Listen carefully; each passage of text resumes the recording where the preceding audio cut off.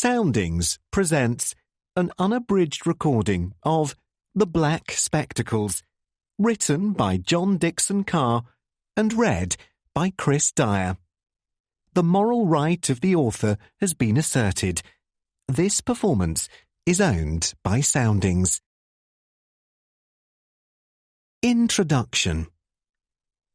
The Black Spectacles is among the most popular of the Gideon Fell novels written by John Dickson Carr, who is widely recognised as the king of the locked room mystery. Intriguingly, though, this story isn't a locked room mystery, and Fell doesn't become involved in the investigation until halfway through the book. What is more, the subtitle, being the psychologist's murder case, is hardly characteristic of Carr, a mystery author who specialised in dazzling feats of legerdemain rather than the exploration of the criminal psyche. Yet the story brims with classic tropes, above all the ingenious use of illusion to disguise what is really going on. No wonder the late Bob Adey, author of the indispensable reference book Locked Room Murders, regarded this as one of Carr's best books. In essence, The Black Spectacles is essentially a classic English village mystery. But this tale of the unexpected opens in Pompeii, of all places, with the silence of the Street of Tombs broken by English voices. In this evocative setting, a man, not identified until the end of the chapter, witnesses a curious scene involving a group of British tourists. He is immediately attracted to a young woman, Marjorie, who is accompanied by her uncle Marcus, a young man called George Harding, whose shipboard flirtation with Marjorie has become serious, a doctor called Joe, who is brother to Marcus, and Marcus's employee, Wilbur Emmett. George is told a bizarre story about a recent case of poisonings in Sodbury Cross, the home of his companions. 3 children and an 18-year-old girl were poisoned with strychnine as a result of eating chocolate creams sold by a shopkeeper called Mrs. Terry. One of the children, of whom Marjorie was especially fond, died.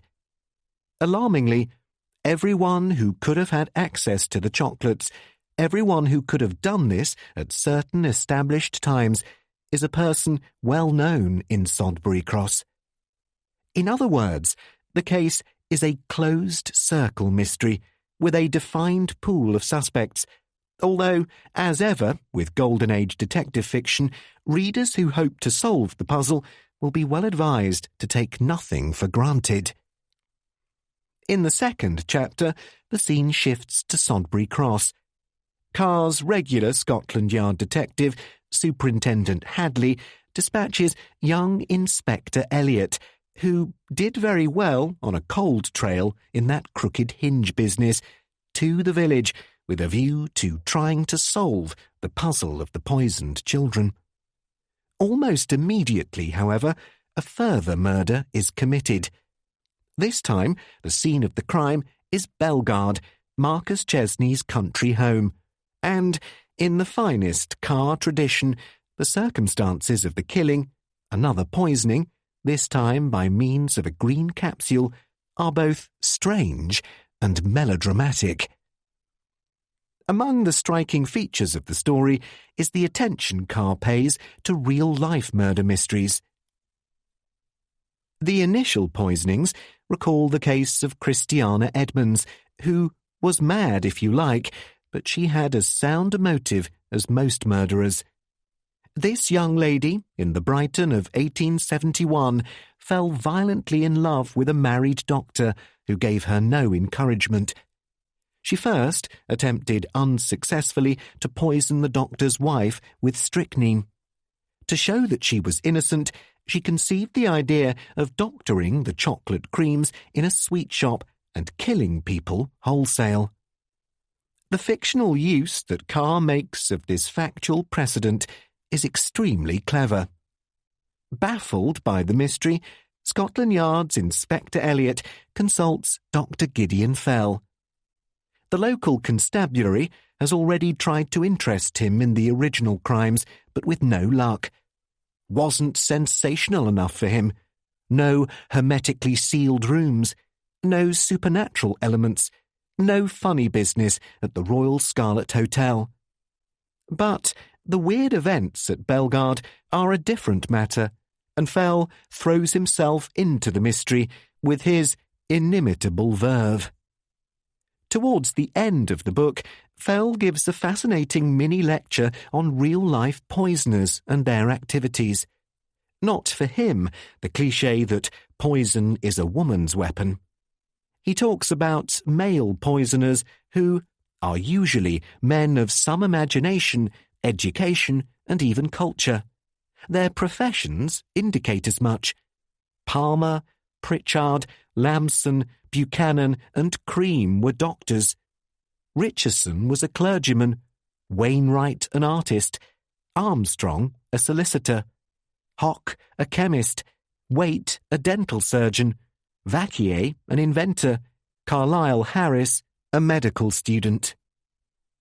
The psychological elements of the story are well done and focus on the unreliability of witness testimony, an ingredient of high-caliber crime fiction from the days of Wilkie Collins right up to the present.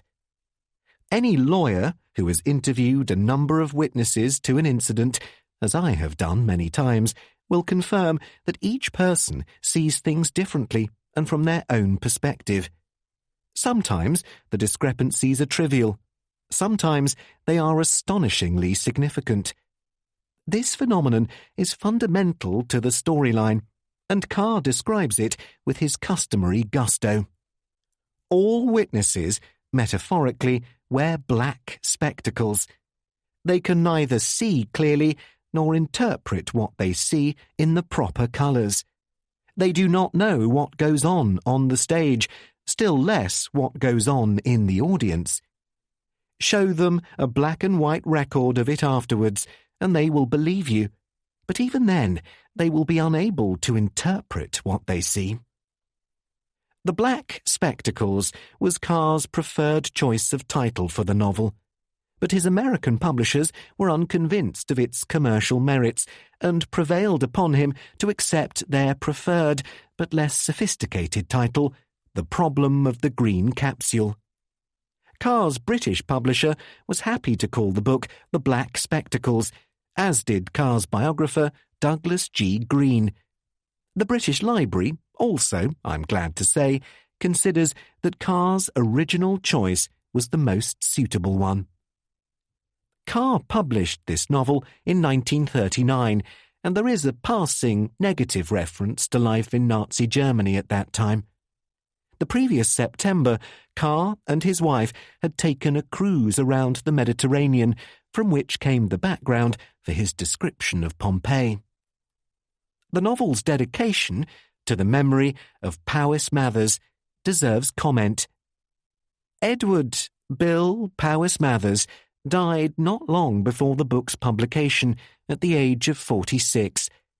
He was a noted translator, and some of his work was set to music by Aaron Copland, but he owes his lasting fame to his alter ego, Torquemada, who set fiendish crossword puzzles for The Observer, for which newspaper he was also an astute reviewer of detective fiction.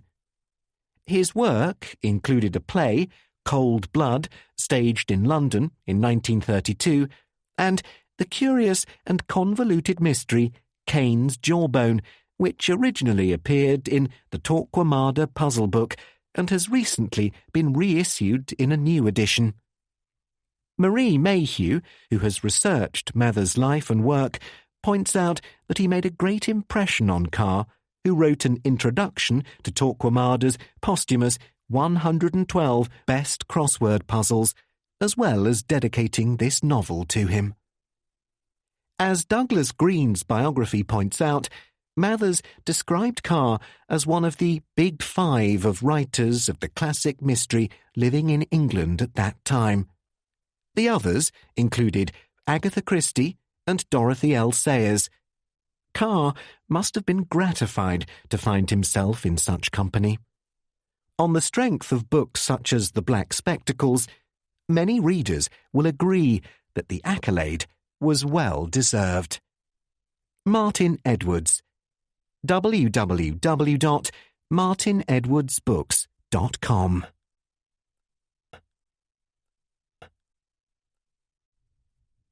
To the memory of Powys Mathers.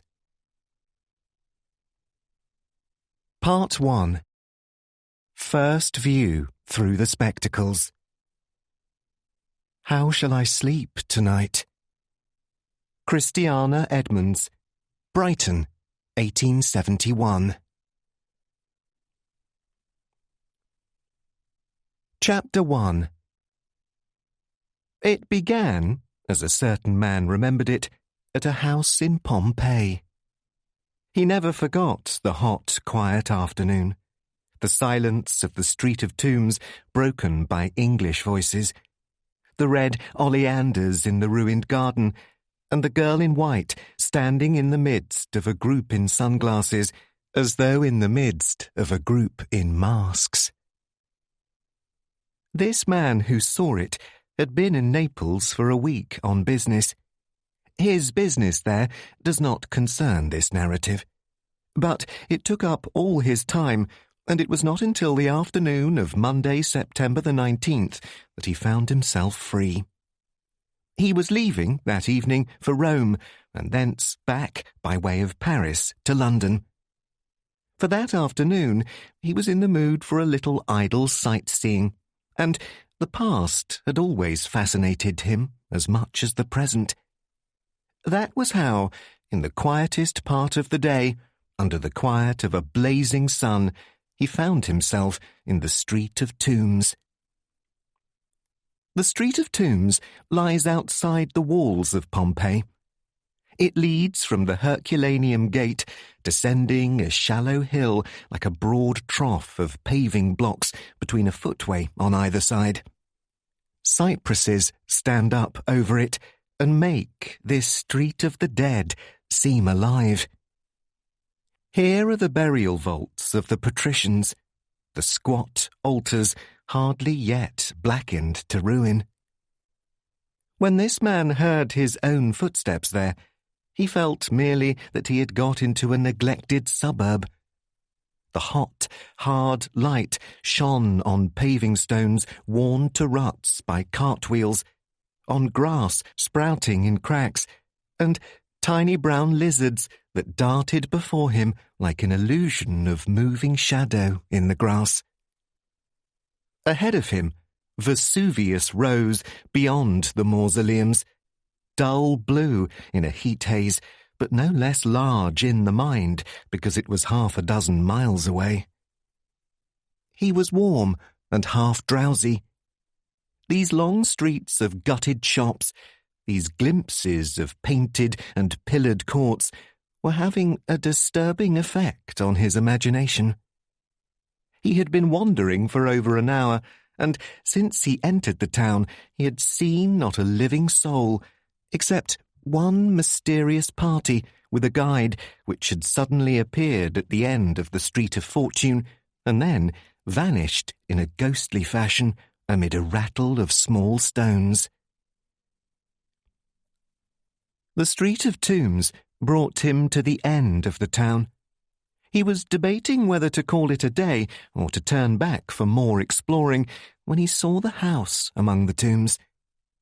It was a large house, evidently a patrician's villa, which, in the heyday of Pompeii, had stood at a soothing distance out into the suburbs. He climbed the stairs and went in.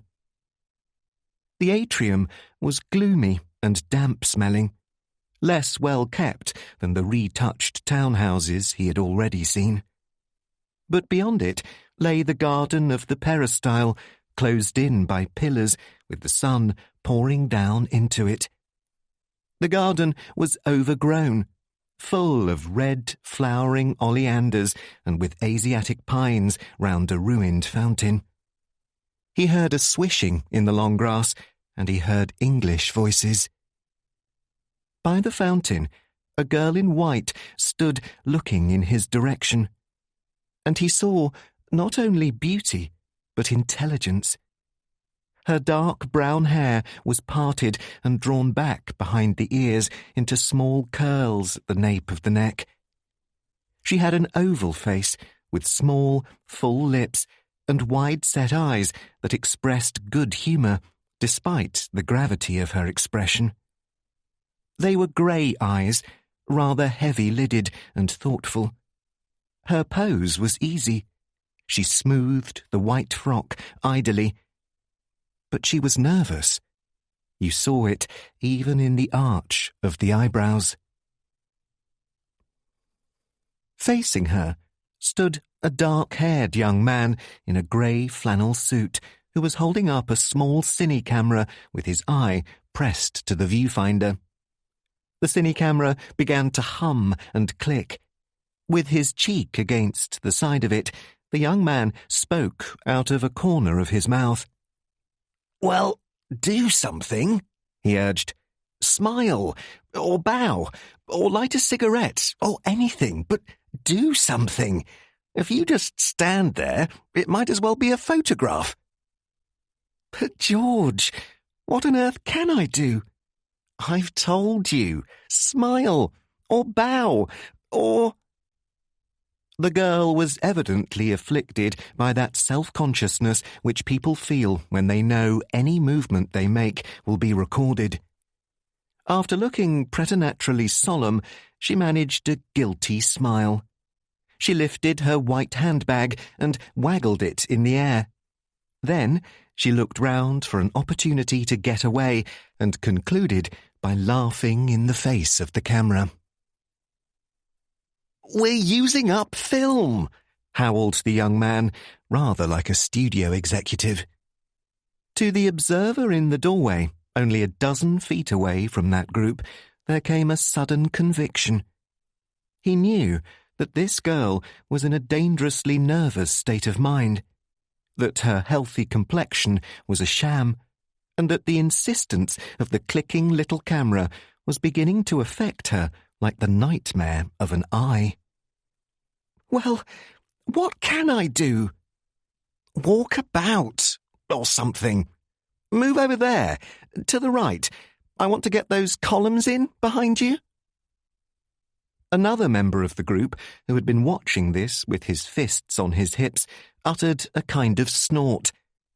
This was a brisk little man, whose dark glasses partly masked the fact that he was much older than his holiday attire indicated. You saw the withered skin along the side of his jaw and the edge of his whitish hair under the brim of a down-turned Panama hat.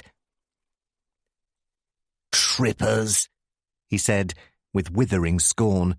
"That's what you are. Trippers. You want to get the columns in behind her, eh? You don't want a picture of Marjorie. You don't even want a picture of a Pompeian house. What you want is a picture of Marjorie in a Pompeian house to show you've been there. I call it disgusting." "What's wrong with it?" inquired a thunderous voice. This proceeded from a taller and burlier man with a short ginger beard who stood at the other side of the offending couple. "Trippers," said the man in the Panama hat. "I disagree with you entirely," said the burly man. "And I do not understand your attitude, Marcus. Every time we go to a place where there are some sights to see, you want to stay away from them, if I understand you, solely because they are the sights. May I inquire, what in the hell," he made the word thunder through the garden, "is the good of going to a place unless you do see the sights? You object that thousands of people go to see them. Does it ever occur to you that if thousands of people go to see a place for thousands of years, it may just possibly be because there is something worth seeing?" "Behave yourself," said the man in the Panama hat, "and stop yelling. You don't understand. You never will. What have you seen, for instance? Where are we now?" "It's easy enough to find out," said the other. "What about it, young fellow?" He turned round to the dark-haired young man with the camera. The latter had reluctantly stopped taking pictures of the girl, who was laughing now. Replacing the camera in a case slung round his shoulder, he took a guidebook from his pocket and conscientiously turned over the pages. Then he cleared his throat. "Number 34, 2 stars. Villa of Arius Diomedes," he read, with conscious impressiveness. "Though so called only because—" "Nonsense," said the burly man. "We saw that one 10 minutes ago, where they found all the skeletons." "What skeletons?" protested the girl. "We didn't see any skeletons, Dr. Joe." Behind his own dark glasses, the face of the burly man grew more fiery. "I didn't say we saw any skeletons," he returned, settling his tweed cap more firmly on his head. "I said it was the place where they found all the skeletons. Just down the road. Don't you remember? The hot ashes trapped the slaves there, and they found them there later, right bang all over the floor like a set of skittles. It was the house with the pillars painted green." The little brisk old man in the Panama hat folded his arms and cradled them. There was a faintly malicious look on his face.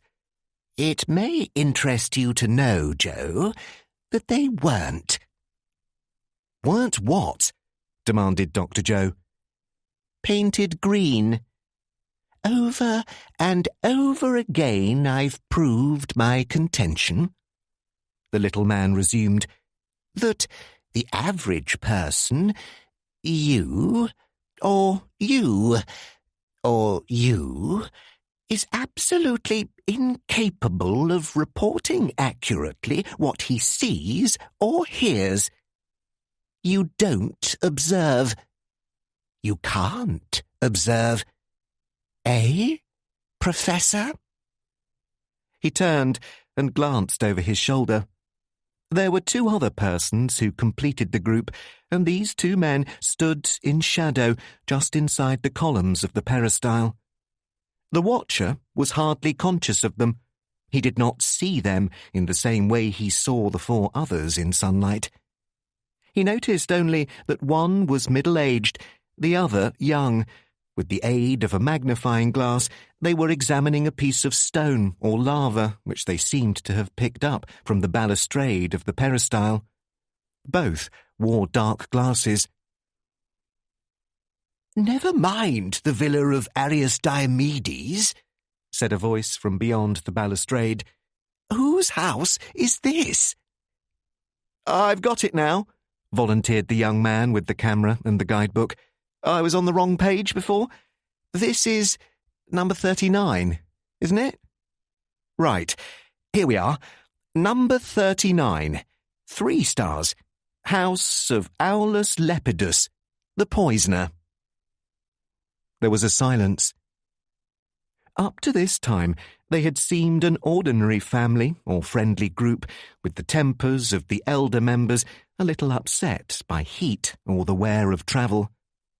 By a certain family resemblance, no less than their tendency to snap at each other, it might be deduced that Dr. Joe and the little man in the Panama hat, addressed as Marcus, were brothers.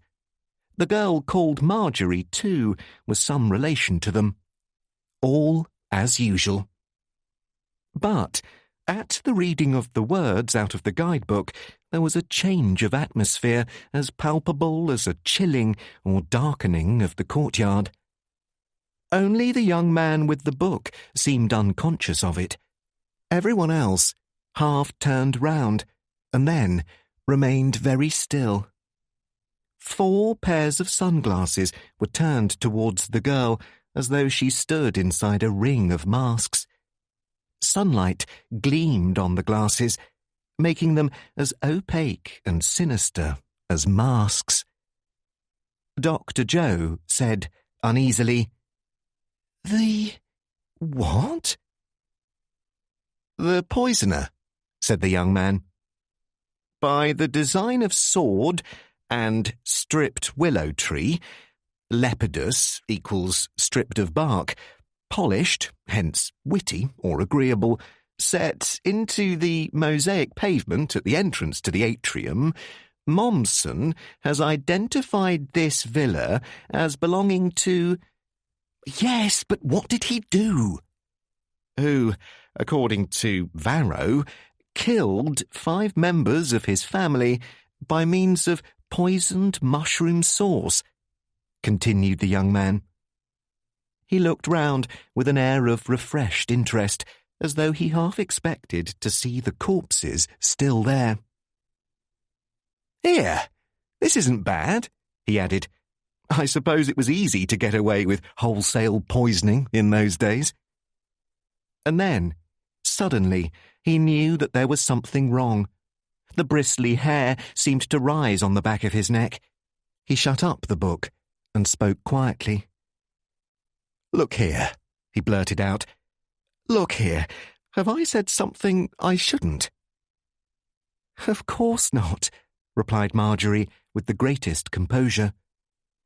Besides, Uncle Marcus's hobby is the study of crime, isn't it? It is, agreed Uncle Marcus. He turned to the young man. Tell me, Mr. I keep forgetting your name. You know perfectly well what it is, cried Marjorie. But by the exaggerated respect the young man paid to Marcus, it was clear that Marcus was not only Marjorie's uncle, he was her acting parent. Harding, sir. George Harding, he answered. Ah, yes. Well, Mr. Harding, tell me, did you ever hear of a place called Sodbury Cross, near Bath? No, sir. Why? We come from there, said Marcus. He walked over briskly and sat down on the rim of the fountain, settling himself as though he were preparing to harangue them. Taking off both his hat and his sunglasses, he balanced them on his knee. This removal of the mask showed that he had wiry greyish hair, standing up in humps and angles which 60 years combing had been unable to subdue. His blue eyes were bright and intelligent and malicious. From time to time he would rub the shriveled skin at the side of his jaw. Now, Mr. Harding, he went on, let's face facts. I'm assuming that this affair between you and Marjorie isn't just a kind of shipboard flirtation. I assume you are both serious, or think you are. Another change had passed over the group. It also affected the 2 men inside the balustrade of the peristyle. One of these, the watcher noticed, was a cheerful-looking middle-aged man with a felt hat pushed back on his bald head. His eyes were masked, but he had a round face, coloured with good living. He cleared his throat. I think, he said, if you'll excuse me, I'll just run down and... His companion, a tall young man of remarkable ugliness, turned round and began to study the interior of the house with elaborate forgetfulness. Marcus looked at them. Rubbish, he said crisply. You may not be members of the family, either of you, but you know what we know, so stay where you are and stop this infernal delicacy. The girl spoke quietly. Do you think, Uncle Marcus, she said, that this is the place to have this out? I do, my dear. Quite right, agreed Dr. Joe with violence. He had assumed a stern, stuffed, momentous look. For once in your life, Marcus. Quite right. George Harding himself had assumed a stern, stuffed, heroic look. "I can only assure you, sir," he began in heroic tones. Yes, I know all that," said Marcus. "And oblige me by looking less embarrassed. It is nothing unusual. Most people get married and know what to do when they get married, as I trust you both do. Now, this question of marriage is entirely subject to my approval." "And mine," said Dr. Joe sternly. "If you please," said Marcus, annoyed. "And my brother's, of course. We've known you for a month or so, under conditions of travelling. As soon as you began going about with my niece, I cabled my solicitors to find out all about you. Well, you seem to be all right. Your record is good, and I've got no complaint. You have no family and no money." George Harding started to explain something, but Marcus cut him off. Yes, I know all about your chemical process, which may make a fortune and all that. I wouldn't put a penny into it, if both your lives depended on it. I take not the slightest interest in new processes.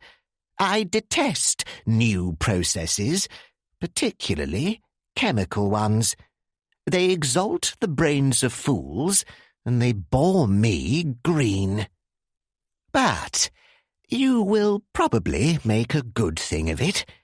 If you go soberly and steadily, you already have enough to live on, and you'll have, perhaps, a bit more from Marjorie.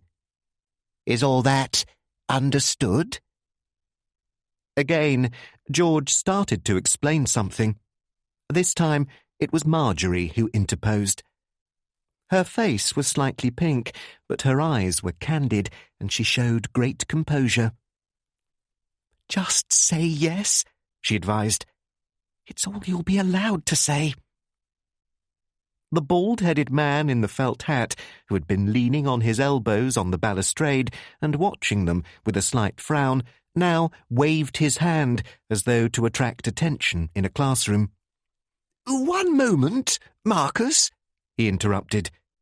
"You have asked both Wilbur and me to be present at this thing, though we're not members of the family.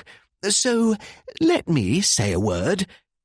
Is it necessary to cross-examine the boy as though he were—" Marcus looked at him. "I wish," he said, "certain people would get out of their heads the curious notion that any form of questioning is always a cross-examination. Every novelist seems to be under this impression. Even you, Professor, are addicted to it. It annoys me intensely. I am examining Mr. Harding. Is that clear?" "Yes," said George. "Oh, go soak your head," said the Professor, amiably. Marcus settled back as far as was possible without tumbling into the fountain. His expression had grown even more bland.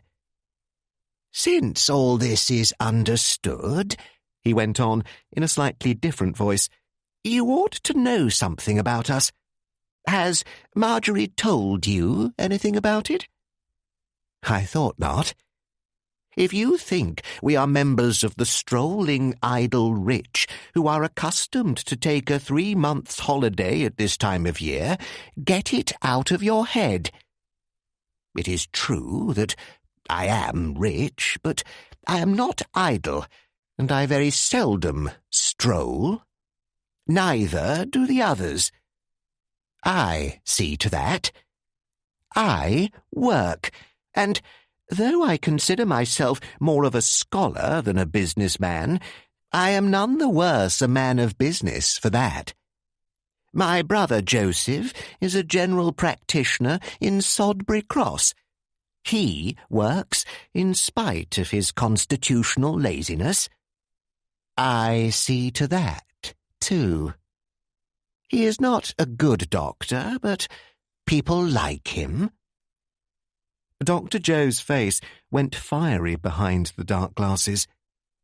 Please be quiet, said Marcus coolly. Now, Wilbur Emmett there, is the manager of my business. He nodded towards the tall and spectacularly ugly young man who stood inside the balustrade of the peristyle. Wilbur Emmett kept a wooden countenance. Towards Marcus he showed a respect as great as George Harding's, but it was a stiffer and more dignified respect, as though he were always ready to take notes. Since I employ him, continued Marcus, I can assure you he works too. Professor Ingram there, that fat fellow with the bald head, is just a friend of the family. He doesn't work, but he would if I had any say in the matter.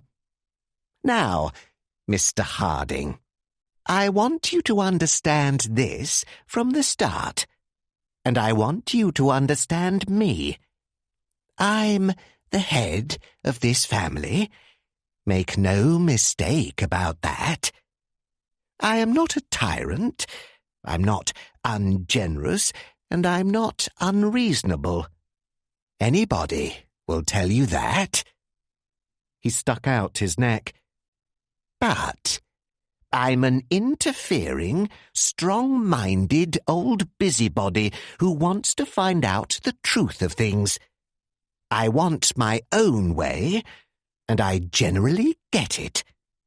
Is that clear? Yes, said George. Good, commented Marcus, smiling. Now then, everything else being so, you may wonder why we did take this 3 months holiday. I'll tell you. It was because in the village of Sodbury Cross there is a criminal lunatic who enjoys poisoning people wholesale. Again, there was a silence. Marcus put on his spectacles, and again the ring of dark glasses was complete. Has the cat got your tongue? Inquired Marcus. I did not say the village contained a drinking fountain or a market cross. I said it contained a criminal lunatic who enjoys poisoning people wholesale. Purely to afford pleasure to this person, 3 children and an 18-year-old girl were poisoned with strychnine. One of the children died. It was a child of whom Marjorie had been particularly fond. George Harding opened his mouth to say something, and stopped again. He looked at the guidebook in his hand and hastily thrust it into his pocket.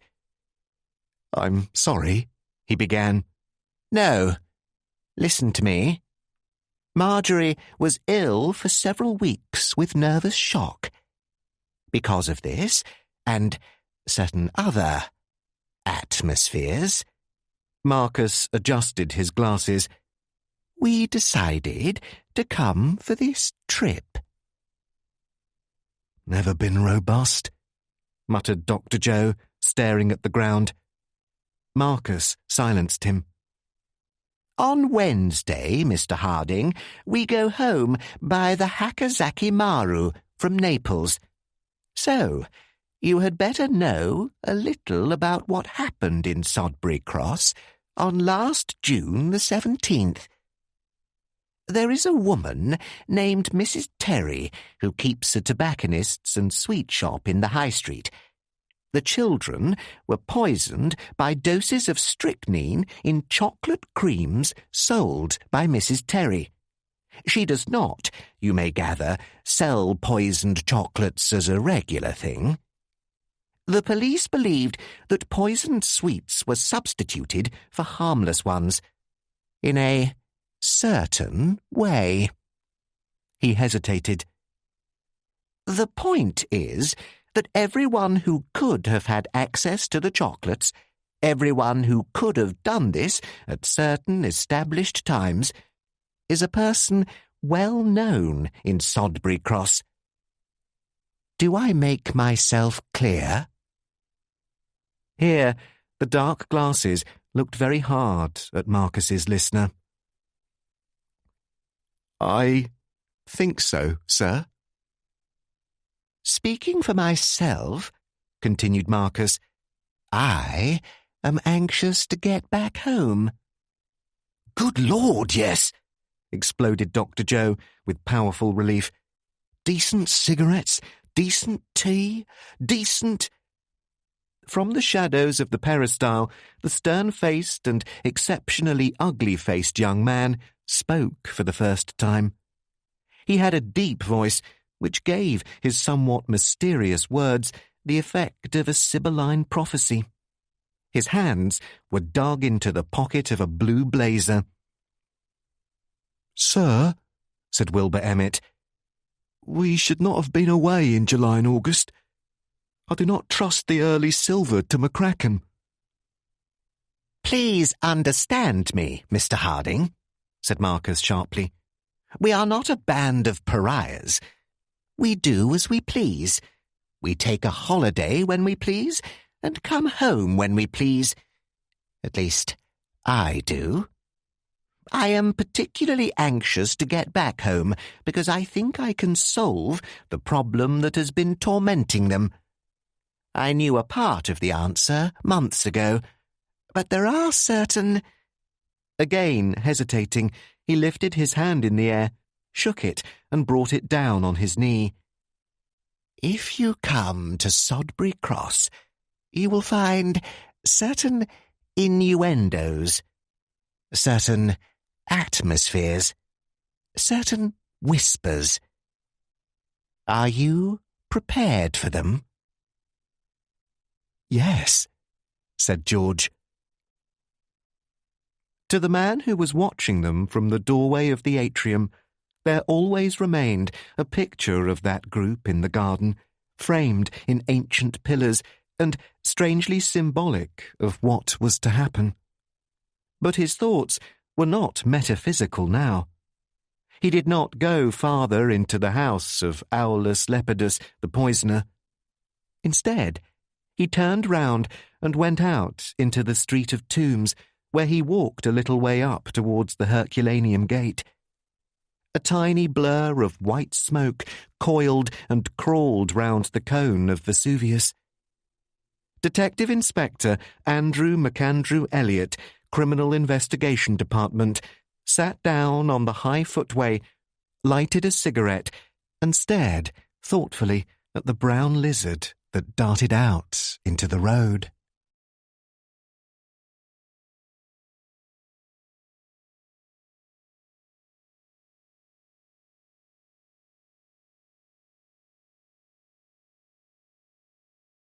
Chapter 2.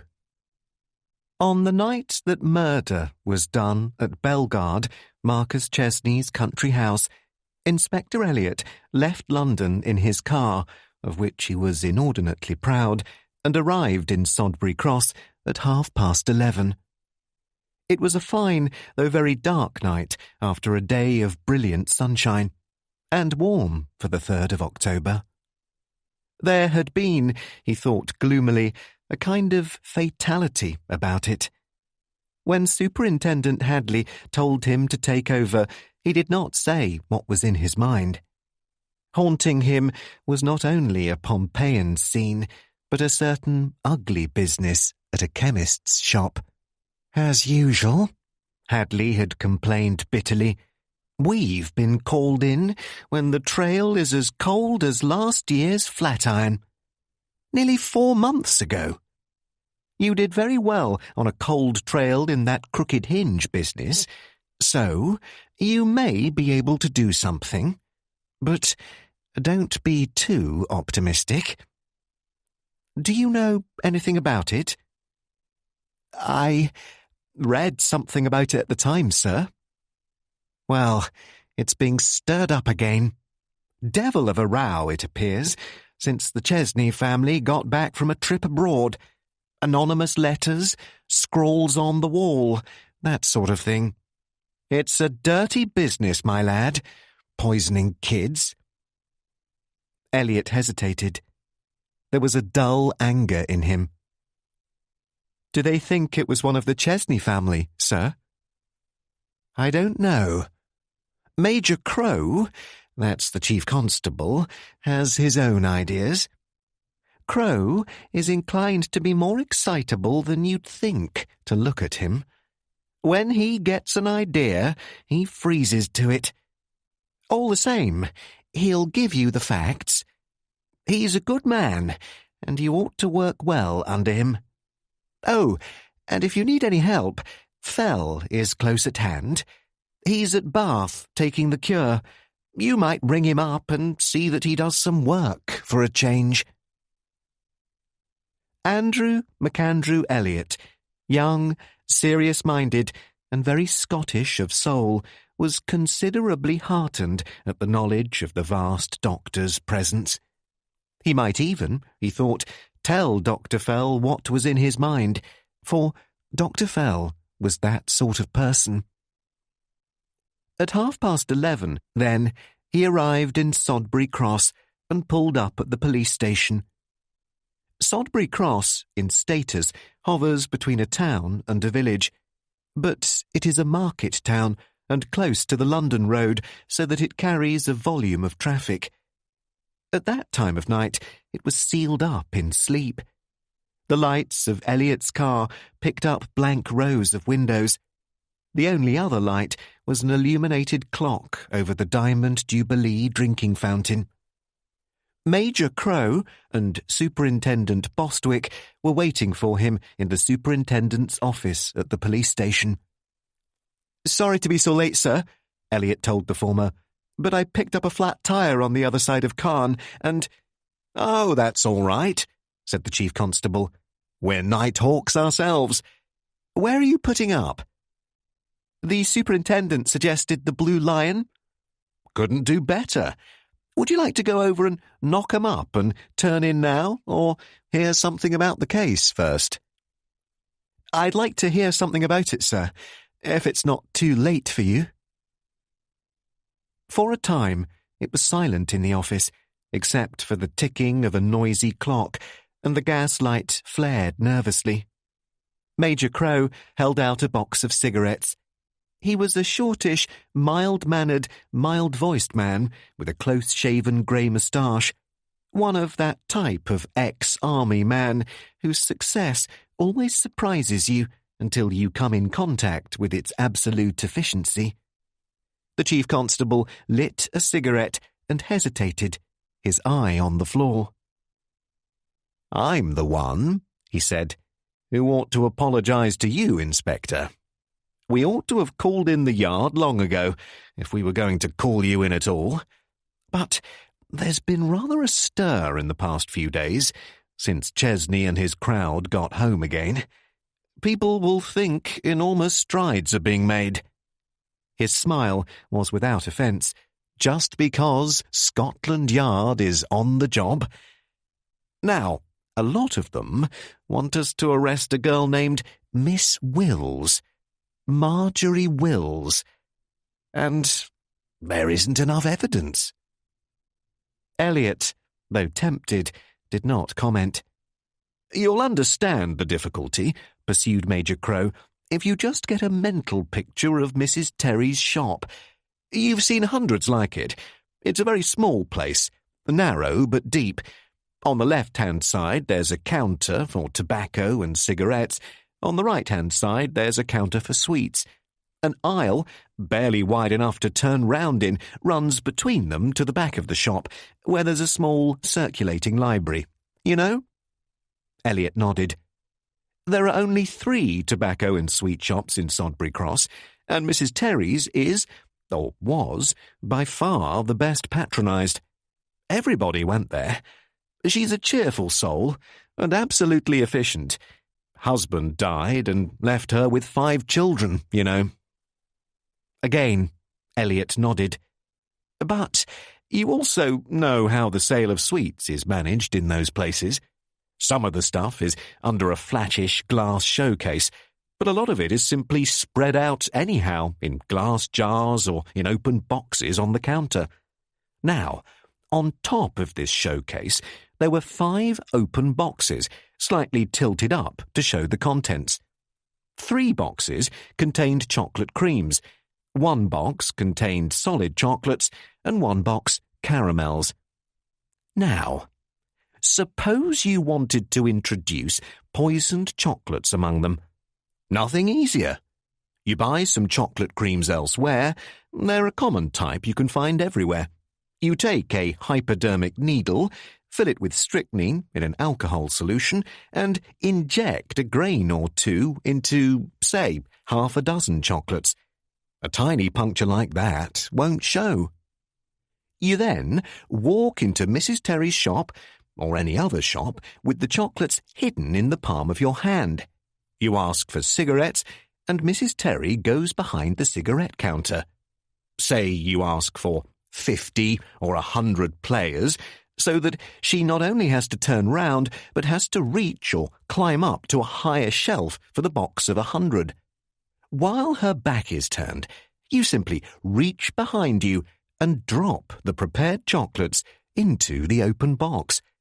100 people go through that shop in a day, and who's to know or prove it was you?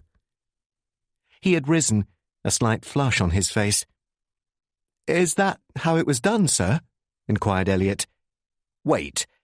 You can see the devilish ease with which a person who merely wants the pleasure of killing and doesn't care who he kills can get away with it. You see our difficulty. First, I'd better tell you about Marcus Chesney, his family and cronies.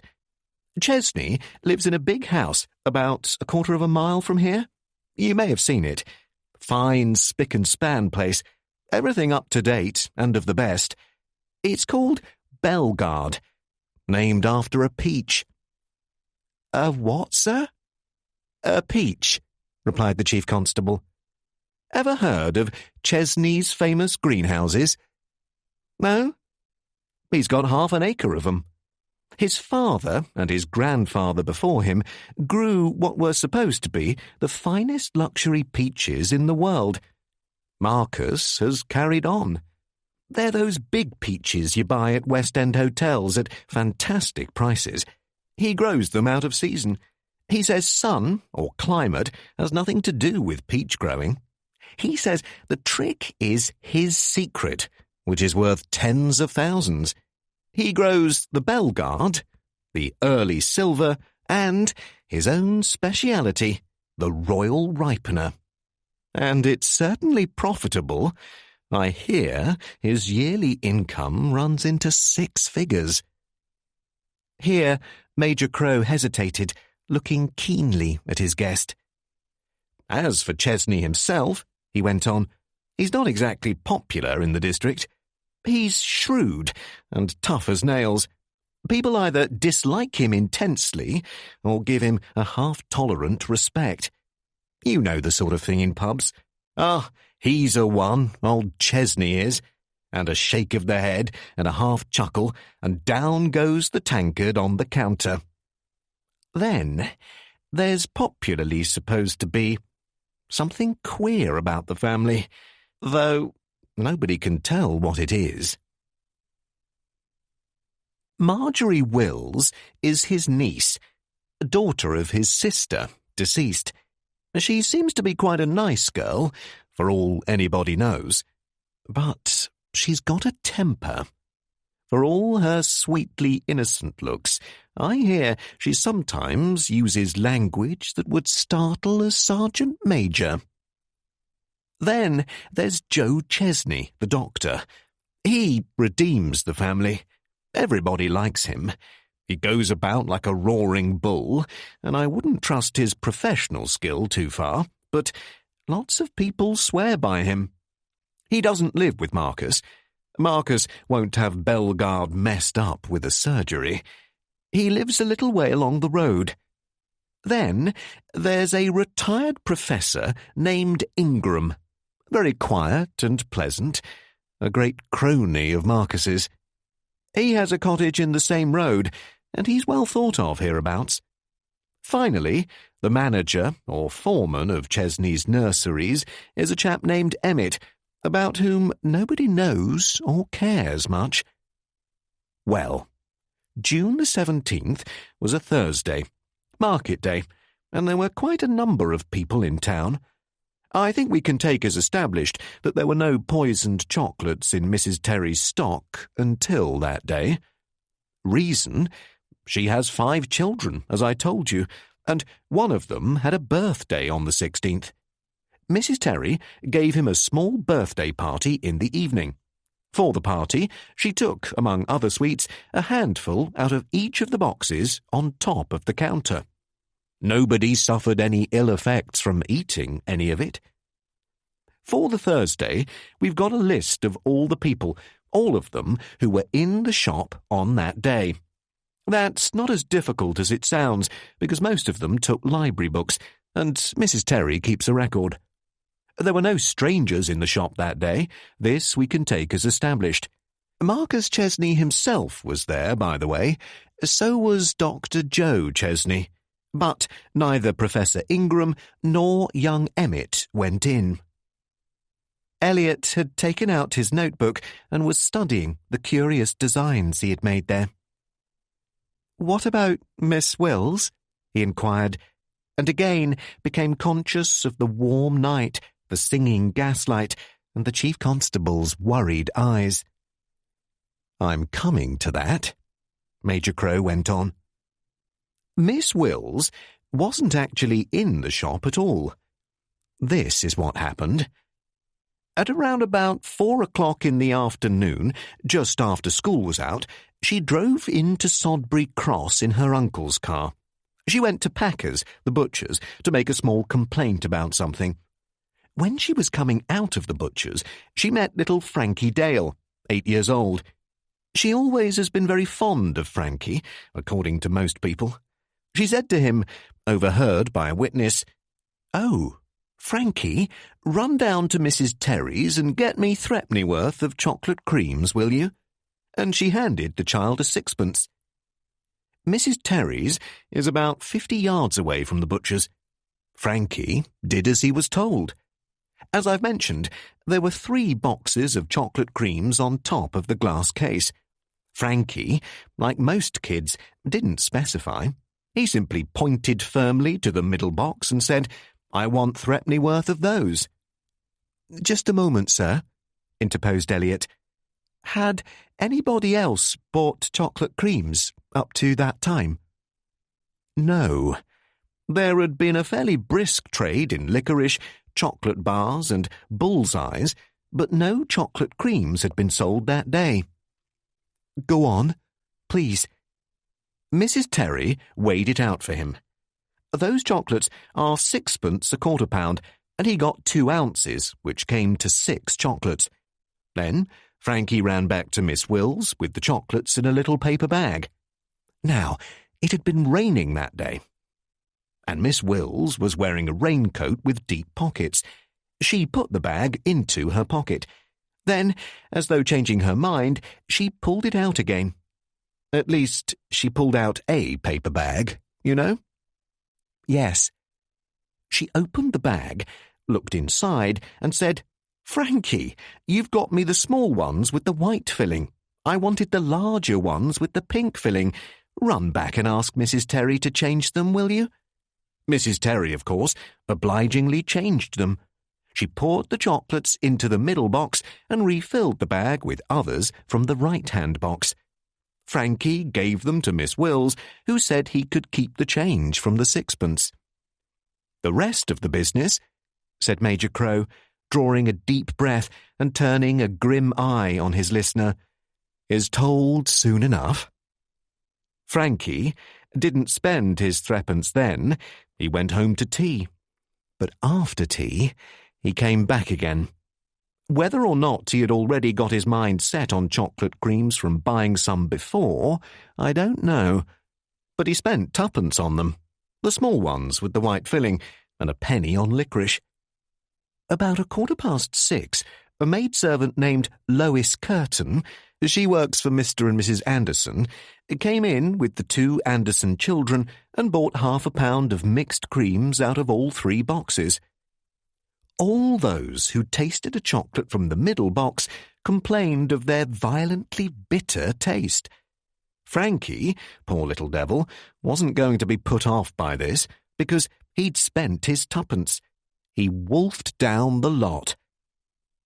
The pains came on about an hour later, and he died in terrible pain at 11 o'clock that night. The Anderson kids and Lois Curtin were more fortunate. Little Dorothy Anderson took a bite out of a chocolate. She cried out about it and said it was too bitter, nasty was the word she used, to eat. Lois Curtin, curious, also took a bite out of it. Tommy Anderson set up such a clamour that he had to have a bite as well. Lois then bit into another chocolate, and that was bitter too.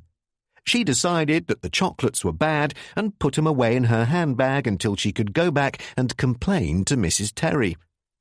None of the 3 died, but it was touch and go with Lois that night. Strychnine poisoning, of course. Major Crow stopped. He had been speaking quietly, but Elliot did not like the look of his eyes. Extinguishing his cigarette, he sat down again. He added, "I've been 12 years in this part of the country, but I've never seen such an uproar as the one that followed that little bit of business. The first report, of course, was that Mrs. Terry had been selling poisoned chocolates, and all the blame fell on her. I think some people had a vague idea you could get tainted chocolates in the same way you can get tainted meat. Mrs. Terry was hysterical, you know, screaming and crying with her apron over her face. They smashed her windows, and Frankie Dale's father went half out of his mind. But in a day or 2, they grew saner and started to ask questions. Joe Chesney frankly said in the bar of the Blue Lion that it was deliberate poisoning. He had attended Frankie. Frankie had eaten 3 chocolates and swallowed 6 1/4 grains of strychnine. 1/16 of a grain, you know, has proved a fatal dose. The other 3 victims had divided over 2 grains among them. The remaining chocolates from the middle box were analysed. 2 more of them contained, each chocolate, over 2 grains of strychnine formate in an alcohol solution. And so did 2 more in the bag bought by Lois Curtin, in addition to the 2 she and the children had shared. In other words, 10 chocolates altogether had been poisoned, and there was much more than a fatal dose in every one of them. Somebody had been out to kill, and kill with as great agony to the victim as possible. Now, pretty plainly, there were 3 possible solutions. 1. Mrs. Terry had deliberately poisoned the chocolates, which nobody believed after the first uproar. 2. Someone who went into the shop during the day had added a handful of poisoned stuff to the middle box while Mrs. Terry's back was turned, just as I indicated to you a while ago. 3. Marjorie Wills did it. When Frankie brought her the bag of harmless creams, she had, in the pocket of her raincoat, a duplicate bag of prepared poisoned ones. She put the harmless bag into her pocket, drew out the poisoned one, and asked Frankie to take it back and change it. So, the poisoned stuff was emptied into the middle box. You follow that? Elliot frowned. Yes, sir. I see that, but... Exactly, interrupted the Major, with a hypnotic eye on his guest. "I know what you're going to say. That was the snag.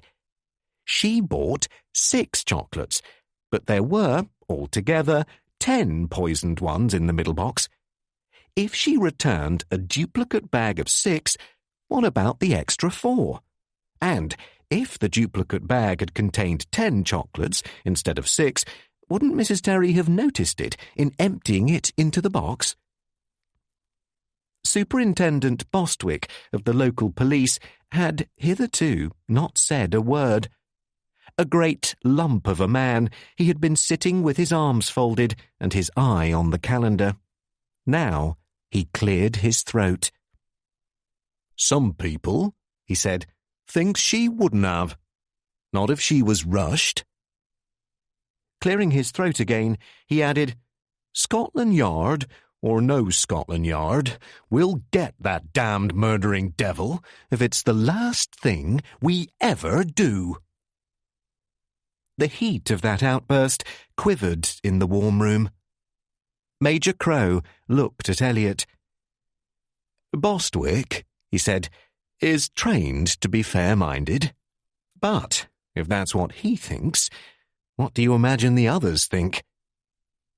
"I see," said Elliot, and inwardly he shivered a little. "Is it generally believed that Miss Wills—" "That you'll have to find out for yourself. People in general aren't in a mood to argue niceties, as we have to. That's the trouble. First, it was the completely meaningless nature of the thing, the pure crooked-mindedness of it, which stunned everybody.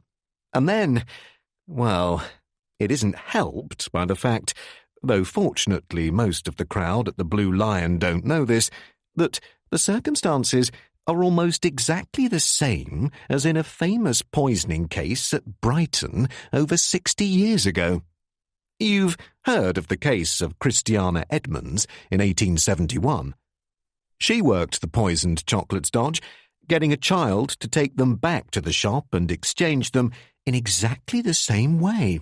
Carried a duplicate bag in, I think, her muff, and palmed it off on the child like a conjurer. Elliot considered. "Christiana Edmonds, if I remember," he said, "was mad. She died in Broadmoor." "Yes," agreed the Major bluntly, "and some people think this girl will, too." After a pause, he went on with an air of reasonableness. "But look at the case against her, or rather the lack of a case. Won't wash, simply won't wash. First, no poison can be traced to her. It can't be proved that she bought, borrowed, found, or stole a millionth of a grain. The local answer to that is simple. She's a great favourite of Dr. Chesney, and Joe Chesney, they say, is the sort of careless person who would leave strychnine lying loose about the place like tobacco. It's true that he has strychnine in his surgery, but he's accounted to us for all of it. Second, Mrs. Terry herself swears that only 6 chocolates were returned in the bag Frankie Dale brought back. Third, if Marjorie Wills did that, she went about it in an incredibly asinine way. She didn't even take the precautions of mad Christiana Edmonds. After all, Brighton is a big place, and a woman who chose a child who didn't know her to make the exchange would run a reasonable chance of not being identified afterwards. But this girl, smack in the middle of a small place like this, speaking to a boy who knew her, and in the presence of witnesses? Hang it! She went out of her way to call attention to herself. If she wanted to poison the chocolates, she could have done it completely unsuspected in the other way I've told you about. No, Inspector, there's not a point in the case against her that a good counsel wouldn't shoot to pieces in 20 minutes. And we can't afford to make an arrest just to satisfy Uncle Tom Cobley and all. Besides, I hope it's not true. She's a pretty little thing, and nothing has ever been known against her, except that the Chesneys in general are queer. Did this popular excitement against her start before the Chesneys went away on their trip? Well, it was simmering a bit. It only came fully to the surface when they did go, and now that they're back, it's worse. The superintendent here has been in a stew for fear some hotheads will go up and try to smash up Marcus's greenhouses. I don't anticipate that, though. The local lad talks a lot, but he's almost heavily patient. He expects authority to act for him and won't cut up rough unless it doesn't. Gad, I'm willing to do anything possible, said the Major with sudden plaintiveness. I've got children of my own, and I don't like this business any better than the rest of them. Besides, Marcus Chesney's attitude hasn't helped any. He came back from the continent roaring for blood and saying he was going to solve our problem for us after we had failed. In fact, I understand he was in here only the day before yesterday with some nonsense, asking questions. Elliot pricked up his ears. Was he? Elliot demanded. About what, sir? The Chief Constable glanced inquiringly at Superintendent Bostwick. Speech struggled up massively in the latter. Gentlemen wanted to know, said Superintendent Bostwick with sarcasm, the exact size of the chocolate boxes on Mrs. Terry's counter. I asked him why he wanted to know. He flew off into a temper and said it was none of my business. I said he'd better ask Mrs. Terry then. He said... The superintendent chuckled with spectral enjoyment. He said he had another question to ask me, but since I was such a bleeding fool, he wouldn't ask it, and I could take the consequences. He said he always knew I lacked the power of observation, but now he knew I hadn't any brains. It seems rather an idée fixe of his, explained the Major, that most people are incapable of describing accurately what they see or hear. I know, said Elliot. You know? Elliot did not have time to answer this, for at that moment the telephone rang. Major Crow glanced rather impatiently at the clock, whose noisy ticking filled the room, and whose hands pointed to 20 minutes past 12. Bostwick lumbered over and picked up the phone, while both Elliot and the Chief Constable were sunk in an obscure but uncomfortable dream. The Major was tired and depressed. Elliot, at the very least, was depressed. It was Bostwick's voice which roused them, perhaps the very slight shrillness with which he repeated, "Sir?" Major Crow swung round suddenly, knocking his chair with a bump against the desk. "It's Dr. Joe," said the superintendent, heavily. "You'd better talk to him, sir." There was a glitter of sweat on his forehead, though the expression of his eyes told little. He held out the telephone. Major Crow took it and listened quietly for perhaps a minute. In the silence, Elliot could hear the telephone jabbering, though he could make out no coherent word. Then the Chief Constable hung up the receiver with some care. "That was Joe Chesney," he repeated, rather superfluously. "Marcus is dead. The doctor believes he was poisoned with cyanide." Again, the ticking of the clock filled the room, and Major Crow cleared his throat. "It would also appear," he went on, "that Marcus proved his pet theory with his last breath. If I understand what the doctor said, every single one of them saw him poisoned under their eyes. And yet, not one single person can tell what happened.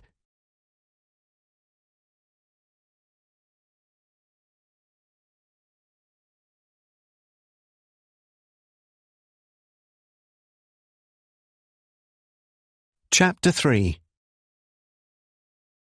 Bellegarde was a house about which it could be said that there was no nonsense. Though very large, it was not an ancestral mansion, nor did it pretend to be one.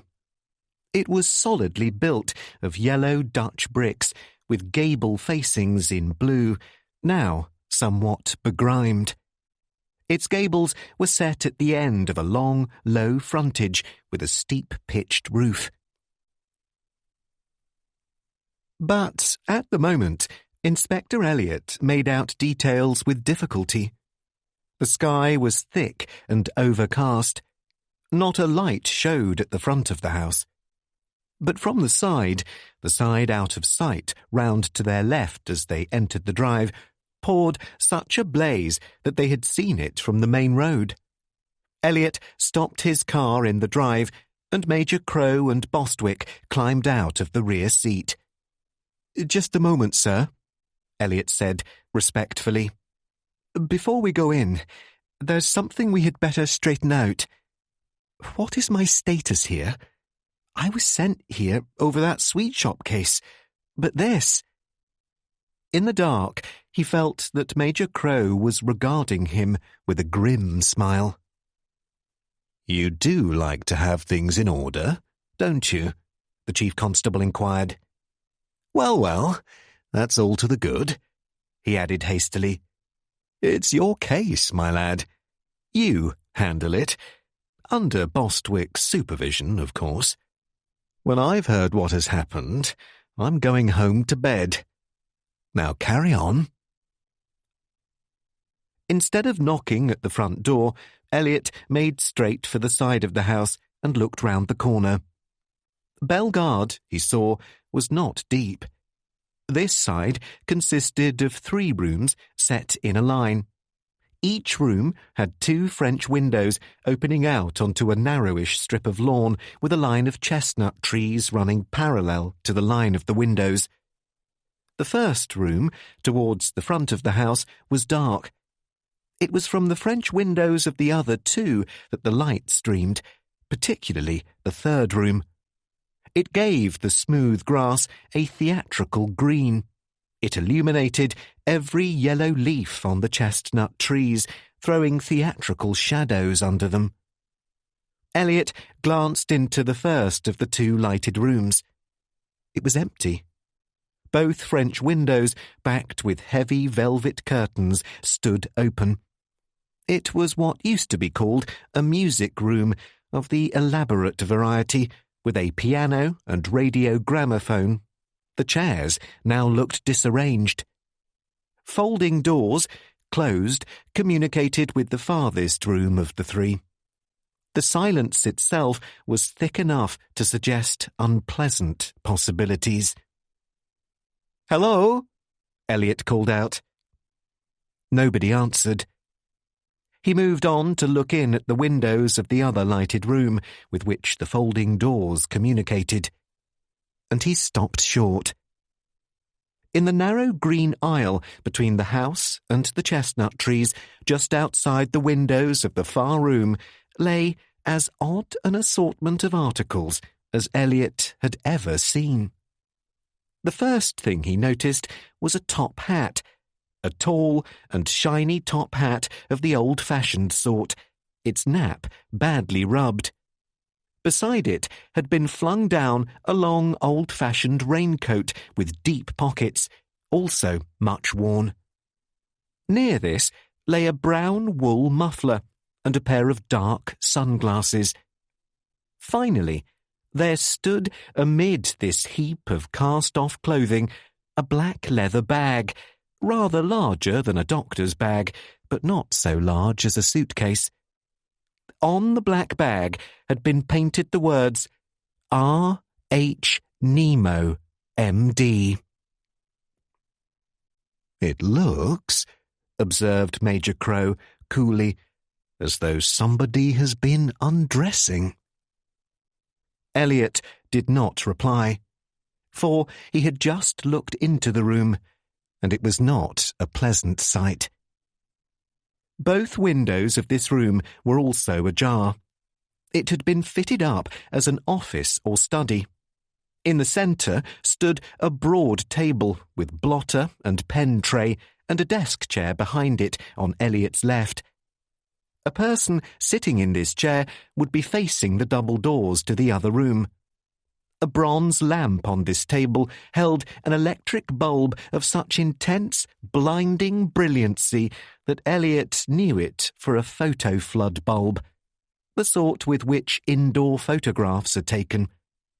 The shade of the lamp was tilted so that its full glare would fall on the face and body of anyone sitting in that desk chair. And there was someone sitting in the desk chair now. Marcus Chesney sat sideways, his shoulders hunched together and his hands gripping the arm of the chair as though he were trying to push himself to his feet. But it was only the illusion of being alive. His feet trailed out and his weight rested against the back of the chair. His face was cyanosed, the forehead veins standing out dark blue and swollen. Against this, the grey-white of his hair appeared in startling contrast. The congested eyelids were shut, and there was still a slight froth on the lips. All this, the photo flood lamp, tilted and focused on him, brought out with a merciless clarity of white light. In the wall behind Marcus Chesney's back, there was a mantelpiece of polished wood, and on this mantelpiece stood a white-faced clock whose busy little pendulum switched back and forth with loud ticking. Its hands pointed to 25 minutes past 12. "Yes, he's gone," said Major Crow, in what he tried to make a brisk tone. "But look here." His voice trailed off in protest.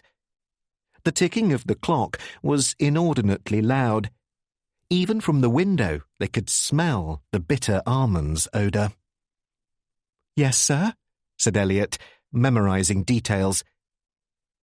"He looks as though he pegged out hard. Pain, I mean." "He did." "Joe Chesney said it was cyanide.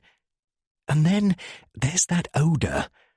I can't say I've ever smelled it before, but everybody knows about it. But isn't cyanide the stuff that strikes like lightning and kills instantaneously? No pain at all?" "No, sir. There's no poison that does that.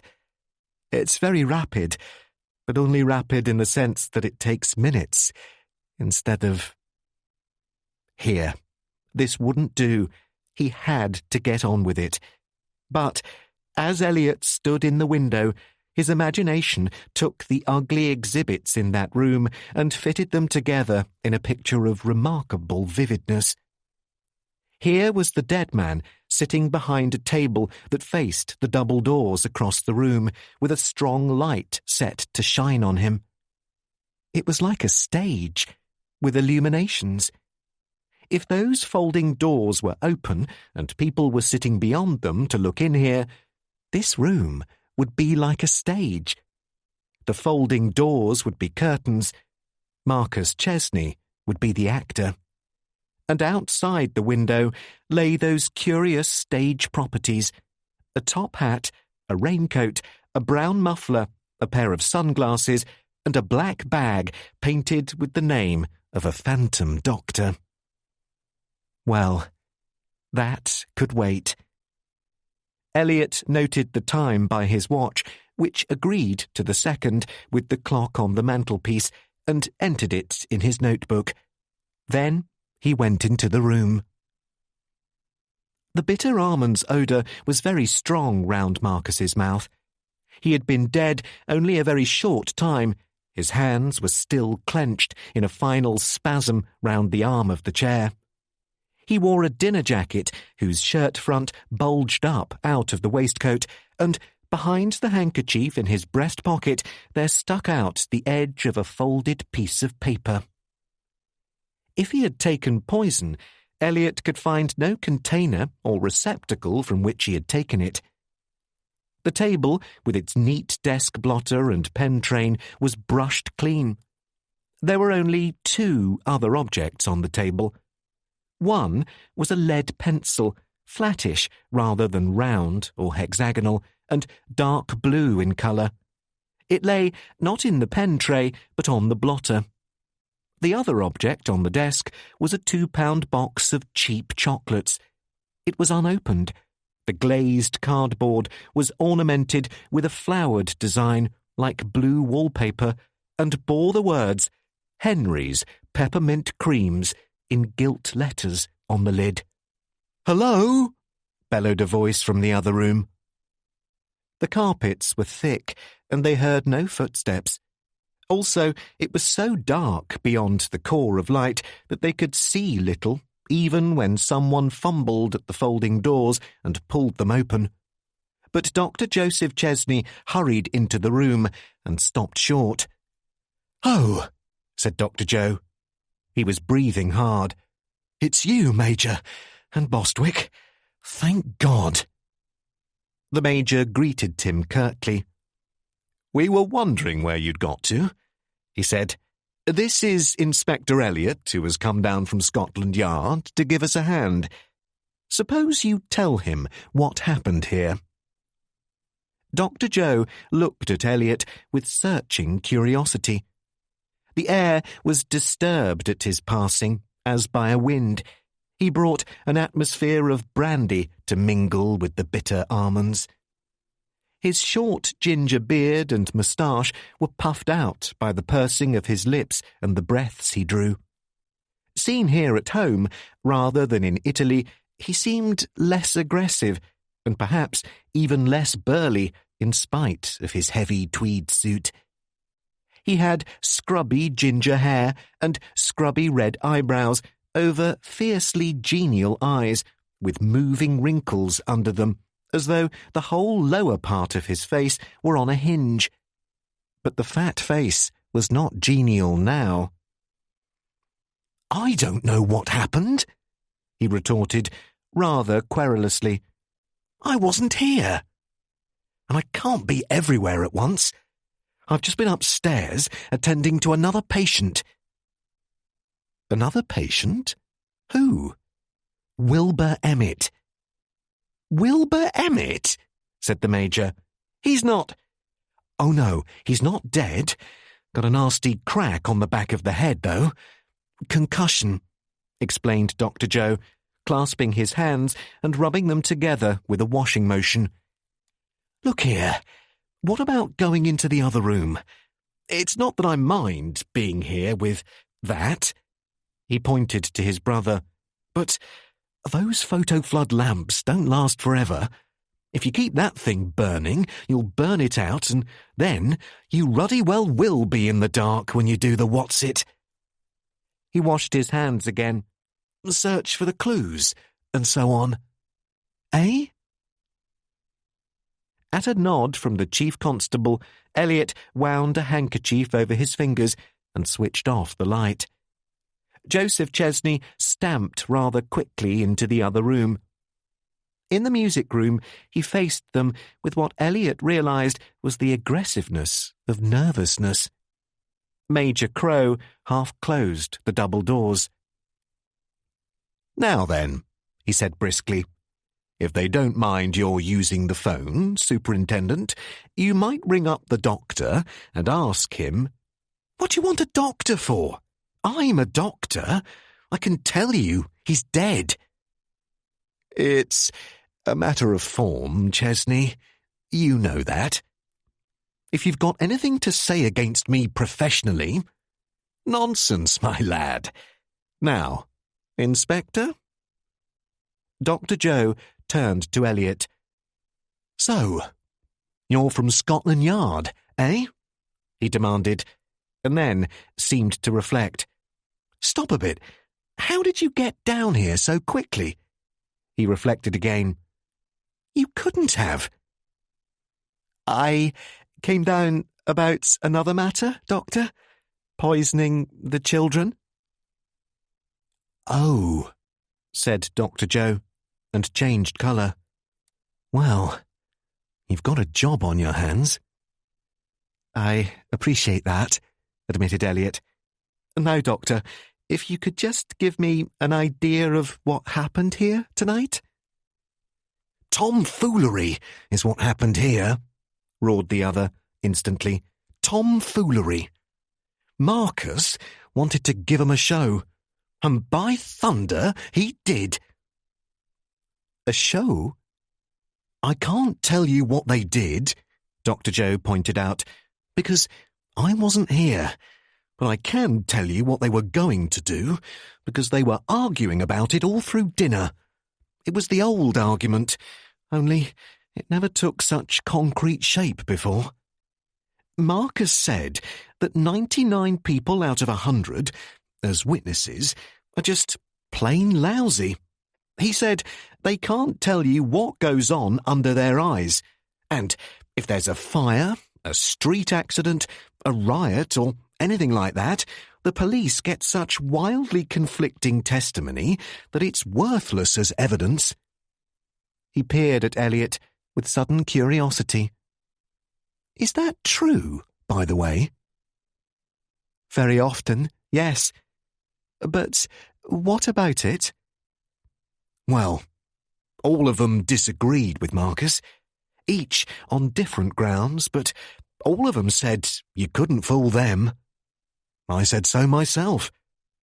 Dr. Joe told him defensively, "I still think it's so, in my case. But finally, Marcus said he would just like to put it to a little test.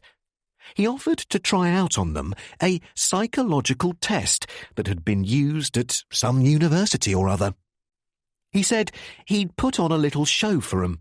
At the end of it, they were to answer a list of questions about what they'd seen. And he wanted to bet that 60% of the answers would be wrong." Dr. Joe appealed to Major Crow. "You know Marcus. I've always said he was like, what's his name? You know, that writer we had to read at school? The one who would walk 20 miles to get the right description of a flower that didn't matter a curse anyway. And the minute Marcus got an idea, he had to go and do it, smack bang right off the reel. So, they played this little game. Right in the middle of it, well, somebody came in and killed Marcus. If I've understood 'em properly, every one of 'em saw the murderer and followed every move he made. And yet, they can't agree on anything that happened." Dr. Joe stopped. His voice had acquired a kind of thunderous hoarseness. His face was fiery, and by the expression of his eyes, Elliot was afraid for a moment that he was going to break down and weep. The sight would have been grotesque if he had not seemed so absolutely sincere. Major Crow intervened. "But couldn't they give a description of the murderer?" "No. The fellow was all bundled up like the Invisible Man." "Like the what?" "You know, long coat, collar turned up, muffler wrapped around his head and face, dark glasses, hat pulled down. Pretty ugly sight, they said, but they thought it was a part of the show. God, it's frightful. This goblin walks in." "But—" "Excuse me, sir," interposed Inspector Elliot. He wanted to get the facts in their proper order, for he had a dim feeling that this case was going to be a sizzler. He turned to the doctor. "You say they saw this. Who was it?" "Professor Ingram and Marjorie And young George, what's his name? Anyone else? No, not that I know of. Marcus wanted me to sit in, but as I keep telling you, I had a round of calls to make. Marcus said he wasn't going to start the show until late anyway, and he would wait for me if I promised to be back before midnight. Of course, I couldn't promise anything like that. I said I would make it if I could, but if I wasn't back by 11:45 to go on without me. After sniffing once or twice, Dr. Joe had himself under control. He sat down. He raised his big hands and forearms like the claws of a bear and let them fall on his knees. What time did the show begin, then? Elliot went on. On the stroke of 12, they tell me. That's the only ruddy point where they all agree. About the actual murder, Doctor, you can't tell us anything from personal knowledge? No. At 12 o'clock, I was just getting away from a case on the other side of town. Difficult case. Confinement. I thought I'd drive over here and see whether I might be in time for the party. But I wasn't. I got here about 10 minutes past 12, in time to find the poor old boy too far gone for me or anyone else to do anything about it.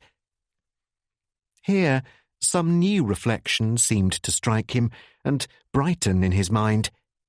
He lifted a red-rimmed eye. And I'll tell you something else, he went on, in a voice of honey.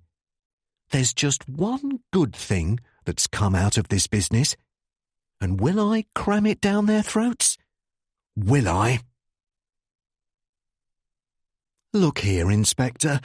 You say you've come down here to look into that poisoning business at Mrs. Terry's shop, so you probably know what I'm going to tell you, but I'm going to tell you anyhow. For over 3 months, nearer 4, people have been going about saying my niece is a murderess. That's what they've said. They've said she poisons people to watch 'em squirm. They haven't said it to me. You bet they haven't. But they've said it, and will I cram it down their throats now? Because one thing is proved. Whoever killed my brother, it wasn't Marjorie. And whoever the poisoner is, it can't be Marjorie. And even if Marcus had to snuff out to prove that, it's worth it. Do you hear me? It's worth it. He jumped rather guiltily and lowered his fist. A door across the room, evidently leading to a passage, had opened, and Marjorie Wills came in. The music room had a crystal chandelier, all of whose electric candles were lighted. Marjorie's eyes blinked a little as she opened the door. She moved over quickly, soundless on the carpet in her small black slippers, and put her hand on Dr. Joe's shoulder. Please come upstairs, she urged. I don't like the way Wilbur is breathing. Then she looked up, startled, and saw the others. First, the grey eyes were blank. Then, as they saw Elliot, they seemed to catch at something, and narrowed. It was like a fierce concentration, which was there and gone as she straightened up. She said, Aren't you? That is, haven't we met before?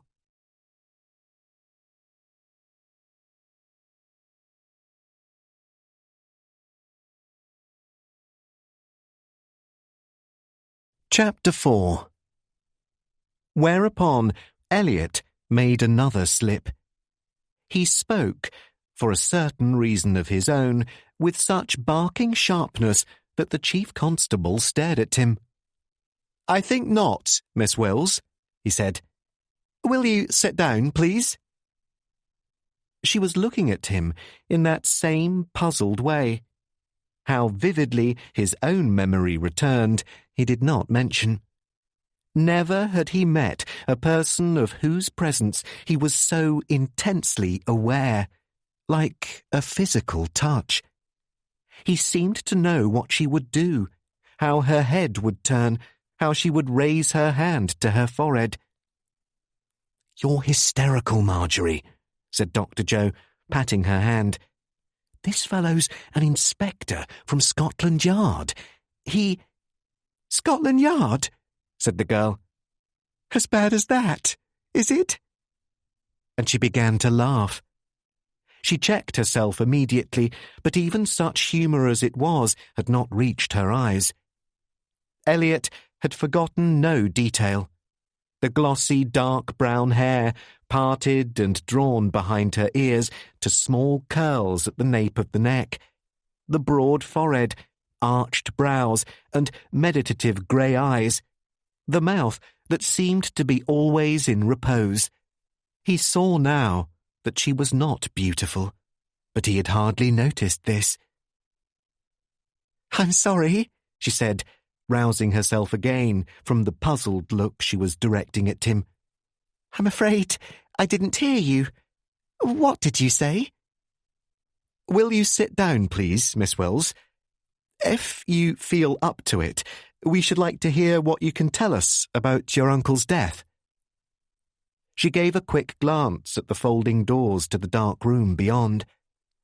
After looking at the floor for a moment and clenching her hands once or twice, she threw back her head with at least surface calm.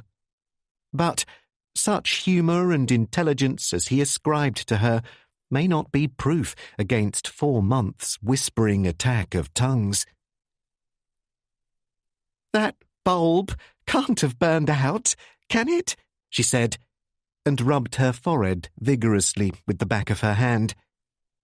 "Have you come down to arrest me?" "No." "Then, well, what do you want to ask me?"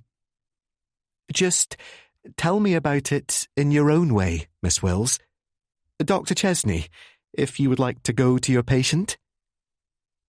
Elliot's sober-minded, quiet Scots courtesy was having its effect. She looked at him speculatively, and her breathing became less rapid. Taking the chair he set out for her, she sat down and crossed her knees. She was wearing a plain black dinner dress without rings or ornaments, not even an engagement ring. "Inspector, must we stay here? In this room, I mean?" "Yes." "My uncle had a theory," she said. "Whenever he had a theory, he had to test it. And this is the result." She told him about the theory.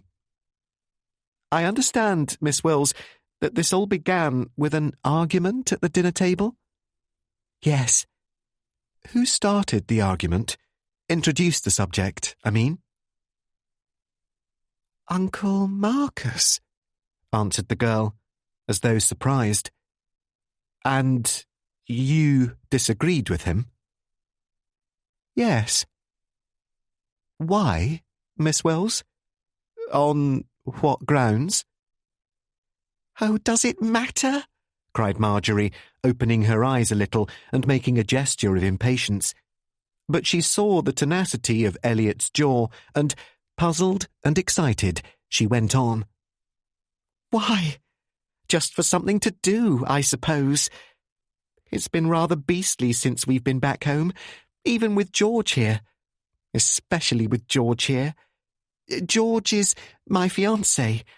I met him on a trip we took abroad. And then Uncle Marcus was so sure of himself. Besides, I've always really believed what I told him." "About what?" "All men are unobservant," said Marjorie quietly. "That's why you make such bad witnesses. You don't pay attention. You're too wrapped up all the time in your own concerns, looking inwards, always concentrated on your business or your troubles. So you don't observe. Shall I prove it? You're always joking about a woman knowing what another woman is wearing, down to the last detail of a belt or a bracelet. Well, do you think a woman doesn't notice what a man is wearing as well? And can't describe it? It isn't a question of watching other women. It's a question of plain observation. But do you ever notice what other people are wearing? Another man, for instance? No. Provided his suit or his tie isn't offensive, you pay no more attention. Do you ever notice details? His shoes or his hands? She paused, glancing over her shoulder at the double doors. I'm telling you this because I swore to Uncle Marcus that no intelligent woman would ever be much mistaken about what she saw. I told him that if he gave his demonstration, I shouldn't be. And I'm not mistaken. Marjorie bent forwards with fierce earnestness. You see, she went on, someone came in. Just a moment, Miss Wills. Who else disagreed with this proposition of your uncle's? Uncle Joe did, just on general principles. And Professor Ingram disagreed very strongly. You see, he's a professor of psychology. He said that the proposition in general was sound, but that he couldn't possibly make mistakes. He said he was a trained observer and knew all the traps. He offered to bet Uncle Marcus £50 on it. She glanced over towards Dr. Joe's chair, but Dr. Joe had gone. A remarkable feat to be done unobserved. Superintendent Bostwick had come back into the room, and Major Crow was leaning forward with his folded arms on top of the grand piano. What about your fiancé? George? Oh, he disagreed too, but he insisted on being allowed to film the whole thing with a little cine camera so that there couldn't be any dispute afterwards. Elliot sat up. You mean you've got a film of what happened here? Yes, of course. That's the reason for the photo flood lamp. I see, said Elliot, with a deep breath of relief. Now, who were to be the witnesses to this demonstration? Just Professor Ingram and George and myself. Uncle Joe had some calls to make. But what about this other man who seems to have got knocked over the head somehow? This Mr. Emmett? Wasn't he there? No. He was to have been Uncle Marcus's assistant. Don't you see? He was to have been the other actor in the show. Here was how it happened, though we didn't know this until afterwards, she explained. After dinner, Uncle Marcus and Wilbur Emmett got together and decided on the performance they were to put on for our benefit, like people arranging charades. The stage was to be Uncle Marcus's office, there, and we were to sit here and watch it. Wilbur was to come in dressed up in some outlandish collection of clothes, the more outlandish the better, so that we should have to describe them afterwards. He and Uncle Marcus were to go through some rigmarole, which we should also have to describe without errors. Uncle Marcus had a list of questions prepared for us. Well, at close on midnight, Uncle Marcus called us all in here and gave us our instructions. Elliot interposed. Just a moment, please. You say at close on midnight. Wasn't that rather late to begin? A tinge of what he felt was angry uncertainty came into her face. Yes, it was. Professor Ingram was rather annoyed about it because he wanted to go home. You see, dinner was over by 9:15. George and I sat in the library and played endless games of rummy, wondering what was up. But Uncle Marcus insisted. Did he give any explanation? He said he was waiting to see whether Uncle Joe got home so that Uncle Joe could join in. But when Uncle Joe wasn't back by 11:45, he decided to get on with it. One other thing, Miss Wills. You didn't know at this time that Mr. Emmett was to be in this... That is, that he was to help your uncle as an actor in the performance. Oh, no. We didn't see Wilbur at all after dinner. All we knew was that Uncle Marcus was shut up in these 2 rooms, making his preparations. Go on, please. Well, Uncle Marcus called us in here, she continued, and gave us our instructions. The curtains were drawn across the windows, she pointed, and those folding doors were closed so that we couldn't see into the office. He stood in here and gave us a little lecture. Could you possibly remember exactly what he said? She nodded. I think so. He said, first, you are to sit in absolute darkness during the performance. George objected and asked how he could be expected to take a cine film of the thing. Uncle Marcus explained that he had borrowed my photo flood bulb, one I had bought for him that morning, and rigged it up in the office so that its light would shine directly on the theatre of observations. We would have every excuse for concentrating on it.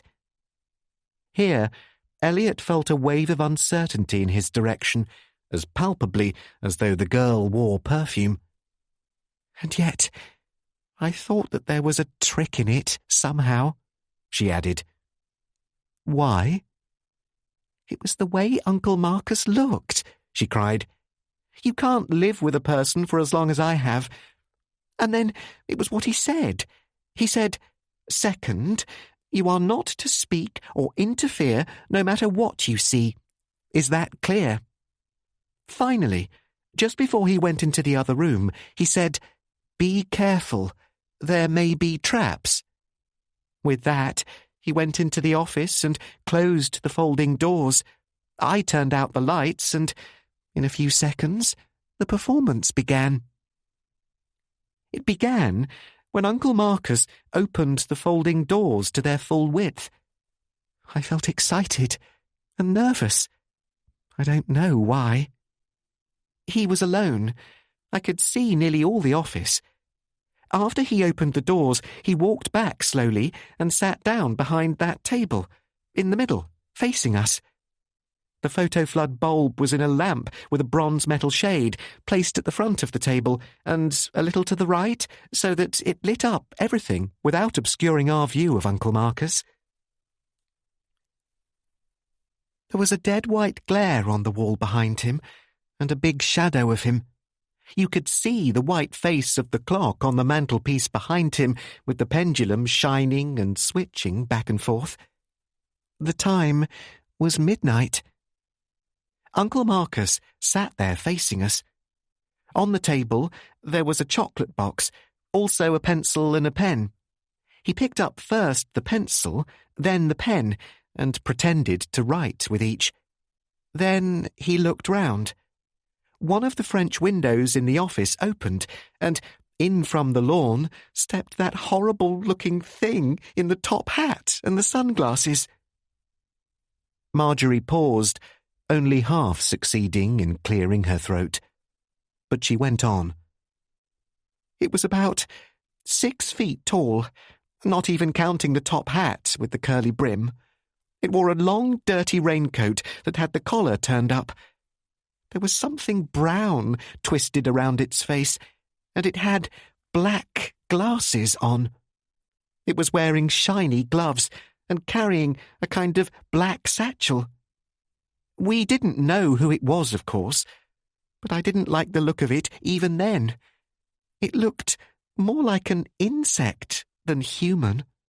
Tall and thin, you know, with the big black glasses on. George, who was taking the film, said out loud, "Shush, the invisible man," and it turned round and looked at us. It put down this doctor's satchel on the table and stood with its back to us and moved to the other side of the table. Uncle Marcus said something to it, but it never spoke once. Uncle Marcus did all the talking. There wasn't any other noise except the clock ticking on the mantelpiece and George's cine camera rattling away. I think what Uncle Marcus said was, "You have done now what you did before. What else will you do?" This time, as I say, it was on the right-hand side of the table. Working very fast, it took a little cardboard box out of the pocket of its raincoat and shook out of that a fat, green capsule, like the castor oil capsules we used to have to take when we were children. It leaned over as quick as that and tipped back Uncle Marcus's head and forced the capsule down his throat. Marjorie Wills stopped. Her voice was shaking. She lifted her hand to her own throat, clearing it once or twice. She had such difficulty in keeping her eyes off those now dark double doors that she finally pulled her chair round to face them. Elliot followed her. "Yes?" he prompted. "I couldn't help it," she said. "I gave a jump, or a cry, or something of the kind. I shouldn't have done it, because Uncle Marcus had warned us not to be surprised at anything we saw. Besides, there didn't seem to be anything wrong. Uncle Marcus swallowed the capsule, though he didn't seem to like doing it. He glared up once at the swathed face. As soon as this was done, the thing in the top hat gathered up the satchel, made a kind of ducking motion, and went out by the French window. Uncle Marcus sat at the table for a few seconds more, swallowing a bit, and pushed that chocolate box to another position. Then, without any warning, he flopped forward, on his face. "No, no," cried Marjorie, as there was a stir through the group. "That was only pretence. That was only a part of the show. It signified the end of the performance. For, immediately after that, Uncle Marcus got up smiling and came over and closed the double doors on us. That was the fall of the curtain. We put the lights on in this room. Professor Ingram knocked on the double doors and asked Uncle Marcus to come out and take a curtain call. Uncle Marcus pulled the doors open. He looked glittering, you know, pleased with himself, but rather annoyed with something all the same. He had a folded paper stuck into the breast pocket of his jacket, and he tapped it. He said, "Now, my friends, get pencils and paper and prepare to answer some questions." Professor Ingram said, "By the way, who was your hideous-looking colleague?" Uncle Marcus said, "Oh, that was only Wilbur. He helped me plan the whole thing." And then he shouted out, "All right, Wilbur, you can come in now." But there wasn't any answer. Uncle Marcus shouted again, and there still wasn't any answer. Finally, he got annoyed and went to the window.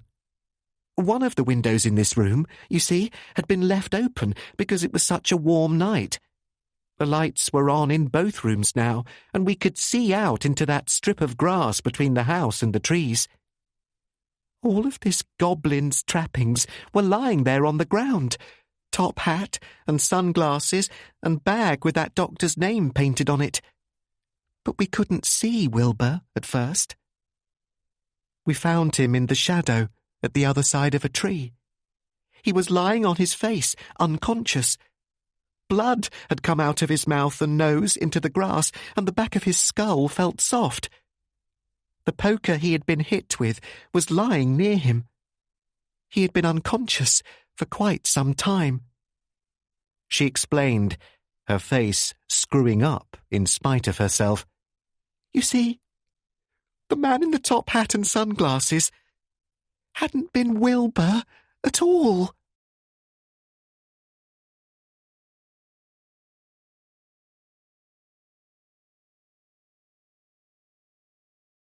Chapter 5. "Hadn't been Wilbur at all," Elliot repeated. He knew quite well what she meant. That curious figure in the ancient top hat was beginning to move and stir in his imagination. "I haven't finished, you see," Marjorie told him, quietly but wretchedly. "I haven't told you what happened to Uncle Marcus. It was just after we found Wilbur lying there. How long the symptoms had been coming on, I don't know, but they were lifting Wilbur up, and I looked round, and I saw there was something wrong with Uncle Marcus. Honestly, I felt physically sick. I know this has seemed all intuitions and inspirations of mine, but I can't help it.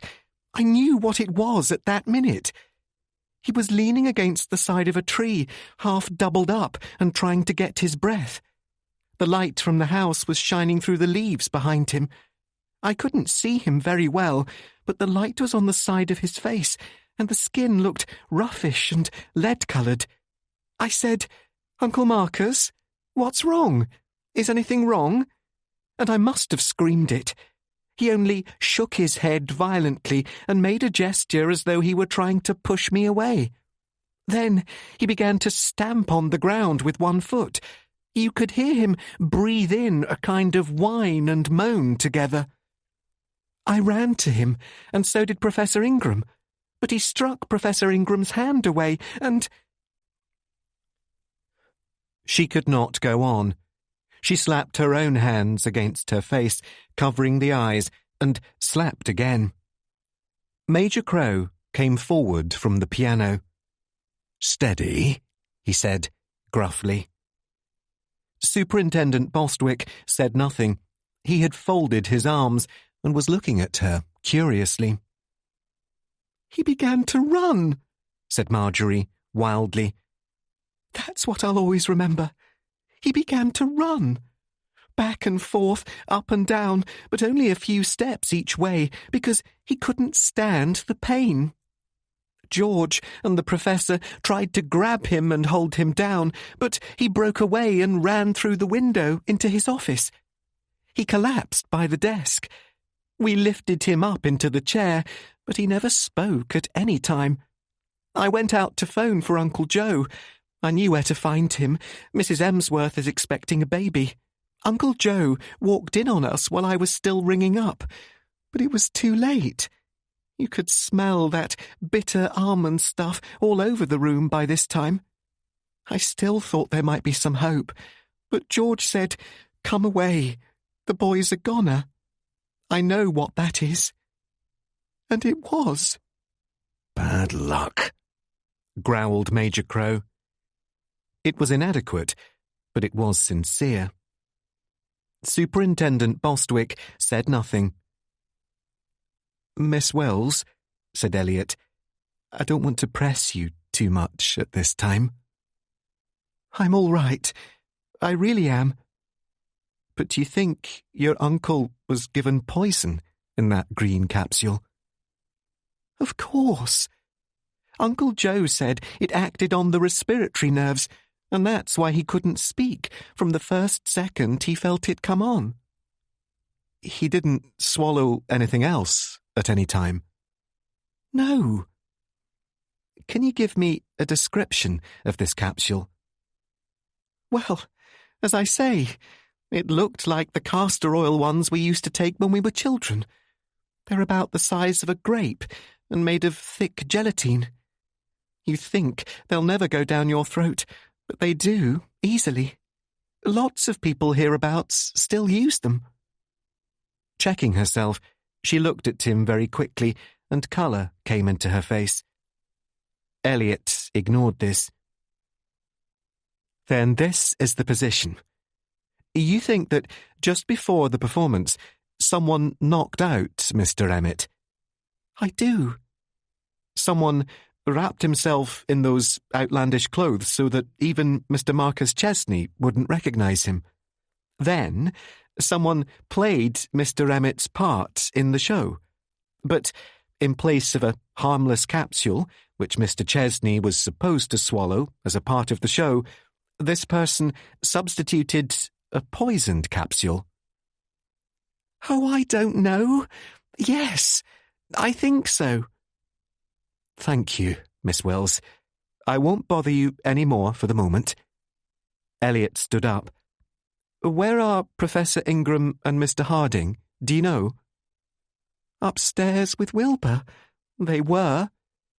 Just ask them if they will come down here, will you?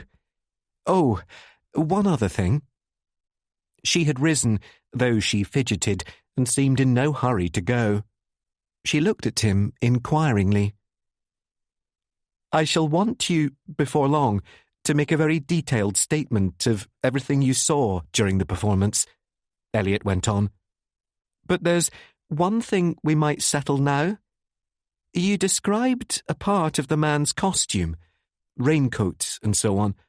But what about his trousers and shoes? Her expression grew fixed. His... Yes, you said a while ago, said Elliot, feeling a faint roaring in his ears, that you always noticed shoes. What about this man's shoes and trousers?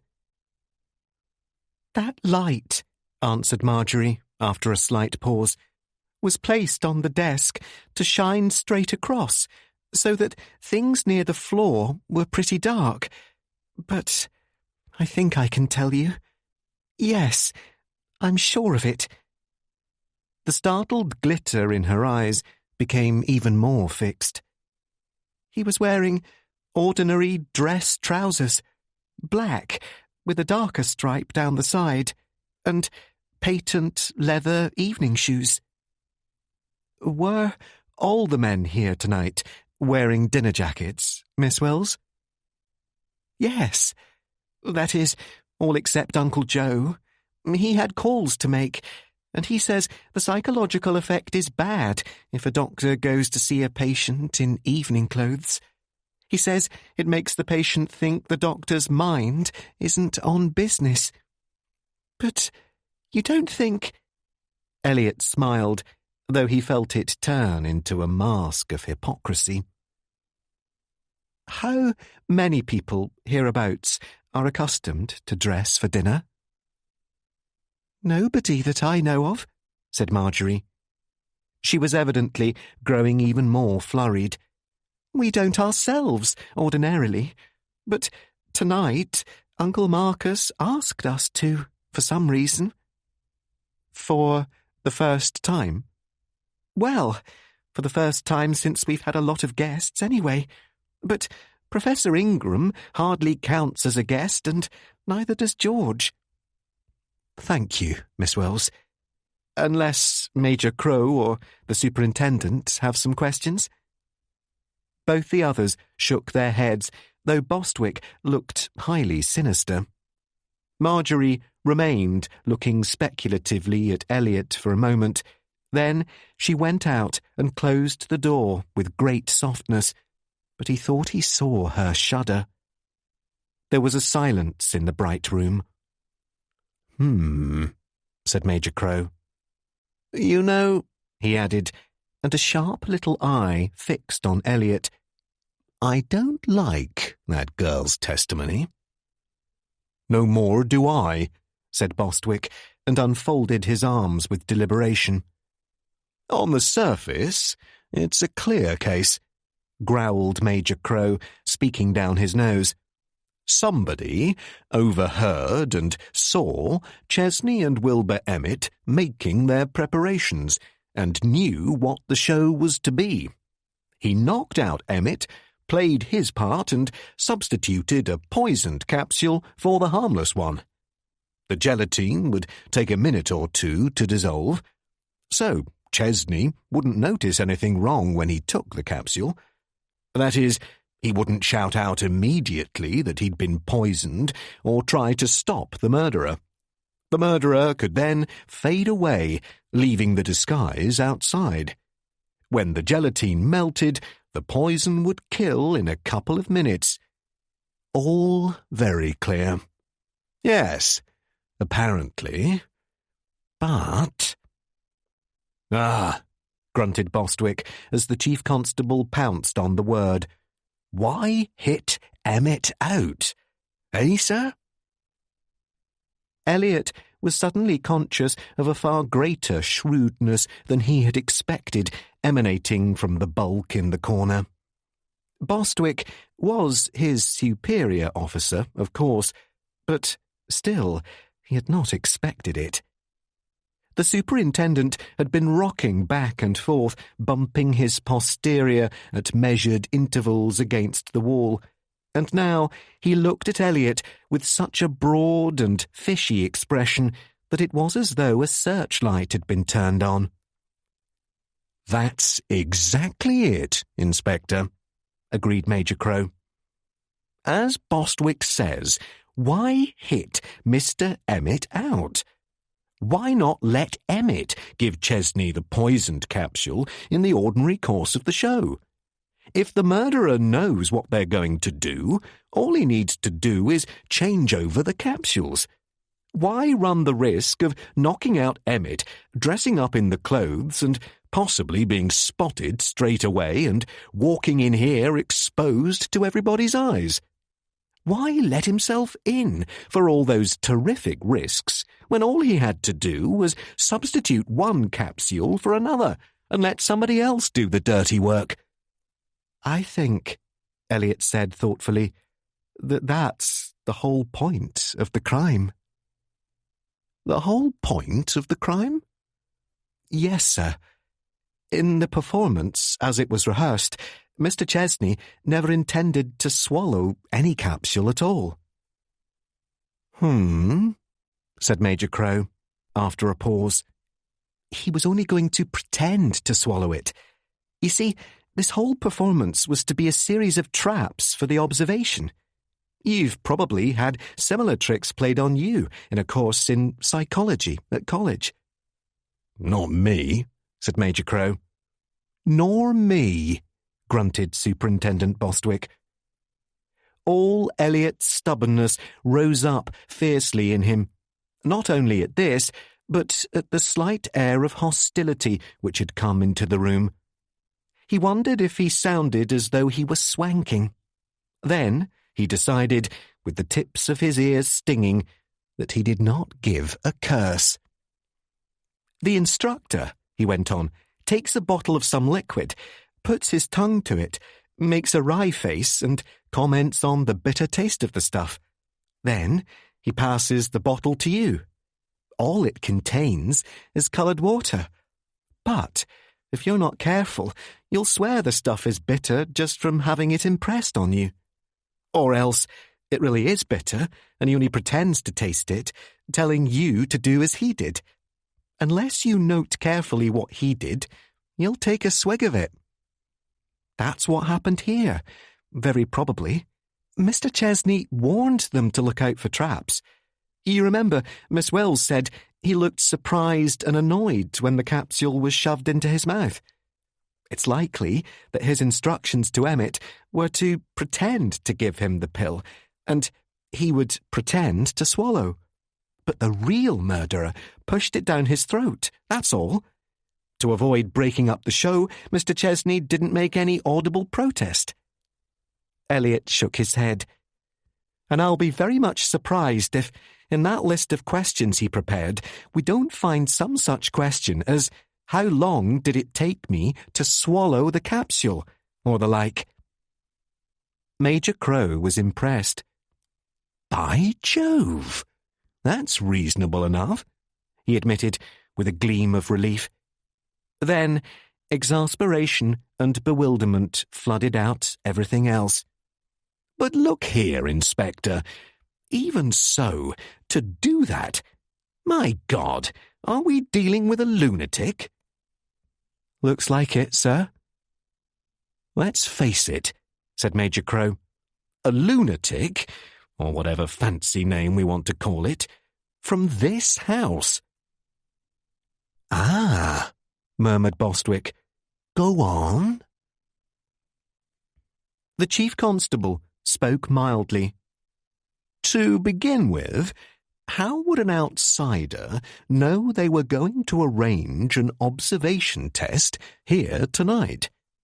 They didn't know it themselves until dinner, and It's unlikely that an outsider would have been hanging about these windows so conveniently afterwards to overhear what Chesney and Emmett were arranging. It's even more unlikely that an outsider in dress trousers and evening shoes would be hanging about on the one particular night when they were going to dress for dinner. I admit, none of this is conclusive. It's only suggestive. But you see the difficulty. I do, returned Elliot grimly. If somebody in this house did it, who could have done it? Joe Chesney was out on a case. If he didn't leave the case until midnight, he's certainly out of it. Wilbur Emmett was nearly killed by the real murderer. There's nobody else, except a couple of maids and a cook, who could hardly qualify. The only other alternative— yes, I know this sounds fantastic, but there's only one other possibility. This would mean that the murderer was one of the 3 persons who were supposed to be watching the show in this room. It would mean that this person crept out of here in the dark, coshed poor Emmett, put on the clothes, gave Chesney a poisoned pill, and crept back in here before the lights went up. No, sir, it doesn't sound likely, agreed Elliot dryly. But what else have we got?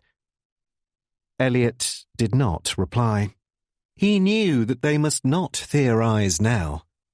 Until the post-mortem, they could not even say with definitiveness how Marcus Chesney had died, except that it had probably been by one of the cyanides in the prussic acid group. But the chief constable's final possibility had already occurred to him. He looked round the music room. It was about 15 feet square, panelled in grey, picked out with gilt. The French windows were closed in with heavy velvet curtains of a dark grey colour. As for furniture, the room contained only the grand piano, the radio gramophone, a tall buhl cabinet beside the door to the hall, 4 light armchairs upholstered in brocade, and 2 footstools. Thus, the centre was comparatively clear, and a person, if he took care to avoid the grand piano by the windows, could cross the room in the dark without bumping into anything.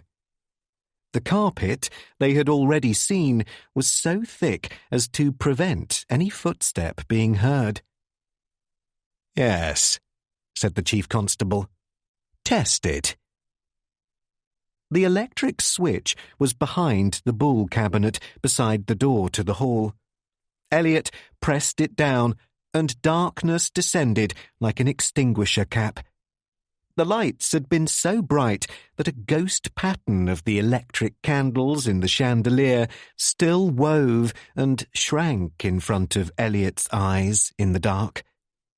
Even with the curtains open, it was impossible to distinguish anything against the overcast sky outside.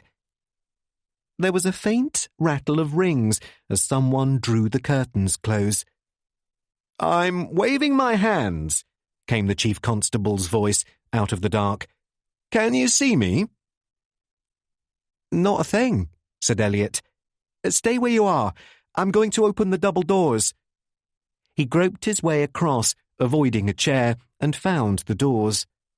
They opened easily and almost without noise.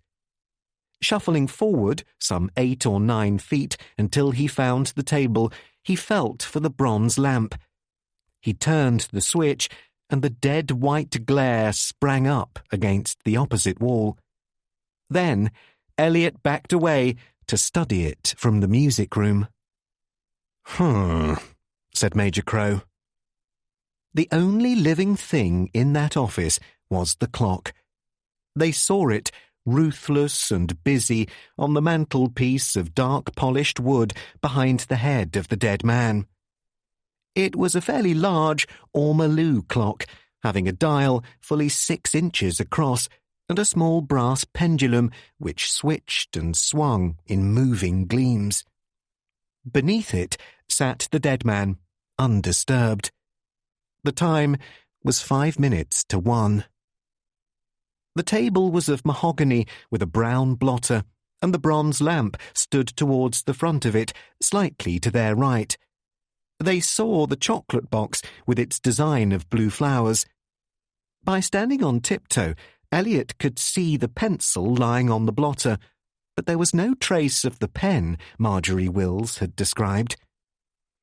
In the wall towards their left, they could make out one of the French windows. Against the wall to their right stood a roll-top desk, closed with a green-shaded lamp over it, and a very long filing cabinet, in steel painted to represent wood. That was all, except for one more chair and a pile of magazines or catalogues spilled on the floor. They saw it framed in the proscenium arch of the doors. Judging by the position of the chairs in the music room, the witnesses had been sitting about 15 feet away from Marcus Chesney. "I don't see much there," observed Major Crow doubtfully. "Or do you?" Elliot's eye was again caught by the folded piece of paper he had seen before, stuck behind the handkerchief in the pocket of the dead man's jacket. "There's that, sir," he pointed out.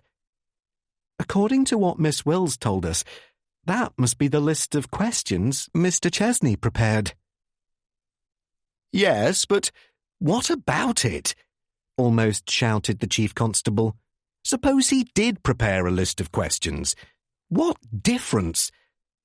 "Only this, sir," said Elliot, feeling tempted to shout himself. "Don't you see that this whole show was designed as a series of traps for the witnesses? There was probably a trick in half the things they saw, and the murderer took advantage of it. The tricks helped him, covered him, probably still cover him. If we could find out exactly what they saw, or thought they saw, we should probably have a line on the murderer. Not even a lunatic is going to commit such a slapdash, crash-bang, open murder as this, unless there was something in Mr. Chesney's plan that afforded him protection, threw the police dead wrong, provided him with an alibi, God knows what. Isn't that clear?" Major Crow looked at him. "You will excuse me, Inspector," he said, with sudden politeness, "if I still think your manner has been odd all evening. I am also curious to know how you knew the surname of Miss Wills's fiancé. I hadn't mentioned it." "Oh, hell. Sorry, sir." "Not at all," returned the other with the same formality. "It doesn't matter in the least. Besides, with regard to the list of questions, I am inclined to agree with you. Let's see if we learn anything from them. You're right. If there are any catch questions or questions about catches, they will be here."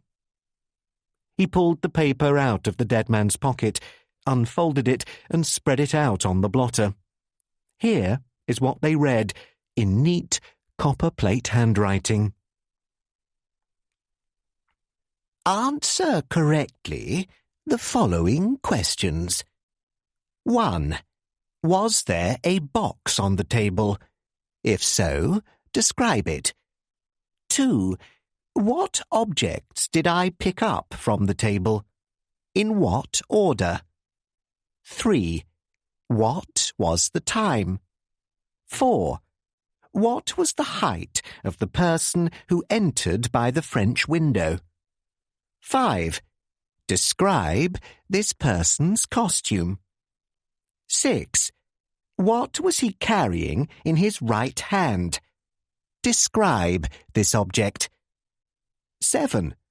Describe his actions. Did he remove anything from the table? 8. What did he give me to swallow? How long did it take me to swallow it? 9. How long was he in the room? 10. What person or persons spoke? What was said? NB. The literally correct answer must be given to each of the above questions, or the answer will not count. It looks straightforward enough, muttered Major Crow. But there are catches. See the NB, and you certainly seem to be right about the fake swallowing, Inspector. See question 8. Still... He folded up the paper and handed it to Elliot, who put it carefully away in his notebook. Then Major Crow backed away towards the double doors, his eyes fixed on the clock. Still, as I was saying... A shaft of light cut across the music room as the door to the hall opened. The silhouette of a man was framed there, and they saw a bald head gleam against the light. "Hello?" said a voice, sharp and going a little high. "Who's in there? What are you doing there?" "Police," said Major Crow. "It's all right. Come in, Ingram. Put the lights on, will you?" After fumbling a moment on the wrong side of the door, the newcomer groped behind the Boule cabinet and switched them on. And Elliot realised that his first brief impression of Professor Gilbert Ingram, gained in a courtyard at Pompeii, would have to be revised a little. Professor Ingram's round, shining, amiable face, his tendency towards portliness, and his somewhat bouncing movements, gave the impression that he was short and tubby.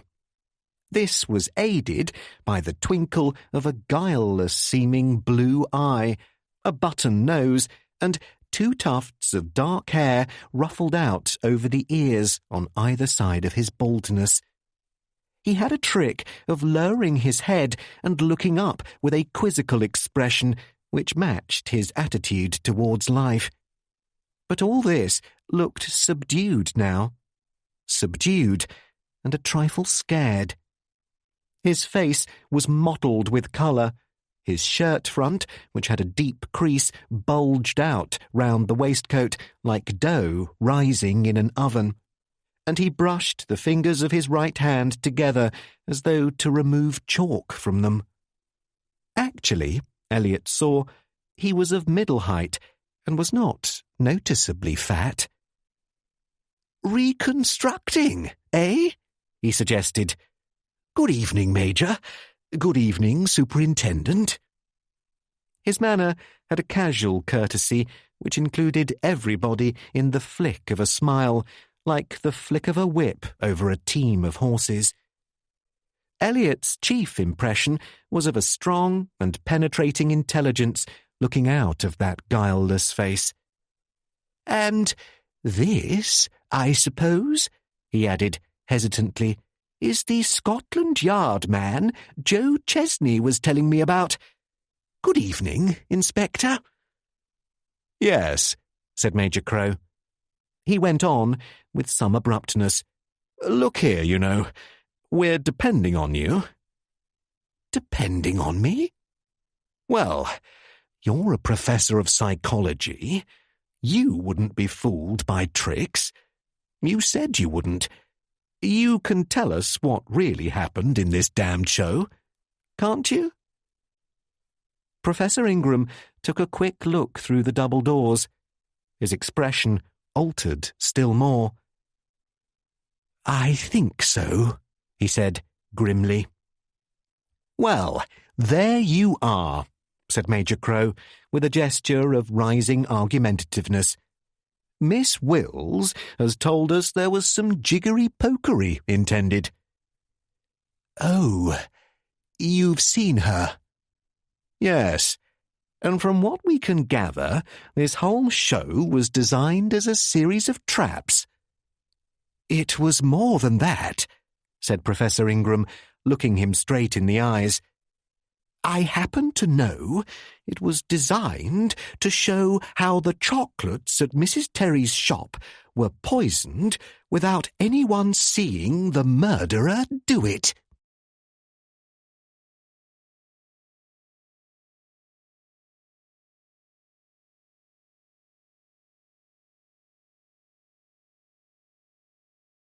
Part 2. Second view through the spectacles. She is dying. Shh! There are ladies present. Dr. Edward Pritchard, Glasgow, 1865. Chapter 6. To hide the association of several new thoughts, Elliot walked into the office before anybody commented. He switched on the green-shaded lamp over the roll-top desk there and turned off the photo-flood bulb on the table. By contrast, the ordinary light seemed feeble, but it still showed Marcus Chesney huddled in his last chair. So, 2 days before he was murdered, according to Superintendent Bostwick, Marcus Chesney had been asking the police questions about the exact size of the chocolate box at Mrs. Terry's shop. A box of cheap chocolates lay on the table now and had figured in the show. But how? Elliot returned to the music room where Major Crow was attacking the same problem. But how, inquired the chief constable, could he illustrate how somebody had poisoned the chocolates at Mrs. Terry's by having this bogey man, whoever it was, shove a green capsule into his mouth? Professor Ingram lifted his shoulders slightly. His eyes remained strained when he glanced into the other room. I can hardly tell you that, he pointed out.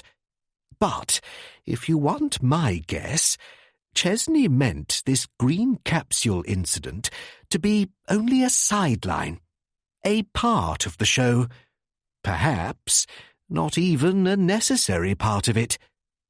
My guess is that the real incident we were to watch was something to do with a box of chocolates in there on the table. I think, said the chief constable after a pause, that I shall keep out of this. You carry on, Inspector. Elliot indicated one of the brocaded armchairs, and Professor Ingram sat down gingerly.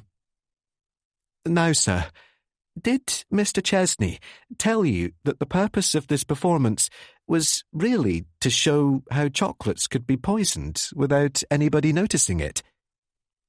No, but he hinted at it. When? Shortly before the performance began. I taxed him with it. Taxed him with it. There's a phrase for you. It sounds like farce comedy. Professor Ingram shuddered a little, and then his guileless look became shrewd. Look here, Inspector. I knew at dinner there was something queer about Chesney's sudden and headlong desire to give us a show. The subject seemed to be introduced casually and to work up by an argument among us to his final challenge. But he meant to introduce that challenge all along. He meant it before ever we sat down at the dinner table. I could see that, and young Emmett was grinning like a wolf whenever he thought nobody saw him. Well, sir? Well, that is why I objected to his postponing the show until so late, and taking nearly 3 mortal hours after dinner before he was willing to get down to business. I will interfere with no man's vanities, which I hold are sacred things, but that seemed to be carrying it too far. I said, frankly, "What's the game? Because there is one." He said to me privately, "Watch with care, and you may see how Mrs. Terry's chocolates were poisoned, but I'm betting you won't." He had a theory. Evidently. A theory which he was going to prove in front of all of you. Evidently. And, asked Elliot casually, he suspected who the poisoner was. Professor Ingram glanced up briefly. There was a thick shade of worry in his eyes. If the term had been applicable to so genial a face, you might almost have said that he looked haunted. That was the impression I gathered, he admitted. But didn't he tell you? Give you any hint? No. Otherwise, it would have spoiled the show. And you think the poisoner killed him because he knew? It seems probable, yes. Professor Ingram stirred in his chair. Tell me, Inspector, are you an intelligent man? A man of some understanding? He smiled curtly. One moment, please. Let me explain why I ask that. With all due deference to our good friend Bostwick, I hardly think that this affair so far has been handled in a way that will do any credit to him. Major Crow's expression became bleak and stiff. The superintendent, he said slowly, has been trying to do his duty. Oh, stop that balderdash, said Professor Ingram without offence. Of course he has. God help us, so have all of us. But doing our duty doesn't mean getting at the truth. Sometimes it means just the reverse. I don't say there is any police plot against Marjorie Wills. I know there isn't, though it seems a pity that the niece of a friend of mine cannot even walk down the high street without danger of having mud thrown in her face by the very children. What real effort has been made to solve the problem of those poisoned chocolates? What approach has been made to it? What kind of crime is it? Why were those chocolates poisoned at Mrs. Terry's? He struck the arm of the chair. Superintendent Bostwick, he went on, supports the soothing, sweeping doctrine that loonies are loonies, and there you are. And to bolster up their accusation against Marjorie, they cite the parallel case, a fine parallel, by gad, of Christiana Edmonds. Major Crow did not comment. Professor Ingram went on. Similar? There never were two cases more wildly dissimilar, on the only grounds that are important. Motive. Christiana Edmonds was mad, if you like, but she had as sound a motive as most murderers. This young lady, in the Brighton of 1871, fell violently in love with a married doctor, who gave her no encouragement. She first attempted unsuccessfully to poison the doctor's wife with strychnine. It was discovered, she was forbidden in the house, and went away in a frenzy. To show that she was innocent, as she claimed, to prove there was a poisoner at work in the town who could not be Miss Christiana Edmonds, she conceived the idea of doctoring the chocolate creams in a sweet shop and killing people wholesale. Very well. Where's the parallel? Has anything like that ever been suggested about Marjorie? In heaven's name, where is the motive?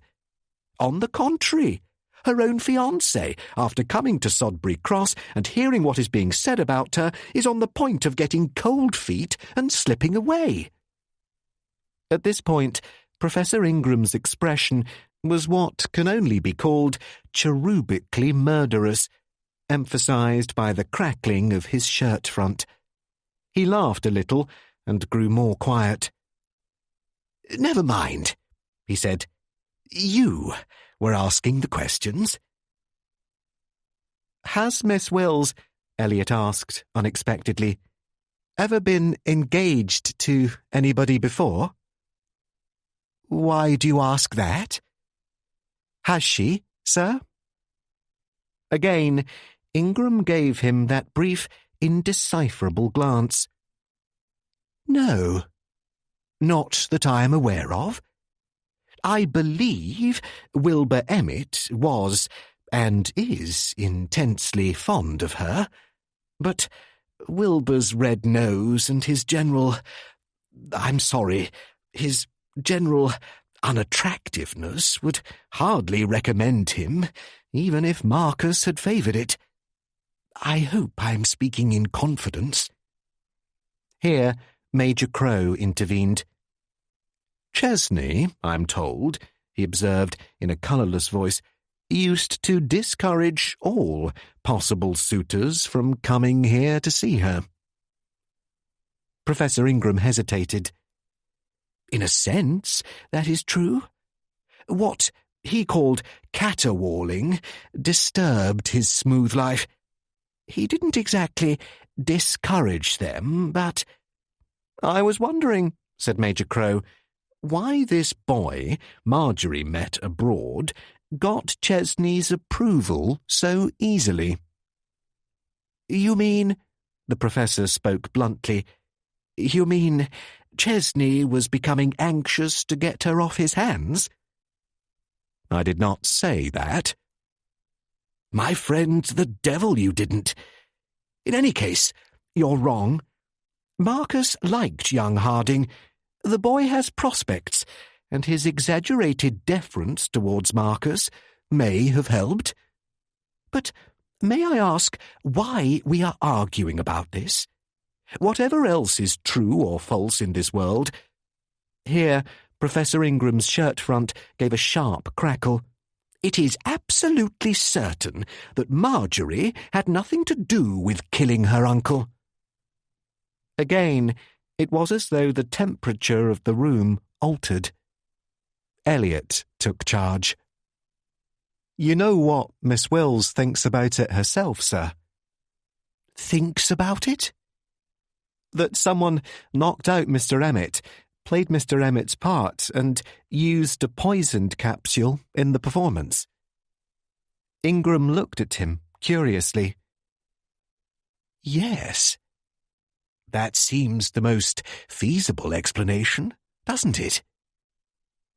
Consequently, some person overheard what plans Mr. Chesney and Mr. Emmett were making in this room after dinner. Some person outside the door or outside the windows. I see, murmured the Professor. For a moment, there was a faint, fixed half-smile on his face. He was leaning forward, his plump fists on his knees and his elbows outspread like wings.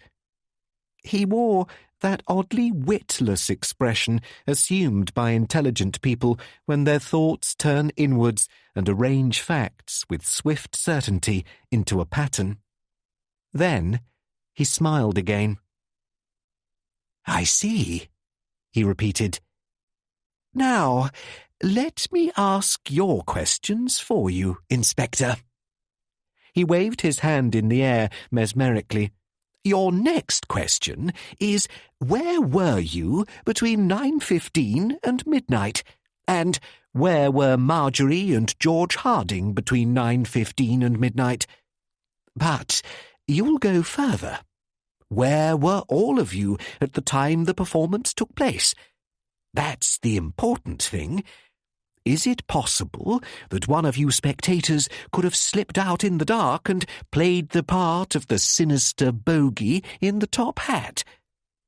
That's what you want to know, isn't it? Major Crow's eyes narrowed. Yes, he said. It is a fair question, replied Professor Ingram comfortably, and it deserves a fair answer. Which is this. I will swear before any court in the world that not one of us left this room during the performance. Pretty strong statement, isn't it? Not at all. You know how dark it was in here? I know perfectly well how dark it was. In the first place, with that photo-flood lamp blazing in the other room, not quite so dark as you seem to think. In the second place, I have other reasons, which I hope my companions will corroborate. In fact, we might ask them." He got up from his chair and gestured towards the hall door like a showman as Marjorie and George Harding came in. And Elliot inspected the new fiancé. At Pompeii, he had seen only the back of Harding's head, and he was now vaguely irritated with the full view. George Harding could not have been more than 25 or 26. He had a good-natured, straightforward, hearty manner. He was without self-consciousness and moved among people as naturally as a cat among ornaments on a sideboard. He was rather handsome in a somewhat southern European manner. Black crinkled hair that looked wiry, broad face, and dark eyes of singular expressiveness. It was this appearance which Elliot found difficult to reconcile with his hearty, minor public school manner. He was probably welcome company anywhere, and knew it. Then Harding caught sight of Marcus Chesney's body beyond the folding doors, and his air became full of solicitude. "Could we have those doors closed?" he asked, taking Marjorie's arm under his. "I mean, do you mind?" Marjorie disengaged her arm, to his evident surprise. "It's quite all right," she said, looking straight at Elliot nevertheless. Elliot closed the doors. "Marjorie told me you wanted to see me?" Harding went on, looking round in the friendliest possible way. His face clouded. "Just tell me what I can do to help. All I can say is that this is a rotten bad business and... oh, you know." Now we are seeing him through Elliot's eyes, not necessarily as he actually was, and therefore it would be unfair to stress the sour impression made on Elliot by this straight-from-the-shoulder speech and the straightforward gesture with which he accompanied it. To Major Crow and Superintendent Bostwick, who liked him, Harding sounded quite sincere. Elliot indicated a chair. "You're Mr. Harding?" "That's right," agreed the other, now friendly as a puppy and anxious to please. "Marjorie says you want us all to tell what happened here when the poor old boy got his." "He wants more than that," chuckled Professor Ingram. "He suspects that you, or Marjorie, or I—" "Just a moment, sir," said Elliot sharply. He turned to the others. "Sit down, please." A shade of uneasiness went through the room. "Yes, we shall want a statement, but I want to ask you some other questions, and the replies may be more valuable than any statement. You knew that Mr. Chesney had prepared a list of questions for you about this show of his." It was Marjorie who answered, after a pause. "Yes, of course. I told you so." "If you were asked those same questions now, could you answer them accurately?" "Yes, but—" "Look here," said Harding. "I can do better than that if you want to know what happened. I've got a film of it." "A colour film?" Harding blinked. "Colour? Good Lord, no. Just the ordinary kind. A colour film for indoor photography, particularly in that light, would be—" "Then I'm afraid it won't help us with some of our troubles," said Elliot. "Where is the film now?" "I shoved it inside that radio gramophone over there when all the row started." He seemed disappointed by the way Elliot took his announcement, as though there were an anti-climax hovering somewhere. Elliot went to the gramophone and raised the lid. A leather camera case, its flap open and the camera inside it, lay on the green felt-covered disc of the gramophone. Behind him, the three witnesses had taken chairs rather awkwardly and were looking at him. He could see them reflected in the glass of a picture hanging on the wall over the gramophone. He also caught in the glass the puzzled, inquiring glance which Major Crow directed towards Superintendent Bostwick. "I have the list here," Elliot explained, taking it out of his pocketbook. "They are better questions than I could ask, because they're expressly designed to cover the important points." "What points?" asked Marjorie quickly. "That's what we're here to find out. I'm going to ask each of you the same question in turn, and I should like each of you to answer it as fully as you can."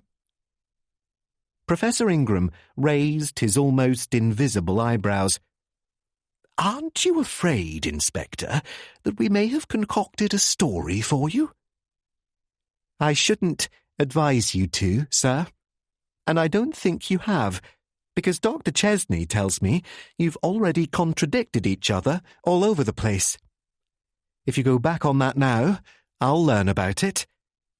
Now then, do you honestly think you can live up to your boasts and answer these questions with absolute accuracy?" "Yes," said Professor Ingram with a curious smile. "Yes," said Marjorie fiercely. "I'm not sure," said Harding.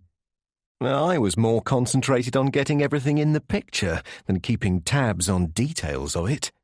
But all the same, I think so, yes. In my business, we've got to keep our eyes—" "What is your business, Mr. Harding?" "I'm a research chemist," replied Harding, as bluntly as though he were uttering a defiance. "But never mind that. Fire away." Elliot closed the lid of the gramophone and spread out his notebook on it. It was as though a conductor had lifted his baton, a wheel had begun to spin, a curtain had parted at the rising of the lights.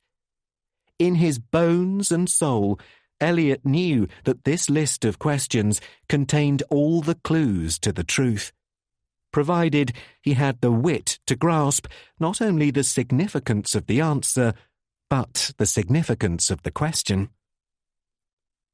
"The first question," he said, and there was a sharp creaking from the chairs as his listeners braced themselves.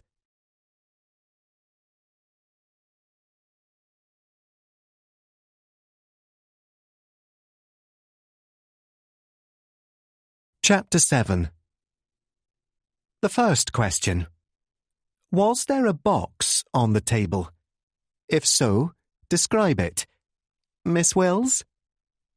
Marjorie's soft mouth grew stern. She had kept her eyes fixed on Elliot, and they showed anger. "If you say this is important, I'll answer," she told him.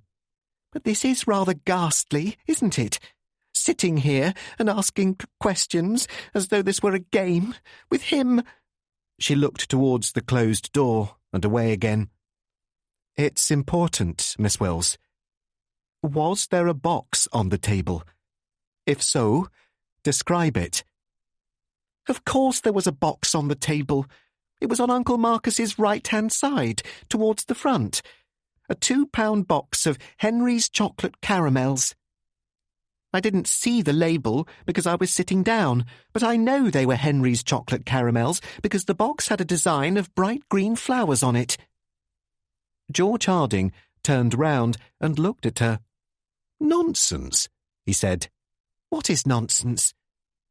"The colour of the flowers," said Harding. "I don't know about the chocolates, and I agree it was a 2-pound box, and it had flowers on it, but the flowers were not bright green, they were dark blue. Definitely blue." Marjorie's expression did not alter. She turned her head round with an arrogant and almost classic grace. "Darling angel," she muttered, "tonight has been horrible enough already, without your getting on my nerves and making me want to scream. Please don't. Those flowers were green. Men are always mistaking green for blue. Don't. Not tonight." "Oh, all right, if you say so," said Harding, between contrition and sulkiness. "No, I'm damned if it is," he added, hopping up. "We're supposed to be telling the truth. Those flowers were blue, dark blue, and—" "Darling angel." "Just a moment," Elliot interposed sharply. "Professor Ingram should be able to settle this." "Well, sir? Which is right?" "They are both right," answered Ingram, crossing his plump legs in leisurely fashion. "and consequently, at the same time, they are both wrong." "But we can't both be wrong," protested Harding. "I think you can," said Professor Ingram politely. He turned to Elliot. "Inspector, I'm telling you the literal truth. I could explain now, but I should prefer to wait. One of the later questions will explain what I mean." Elliot raised his head. "How do you know what the later questions will be, sir?" he asked. There was a silence which seemed to creep out and extend itself as though every corner of the room were being filled. You almost imagined that you could hear, through closed doors, the clock ticking in the office. "I do not know, of course," Professor Ingram returned blandly. "I am merely anticipating a question which is certain to appear later in the list." "You haven't seen this list before, sir?" "I have not. Inspector, for the love of heaven, try not to tangle me up with trifles at a moment like this. I am an old warhorse, an old trickster, an old showman. These tricks are old stuff. I have tried them out myself on 1,000 of my classes. I know exactly how they work. But just because I can't be deceived by them, don't fall into the error that I am trying to deceive you. If you go on with that list, you will see exactly what I mean." "It was green," said Marjorie, with her half-closed eyes fixed on a corner of the ceiling. "It was green, green, green. Please, go on." Elliot picked up his pencil. "The second question, then. What objects did I pick up from the table? In what order?" "What objects," he translated, "did Mr. Chesney pick up from the table when he first sat down? And in what order did he pick them up? Miss Wells?" Marjorie spoke promptly. "I've already told you that. When he sat down, he picked up a pencil and pretended to write with it on the blotter and put it down. Then he picked up a pen and pretended to write with that. He put it down just before the thing in the top hat came in." "What do you say, Mr. Harding?" "Yes, that's true," admitted Harding. "At least, the first part of it is. He first picked up a pencil, a bluish or blackish kind of pencil, and put it down. But the second object wasn't a pen. It was another pencil, about the same colour, but not as long." Again, Marjorie turned her head round. "George," she said, with no change in her voice, "are you doing this deliberately to torment me? Please, I want to know. Must you take me up on every single thing I say?" Then she cried out, "I know it was a pen. I saw the little nib and the head of the pen. It was blue or black, a small pen. Please don't go on trying to—" "Oh, if you put it like that," said Harding, with a kind of hurt superciliousness. He turned round his expressive dark eyes on her, and, to Elliot's supreme annoyance, her expression changed and grew anxious.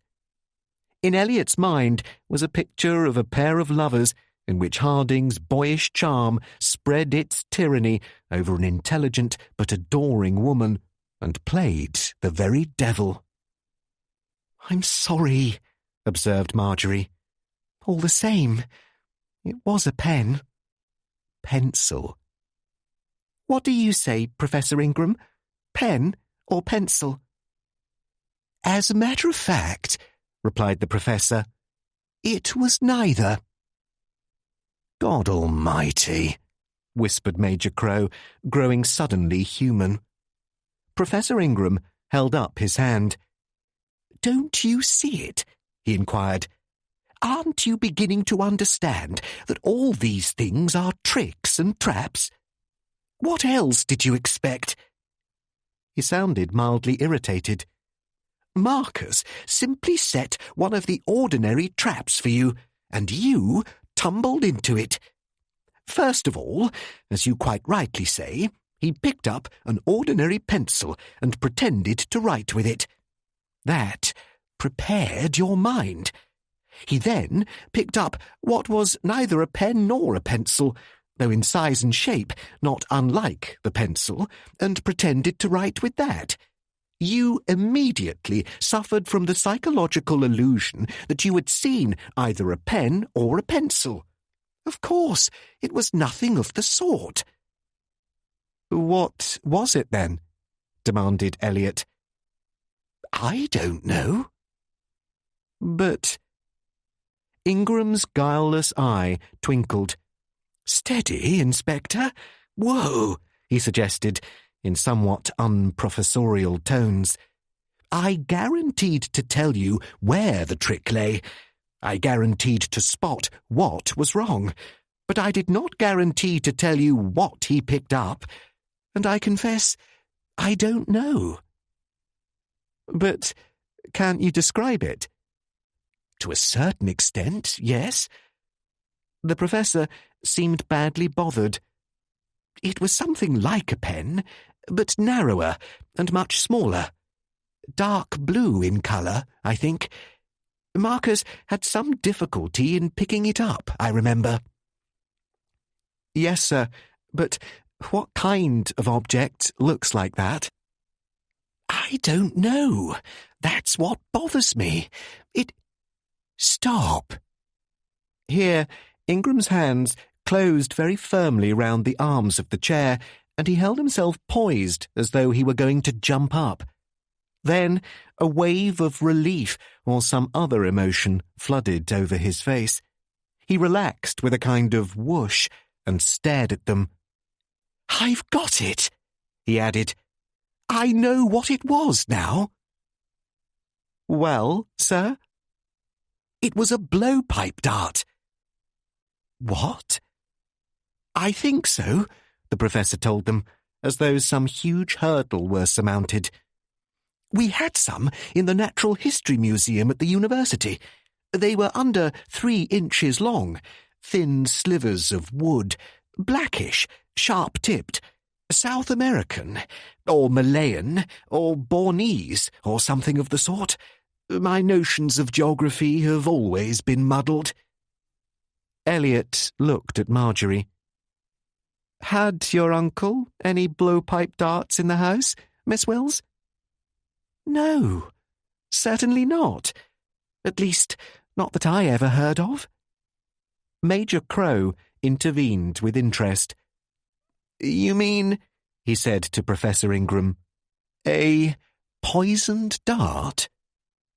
No, not necessarily. We have here, I suspect, a beautiful example of how suggestion can run away with the imagination until none of us can remember what we did see. In a moment, we shall have somebody remembering that he saw poison on the dart, and then we shall be nowhere. Control yourselves, said Ingram. He got his breath and made a spreading gesture.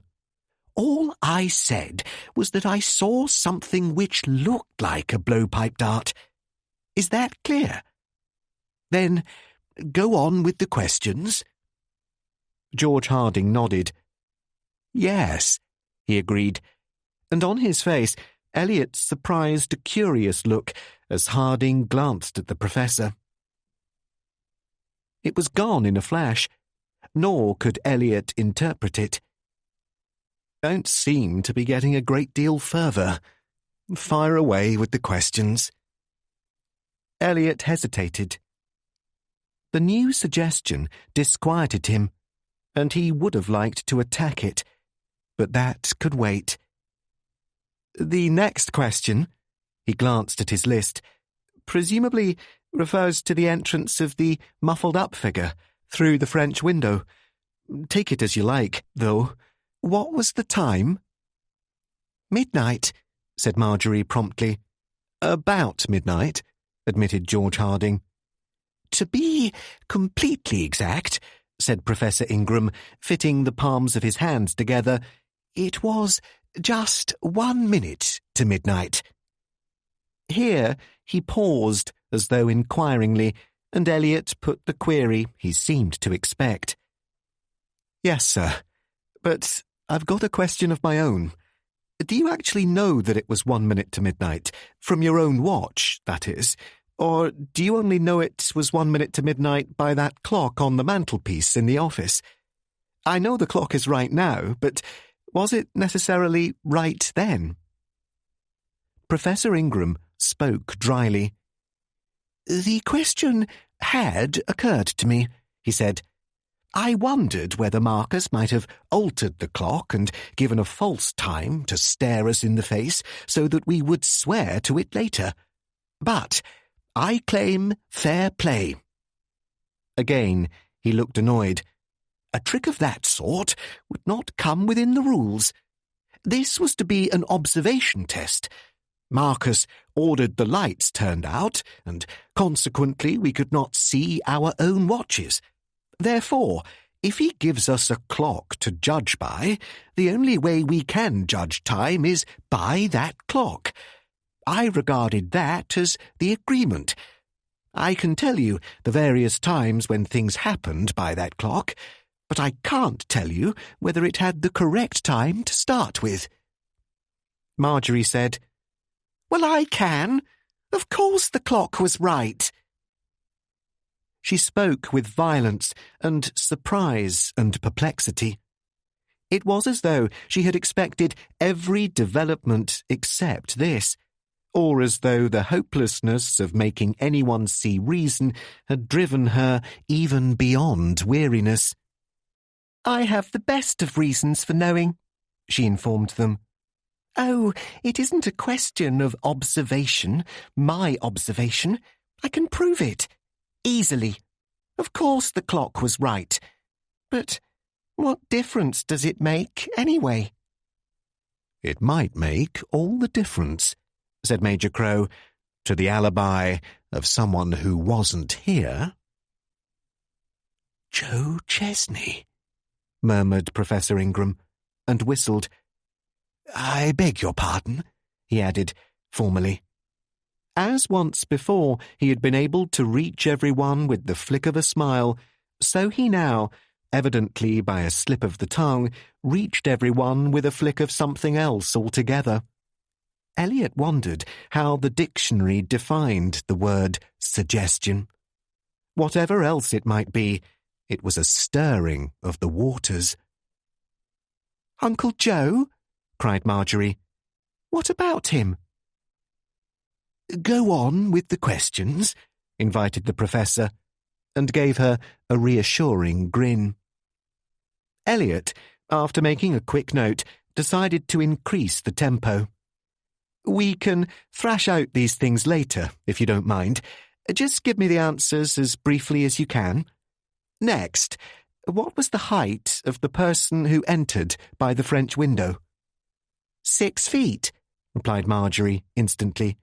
Anyway, he was just the same height as Wilbur, and we all know Wilbur's height.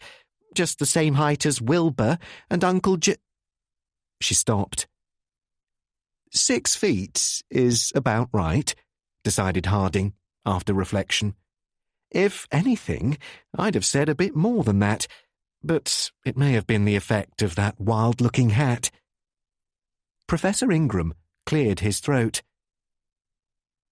Nothing, I know, he said, is more exasperating than to be constantly contradicted over these points. And under this quiet exterior, it was clear that tempers were getting ready to boil clear up to the roof. To this extent had the waters of suggestion been stirred. Marjorie's eyes were extraordinarily bright. "Oh, I can't stand this. Surely you're not going to tell us he was short and fat?" "No, my dear. Easy now." Professor Ingram looked at Elliot. "Inspector, here is the answer. The person who came in by that window was about 5 feet 9 inches tall. About the height, say, of Mr. Harding or myself. Or else, mark this, he was a man of 6 feet, walking with his knees bent under that long coat to suggest a somewhat shorter person. In any case, his height was roughly 5 feet 9. There was a silence. Major Crow, who had fitted on a pair of shell-rimmed spectacles, which somewhat destroyed his military appearance, wiped a hand across his forehead. He had been making notes on the back of an envelope. "Look here," he began. "Yes?" "Now, I ask you," said the Chief Constable with angry reasonableness, "I ask you, man to man, what kind of an answer is that? Either he was 5 feet 9 inches, or else possibly he might have been 6 feet. Look here, Ingram, it strikes me you're the one who's been planting notions in everybody's head. Wherever it's possible to contradict somebody, you've contradicted 'em. Would you like to hear the score so far?" "With pleasure." "Well, you all agree that there was a £2 chocolate box on the table, and that the first of the two objects Chesney picked up was a pencil. But look at the rest of it. I've scored my own questions." He flung the envelope across to Professor Ingram, who inspected it and then passed round the following remarkable document. "What I saw. What was the colour of the chocolate box? Miss Wills, it was green. Mr. Harding, it was blue. Professor Ingram, it was both. What was the second object Chesney picked up? Miss Wills, a pen. Mr. Harding, a pencil. Professor Ingram, a blowpipe dart. What was the time?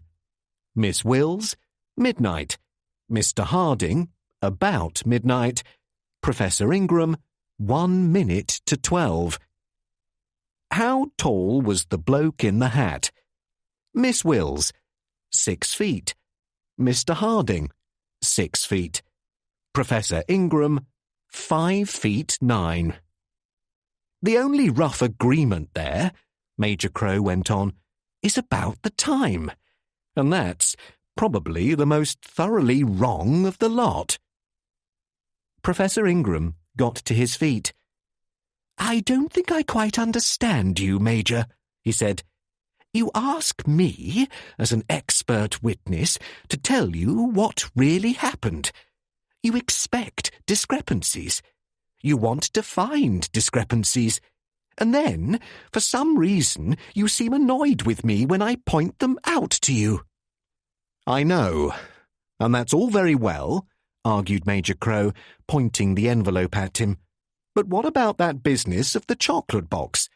A box may be green, or it may be blue, but it ruddy well can't be both, and that's what you say it is. Now, it may interest you to know," here, despite Elliot's and Bostwick's frantic signals, he tossed police discretion overboard, It may interest you to know that the box in that room is blue. Blue flowers on it. And the only other object on that table is a flattish pencil. There's no sign of any second object, either a pen or another pencil or a blowpipe dart. One blue box of chocolates, one pencil, nothing else. May I ask what you've got to say to that? Professor Ingram sat down again, wearing a satirical smile. "Only," he said, "that, given half a chance, I shall explain it in just one moment." All right, growled Major Crow, lifting his hands as though he were beginning a salaam. "Have it your own way, and explain when you like. I'll retire. Carry on, Inspector. Sorry I butted in. It's your show." And during the next few minutes, Elliot began to feel that their disputes were at an end. The next 2 questions and half of the following one were answered with almost complete agreement. These questions, with regard to the goblin from the French window, were: describe this person's costume. What was he carrying in his right hand? Describe this object.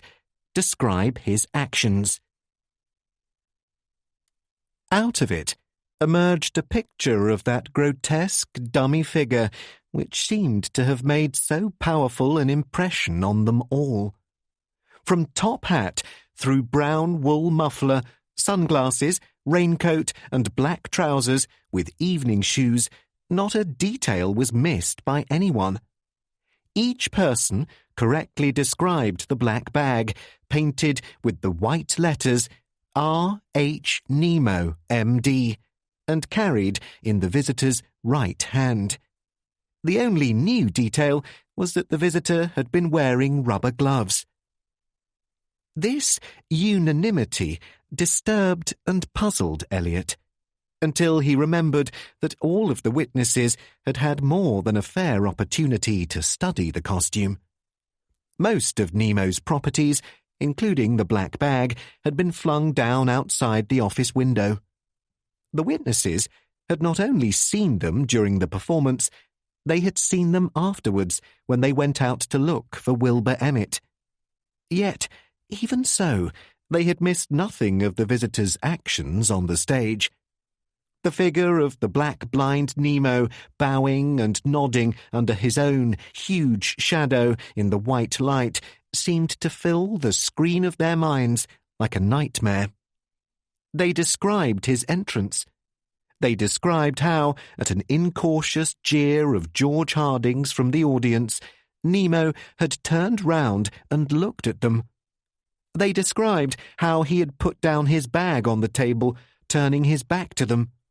They then told how he had gone to the right of the table, taken a pill-box out of his pocket, extracted a capsule, and— But where, in all the raving blazes, was the clue? That was what Elliot wanted to know. He was nearly at the end of the list, and so far he could see nothing to give him a lead. There had been contradictions among the witnesses, yes, but how would these help? "We're getting on," he told them, "so we'll wind up this question. Did he remove anything from the table?" 3 voices spoke almost at once. "No," said Marjorie. "No," said George Harding. "Yes," said Professor Ingram. In the uproar that followed, Harding spoke firmly. "Sir, I'll swear he didn't. He never touched that table. Of course he didn't," said Marjorie. "Besides, what could he have removed? The only thing that seems to be gone is one pen, or pencil, or blowpipe dart, whatever you 2 call it, and I know he didn't take that. Uncle Marcus put it down on the blotter in front of him, and that thing in the top hat never went near the blotter in front of Uncle Marcus. So what could he have removed?" Professor Ingram called for silence. He looked a trifle grim now. "That," he said, "is what I have patiently been trying to tell you. To be specific, he removed a green flowered box of Henry's chocolate caramels, and for it he substituted the blue flowered box of Henry's chocolate peppermint creams, which is there now. You wanted the literal truth. There you are. Don't ask me how he did it. When he put down his black bag on the table, he put it down in front of the green box. When he took the bag away again and walked out of the room, the box on the table was blue. I repeat, don't ask me how he switched the boxes. I am not a conjurer.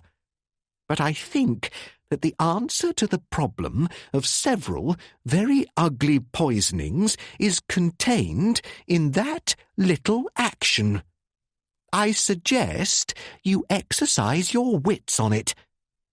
I also trust that this removes some of Major Crow's doubts as to my sanity or good faith, and before any more tempers are lost this evening, can anyone oblige me with a cigarette?"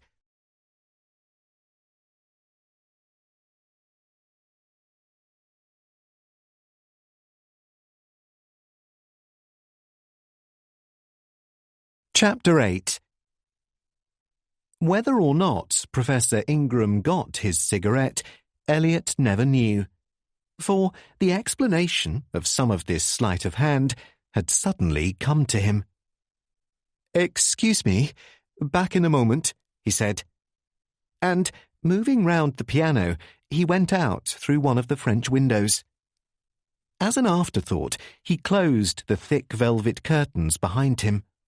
It was colder here, in the narrow aisle of grass between the house and the spectral yellow chestnut trees. It was also darker now that some lights were dimmed and only an ordinary bulb burned in the office.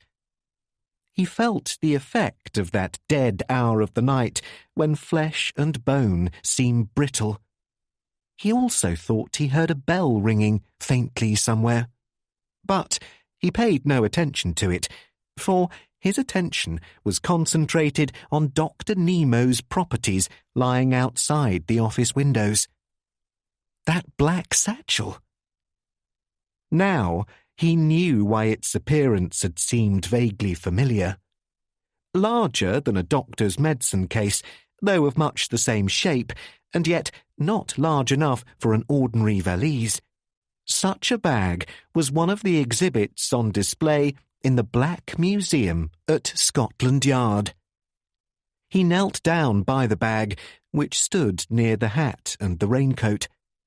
It was of varnished leather and looked new. Dr. Nemo's name had been painted on the side, rather crudely, with a stencil. Using his handkerchief, Elliot opened the bag. Inside was a 2-pound box of Henry's chocolate caramels, designed with bright green flowers. "That's got it," he said aloud. This bag was the shop thief's friend. He picked it up and looked at the bottom. Originally used for conjuring entertainments, its principle had been adopted by the gentry who raid department stores, jewellers, any shop in which valuable goods are exposed openly. You entered a shop carrying this innocent-looking bag. You put it down casually on the counter while you looked at something else, but you put the bag down over what you wanted to steal. The bottom was equipped with the conjurer's spring grip device, which snapped up into the bag what lay underneath. You then, having made no suspicious move of any sort, picked up your bag and left the shop. Dr. Nemo's genial course became clear. He had entered the office, put his bag on the table, and when doing so, had turned his back to the audience. He had put down the spring grip bag, not in front of the green box, but on top of it. The bag would deal with much heavier objects than a comparatively small and light chocolate box. In the deep pocket of his raincoat, he had a blue box of chocolate peppermints. Either while bending over to put down the bag, or when bending over to pick it up again, he had slipped the other box behind the satchel under cover of turning his back. Before an already bedazzled and flurried audience, it would require no great skill. And all this had been done with Marcus Chesney's aid. At Marcus Chesney's direction, as part of Marcus Chesney's scheme to trick the witnesses wherever they turned their eyes. But how did this fact help towards a solution of this crime, or of the crime at the sweet shop? Did it mean that at Mrs. Terry's one whole box of chocolates had been substituted for another? "Hoi!" whispered a voice. Elliot jumped. It was a hoarse voice, whispering fiercely, and it came from directly above his head. He peered up to see Dr. Joseph Chesney's face looking down at him from a window on the floor above. Dr. Joe was leaning so far out of the window that Elliot wondered whether that great weight would come tumbling down like a laundry bag.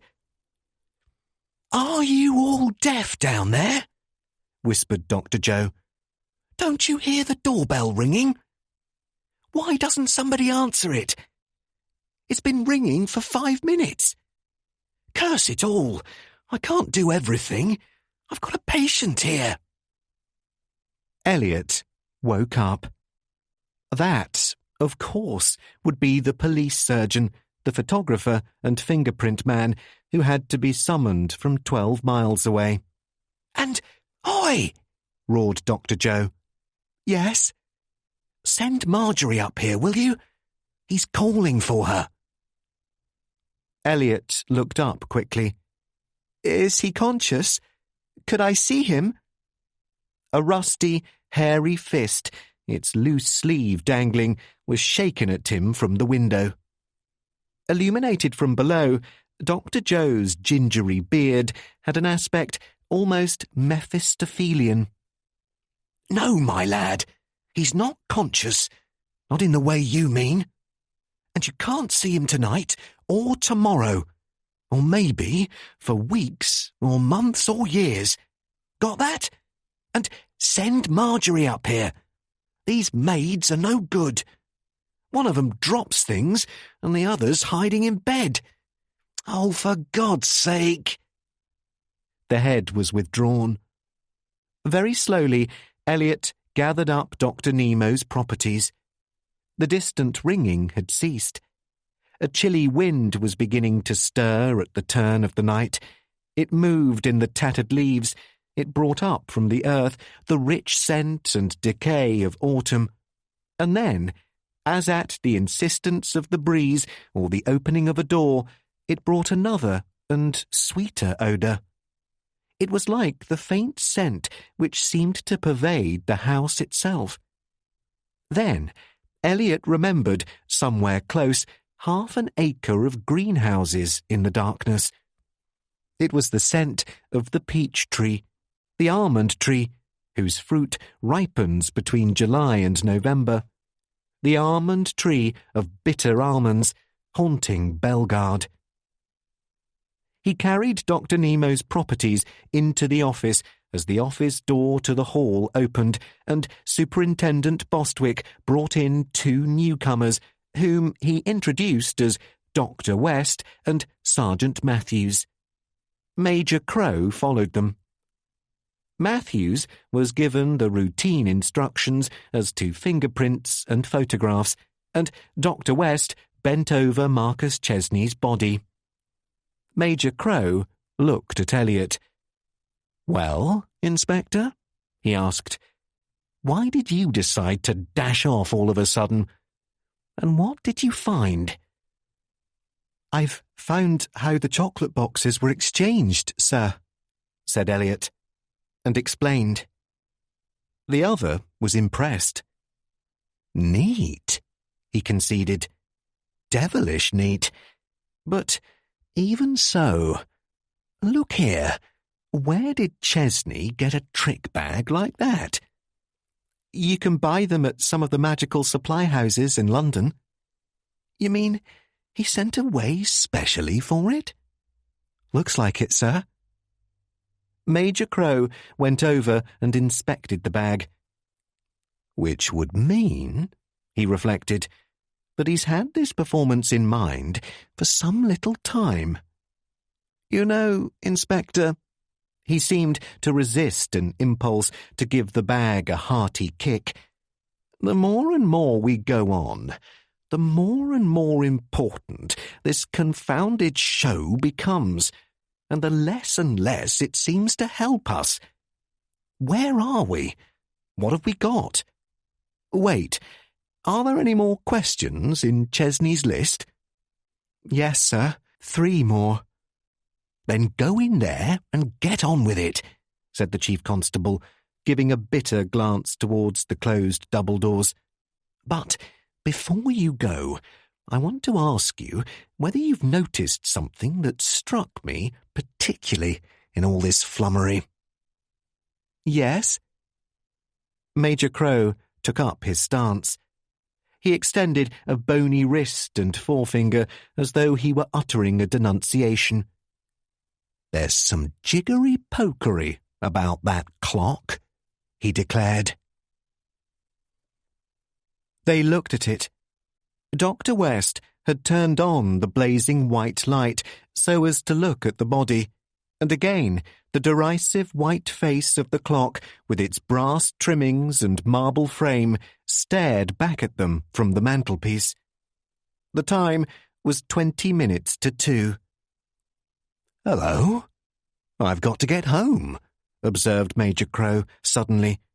"But anyway, look at it. Suppose Chesney altered that clock. He could have done it before the show. Then, when the show was over, you remember, he closed those double doors on them and didn't go into the music room until Ingram rapped on the doors and told him to come out for a curtain call. During that time, he could have altered the clock back to the right time, couldn't he?" Elliot was doubtful. "I suppose he could, sir, if he wanted to." "Of course he could. Nothing easier." Major Crow went to the mantelpiece, edging behind the dead man's chair. He turned the clock round, bumping it a little until its back was towards them. "You see those 2 gadgets? One is the key you wind the clock by. The other is the head of the little pin you twist round to alter the positions of the hands. Hello?" He stared, bending closer, and Elliot joined him. There, true enough, was the small brass key in the back of the clock. But where the other pin or spindle should have been, there was only a tiny round hole. "The pin to set the hands has been broken off," said Elliot, "and broken off inside the outer case of the clock." He bent closer. Inside the microscopic hole, he could just see a microscopic bright stump, and there was a fresh scratch round the hole on the somewhat grimy metal back of the clock. "It's been damaged recently," he explained. "That's probably what Miss Wells meant when she said she was certain the clock was right. You see, sir, until a clockmaker gets at this, nobody can alter the position of the hands, even if he tries to." Major Crow stared at it.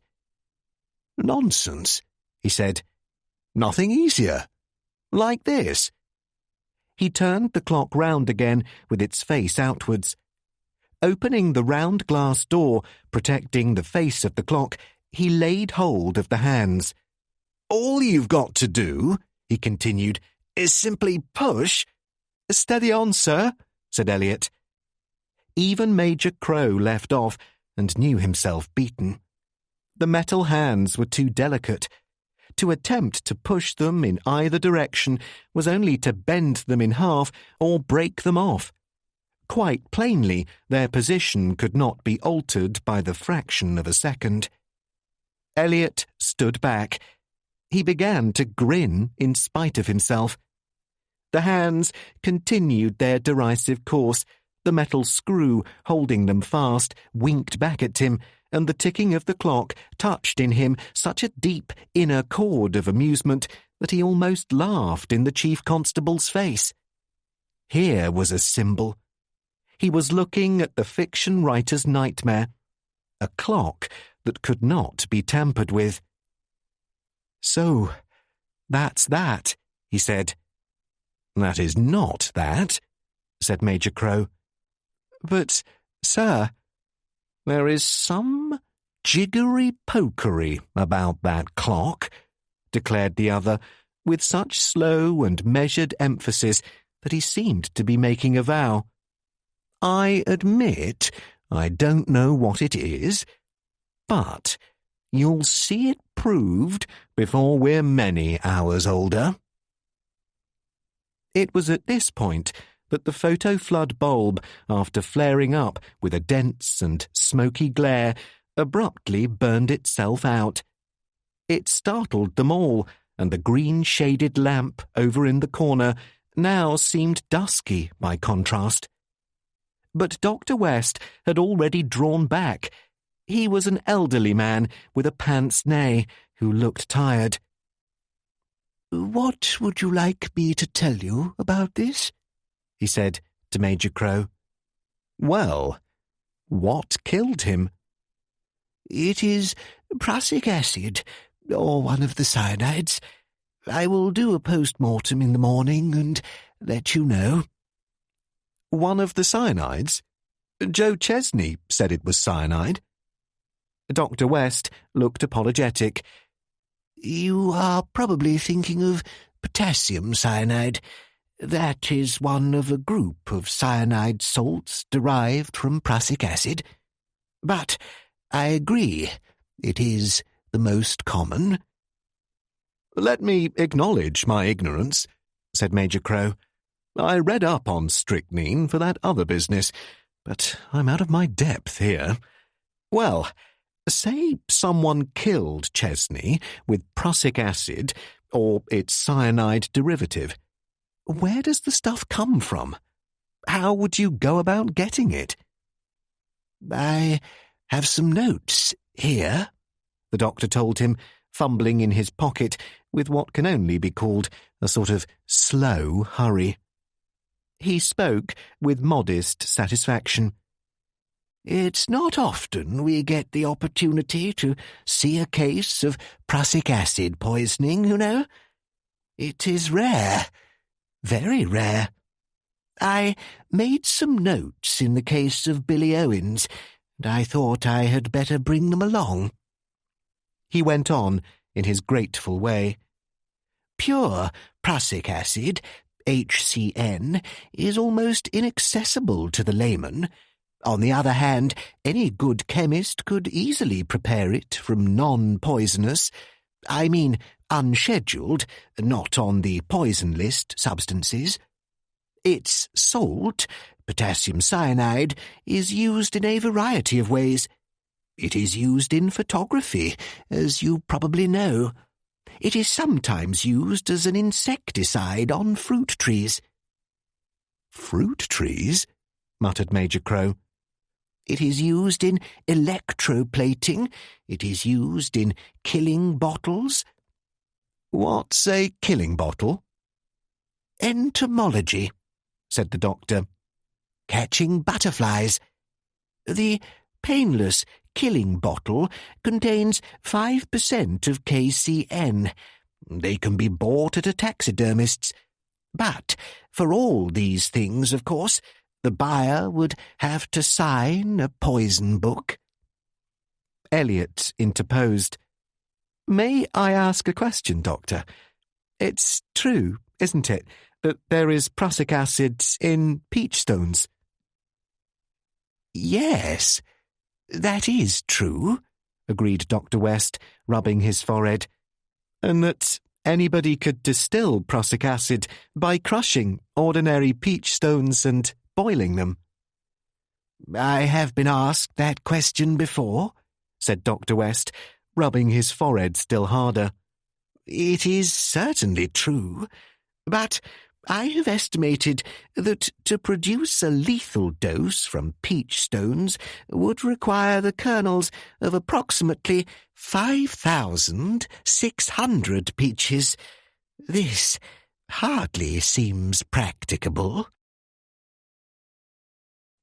After a pause, Superintendent Bostwick spoke heavily. That poison came from somewhere, he pointed out. It did, and this time you're going to trace it, said the Chief Constable. We missed the strychnine, but we're not going to miss the cyanide if we have to comb through every poison book in England. That's your job, Superintendent. But, incidentally, Doctor, you know those big green capsules, castor oil capsules? Yes. Suppose you were going to give a dose of cyanide in one of those. How would you get the stuff into the capsule? A hypodermic needle? Dr. West reflected. Yes, that would be practicable. Unless too much were put in, the gelatine and the oil would contain it firmly. It would also conceal odour and taste. 9/10 of a grain of anhydrous prussic acid has been fatal. The pharmaceutical preparation of potassium cyanide is, of course, weaker, but 2 or 3 grains, I feel justified in saying, would do the work. And how long would it take to kill? I do not know the size of the dose, observed Dr. West apologetically. Ordinarily, I should expect to see symptoms come on within 10 seconds. Here, however, the gelatine would have to melt, and the castor oil would retard the absorption of the poison. Let us say that it might take anything up to 2 minutes for the symptoms to appear strongly. For the rest, everything would depend on the size of the dose. Complete prostration would quickly follow, but death might occur in 3 minutes, or it might not occur for half an hour. Well, that squares with what we know, said Major Crow. He made a gesture of exasperation. Anyhow, Inspector, I suggest you go back there and pitch into that gang again. He nodded malevolently towards the closed double doors. Find out if they're certain that what they saw was really a castor oil capsule. It may be another piece of hocus-pocus. Find out...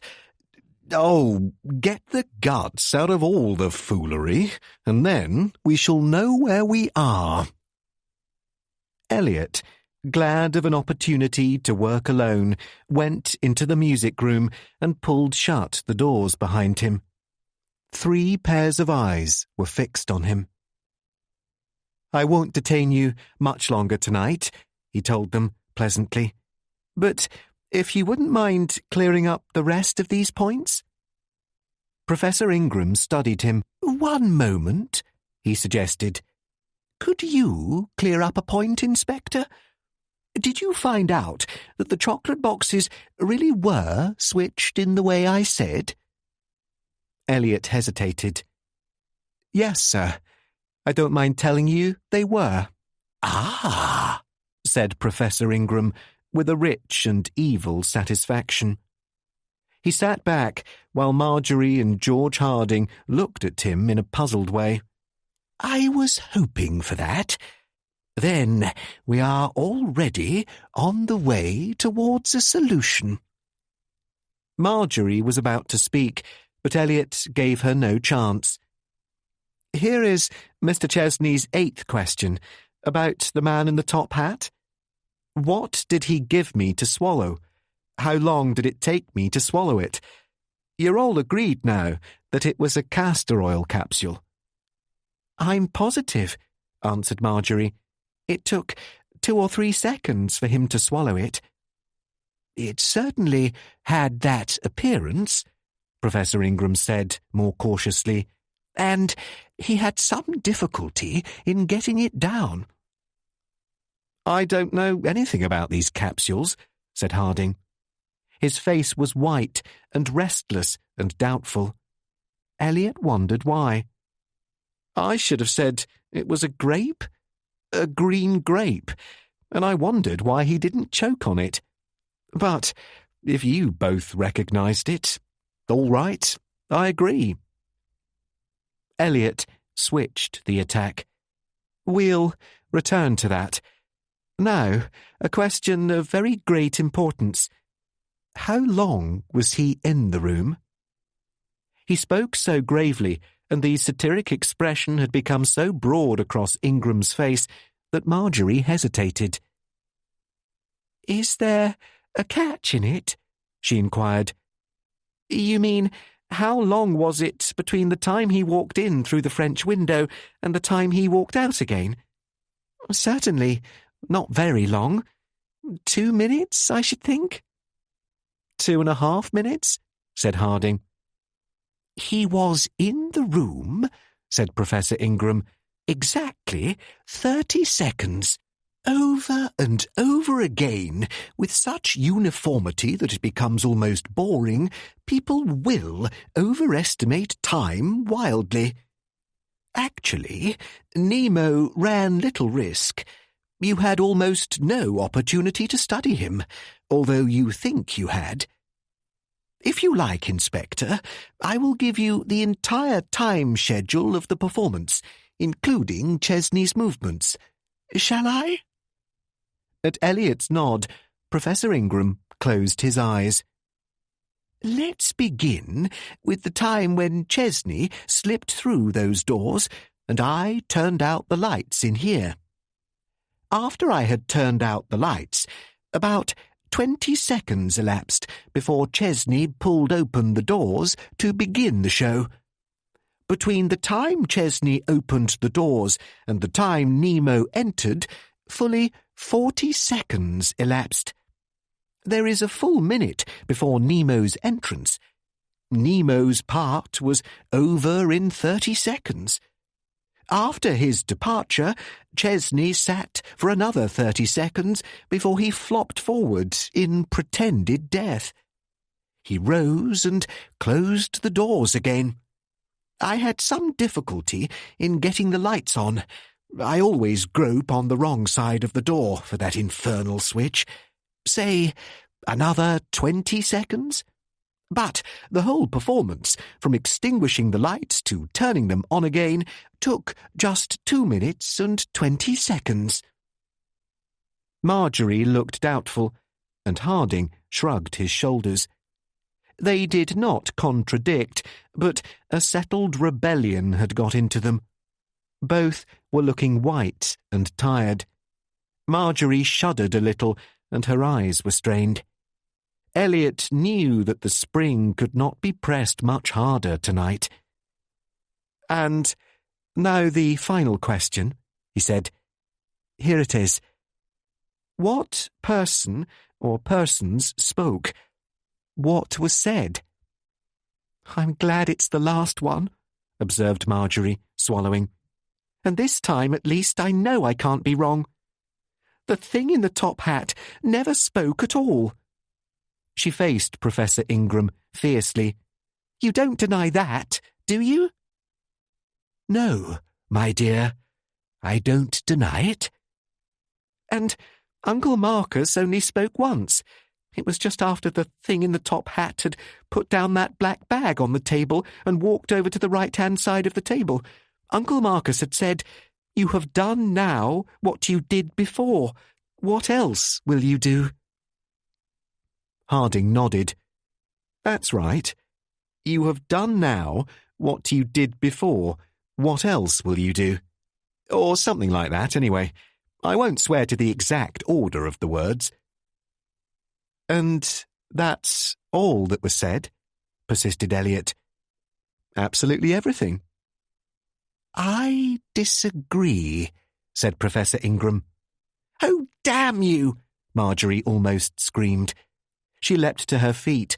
Elliot was startled and rather shocked at the way her soft face, a face of almost Victorian placidity, could change. "Blast your soul to hell!" "Marjorie!" shouted Harding. Then he coughed and began to make embarrassed gestures in Elliot's direction, like an adult who wishes to distract the attention of a baby by making faces. "There is no need to carry on like that, my dear," Professor Ingram told her mildly. "I am only trying to help you. You know that." Marjorie stood irresolute during the few bad moments. Then tears came into her eyes, and the colour in her face gave her a very real beauty, which was not even destroyed by the twitching of her mouth. "I'm sorry," she said. "For instance," pursued Professor Ingram, as though nothing had happened, "it is not literally true to say that nothing else was said during the show." He looked at Harding. "You spoke, you know." "I spoke?" repeated Harding. "Yes. When Dr. Nemo entered, you moved forward to get a better view for your camera, and you said, 'Shush, the invisible man.' I think that is correct?" Harding rubbed his wiry black hair. "Yes, sir. I may have tried to be funny, but dash it all, the question doesn't refer to that. It only refers to what the people on the stage said, doesn't it?" "And you," continued Professor Ingram to Marjorie, "you also spoke or whispered. When Nemo was giving your uncle that castor oil capsule and forced back his head to tilt it down his throat, you uttered a kind of cry or sound of protest. You said, or whispered, 'Don't, don't.' It was not loud, but it was distinct." "I don't remember saying anything," answered Marjorie, blinking. "But what of it?" The professor's tone grew more easy. "I am preparing you against Inspector Elliot's next line of attack. I tried to tell you a long time ago. He has already been wondering whether one of us three could have slipped out of here and murdered your uncle during the 2 minutes while the lights were out. Now, I am in a position to swear that I both saw and heard you, both of you, all the time Nemo was on the stage. I can swear you never left this room. If you are in a position to do the same for me, we shall present a triple alibi which all the weight of Scotland Yard cannot break. Are you in a position to swear it? What do you say?" Elliot braced himself. He knew that the next few minutes would bring him to the crux of the case.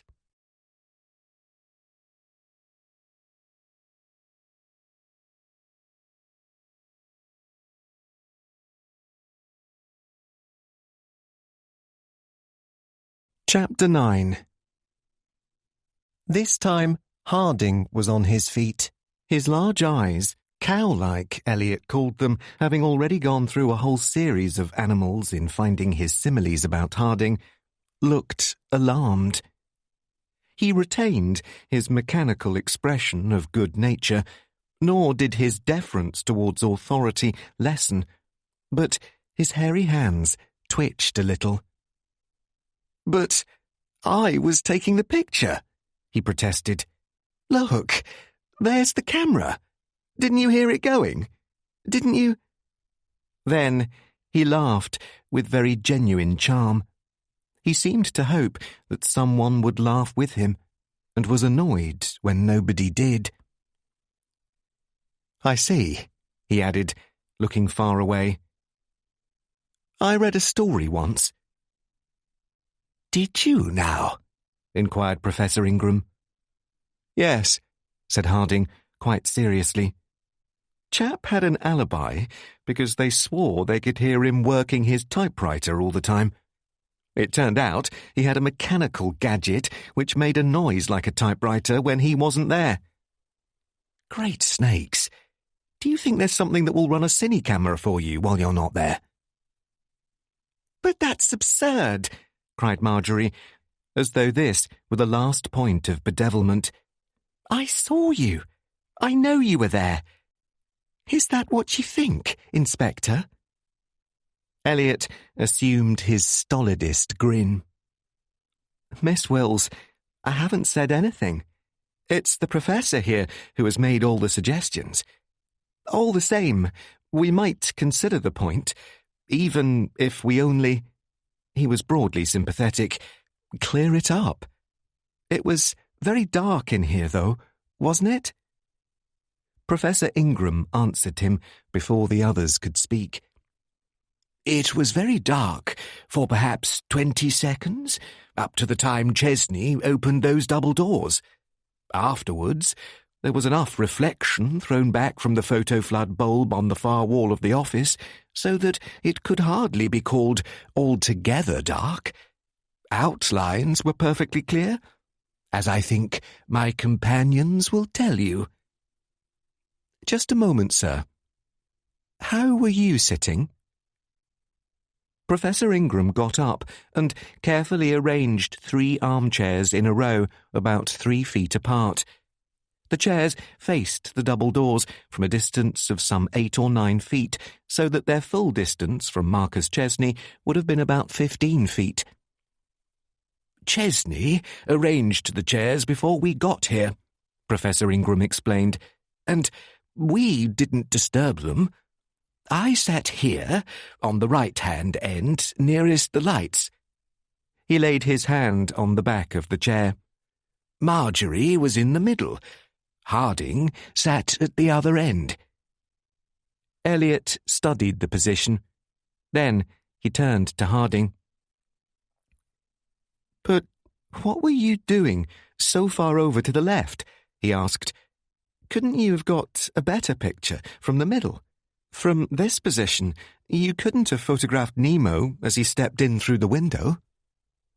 Harding wiped his forehead. Now, I ask you, how the devil did I know what was going to happen? He demanded, man to man. Mr. Chesney didn't explain what we were to look out for. He just said, sit there. And I hope you don't think I was going to argue with him. Not little Georgie. I was sitting, or rather I was standing, about here, and I had a good enough view. Oh, what's the good of this arguing? Said Marjorie. Of course he was here. I saw him move back and forth to get the picture in, and I was here, wasn't I?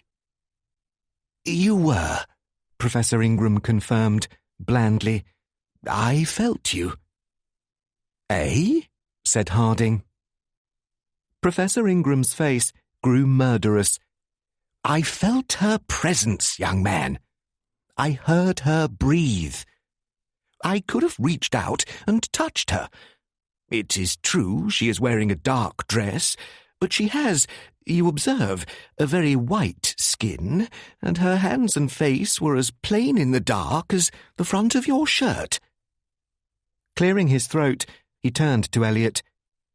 What I am trying to tell you, Inspector, is that I will swear neither of these two left the room at any time.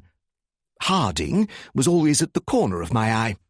Marjorie was within touch of me. Now, if they will say the same of me— He inclined his forehead politely, keenly towards Marjorie.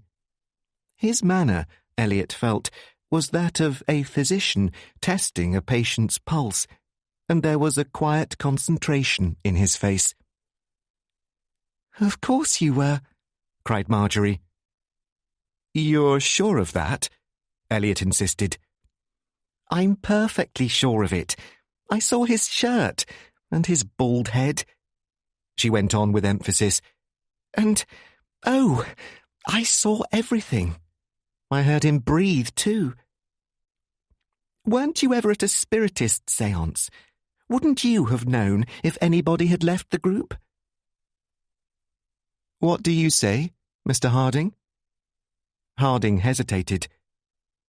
"Well, to tell you the truth, I had my eye glued on the viewfinder most of the time, so I didn't get much chance to look about."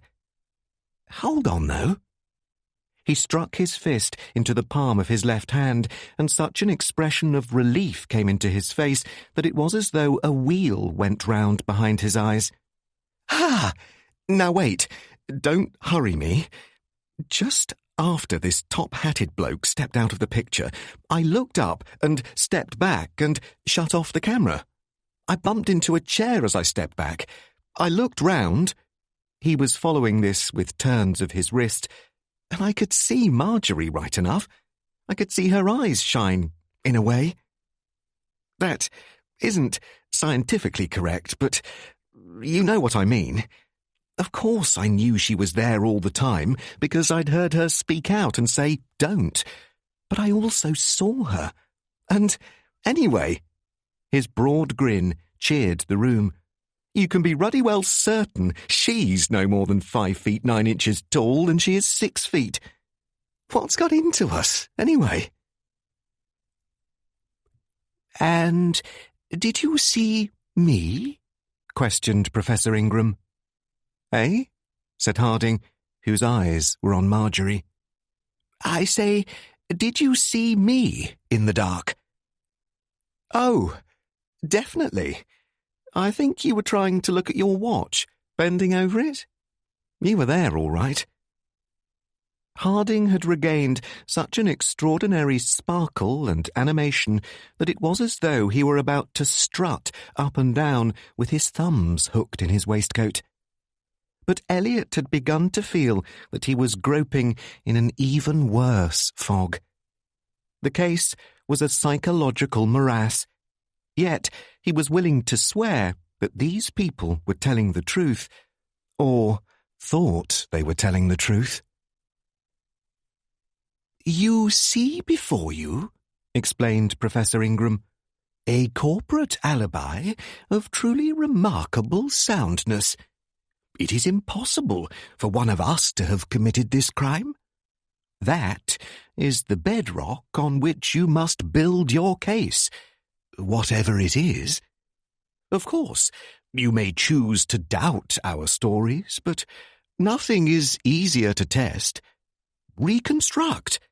Sit us down here in a row as we were before, turn out the lights, turn on that photoflood bulb in the other room, and you will see for yourself that it is absolutely impossible for any of us to have left the room without being seen."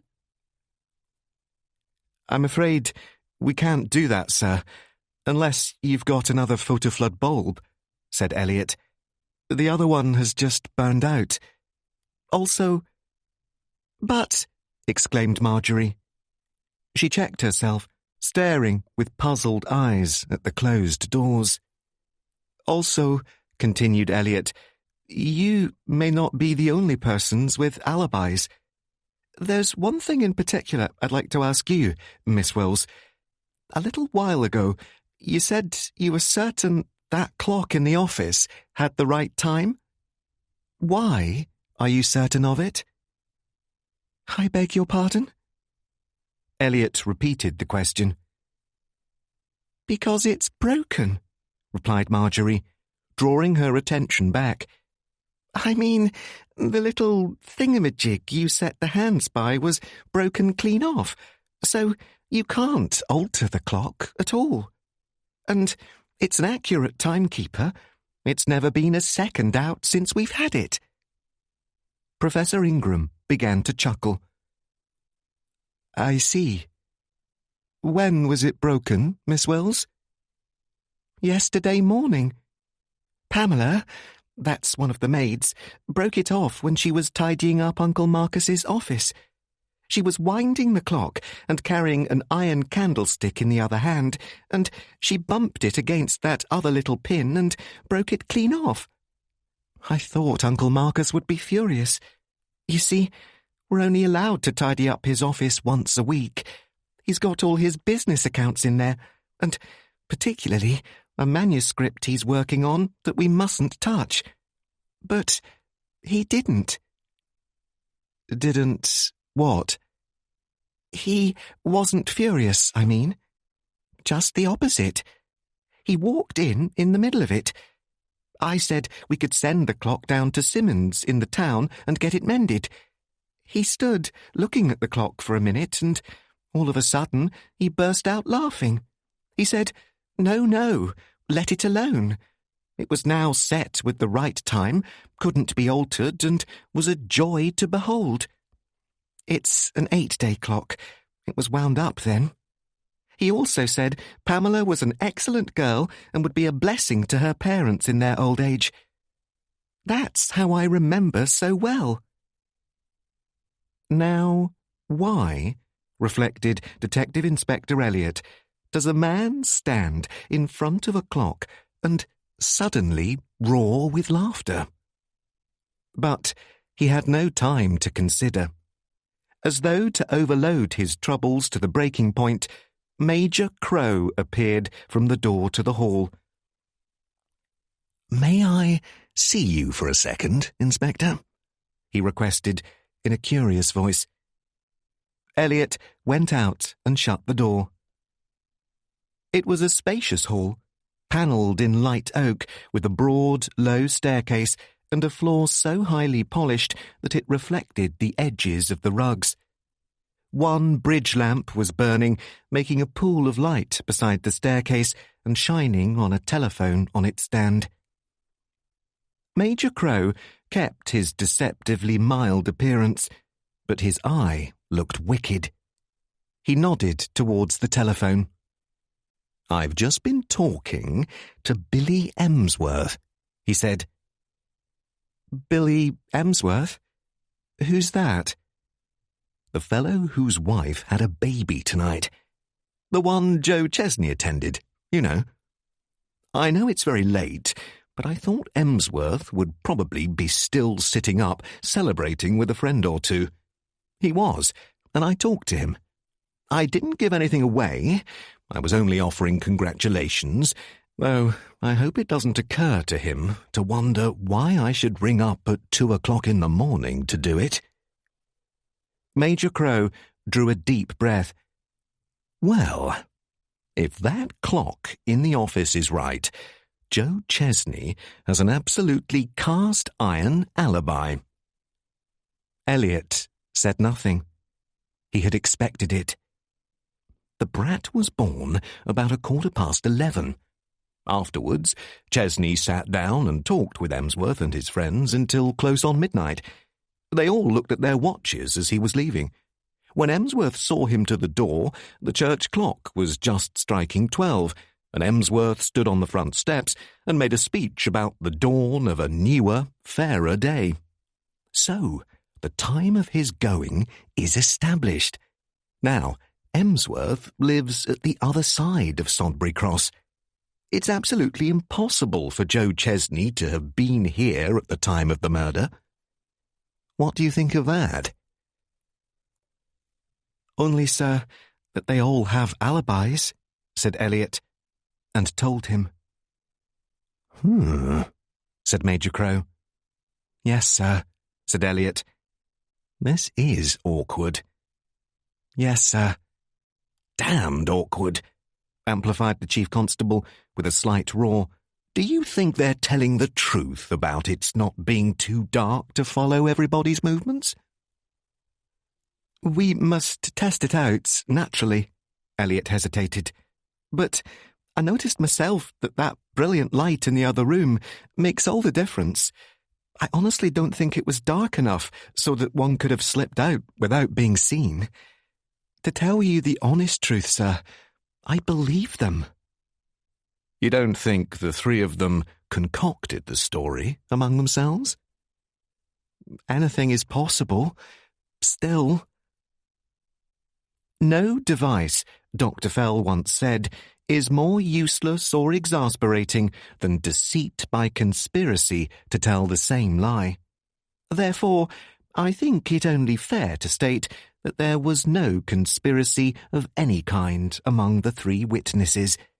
Each spoke independently and without collusion with either of the other two. John Dickson Carr. You don't think so? Elliot was cautious. At least, he decided, it would seem that we can't just concentrate attention on members of this household. We've got to go much farther afield. That phantom outsider in the dinner jacket is probably real after all. Hang it, why shouldn't he be? I'll tell you, said Major Crow coolly, because Bostwick and I have just found evidence, mind, which shows that the murderer is either a member of this household or closely connected with it. While Elliot experienced again that irrational sensation that something was vitally wrong, that he was looking at the case through distorted eyeglasses, the Chief Constable drew him towards the stairs. Major Crow, in fact, had assumed a somewhat guilty manner. It was irregular. Most irregular, he said, clucking his tongue hollowly. But it's done now, and a good job too. When Bostwick went upstairs to see whether this fellow Emmett was well enough to have a word with us, he thought he would just have a look in the bathroom. In the medicine chest of that bathroom, he found a box of castor oil capsules. Here, he looked inquiring. Not necessarily important, sir. I understand they're pretty common. Granted. But wait.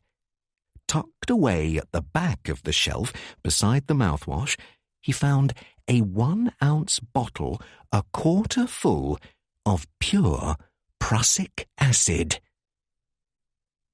I thought that would knock you in a heap, said Major Crow, with some satisfaction. I know it did me, particularly when you now tell me everybody in the house has got an alibi.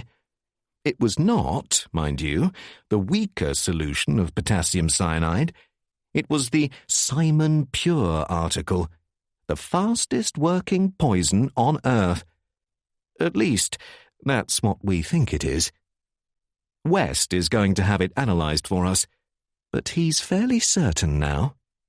It was standing there in a bottle actually labelled prussic acid, HCN.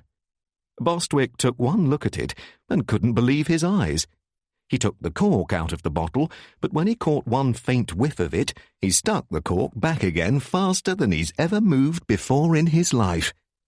He had heard that one good, deep inhalation of pure prussic acid will kill, and West says that's true. Look at this, beauty. Very gingerly, he felt in his pocket. He produced a tiny bottle in which the cork had been pushed down almost level with the neck, and he tilted it to show a colourless liquid inside. To the bottle had been fastened a gummed piece of paper, on which the words prussic acid, HCN, were crudely printed in ink. Major Crow put it down on the telephone cable under the light and backed away as though he had just lit a particularly dangerous firework. No fingerprints, he explained. Don't get too close to it, he added nervously. Can't you smell it, even now? Elliot could. But where did anybody get the stuff? He said. You heard what Dr. West said. Pure prussic acid is practically inaccessible to a layman. The only person who could get it would be... Yes, a technician. Say, a research chemist? What's this fellow Harding, by the way? It was here, either by good or by bad fortune, that Harding walked out of the music room. He had seemed in a particularly cheerful, bouncing frame of mind when Elliot left him. This did not greatly lessen, though he was not far away from the bottle on the table and must have been able to read its label. He leaned one hand against the doorpost as though he were about to have his photograph taken. Then he came over, smiling and respectful, and addressed the Chief Constable. "HCN?" he inquired, pointing to the bottle. "That's what the label says, young man." "Do you mind my asking where you found it?" "In the bathroom. Did you put it there?" "No, sir." "But you use this stuff in your business, don't you?" "No," said Harding promptly. "No, I honestly don't," he added. "I use KCN, potassium cyanide, and lots of it. I'm working out an electroplating process which will make imitation silver indistinguishable from the real thing. If I can market it myself and get sufficient backing so that I don't have to tie up with sharks, I'm going to revolutionize the industry." He spoke without any hint of boasting. He was stating a fact. "But I don't use HCN. It's no good to me." "Well, frankness is frankness," said Major Crow, unbending a little. "All the same, you could make HCN, couldn't you?" Harding spoke with such intensity and such an intense shaking of the jaws as he formed his words that Elliot wondered whether he had been born with an impediment in his speech, which, like other disadvantages, he had overcome. Harding said, "Of course I could make it. So could anyone else." "Don't follow you, young man." "Well, look here. What do you need to manufacture HCN? I'll tell you. You want prussiate of potash. Not poisonous. Buy it anywhere. You want oil of vitriol, which is better known as sulfuric acid. Take some out of the nearest motor car battery, and who's the wiser? You want plain water. Put those three elements together in a distilling process that a little golden-haired child could manage with implements out of Grandma's kitchen, and you get the stuff in that bottle. Anybody with an elementary book on chemistry propped up in front of him could do it." Major Crow glanced uneasily at Elliot. "And that's all you've got to do to get prussic acid?" "That's all. But don't take my word for it. The trouble is, well, sir, there's something wrong. Do you mind telling me? You say you found that stuff in the bathroom. I'm not surprised.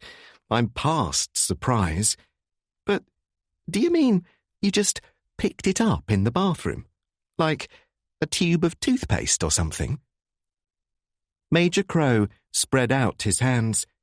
The same thought had occurred to him.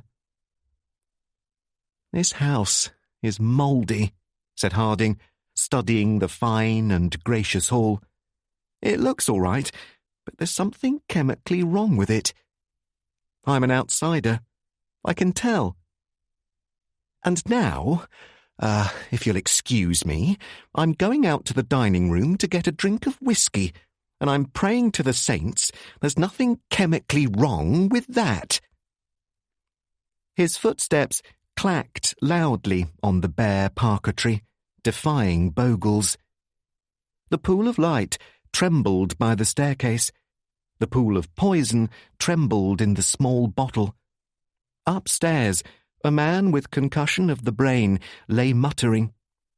Downstairs, two investigators looked at each other. "Not easy," said Major Crow. "No," admitted Elliot. "You have two leads, Inspector. Two solid, definite leads. Tomorrow, young Emmett may be conscious and able to tell you what happened to him. You have that cine film, I'll have that developed for you by tomorrow afternoon. There's a chap in Sodbury Cross who does that kind of work, and he will be able to tell exactly what happened during the show. Beyond that, I don't know what you have. And notice that I say you. I have my business to attend to.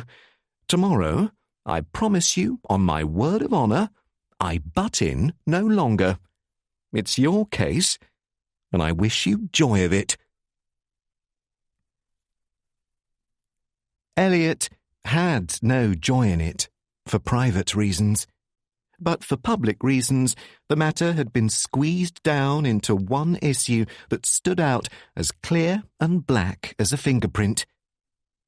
The murder of Marcus Chesney had probably been committed by someone in this house. Yet, everyone in this house appeared to have an unshakable alibi. Who, therefore, had committed it? And how had it been committed? I can see all that, the Chief Constable agreed. So, go your virtuous way and clear it up. All the same, there are 4 questions of my own that I'd give £20 to have answered, here, now, and on the nail. Yes, sir? Major Crow put off his official dignity. His voice rose in a kind of wail. Why were those chocolate boxes changed from green to blue? What is wrong with that confounded clock? What was the real height of the bloke in the top hat? And why, oh why, was Chesney fooling about with a South American blowpipe dart that nobody has seen before or since?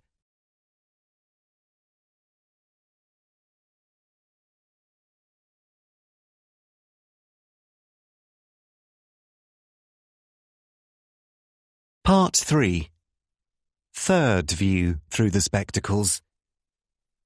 And what did you do after you had done the murder? Why, of course. Then I went to sleep. Arthur Warren Waite, New York, 1915. Chapter 10. At 11 o'clock on the following morning, Inspector Elliot drove into Bath and pulled up near the Beau Nash Hotel, which is in the court just opposite the entrance to the Roman Baths. Whoever said that it is always raining in Bath baselessly slanders that noble town, where the tall 18th-century houses look like tall 18th-century dowagers and turn blind eyes to trains or motor cars. But, to be strictly accurate, it was pouring torrents on this particular morning. Elliot, when he ducked into the entrance to the hotel, was in such a hideously dispirited frame of mind that he had to confide in somebody or throw up the case and tell his superintendent why. True enough, he had had little sleep the night before, and he had been again at routine inquiries since 8 o'clock this morning. But he could not get out of his mind the picture of Wilbur Emmett, with his plastered hair, his red nose and blotchy complexion, twisting in delirium and muttering words, not one of which became audible. It had been the final bedevilment of last night. Elliot went to the hotel desk and inquired for Dr. Gideon Fell. Dr. Fell was upstairs in his room. Despite the hour, it is regrettable to state, Dr. Fell was not yet up and about. Elliot found him sitting by the breakfast table in a flannel dressing gown as big as a tent, drinking coffee, smoking a cigar, and reading a detective story. Dr. Fell's eyeglasses, on the broad black ribbon, were clamped firmly to his nose. His bandit's moustache bristled with concentration, his cheeks puffed in and out, and gentle earthquakes of deep breathing animated the huge purple-flowered dressing gown as he attempted to spot the murderer. But at Eliot's entrance, he rose in a vast surge that almost upset the table, like Leviathan rising under a submarine. Such a radiant beam of welcome went over his face, making it shine pinkly and transparently, that Eliot felt better. "Wow," said Dr. Fell, wringing his hand. "This is excellent. By all that's holy, this is wonderful. Sit down, sit down, sit down. Have something. Have anything. Eh?" Superintendent Hadley told me where to find you, sir. "That's right," agreed Dr. Fell, giving a spectral chuckle and sitting back broadly to contemplate his guest as though Eliot were some refreshing phenomenon he had never seen before. His delight animated the whole room. "I am taking the waters. The term has a fine, spacious, adventurous sound. Cras ingens iterabimus aequor. But the actual performance falls short of the swashbuckling, and I'm seldom tempted to strike up a drinking song after my 10th or 15th pint." But are you supposed to take it in that quantity, sir? "All drinkables are supposed to be taken in that quantity," said Dr. Fell firmly. "If I cannot do the thing handsomely, I am not going to do it at all. And how are you, Inspector?" Eliot tried to screw up his courage. "I have been better," he admitted. "Oh," said Dr. Fell. The beam left his face, and he blinked. "I suppose you've come about that Chesney business?" "You'd heard about it?" Yes," said Dr. Fell, sniffing. "My waiter, a very good fellow who is too stone-deaf to hear a bell but has lip-reading down to a fine art, told me all about it this morning. He got it from the milkman, who got it from... I forget precisely whom. Besides, I knew Chesney, in a way." Dr. Fell looked troubled. He scratched the side of a small and glistening nose. "I met Chesney, and I met his family, at a reception 6 months or so ago. And then he wrote me a letter." Again, the doctor hesitated. "If you know his family," said Eliot slowly, "that makes it easier. What I've come to you about isn't only the case. It's a personal problem. I don't know what in the hell's got into me, or what to do about it, but there it is. Do you know Marjorie Wills, Chesney's niece?" "Yes," said Dr. Fell, fixing him with a small, sharp eye. Eliot got to his feet. "I've fallen for her," he shouted. He knew that he was cutting a weird figure, standing up and yelling the news as though he were throwing a plate in the doctor's face, and his ears felt on fire. If Dr. Fell had chuckled in that moment, if Dr. Fell had told him to lower his voice, he would probably have stood on his peevish lowland dignity and walked out of the room. He could not help it. That was how he felt. But Dr. Fell merely nodded. "Quite understandable," he rumbled, with a broad and rather surprised agreement. "Well?" "I've only seen her twice before," shouted Eliot, facing him and determined to have this out. "Once was at Pompeii, and once was at... Never mind that for the minute. As I say, I don't know what in hell has got into me. I don't idealise her. When I saw her again the other night, I could hardly remember what she looked like from the first 2 times. I have certain knowledge that she's probably a poisoner and a pleasant, sleek bit of treachery. But I walked in on that crowd in a place at Pompeii. You don't know about that, but I was there, and she was standing in a kind of garden with her hat off and the sun on her arms, and I just stood there and looked at her. And then I turned round and walked out. It was the way she moved, or spoke, or turned her head. Something. Nothing. I don't know what. I wouldn't have had the cheek to follow their party and try to scrape an acquaintance, though that's what this fellow Harding evidently did. I don't know why I couldn't have forced myself to do it. It wasn't merely because I'd just heard them all arranging things about her being married to Harding. So help me, I didn't even think of that. If I thought about Harding at all, I supposed it was just my cursed luck, and let it go at that.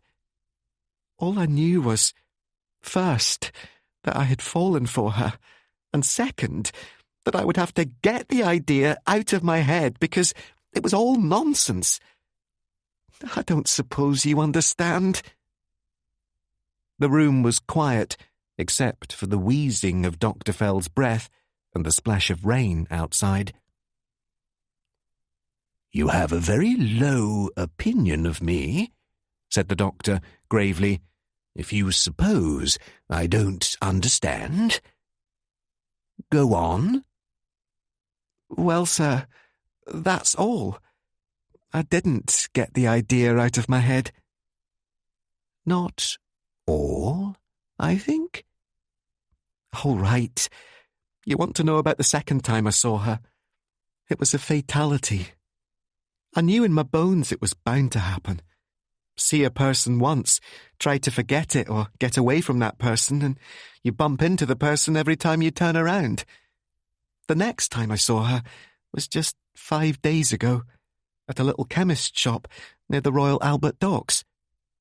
When I saw them at Pompeii, I overheard Mr. Chesney mention the name of the ship they were travelling back by, and the sailing date. I left Italy the next day, overland, and got home well over a week before they did. Last Thursday, the 29th, I happened to be in the neighbourhood of the Royal Albert Docks on a case. Elliot stopped. I can't even tell you the truth, can I? He asked bitterly. Yes, I made the excuse to be there on that particular day, but the rest of it must have been coincidence. Oh, you shall judge for yourself. This chemist's poison register had been called into question.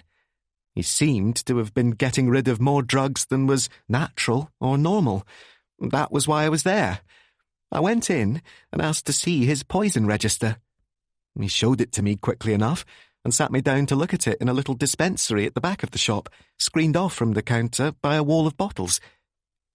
While I was looking at it, a customer came in. I couldn't see the customer, and she couldn't see me. She thought there was nobody else in the shop. But I knew that voice right enough.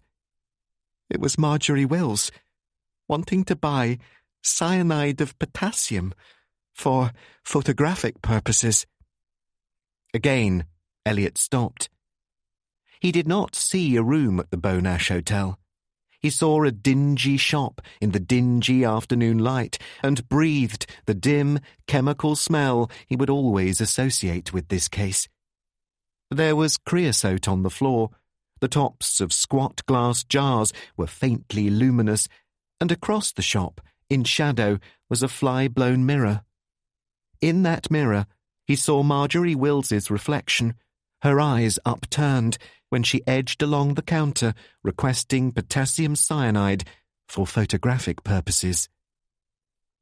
Probably because I was there, Elliot went on, the chemist began to ask her questions about why she wanted it and the use of it. Her answers showed that she knew about as much about photography as I know about Sanskrit. There was a mirror across the shop. Just as she got to the point of being badly confused, she happened to glance in the mirror. She must have seen me, though I didn't think at the time she got a proper look, and I'm still not sure. All of a sudden, she called the chemist well, never mind, and ran out of the shop. Yes. A pretty business, eh? He added, savagely. Dr. Fell did not comment. I think that chemist is a wrong 'un, Elliot said slowly, though there was nothing I could find out. But on top of this, Superintendent Hadley handed me, the Sodbury Cross poisoning case, of which, thank you, I had already read up every detail in the back files of the newspapers. You didn't refuse the case? No, sir. Could I have refused it, anyway? At least, without telling the superintendent what I knew. Yes, you're thinking I ought to be kicked out of the force, and you're quite right. Good God, no, said Dr. Fell, opening his eyes wide. That confounded conscience of yours will be the death of you yet. Stop talking such rubbish and get on with it. Driving down here last night, I thought of every possible way out. Some of them so daft they make me squirm when I think of it this morning. I thought of systematically ditching the evidence against her. I even thought of taking her and running off to the South Seas with her. He paused, but Dr. Fell only nodded sympathetically, as though he understood the sound reason of such courses, and it was with an enormous sense of relief flooding through him that Elliot continued. I hoped the chief constable, Major Crow, his name is, wouldn't notice anything. But I must have acted queerly from the start, and I put my foot in it time after time. The worst was when the girl almost recognised me. She didn't quite recognise me. That is, she didn't connect me with the mirror in the chemist's shop. But she knows she's seen me before, and she's still trying to remember where. For the rest of it, I tried to go into the case without prejudice. Compromise again, eh? And treat it exactly as I would treat an ordinary case. Whether I succeeded or not, I don't know. But you notice, I'm here today. Dr. Fell considered. Tell me, putting aside the chocolate shop murder, did you find anything last night that led you to believe she might be guilty of killing Marcus Chesney? No. That's just it. Quite to the contrary. She's got an alibi as big as a house. Then, what, in the name of Beelzebub, are we arguing about? Why aren't you carolling like a lark? I don't know, sir, and that's a fact. It's only that the case is too queer and funny and fishy to be taken at one swoop. It's a box of tricks right from the start. Dr. Fell leaned back, taking several puffs at his cigar, an expression of fierce concentration on his face. He shook his shoulders loose and took several more puffs at the cigar, as though for great weightiness of utterance. Even the ribbon on his eyeglasses was agitated. Let us, he said, examine your emotional problem. No, don't shy away from it. This may be infatuation, or it may be the real thing, but in either case, I want to ask you a question about it. Suppose this girl is a murderess. One moment. I say, suppose this girl is a murderess. Now, these crimes are not crimes for which we can readily find an excuse. Even I find it necessary to concentrate tensely before being able to excuse them. They are not natural crimes. They are calculated abnormalities, and the person who perpetrated them is about as safe to have about the house as a king cobra. Very well. Supposing this girl to be guilty, do you want to know it? I don't know. Still, you agree that it might be just as well to find out? I suppose so. Good, said Dr. Fell, taking a few more puffs at his cigar. Now, let us look at it the other way. Suppose this girl is completely innocent. No, do not loose me a strangled breath of relief. Be practical in your romanticism. Suppose this girl is completely innocent. What are you going to do about it? I don't understand, sir. You say you have fallen for her. Then it dawned on Elliot. Oh, leave me out of it, he said. I don't flatter myself that I would ever stand a chance with her. You should see the expression on her face when she looks at Harding. I saw it. I tell you, sir, the hardest thing I had to do last night was to be fair to Harding. I've got nothing against the fellow. He seems decent enough. I can only say that there's something in my upbringing which, whenever I talk to Harding, sets my teeth on edge. He felt his ears tingling again. I had all sorts of visions about that, too, last night. I imagined myself dramatically arresting Harding for the murder. Yes, handcuffs and all. And her looking at me, and all the claptrap that just naturally comes into a bloke's head. But emotional knots don't get cut as easily as that. Not for any human being, they don't. Harding is a red herring, if ever I saw one. You bloody well can't commit a murder when you're in one room with two people looking at you, and the real murderer is also in sight in another room. Harding may be a fortune hunter. I think he is. But that's just the line of human cussedness that things take in this world. Harding had never heard of Sodbury Cross until he met the Chesneys in Italy. So forget Harding, and in particular, forget me. In addition to your conscience, observed Dr. Fell critically, you must also get rid of your confounded humility.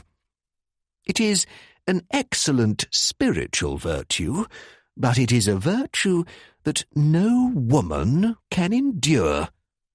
However, we'll pass that. Well? Well, what? How do you feel now? Asked Dr. Fell. And Elliot suddenly realised that he felt better. So much better that he wanted a cup of coffee and something to smoke. It was as though his wits focused and clarified. He did not understand it, yet even the room seemed in different colours. "Humph," said Dr. Fell, scratching the side of his nose. So, what shall we do? You forget, you know, that I have been given only the barest outline of the case, and in your natural enthusiasm you have fired most of the arrows clear over my head. But what will you do? Will you make a fool of yourself by going back and explaining to Hadley? Or shall we have a go at the facts and see what happens? I am at your service. Yes, roared Elliot. Yes, by the living... Good. In that case, sit down there, said Dr. Fell grimly, and kindly tell me just what in blazes did happen. It took half an hour, for Elliot, clothed in hard-headedness again, yet somehow not ashamed of himself, kept his mind busy with the smallest facts. He concluded with the little bottle of prussic acid in the medicine chest of the bathroom. And that's about all, though we didn't get away from the house until 3 o'clock. Everybody denied having anything to do with the prussic acid. swore they knew of no such thing in the bathroom, and said it wasn't there when they dressed for dinner that night. I also looked in on this fellow Wilbur Emmett, but naturally, he was in no shape to be any good to us. He had a vivid recollection of that bedroom, as tidy, yet as unattractive as Emmett himself. He remembered the lanky form twisted in the bedclothes, the harsh electric light, the elaborate array of hair creams and neckties on the dressing table. On the work table there was a pile of letters and receipted bills. Beside it stood the little straw suitcase in which Emmett carried an assortment of syringes, tiny shears, and curious articles which, to Eliot's eye, resembled surgical tools. Even the wallpaper was of a yellowish-red pattern, which suggested peaches. Emmett was talking a lot, but you couldn't make out one intelligible word he said, except that he would sometimes say Marjorie, and they would have to quiet him. That's all, sir.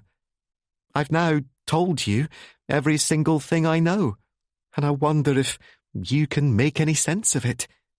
I wonder if you can explain what's so infernally wrong about it. Dr. Fell nodded, slowly and emphatically.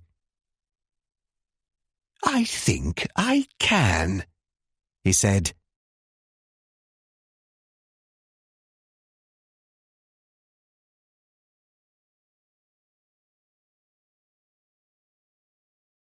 Chapter 11. But before I do, continued Dr. Fell, pointing aggressively with the cigar, I should like to clear up one point on which I either cannot have heard you correctly, or else somebody has committed a bad howler. It deals with the end of Chesney's performance. Chesney, imagine, has just opened those double doors to announce that the show is over. Got the scene? Yes, sir. Professor Ingram then says to him, "By the way, who was your hideous-looking colleague?" To which Chesney replied, "Oh, that was only Wilbur. He helped me plan the whole thing." That is correct? Yes, that's right. You have other testimony on the point beside Miss Wills's? Insisted the doctor. The others confirmed it? Yes, sir, returned Eliot, puzzled. I went over all that with them just before I left the house. Dr. Fell's colour had changed slightly. He sat with his mouth open, the cigar poised in the air, while he stared at his companion with widening eyes. He said, with a kind of thunderous whisper, like wind along an underground tunnel, "Oh, Bacchus! Oh, Lord! Oh, my sacred hat! This won't do." "But what's wrong?" "Get out that list of Chesney's 10 questions," urged Dr. Fell excitedly. "Cast your eye over it. Study it. Be appalled by it. Don't you see anything wrong?" Eliot stared from Dr. Fell's face to the list, made uneasy by the other's intense eagerness. "No, sir. I can't say I do. Maybe my brain isn't working properly." "It isn't," the doctor assured him seriously. "Look at it, man. Concentrate. Don't you see that Chesney has asked a totally unnecessary and even absurd question?" "Which one?" "Question number 4. What was the height of the person who entered by the French window? Hang it all! That was one of a short list of questions he was carefully preparing to ask them. Shrewd questions, catch questions, questions to take them by surprise. Yet, before he even begins to ask those questions, he calmly announces to them just who the person was. You follow that? As you quote Miss Wills as saying, they all knew Wilbur Emmett's height. They lived with him. They saw him every day. So, when they heard beforehand who the visitor was, they couldn't possibly go wrong on question 4. Why, therefore, does Chesney spill the beans all over the floor by presenting them with the answer before he even asks the question? Elliot swore uneasily. Then he began to reflect. Steady, though. What about a catch in that, sir? He suggested. Suppose Emmett had instructions. Professor Ingram suggested this, to hunch down inside the raincoat so that his height appeared 3 inches less than it actually was. So Mr. Chesney set a trap for them like that. When he carefully told them it was Emmett, he expected them to fall into the trap and give what they knew to be his height, 6 feet, whereas actually the height of the man hunched down inside the raincoat was to be only 5 feet 9. It is possible, Dr. Fell scowled. I will agree, with my hand on my heart, that there may have been more traps in that little show than even you seem to realize. But as for having Emmett crouch down, you know, Inspector, I can't quite believe it. You describe the raincoat as long and tight-fitting.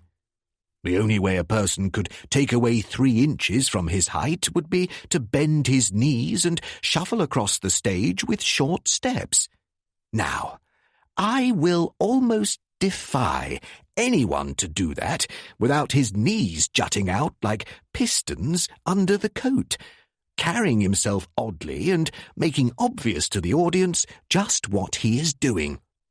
Everyone seems, on the contrary, to convey a kind of tense straightness and rigidity about the fellow's bearing. Anything is possible, I admit, but... You mean the man was 5 feet 9 after all? Or, said Dr. Fell, with some dryness, there is the startling and unusual possibility that he really was 6 feet. 2 witnesses say so, you know.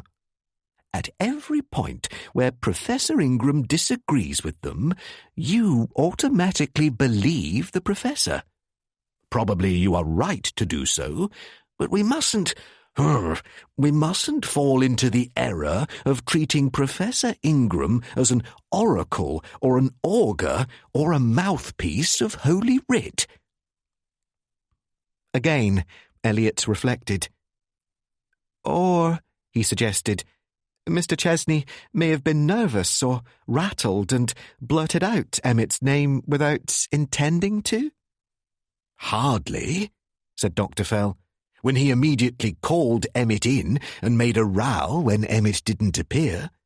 No, it's difficult to believe that, Inspector. The conjurer doesn't spill his cards all over the floor so easily, or get rattled and call the audience's attention to the particular trap door through which he dropped his assistant. Chesney never struck me as that sort of chap. I shouldn't have thought so myself, Elliot admitted. But where does it leave us? This gives us only one more puzzle to add to the rest. Do you see any actual light in the business? Quite a good deal. It is now clear, isn't it, how Chesney thought the chocolates were poisoned at Mrs. Terry's? No, sir. I'm hanged if it is. How? Dr. Fell shifted in his chair. An expression of gargantuan distress went over his face. He made vague gestures and mysterious internal noises. Look here. He spoke in a tone of protest. I most emphatically do not wish to sit here myself like a stuffed oracle, blandly tut-tutting and being so dashed superior at your expense. I have always detested that sort of snobbery. I will fight it to the last ditch. But I insist that these emotional disturbances have not been good for your intelligence. Now, let us consider the problem of the poisoned chocolates at Mrs. Terry's. What are the terms of it? What are the facts that we must accept? First, that the chocolates were poisoned at some time during the day of June the 17th. Second, that they were poisoned either by some visitor to the shop on that day or by Miss Wills in a sleight-of-hand exchange through Frankie Dale. For it is established that there was nothing wrong with the chocolates on the night of the 16th, since Mrs. Terry took a handful or so for a children's party. These are correct assumptions. Yes. Not at all, said Dr. Fell. Rubbish! I deny, he went on, fiery with earnestness, that the chocolates were necessarily poisoned on June the 17th. I also deny that they were necessarily poisoned by someone who visited the shop on that day. Now, Major Crow, if I understand you, outlined a method by which a murderer could easily hocus an open chocolate box on a counter. The murderer enters with a number of poisoned sweets concealed in his hand or in his pocket. He misdirects Mrs. Terry's attention and drops the doctored sweets into the box on the counter. True, true, true. Easy enough. It could have been done in that way. But isn't it, when you reflect, an incredibly simple-minded approach for a murderer who has shown himself as nimble as this one? What does it do? It immediately shows that the poisoning was done on a definite given day and limits the field of suspects to those who were in the shop on that day. With your permission, I can suggest a much better way. Prepare an exact duplicate of that open box of chocolates on the counter.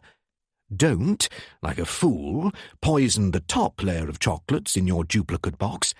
Instead, poison 6 or 10 of them fairly well down into the box. Go into Mrs. Terry's and substitute one open box for another. Unless there is a fairly large demand for chocolate creams, nobody will get the poisoned ones on that day. On the contrary, children, as a rule, don't go in much for chocolate creams. They infinitely prefer licorice or bullseyes, and they get more quantity for their money. So it is likely that the poisoned creams will be in the shop 1, 2, 3, 4 days, perhaps a week, before anyone reaches the poisoned lair. Therefore, the real murderer will most certainly not be in the shop on the day the damage is done. And, at whatever date those creams were poisoned, I will lay odds it was well before the fatal 17th of June. This time, Elliot cursed loudly. He walked to the window, stared out at the rain, and turned round. Yes, but, well, for one thing, you can't walk about the country hiding an open box of chocolates, can you? And juggling it with another open box? You can, said Dr. Fell, if you have a spring grip bag. I'm sorry, my lad, but I'm afraid that spring grip bag rather tears it. Those bags, correct me if I'm wrong, are controlled by a button in the leather handle. Press the button, the bag snaps up whatever is underneath. Or it can, of course, be used conversely. Place something inside the bag, press the button to open the jaws of the spring, and it deposits what is inside the bag in whatever place you want it. Here, Dr. Fell made a mesmeric pass, sniffed, looked disconsolate, and finally spoke earnestly.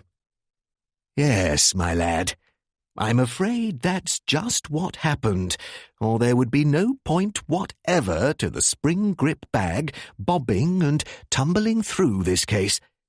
The murderer, as you say, couldn't juggle with open boxes unless he had something to hold them quite steady so that they wouldn't spill in the juggling. Hence the thief's friend.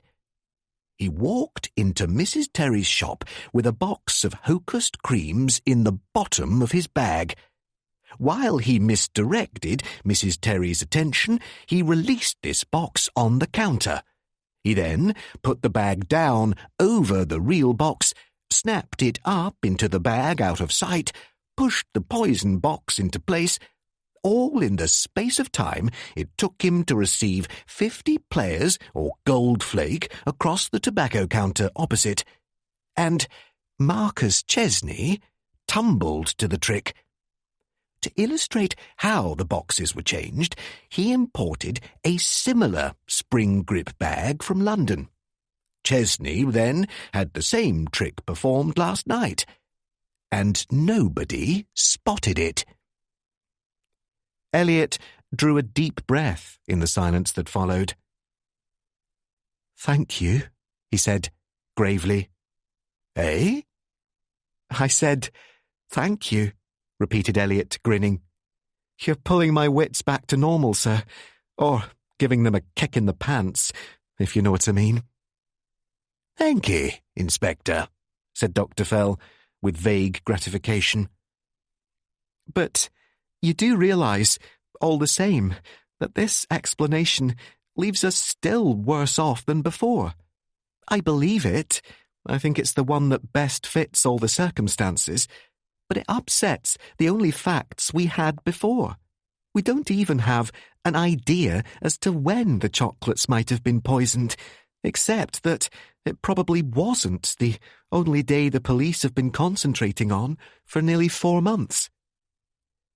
"I'm sorry to upset the apple cart," said Dr. Fell, rubbing his head vigorously but apologetically. "But, hang it all, if you have a crooked mind like mine, such a course seems as inevitable as a cat in the salmon tin. And I don't agree with you that it leaves us worse off than before. On the contrary, it ought to lead us straight to the truth." "How?" "Tell me, Inspector, were you brought up in a village, or at least in a small community?" "No, sir, not exactly. Glasgow." "Ah, but I was," said Dr. Fell, with rich satisfaction. "Now, let us postulate our situation. The murderer, carrying what appears to be a small, harmless satchel, walks into the shop. We assume that the murderer is someone known to Mrs. Terry. We must assume that. Have you never had any experience with the ripe, healthy, and instinctive curiosity of shopkeepers in a small community, particularly of the bustling sort Mrs. Terry is? Suppose you walked in carrying a satchel. It would be, 'Going away, Mr. Elliot? Off to Weston, Mr. Elliot?' Or she would think that, even if she didn't say it, because the sight of you with a satchel would be an unusual sight. It is not a customary appendage of yours. The memory would stick in her mind. If anyone with a small valise went into her shop during the week preceding the chocolate murder, she will probably have some recollection of it." Elliot nodded, but he had a feeling that there was another step to be taken, another groping to be made, for Dr. Fell was watching him with massive concentration. "Or else?" the doctor prompted. "I see," muttered Elliot, staring at the rain-washed window. "Or else the murderer was someone who usually carries a bag of that type, and the sight was so ordinary, Mrs. Terry never thought twice about it." "It is a tenable hypothesis," said the other, sniffing. "You mean Dr. Joseph Chesney?" "Perhaps. Is there anybody else who usually goes about with a bag or case or something of the sort?" "Only Wilbur Emmett, they tell me. He's got a little straw semi-suitcase affair. I saw it in his room, as I told you." Dr. Fell shook his head. "Only Wilbur Emmett," he observed. "Only Wilbur Emmett, the man says. Archons of Athens, if a leather bag can be turned into a spring grip bag through the ingenuity of a magic supply house, is there any reason why the same shouldn't apply to a straw suitcase? Surely it is obvious that when Major Crow and Superintendent Bostwick recover from their present idée fixe, they will certainly fasten on Emmett. Professor Ingram, I suspect, from what you tell me, has already done so, and will greet us with the theory as soon as we poke our noses into Bellegarde. We must be inordinately careful of traps. Therefore, on the basis of the evidence as it stands now, I assure you that the only person who can possibly be guilty is Wilbur Emmett. Would you care to hear my reasons?"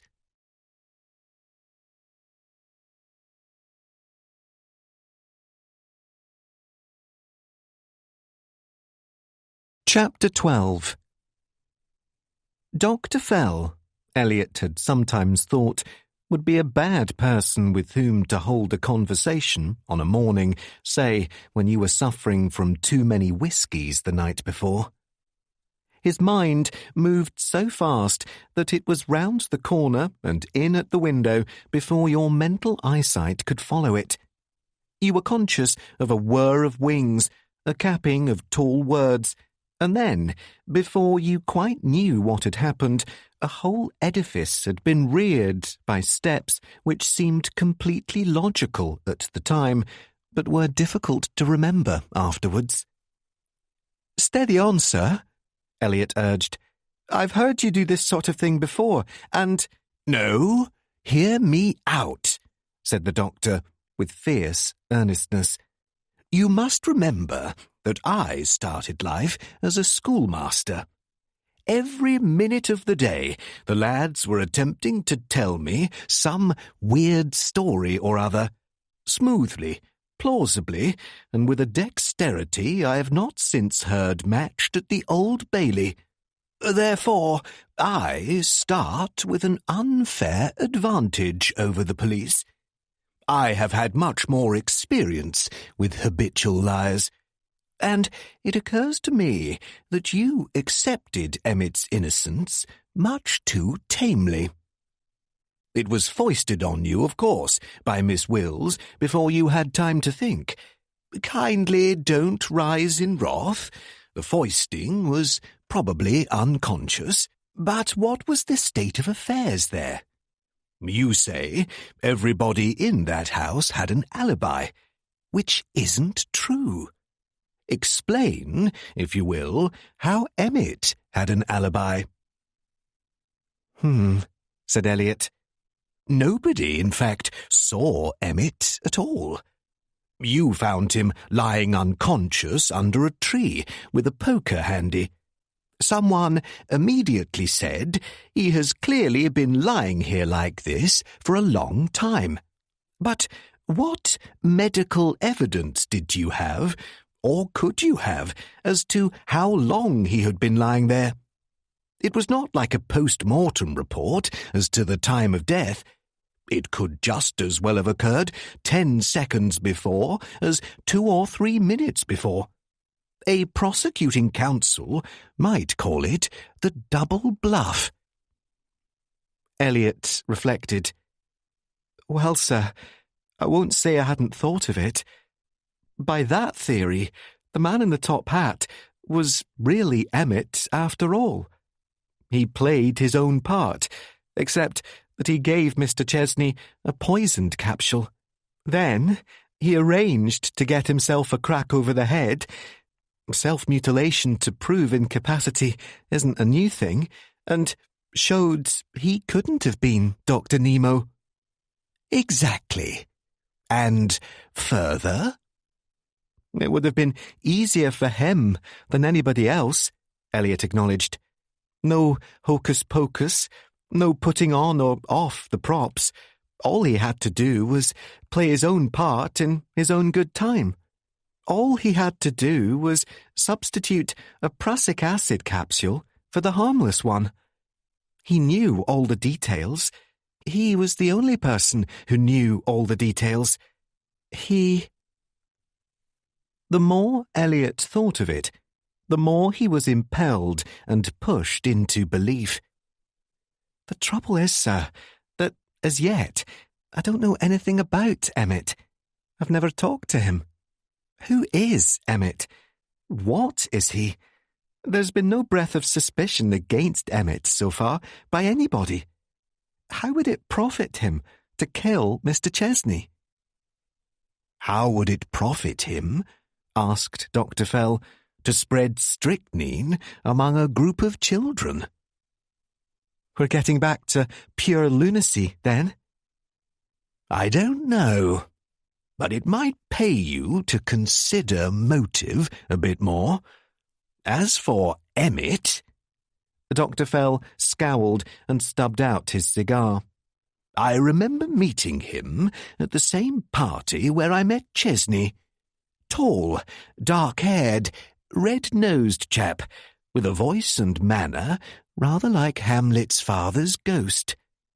He stalked about, intoning, and spilled an ice over his knee.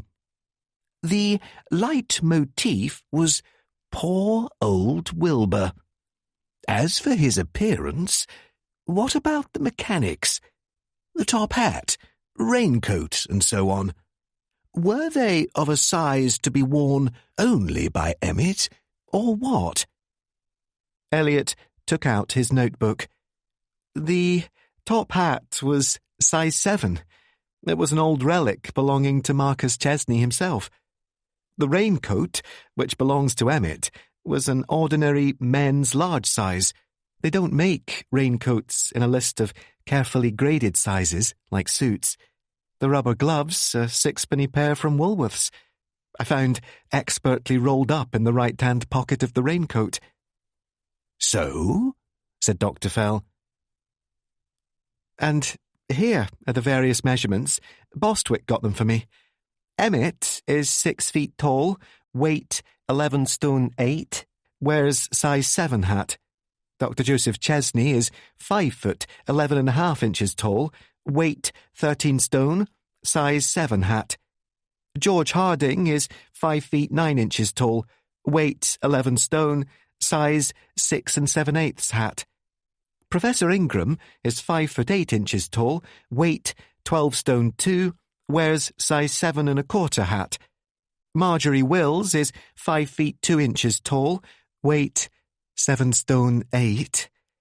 But you don't want to hear that. She's out of it, said Elliot, with quiet and firm satisfaction. Any of the others could have worn the stuff without looking queer in it. The only point being that every one of them, except Emmett, has an unbreakable alibi.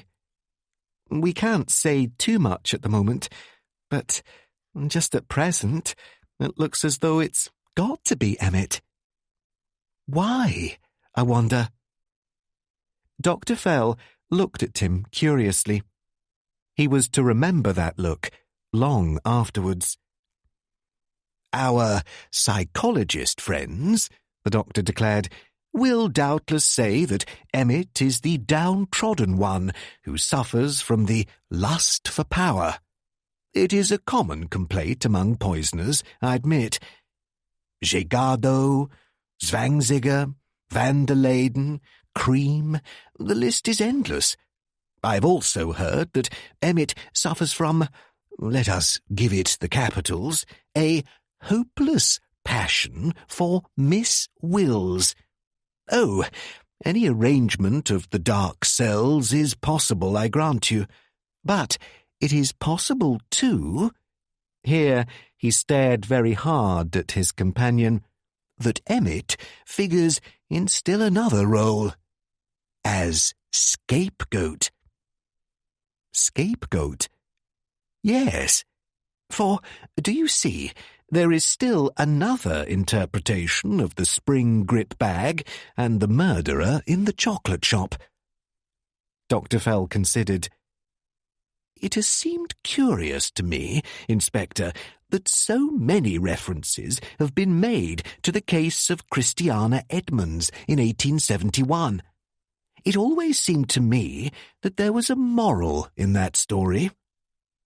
Doubt struck Elliot again, as quick and sharp as a dart in a board. "You mean, sir, that—" "Eh?" said Dr. Fell, waking up and looking genuinely startled out of his heavy musings. No. Good God, no. Perhaps I don't make myself clear." He made flurried gestures. He seemed anxious to change the subject.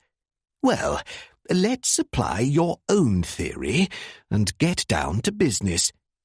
What are we going to do? What's our next move?" "We're going to see that cine film," Elliot told him. "That is, if you'd care to come along. The chemist in Sodbury Cross, Major Crow tells me, is an enthusiast on amateur film work and does his own developing. Major Crow knocked him up at 3:15 this morning and made him promise to have the film ready by lunchtime today. The chemist has a private projector above his shop. Major Crow says he's to be trusted. We're meeting there at 1:00 to run the film through." "Lord," said Elliot violently and shook his fist. "This might solve our problems. The real story of what happened down in black and white that can't lie. Everything we want to know. I tell you, it seems almost too good to be true. Suppose something went wrong with the film. Suppose it didn't come out. Suppose—" He did not know that within the next hour he was to get one of the greatest shocks of his life. While Dr. Fell dressed, while they drove the short distance to Sodbury Cross under a clearing sky, while they pulled up in the grey high street outside the chemist's shop of Mr. Hobart Stevenson, Elliot anticipated the shock from every direction except the right one. Dr. Fell, a great bandit figure in box-pleated cape and shovel hat, uttered thunderous reassurances from the rear seat. Elliot's chief fear was that the chemist had bungled the developing. By the time they arrived, he had almost convinced himself that this was the case. The shop of Mr. Hobart Stevenson, in the middle of the rather grim-lipped high street, had a distinctly photographic flavour. Its shop windows displayed pyramids of small yellow boxes of films. A camera looked out from among the cough mixtures, and behind it was a poster displaying enlargements of impossibly ecstatic photographs. From here, you could look along the high street to the boarded windows that marked Mrs. Terry's shop, to a garage and filling station, a long array of shops displaying nothing but eatables, several pubs, and the Jubilee drinking fountain in the middle of the road. It seemed deserted, despite the main traffic that hummed through in a series of lonely swishes, and despite figures that were stricken motionless as they peered out of shop windows. From here to the Blue Lion, Elliot was conscious of being watched. The bell over the shop door gave a sharp ping as they went in. Hobart Stevenson's shop was gloomy, full of that dim chemical smell which brought back sharply to Elliot the memory of another shop. But it was a tidy little box, a kind of bottle walled in by bottles from the brisk diploma framed on the wall to the weights of a weighing chair beside the counter. Hobart Stevenson, a plump, lip-pursing young man in a neat white jacket wormed out from behind the counter to meet them. "Inspector Elliot," he said. He was obviously so weighed down by the importance of the occasion that his eye strayed to the door and considered locking it against customers. Every strand of his flat hair seemed to quiver with it. Elliot studied him and decided that he could be trusted. "This is Dr. Gideon Fell," said Elliot. "Sorry we had to get you out of bed last night." "Not at all, not at all. I didn't mind," said Stevenson, who clearly didn't. "Well, have you got that film?" "All ready for you." "But is it all right? I mean, how did it come out?" "Not bad. Not at all bad," answered Stevenson, speaking cheerfully after considering this. From an amateur photographer, it was a handsome concession. He rubbed his hands together as one who soothes. "A little underexposed, a little." He cocked his head on one side, considering again. "But not bad. Not at all bad. No." Then he could not quite control his excitement. "I hope you don't mind, Inspector. I ran the print through once on my projector, just to make sure it was all right. I'm ready for you as soon as the Major gets here. If you don't mind my saying so. You've certainly got some remarkable things there. Clues, I suppose you'd call them." It is a sober fact that the hair stirred on the back of Elliot's neck, but he spoke casually. "Oh? What in particular?" "Clues," repeated Stevenson with immense respect. He looked round. "For instance, that second article Mr. Chesney picked up from the table and pretended to write with." "Yes?" "As I say, I hope you don't mind. I had to go over and take a magnifying glass to the screen before I was dead certain. And then it was so simple that I started to laugh, and I haven't quite stopped yet." "Yes? What was it?" "You'd never guess in the world," Stevenson assured him, but without laughing. "It was a—" "Shush!" roared Dr. Fell.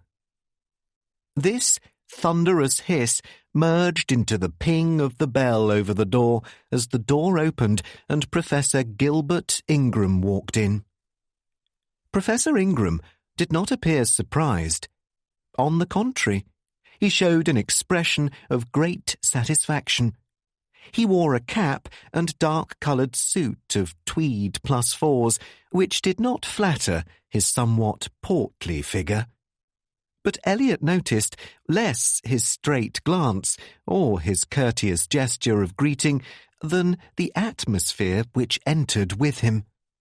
As he stood in the open door, it was as though all the fierce watching of Sodbury Cross, all the attention concentrated on this shop, blew in through the doorway like a draught.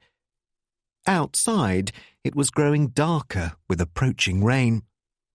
Professor Ingram closed the door.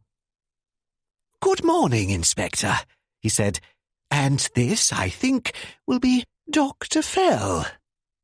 Dr. Fell acknowledged the greeting with a cordial roar, and Professor Ingram smiled.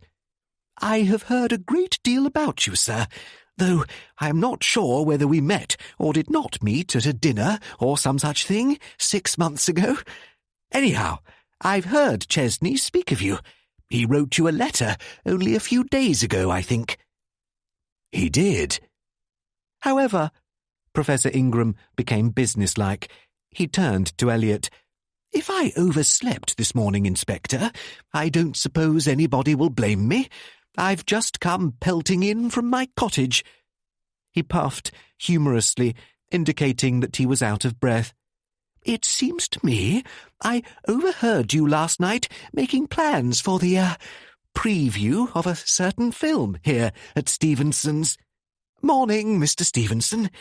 I don't suppose there will be any great objection if I join you at the preview?"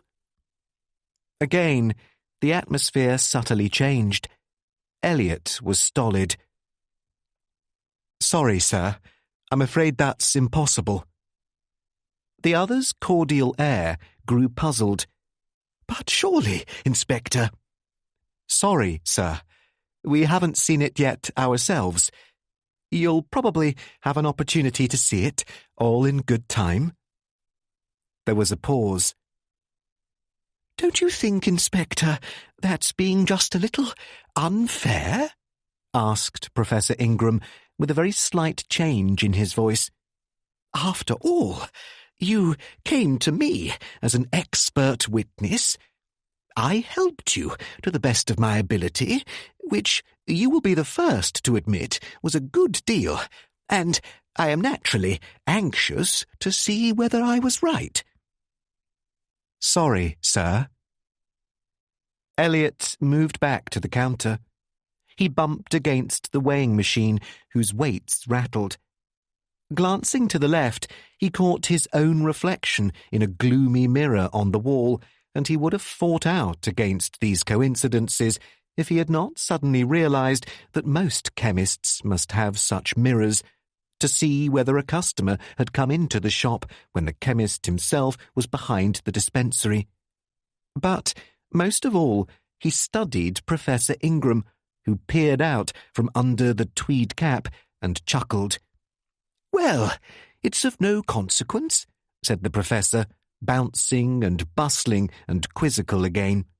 "I shall have to restrain my natural curiosity, that's all, though you've punctured my vanity confoundedly." He stopped to consider. "Yes, that's it. Vanity. However, if you don't mind, I really do want to buy several things, and after that I promise to clear out. Mr. Stevenson, a packet of the usual razor blades, and a box of Strymo throat tablets, the small size, yes, over there. Oh, and you might give me—" He moved along the counter and went on, speaking more seriously. "I must get along to Bellegarde. There will be funeral arrangements after the post-mortem, and I understand Vickers is coming over from Bath this afternoon, or this evening, to read the will. Also, I've been wondering whether Wilbur Emmett will be conscious yet." "I say," observed Dr. Fell. Dr. Fell spoke with such casualness that they all jumped a little. It was as though he had put out his hand to speak to somebody in the street. "Have you got a theory?" he inquired with ghoulish interest. "Ah," said Professor Ingram. He had been bending down to point to some article in a lower showcase, but he straightened up. "If I had, sir, this would hardly be the place or time to indicate it, would it? Still, as you say. Now, sir, you are an intelligent man. I think I can depend on you." Elliot was suddenly as completely ignored as though he were the life-size cardboard figure of the young lady advertising soap at his elbow. "I told the inspector last night, I several times told them all, that they would not approach this affair in the right direction, that they would not take into consideration the only factors that are of any importance. I mean, of course, motive." His face grew red as though by concentration. "I needn't discuss it now, but I need only say this. You have heard of a motive for murder, one of the most powerful known to criminal psychology, which may roughly be called the lust for power." "Oh, my hat," said Dr. Fell. "I beg your pardon?" No, I beg yours, said Dr. Fell, earnestly and rather guiltily. It was only that I hardly expected it to tumble on my neck quite so soon. You deny it? Tell me, do you believe the poisoning at Mrs. Terry's and the poisoning last night were done by different persons? Dr. Fell scowled. No. On the contrary, I'm almost certain they were done by the same person. Good. Then where is there another possible link? Where is there another possible motive? The cash register rang sharply. Professor Ingram, receiving a parcel into his hands, turned round a little and eyed it as though he had started a new thought. I can only repeat, it's the only motive that applies to both crimes. The murderer gained nothing out of killing poor Frankie Dale and nearly killing the Anderson children, nor did he gain anything out of killing Marcus Chesney. I mean, in a material way. Both Marjorie and Joe Chesney, as we all know, will inherit very large sums. But the murderer, here he opened his eyes, gained nothing. Well, I mustn't stand here talking and keep you away from your proper work. Good morning, Dr. Fell. Good morning, Mr. Stevenson. Good morning. He did not completely close the door when he went out. There was a faint tingling of glass as a lorry thundered by in the high street. A scent of cool, wet air and cool, wet trees blew in, stirring chemical odours. Dr. Fell was whistling Auprès de ma blonde under his breath. Elliot, who knew the signs, hesitated. Then the doctor lifted his crutch-handled stick and pointed towards the door. I assure you I am not unduly suspicious, he said, but that gentleman has got an alibi. A cast-iron one. That's the trouble. The alibis here don't consist in the possibility that somebody, by fooling about with train connections or motor cars, might have made a sleight-of-hand jump from one place to the other. The alibis, except in one case, consist of people being actually seen and identified by other people. In the one other case, the alibi is proved by a clock that can't be tampered with. Elliot checked himself, suddenly realising that he was talking before an outsider in the person of Hobart Stevenson. He could also have sworn that at some point in his previous remarks there had been a flicker of honest delight in Stevenson's face. The chemist, professionally solemn again, was trying to cork down a huge secret. So Elliot spoke sharply. You were telling us something a minute ago, Mr. Stevenson? Honestly, Inspector, I'd rather you saw it for yourself. If you believe... Oi! said Dr. Fell. The doctor had lumbered and poked round to the dispensary behind the counter. Stevenson, evidently fascinated by this enormous visitor, followed him.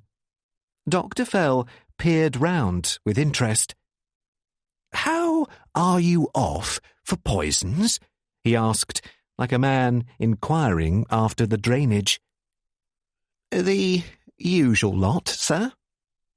Got any prussic acid or potassium cyanide? For the first time, Stevenson seemed a trifle nervous. He smoothed back his hair with both hands, cleared his throat, and prepared to be businesslike. No prussic acid, no. I've got 1 or 2 preparations of potassium cyanide, but, as I was telling Mr. Bostwick this morning... Do a brisk trade in 'em? I haven't sold any of them for 18 months. I I suppose it's all right to tell you?" He looked doubtfully at Elliot, who had joined them in the narrow and dusky aisle between the bottles. "As I say, I was answering the superintendent's questions this morning, and if you're thinking," I said, just among ourselves, "if you're thinking anybody up at Bellegarde ever bought KCN anywhere from anybody to use on the fruit trees, well," I said, "it would hardly do.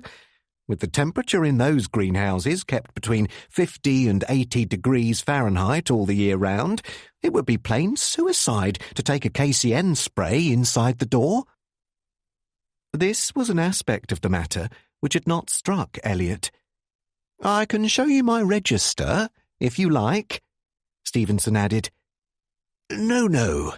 To tell you the truth," said Dr. Fell, "I'm rather more interested in photography. This seems to be a house of photography." He blinked round. "Tell me, you sell photo-flood lamps, don't you?" "Photo-flood lamps? Certainly." "Now tell me," argued Dr. Fell, "suppose I shoved one of those bulbs into a socket and turned it on and kept it burning steadily. How long would it go on before it burned out?" Stevenson blinked at him. "But you aren't supposed to do that," he pointed out with an air of shrewdness. "You only keep it on while you're taking a picture."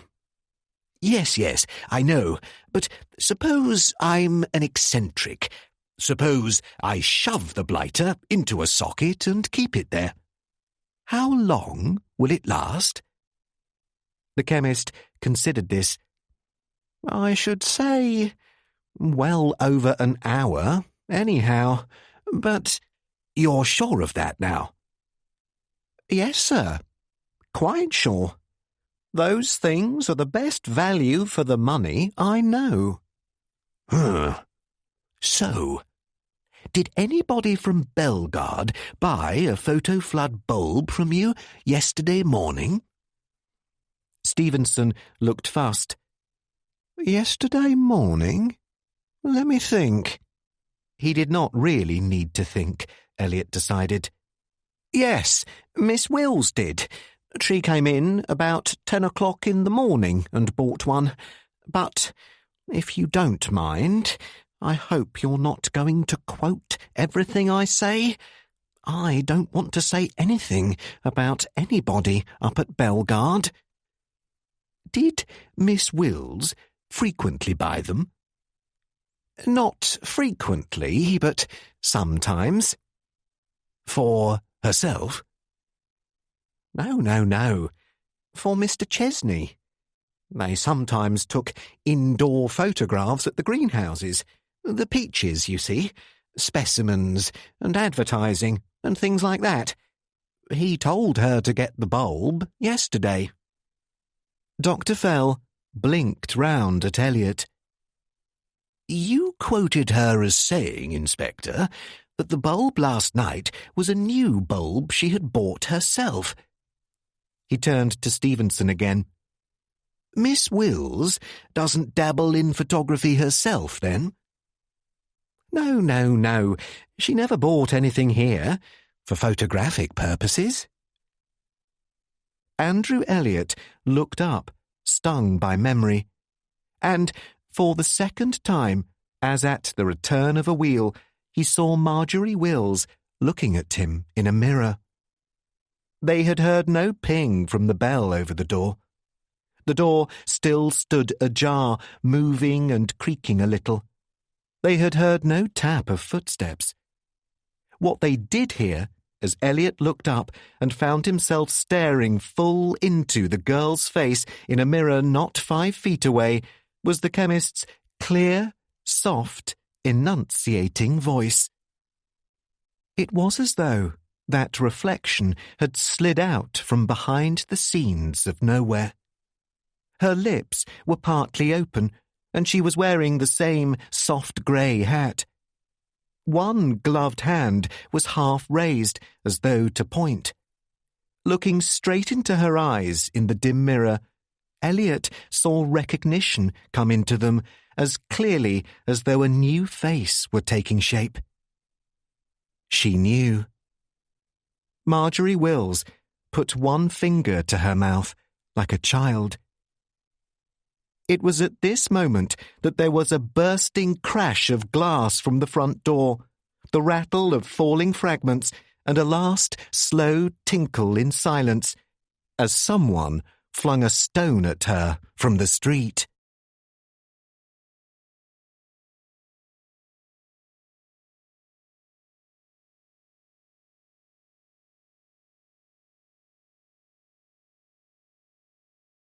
Chapter 13. Elliot vaulted over the counter and plunged for the door.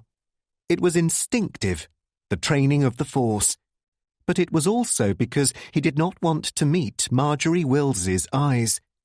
He threw open the door, his feet crunching in broken glass. He was suddenly so furious at the malice of that stone that he almost dodged out through the shattered panel. Then he stood looking up and down the street. The street was empty. The only person in sight, too far away to have thrown the stone, was a delivery boy on a bicycle who toiled along on plodding pedals and stared virtuously up at the sky. The high street lay serene and righteous in its proper business. Steady now. Even with the blood in his head, he felt the cool of the wind and got a grip on himself. He must not make a false move. He must not go rushing wildly about, or he would only make a fool of himself, and then they would have an opportunity to laugh as well as to throw stones. Should he shout after the boy, or rout out the greengrocer across the street? No, better not, for the moment. When in doubt, play a waiting game and let the other fellow wonder what you are up to. That alarms him more than anything else. But for the first time he knew the force of the secret, dumb-faced dislike centering round Marjorie Wills. For perhaps 20 seconds, Elliot stood looking quietly up and down the street. Then he went back to the shop. Marjorie Wills was leaning against the counter with her hands over her eyes. "But why?" she said piteously. I haven't done anything." "They can't smash my windows like that," said Stevenson, who was rather pale. "I haven't done anything either. They can't smash my windows like that. I don't call it right. Aren't you going to do anything about it, Inspector?" "Yes," said Elliot, "but just now—" Stevenson hesitated, confused between several ideas. Would you like to sit down, Miss Wills? A chair? In the back room? Or upstairs? That is—" His caution slipped up. "I hadn't realised it was quite as bad as it is. I don't think it would be very wise for you to go out again." This was too much for Elliot. "Oh, wouldn't it?" he said. "Where are we, anyhow? In England or Germany? What are we? A bunch of non-Aryans cooped up in a citadel? Just tell me where you want to go, and if anybody as much as looks crooked at you, I'll have him in the cooler before you can say Dr. Nemo." She looked at him, turning her head quickly, and certain things were made as clear as though they had been printed on all the endless cardboard containers round the shop. It was not what he had said, it was that atmosphere which the emotions give out as palpably as the body gives out heat. Again, he became intensely aware of her, of every detail of the face, from the line of the eye to the brushing of her hair back from the temple.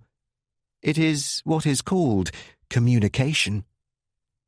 "Steady," said Dr. Fell.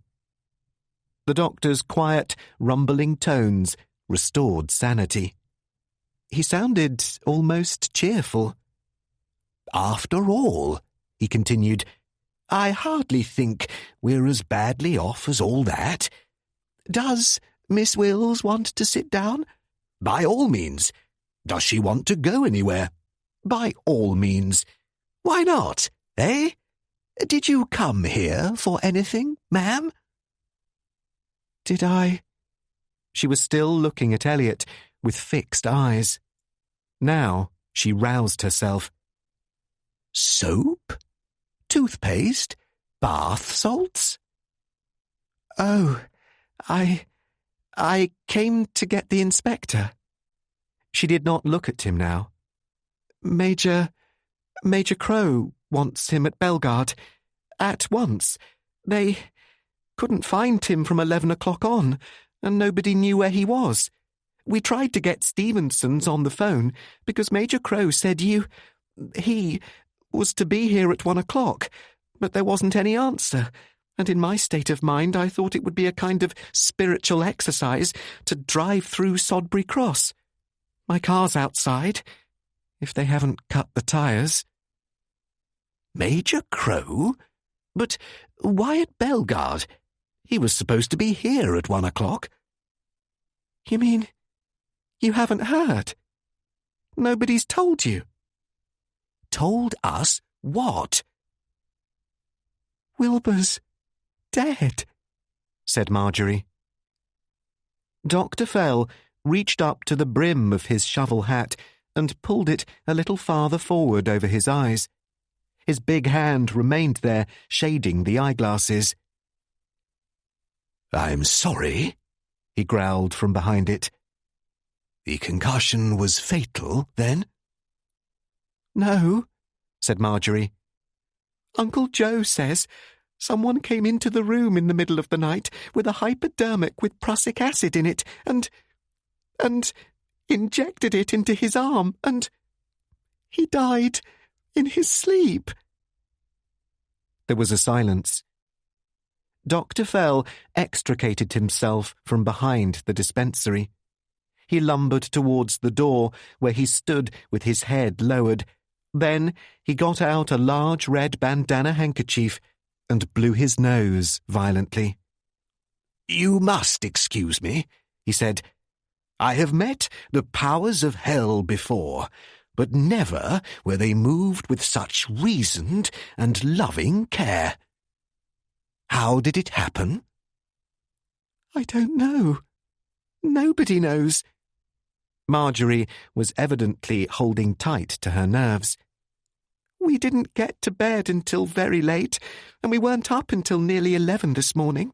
Uncle Joe said it wouldn't be necessary for anybody to sit up with Wilbur.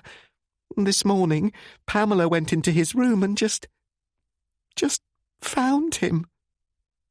She lifted her hands slightly from the sides of her skirt and dropped them. "I see. Mr. Stevenson?" "Doctor?" "Is your telephone out of order?" "Not that I know of," replied the other, worried. "I've certainly been here all morning, and I don't understand it." "Good." Dr. Fell turned to Elliot. "Now, I will offer a suggestion. You must ring up Bellegarde. You must tell Major Crow that, far from your going to Bellegarde, he must come here at once." "Hold on. I can't do that, sir," protested Elliot. "Major Crow is the chief constable. You know, Bostwick." "I can do it," said Dr. Fell mildly. "I happen to know Crow very well, since that case of the 8 of Swords. In fact, to tell you the strict and guilty truth—" Here his red face became more conspicuous. "Crow asked me to look into the Mrs. Terry affair when the first of these damnable things happened. I declined. I declined because the only explanation I could think of at the time sounded so wild and wool-gathering that I didn't even put it forward. But now, by thunder, I begin to see it wasn't wild at all. It was the obvious, the plain, dull, dead obvious. That, I fear, is why I was so immediately and infernally ready with explanations for you this morning. He shook his fist savagely. And because I emulated the modest Violet, 2 more persons have died. I want you here. I want Crow here. I want to see that film now more than anything else I can think of. I want to point out to you in cold black and white on a screen just what I think happened. Therefore, I am going to telephone and issue orders like a buccaneer. But while I am telephoning—" Here he ceased to thunder. He looked very steadily at Elliot. "I suggest you ask Miss Wills what happened at another chemist's shop." Marjorie stiffened. Elliot appeared not to notice. He spoke to Stevenson. "You live above the shop here. Have you got a room you could turn over to me for a few minutes?" "Yes, of course. It's the room where I'm going to show you the film." "Thanks. Lead the way, will you? Miss Wells, will you go on ahead?" She did not comment. Stevenson led them upstairs to a comfortable, old-fashioned sitting room overlooking the street. Double doors again communicated with what was presumably a bedroom. They were open, but a sheet had been fastened in the space with drawing pins to form a motion picture screen. The heavy curtains were half drawn, and there was a bright fire in the grate. A large cine projector, its round film spools in place, stood on the table. Still without comment, Marjorie went over to a sofa and sat down. Elliot was now suffering from a severe reaction. His conscience was at work again. Marjorie looked round the firelit room as though to make sure they were alone. Then she nodded and said coolly, "I told you we had met before." "Yes," agreed Elliot. He sat down by the table and took out his notebook, which he flattened out with great deliberation. "To be exact, last Thursday, Mason and Son, chemists, 16 Crown Road, where you tried to buy cyanide of potassium. And yet, you never told anybody." "What makes you think I didn't, Miss Wells? Why do you suppose I was sent down to this part of the country?" This was a stinger. He did it deliberately, throwing more meat to his conscience. He wondered how much he had betrayed himself downstairs, how much she had noticed, whether she would try to make use of it, as she seemed to be doing by that abrupt, inspired guess. And he was not standing any of that. If he hoped for an effect, he got one. The colour drained out of her face. Her eyes, which had been fixed widely and steadily on him, now blinked. She could not make him out, and afterwards would come anger. "Oh, so you did come down to arrest me?" "That depends." "Is it a crime to try to buy cyanide even when you don't get it?" Elliot picked up his notebook and let it fall flat on the table. "Honestly, Miss Wells, and between ourselves, what's the good of talking like that? What sort of interpretation could anybody put on it?" She was extraordinarily acute. Elliot admired her intelligence even when he cursed it. She was still watching, waiting, wondering what to make of him, and her ear had instantly caught that faint shade of "Come on, hang it, why don't you help me?" which he could not help putting into the last exasperated question. The rapid rise and fall of her breast grew slower. If I tell you the truth, Inspector, if I tell you really and truly why I wanted that poison, will you believe me? If you tell me the truth, yes. No, but that isn't the point. That isn't the real thing. If I tell you the real honest truth, will you promise not to tell anyone else? That, he thought, was genuine. Sorry, miss. I'm afraid I can't make any promises like that. If it concerns this investigation. But it doesn't. All right. What did you want with the cyanide? I wanted it to kill myself with, said Marjorie calmly. There was a slight pause while the fire crackled. But why should you want to kill yourself? She drew a deep breath. If you must know, because I was so utterly and horribly sick at the idea of being home again. Now I've told you. I've told somebody. She looked at him curiously, as though she wondered why she had told him. Unconsciously, Elliot had slipped from the attitude of a detective asking official questions into an attitude somewhat different, but neither of them noticed it. Yes, but look here. Was there any reason why you should want to kill yourself? Try being exposed to what I was exposed to here. Poisoning people. Poisoning them like that. Expecting to be arrested every minute of the day and only getting out of it because there wasn't enough evidence. Then, try going away on a gorgeous Mediterranean cruise. The sort of thing you've never had in your life in spite of the fact that your uncle is a millionaire. Then, try coming back again to what you left. Try it. Try it. And see what you feel. She clenched her hands. Oh, I've got over it now. But all I felt the minute I stepped off that ship was that I simply could not go through with it. I didn't stop to think. If I had, I could have got some plausible story together so that I didn't stammer and stumble and go panicky when the chemist started to ask me questions. I thought of that afterwards. But all I thought of at the time was that I'd heard potassium cyanide was so quick and it was painless. All you had to do was taste it and you were dead.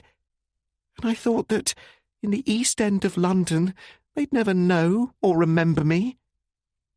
I think it was coming back up the river on the ship that did it. Seeing the houses and everything. Elliot put down his pencil. He asked, But what about your fiancé? My fiancé? Do you mean to tell me you wanted to buy poison to kill yourself with when you were coming home to be married? She made a despairing gesture.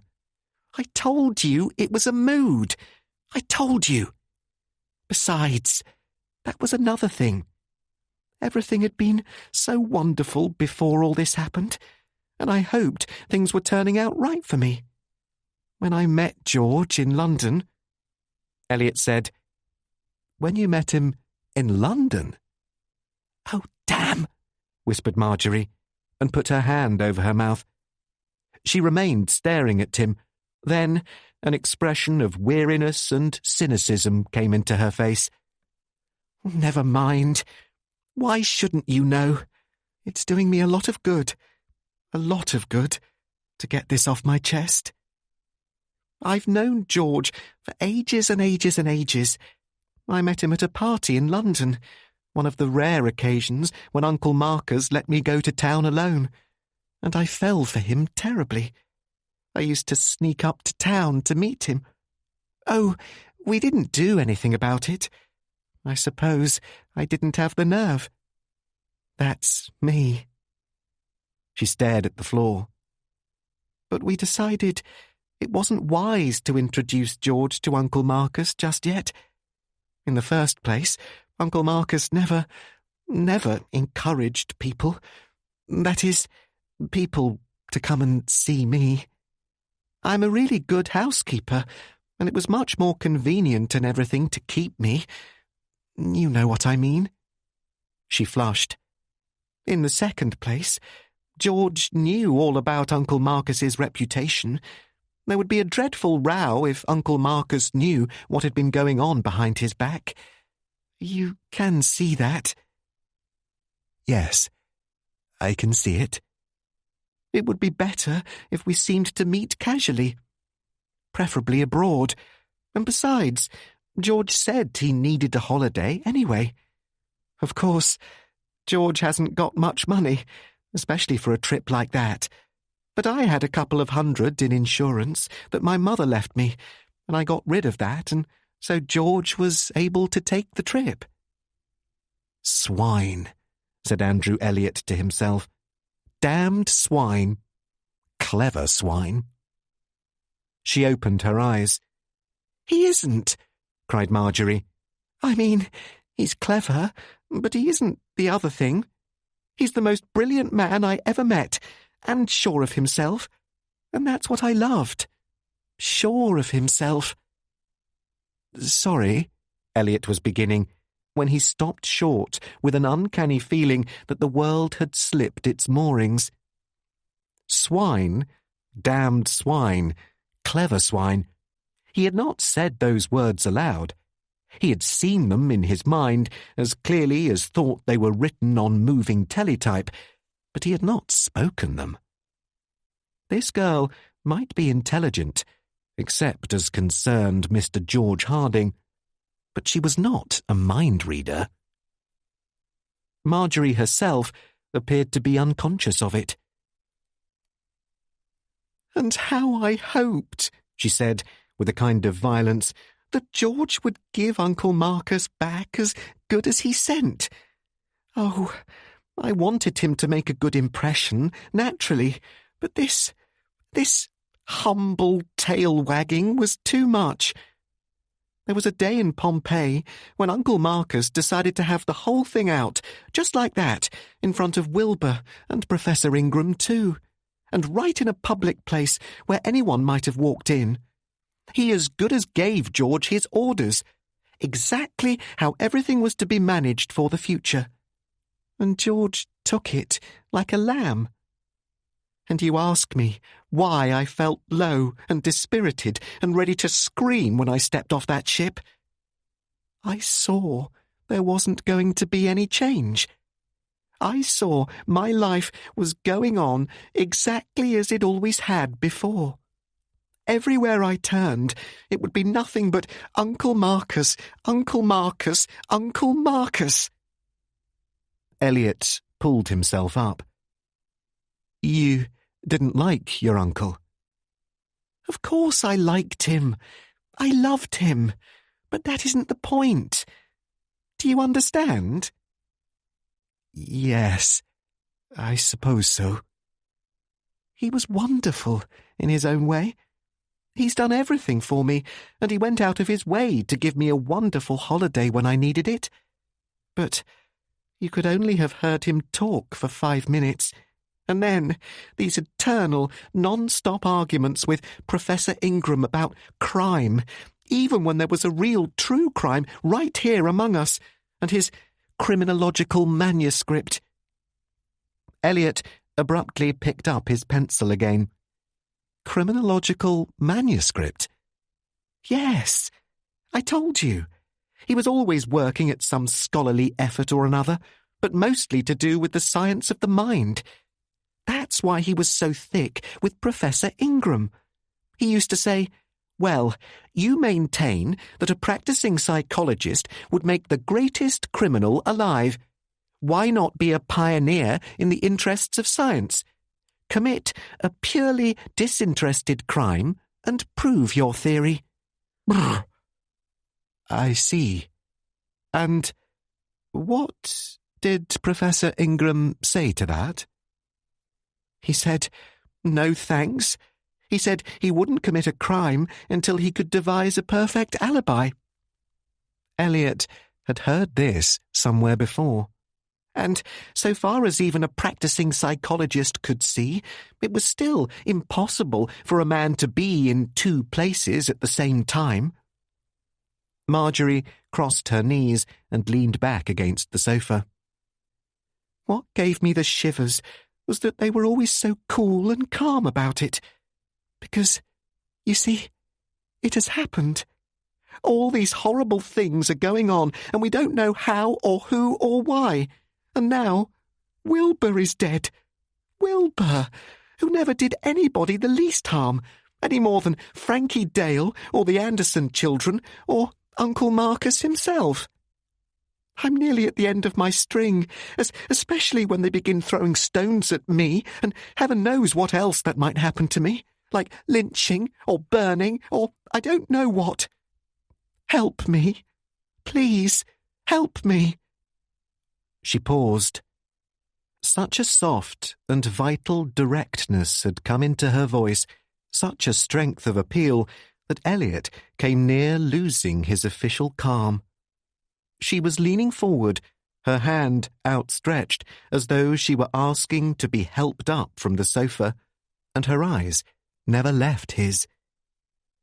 It was here that they heard, outside the closed door, a continued noise, like an elephant stumping and pawing the ground, and a trumpeting sound, like a challenge at feeding time. After this, there was a loud knock. Dr. Fell, navigating the doorway sideways, turned round and blinked down at them. I don't want to interrupt, he said, but I think you'd better postpone questioning until a little later. Crow and Bostwick are on their way up. I think it would be better for you to go, Miss Wills. Mr. Stevenson is locking up the shop, but his assistant will drive you home in the car. Then he fastened his eyes on the cinema projector.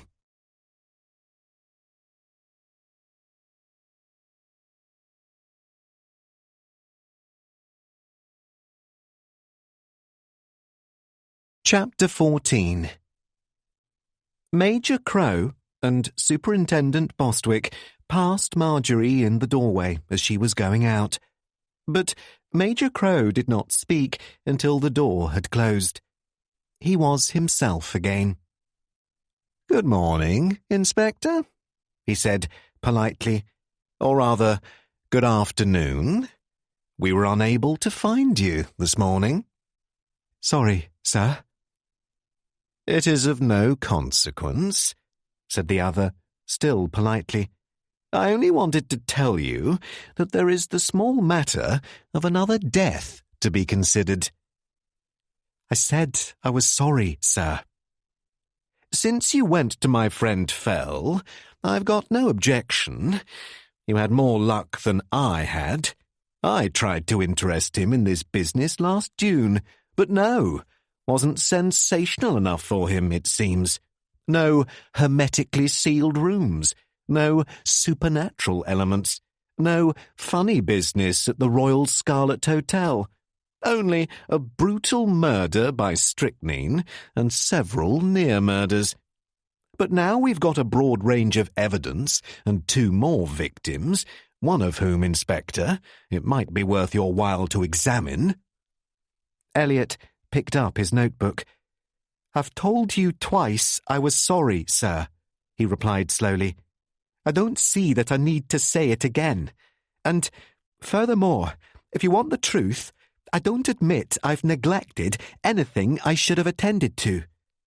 By the way, are there any constables in Sodbury Cross?" Bostwick, who had also taken out a pipe and pouch, stopped in the act of unscrewing the stem of the pipe. "There are, my lad," he said. "And why do you want to know that now?" "Only because I didn't see any. Somebody smashed a plate glass door downstairs with a stone and made a noise you could hear as far as Bath. But I didn't see any." "Dash my buttons," said Bostwick, suddenly blowing down the stem of the pipe and then looking up again. It was an optical illusion, but his face seemed to swell to a startling extent. "What do you mean by that, now?" "What I say." "If you mean," said Bostwick, "that I think, mind, I think, that pretty soon we'll be able to arrest a certain young lady who needn't be named, why, yes, I do think it." "Hey!" roared Dr. Fell. It was a blast that shook the window frames, making all the contestants turn round. "This has got to stop," said Dr. Fell seriously. "You are rowing over nothing, and you know it. If there is anybody to be blamed, blame me. The real reason for all this tempest, and you know this too, is that each of you has a different, definite, preconceived and stubborn notion as to who is guilty. For the love of Mike, come off it, or we shall get nowhere." Major Crow broke the tension by chuckling. It was an honest, homely sound. Both Elliot and Bostwick grinned. "The old blighter's quite right," agreed Major Crow. "Sorry, Inspector. The fact is, you could add, we've got our nerves so much on edge that we can't see straight. And we've got to see straight. We've got to." Bostwick extended his tobacco pouch to Elliot. "Have a fill," he invited. "Thanks. I don't mind if I do."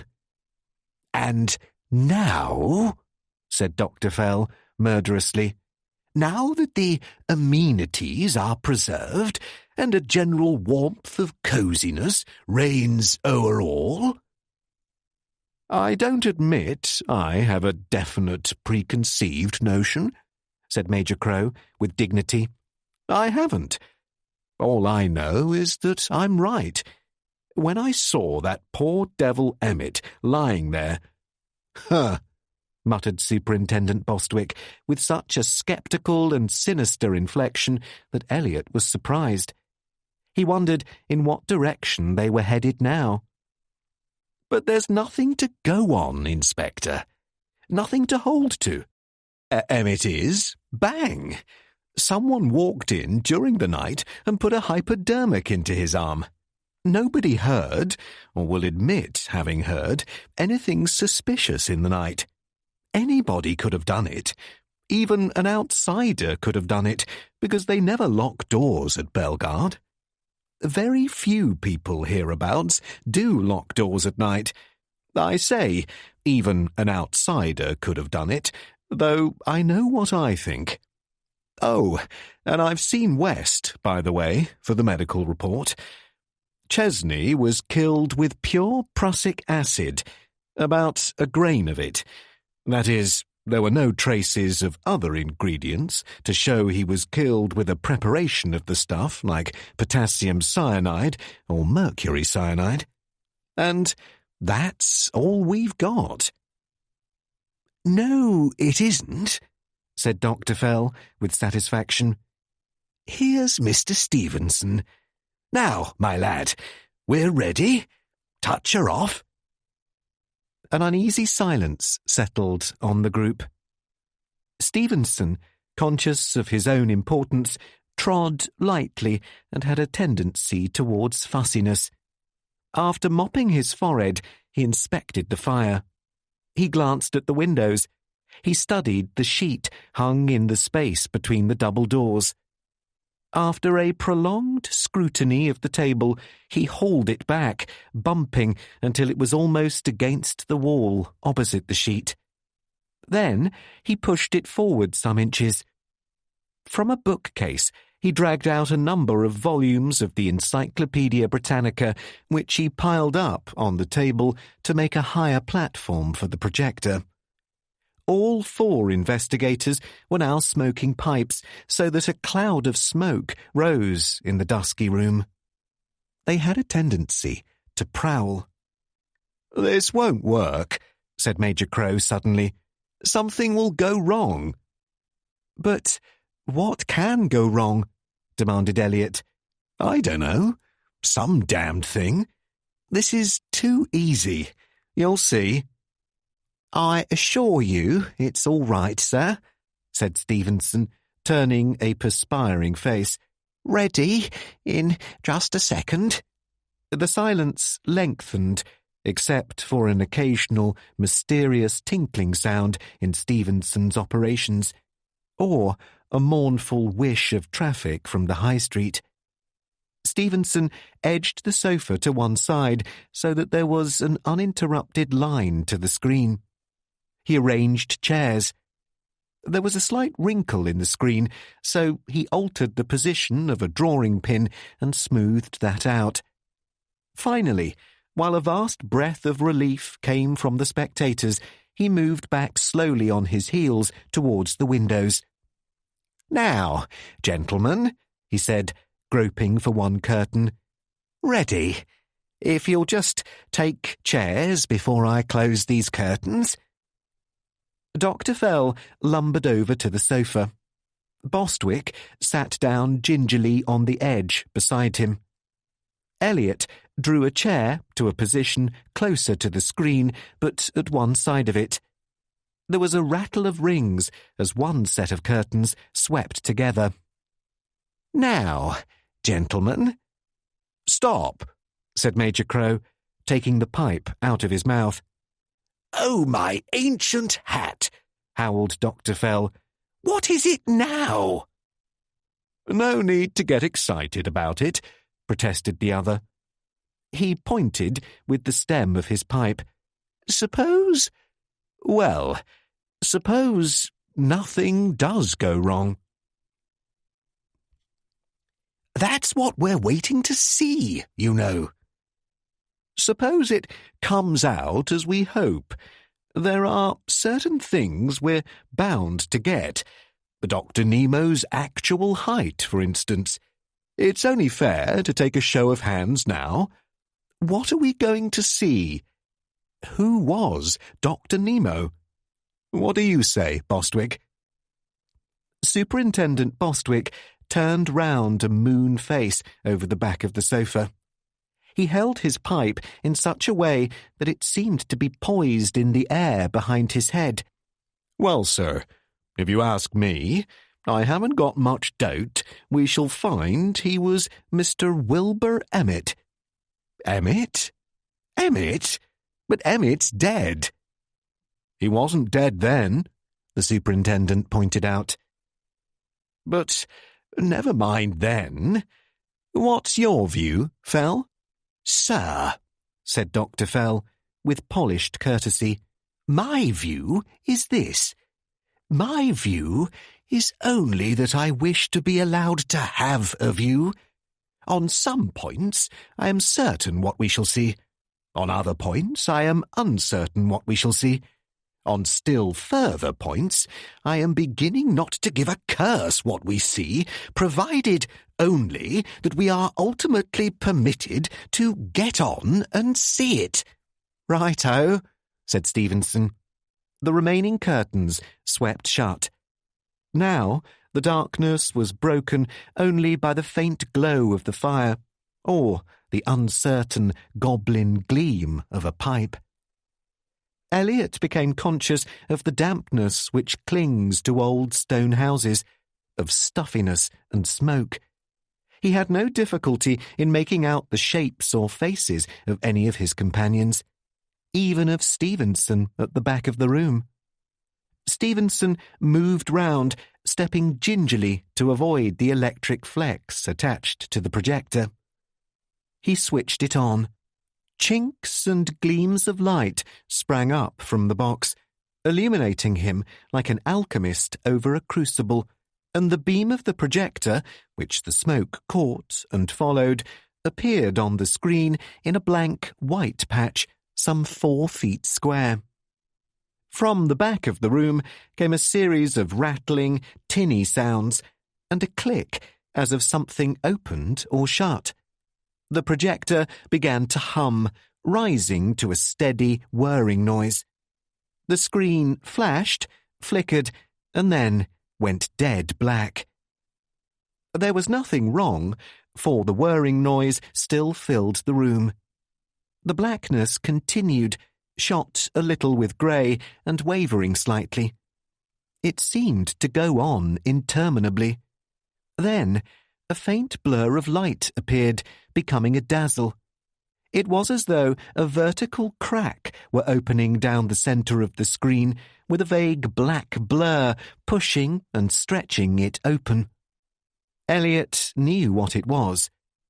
They were back in the music room facing the office, and Marcus Chesney was pushing open the double doors. Someone coughed.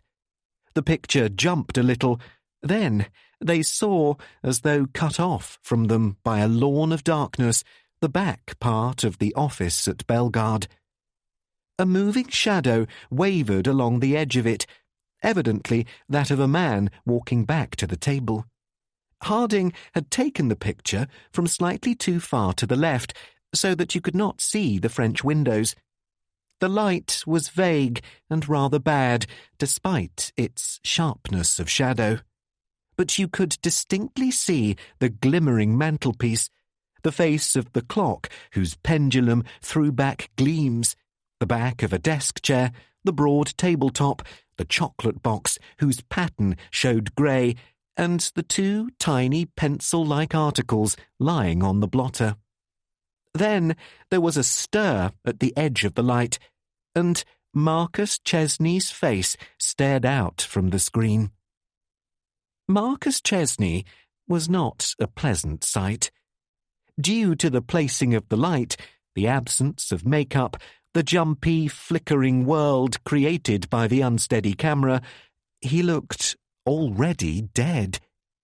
His face was bloodless, his eyebrows accentuated, and eye sockets hollowed out, his cheeks streaked with darkness whenever he turned his head. But he wore an expression of high and lofty calmness. He bobbed into the picture, moving leisurely. "Look at the clock," someone said, with shattering loudness from behind Elliot's shoulder. It drowned out the steady whirring of the projector. "Look at the clock. What's the time?" "Gord lummy Charlie," said Bostwick's voice.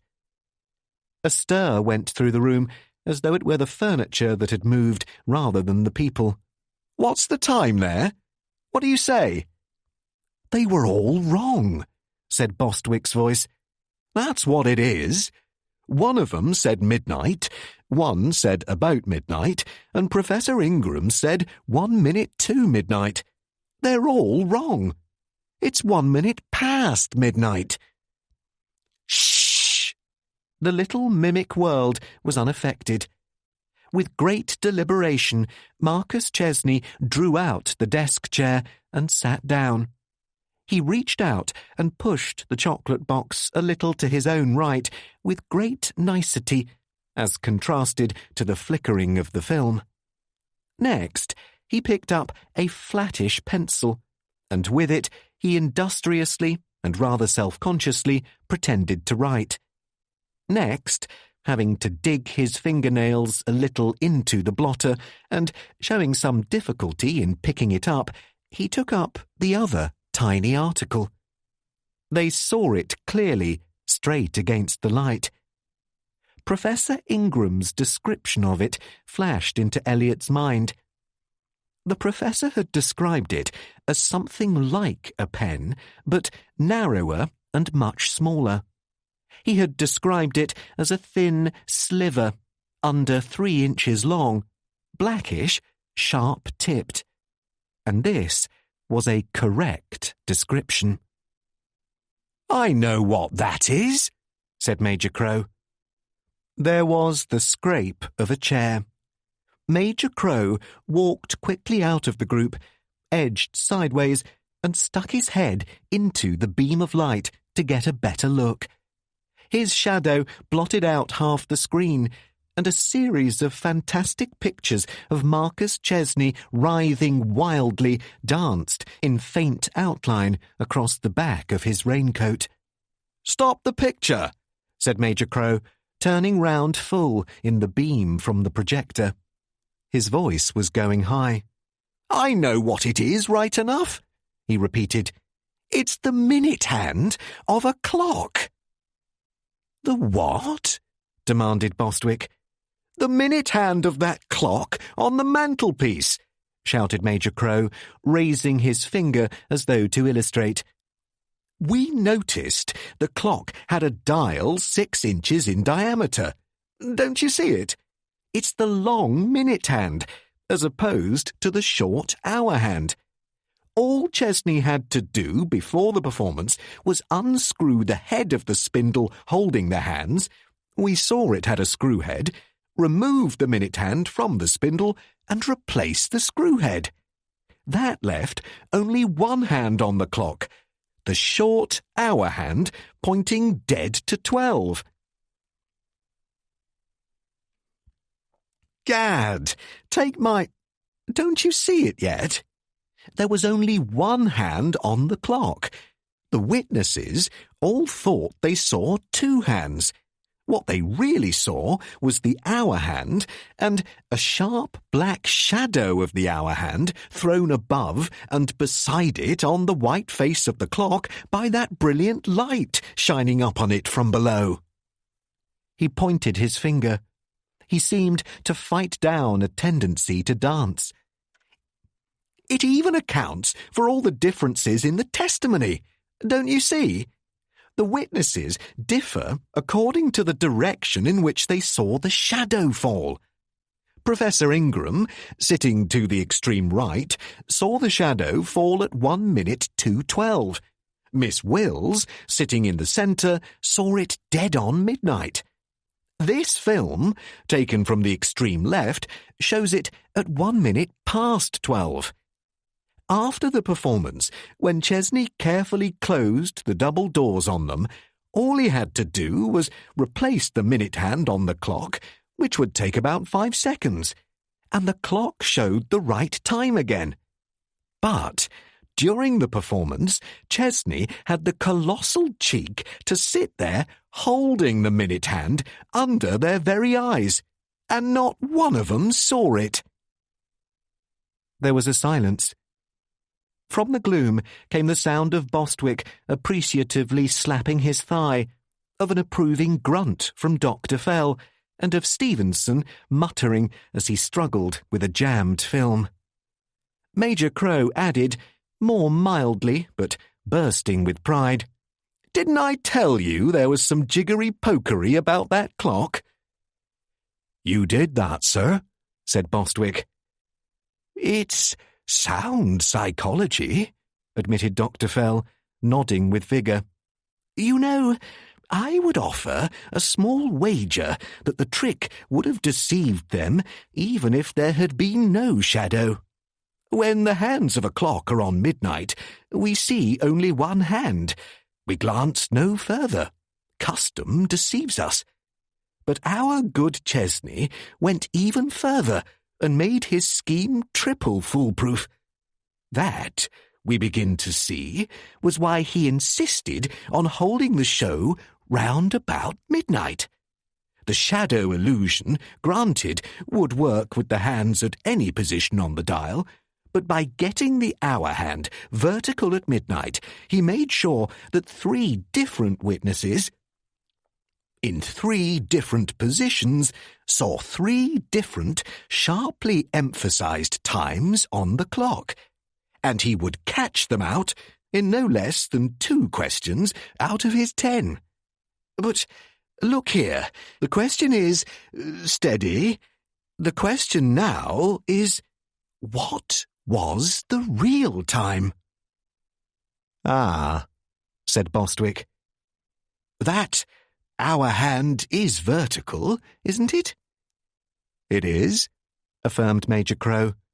"Which means," scowled the doctor, "which means, if I recall anything of my own various tinkerings with clocks, that the position of the minute hand could have been anything from 5 minutes before midnight to 5 minutes past midnight. The hour hand stays more or less vertical during those times, depending on the size and mechanism of the clock. The time before midnight does not concern us. The time after midnight does concern us. It means—" Major Crow put away his pipe in his pocket. "It means," he said, "that Joe Chesney's alibi is shot to blazes. Everything depended on his leaving Emsworth's house at just midnight, the same time, we supposed, that Dr. Nemo was in the office at Bellegarde. Joe Chesney really did leave the Emsworths at midnight. But Dr. Nemo didn't walk into the office and kill Chesney at midnight. No, the real time was past midnight. Probably 5 or 6 minutes past midnight. Joe Chesney could easily have driven from the Emsworths to Bellegarde in 3 minutes. QED. Open those curtains, somebody. I've got nothing against Joe Chesney, but I'm inclined to think he's the lad we want.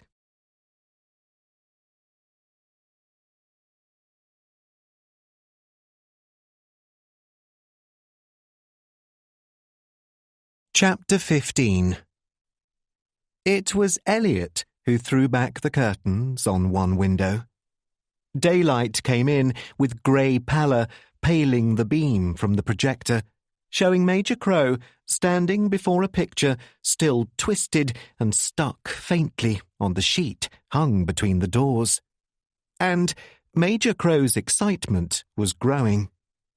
"Inspector," he said, "I never fancied myself much in the analytical way, but this is so plain we can't overlook it. You know? Poor old Marcus Chesney actually planned the way in which another person could kill him." "So?" observed Dr. Fell, thoughtfully. "Joe Chesney could have known all about the clock and the shadow illusion. You see that? Either he could have hung about Bellegarde after dinner. Marcus and Wilbur Emmett were in the study with windows open for nearly 3 hours. Or else, which seems more likely, Marcus and Emmett were planning this show for days ahead, and Joe could have known all about it beforehand. He knew Marcus wouldn't start the show until the hand of that clock was vertical. In the ordinary way, you know, that clock couldn't be tampered with. Marcus couldn't reset the position of the hands. If Joe could get himself an alibi at the Emsworths, if he could get back to Bellegarde, and if Marcus chose to put on the show at a time after midnight, rather than a time before midnight, Joe Chesney would be in clover. And wait, there's one thing. By Jove, I've just thought of this. There's one thing he would certainly have to do afterwards." "Which is?" said Elliot. "He'd have to kill Wilbur Emmett as well," said the Major. "Emmett knew all about the trick with the clock. And how many other people hereabouts do you think know how to use a hypodermic needle?" He let this sink in. "Gentlemen, it's as plain as anything I ever saw. He's got a head, that chap has. Who would suspect him?" "You would," said Dr. Fell. "What's that?" "In fact, you did," the doctor pointed out. "It was the very first thing you thought of. I suspect that in your correct Woolwich head there has long been stirring a profound distrust of Joseph Chesney's too roaring manners. But continue." "Gad, I've got nothing against the fellow," protested Major Crow, rather querulously. He became formal again and turned to Elliot. "Inspector, this is your case. After this morning, I will have nothing more to do with it. But it strikes me you've got some very good grounds here. It's well known that Joe Chesney hates work, as he would, and that Marcus somehow kept him at it or bullied him into it, and that, so far as grounds for arrest are concerned—" "What grounds?" interrupted Dr. Fell. "I don't follow you." I said, what grounds? Repeated Dr. Fell. In your highly intelligent reconstruction, you seem to have forgotten one small but possibly important fact. It was not Joseph Chesney who hoaxed you with the clock. It was his brother, Marcus. You have got the direction of the evidence mixed. You are robbing Peter to hang Paul. Yes, but... And therefore, said Dr. Fell with emphasis, by some mental sleight of hand, you have convinced yourself that you ought to arrest a man simply because you have broken an alibi which somebody else constructed for him. You do not even suggest that he constructed it. You want to arrest him simply because he has no alibi. I will make no comment on the other glaring weaknesses in your hypothesis. I will confine myself to the simple observation that you cannot do that here. Major Crow was offended. I didn't say anything about arresting him. I know we've got to have evidence. But what do you suggest? What about getting on with it, sir? Suggested Bostwick, and finding out? Eh? This chap in the top hat, we haven't seen him yet. And is it understood, Dr. Fell said savagely when order was restored and the curtains drawn again, that this time nobody interrupts until the film is finished? Is it agreed? Good. Then kindly bite on a bullet and restrain yourselves and let us see what is happening. Fire away, Mr. Stevenson. Again, the click and hum of the projector filled the room. The mimic scene silenced them to coughs and rustlings.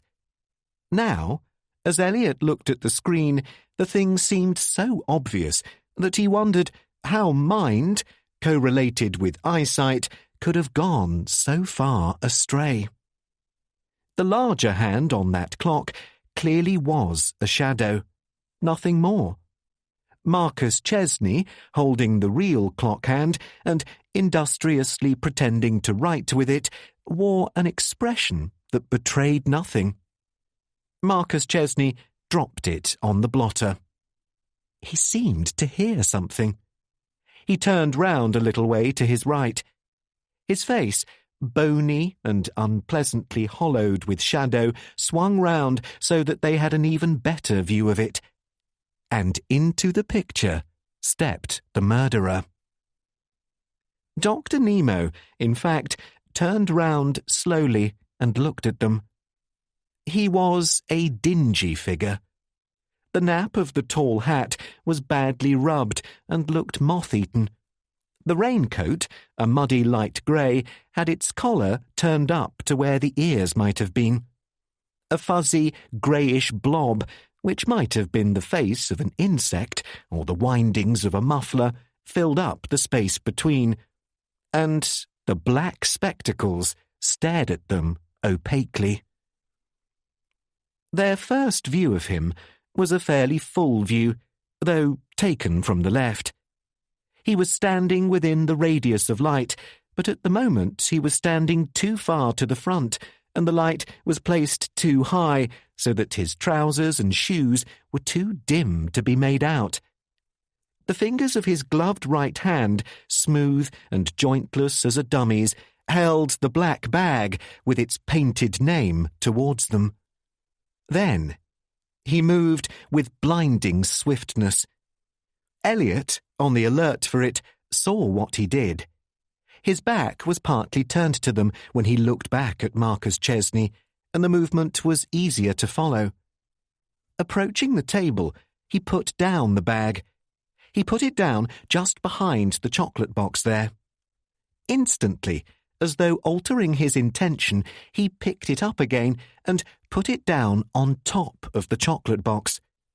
By his first movement, he had released the duplicate chocolate box on the table from the spring grip bag. By his second movement, he snapped up the original box into the bag. "So that's how he changed 'em over," said Major Crow's voice out of the gloom. "Shh!" roared Dr. Fell.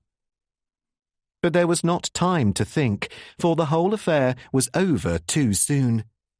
When Nemo circled the table outside the range of light, he became a sort of exploding blur, unpleasantly, as though he had no existence and were dematerializing. Then they saw a man murdered. Nemo reappeared on the other side of the table. Marcus Chesney spoke to him soundlessly. Nemo's right hand, which they could see because he was now partly facing them, was in his pocket. It came out. The movement of the hands flickered a little, but he was taking something out of what looked like a tiny cardboard box. Hitherto, his movements had been swift and precise. Now, they became charged with a kind of malignancy. The fingers of his left hand fastened lightly round Marcus Chesney's throat. They moved and tilted up the chin. Even in the hollows of the eye sockets, you could see the startled gleam of Marcus Chesney's eyes. Nemo's right hand wormed over his captive's mouth as it pressed a capsule inside and flattened out. Superintendent Bostwick spoke out of the gloom. "Ah," he said. "That was where the lady cried out, 'Don't, don't.'" Nemo disappeared again. Circling back round the table in a shadowy dazzle, he picked up the black satchel. But this time he moved back to the extreme rear of the room as he was going out. Dimly but clearly, the light picked up his full figure. It showed the dress trousers and the evening shoes. It also showed the distance of the bottom of the raincoat from the floor. In one flash, they could estimate his height almost as clearly as though they held a measure. "Stop the film," said Major Crow. "Stop it, right there. You can see—" It was unnecessary to stop the film. It had come to its end. With a series of flapping noises from the projector, the screen flickered, darkened, and grew blankly white. "That's all," said Stevenson's voice, rather huskily. For a brief time, it was only Stevenson who moved. He shut off the machine, wormed his way from behind it, and went to open the curtains. He disclosed a kind of tableau. Major Crow radiated satisfaction. Superintendent Bostwick was smiling quietly and secretly to his pipe. But on Dr. Fell's face was such an expression of utter and thunderstruck consternation that the Major burst out laughing. "Someone has received a jolt, I notice," he remarked. "Now, Inspector, I appeal to you. What was Dr. Nemo's height?" "At least 6 feet, I should say," Elliot conceded. "Of course, we shall have to take a magnifying glass to the film and do some measuring. He was dead in line with that mantelpiece, so it ought to be easy. Comparative measurements will do it, but it looked like 6 feet. "Ah," agreed Bostwick. 6 feet it was. And did you notice the chap's walk?"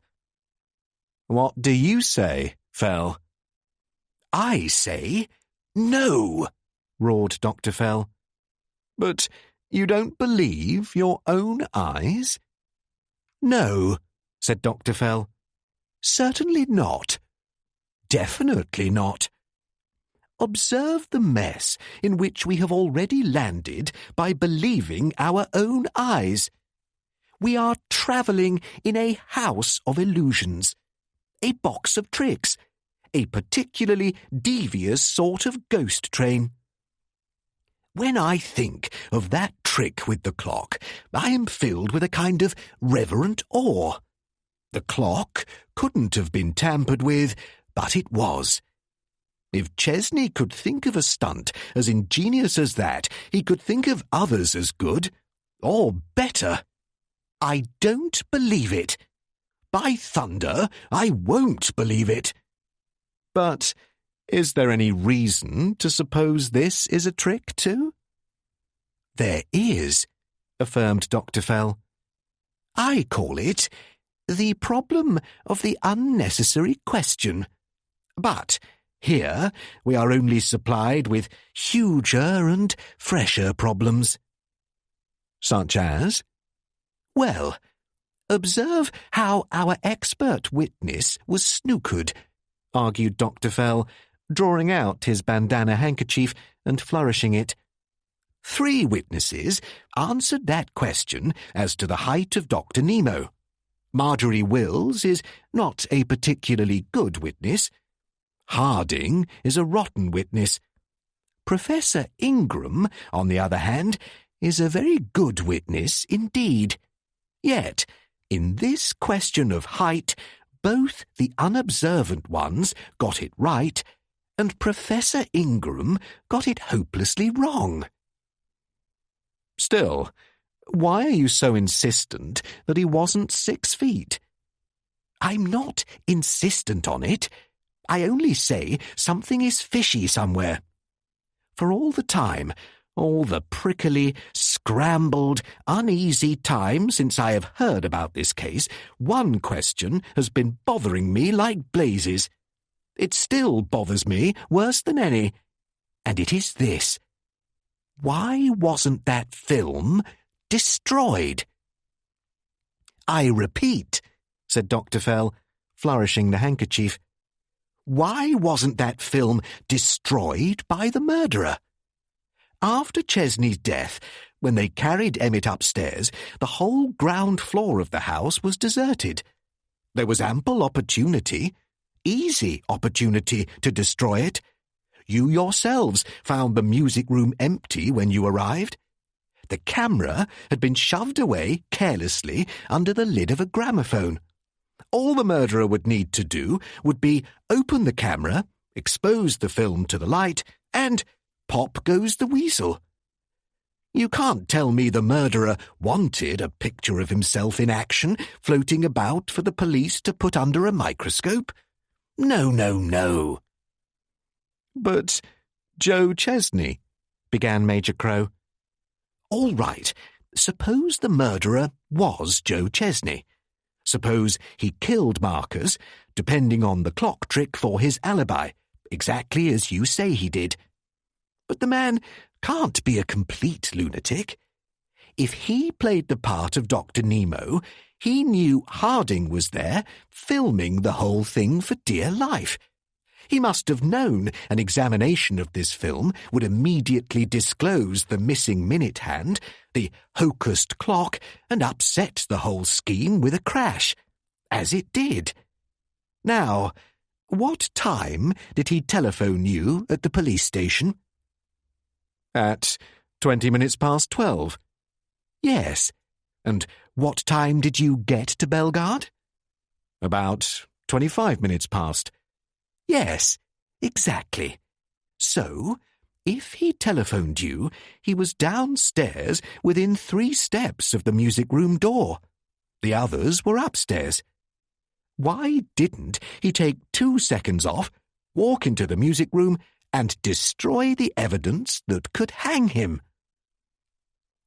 Major Crow had grown rather red. That's got you, sir, observed Bostwick dryly. What the devil do you mean it's got me?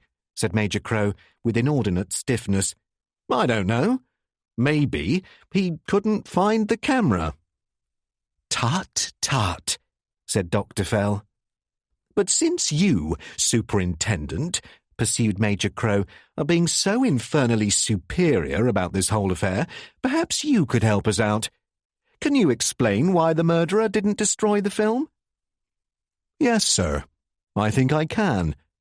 It was like this. One murderer wasn't in a condition to destroy the film, and the other murderer didn't want it destroyed. What? 2 murderers? Yes, sir. Mr. Emmett and Miss Wills. Bostwick communed with his pipe, examining it all over. His face wore a heavy, sombre, reflective expression, and he spoke with some difficulty. I haven't said much about the business so far, but I've done a lot of thinking, one way or the other. And if you want to know what I think, I don't mind telling you, and I can give you a real bit of evidence too. Now, that chap in the picture, he pointed to the screen, that's Mr. Emmett. Not a doubt of it. Look at his height. Look at the way he walks. You ask anybody hereabouts, you show 'em that picture, you ask 'em who's the only man they know that walks just like that, and they'll tell you Mr. Emmett. I never did believe all that stuff about somebody hitting Mr. Emmett out and taking his place. I didn't, and that's a fact. Miss Wills, she shoved it down our throats before we knew what she was about. It's too much like a film itself. Lord, now, he sat up. Who'd go to all that trouble and fanciness when all he'd got to do was tip a bit of cyanide into the old gentleman's tea any day? Suppose his disguise fell off. Suppose the hat fell off, or the muffler got unwound. It didn't, but it might have. Suppose the old gentleman grabbed him, which might have happened too. No, sir, and it's like Dr. Fell says, whoever killed the old gentleman wouldn't want a film of it for us to see. So, why didn't he get rid of it? I didn't get a wink of sleep last night for thinking about it, and all of a sudden I said to myself, dash my buttons. He slapped his knee.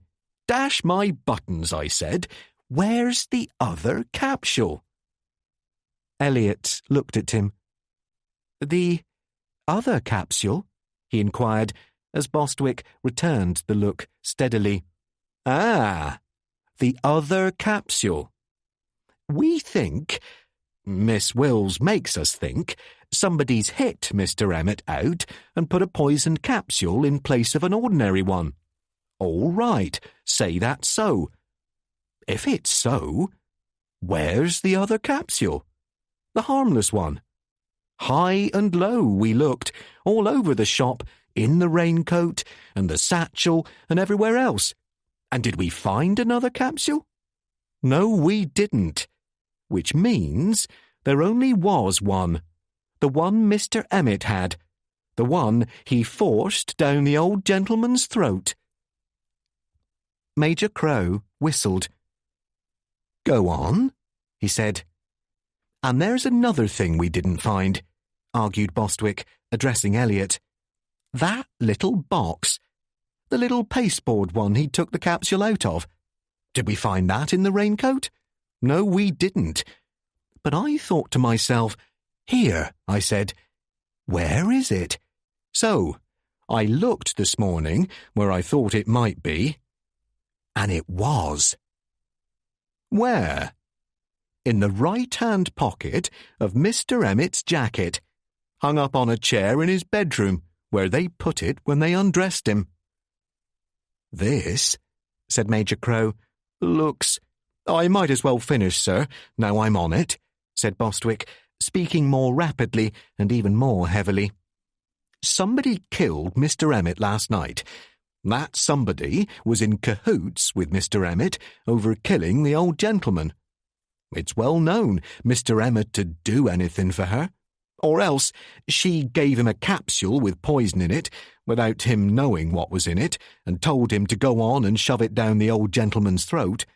But I wouldn't be sure about this last, because Mr. Emmett hid himself out to get an alibi, so it looks like it was all arranged between them.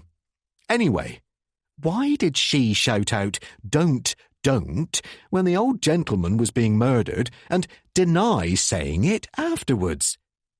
That's not hardly right or natural, unless she knew what was going on. And she knew all right. At the last minute, she couldn't stop herself. It's happened before, that has. You might not think it, Mr. Elliot, but I read a lot of your London murder cases, and I'll tell you where it happened before. The women can't help themselves, even when they start all the trouble. Don't is just what the Edith Thompson woman started to shout out when this fellow Bywaters ran out and stabbed her husband on the way back from the cinema. He paused, breathing heavily. Major Crow made an uneasy movement. The evidence against Wilbur Emmett, admitted Elliot, is, well, if you can get people to identify Emmett as the man in this film, it's all up. He felt disconcerted and half sick, but he faced the facts. So far, so good. But where's the evidence against Miss Wills? We can't arrest her just because she says, don't. That's not good enough. There's evidence, all right, returned Bostwick. Again, his face grew congested. He hesitated, and then he turned round and shouted over his shoulder, Hobart Stevenson, if you ever breathe a word of what you've heard in this room, I'll come round here and I'll break your neck. And you know I mean it. I won't say a word, Superintendent, said Stevenson, who was staring with all his eyes. Cross my heart. Mind, I'll hear about it if you do, warned Bostwick, glowering on him. He turned back to the others. I was going to bring this up just as soon as I'd seen the film. I haven't mentioned it yet, even to the Major, because I wanted to be sure. But there's evidence, all right. You were saying a minute ago, sir, that not many people, bar doctors, would know how to use a hypodermic. But she would. She learned how to use one during that flu scare 6 or 7 years ago. She helped Dr. Chesney inoculate people. And you were saying, my lad, he looked at Elliot, that we didn't seem keen to arrest people for throwing stones at her? Now, that's not true, and I didn't like it. Not one bit. If somebody disturbs the peace, I'll do my duty. But I'm betting you the magistrates will go light on whoever it was. I warned you I had evidence. What do you think of this? From the inside pocket of his coat, he took out an envelope. He held it open so that they could look inside. He walked round the group with it. Inside was a small hypodermic needle. Its plunger was of nickel and ran through a tiny glass tube, inside which they could see a colourless smear. Its odour of bitter almonds was very apparent. Yes, said Elliot. Yes. His throat was very dry and his eyes felt hot. Where did you get that? I've got a habit of snooping, said Bostwick. That was why I asked the Major to ask Miss Wills to come over here and get you. I found it in the false bottom of a jewel case on the dressing table in Miss Wills's bedroom. He handed the envelope to Elliot and then folded his arms. That, said Major Crow, clearing his throat, that, it seems, has definitely done it. What do you say, Inspector? Do you want a warrant? Not until I've had an opportunity to talk to her about it, Elliot said, mildly. He drew a deep breath. But, as you say, I'm afraid that's done it. What do you say, Doctor? Dr. Fell pressed his hand to his big mop of grey-streaked hair. He groaned. He showed a hideous face of indecision. If I could only be sure. If I could only, he argued, climb out of what is at present the wreck of my cosmos. I don't know what to say.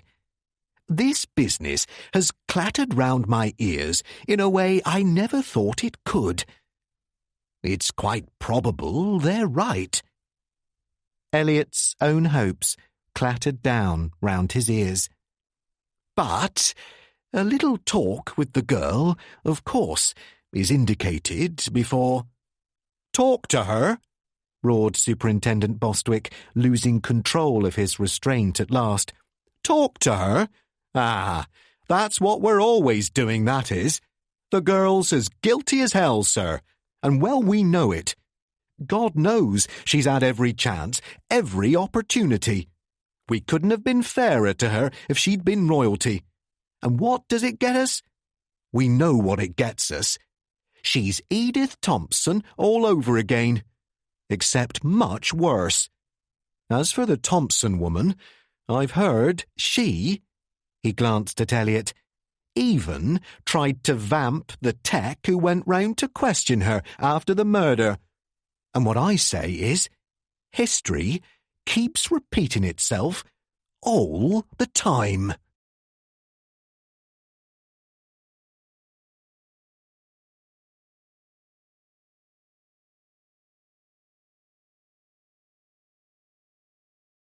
Part 4. The Spectacles Removed. He looks so different you can't imagine. So sharp. A jailer of William Palmer, Rugeley, 1856. Chapter 16. At 4:30 in the afternoon, Dr. Fell and Inspector Elliot went with Superintendent Bostwick into Marjorie Wills's bedroom. The first two of them had eaten a very silent lunch at the Blue Lion. Silent because Major Crow was with them.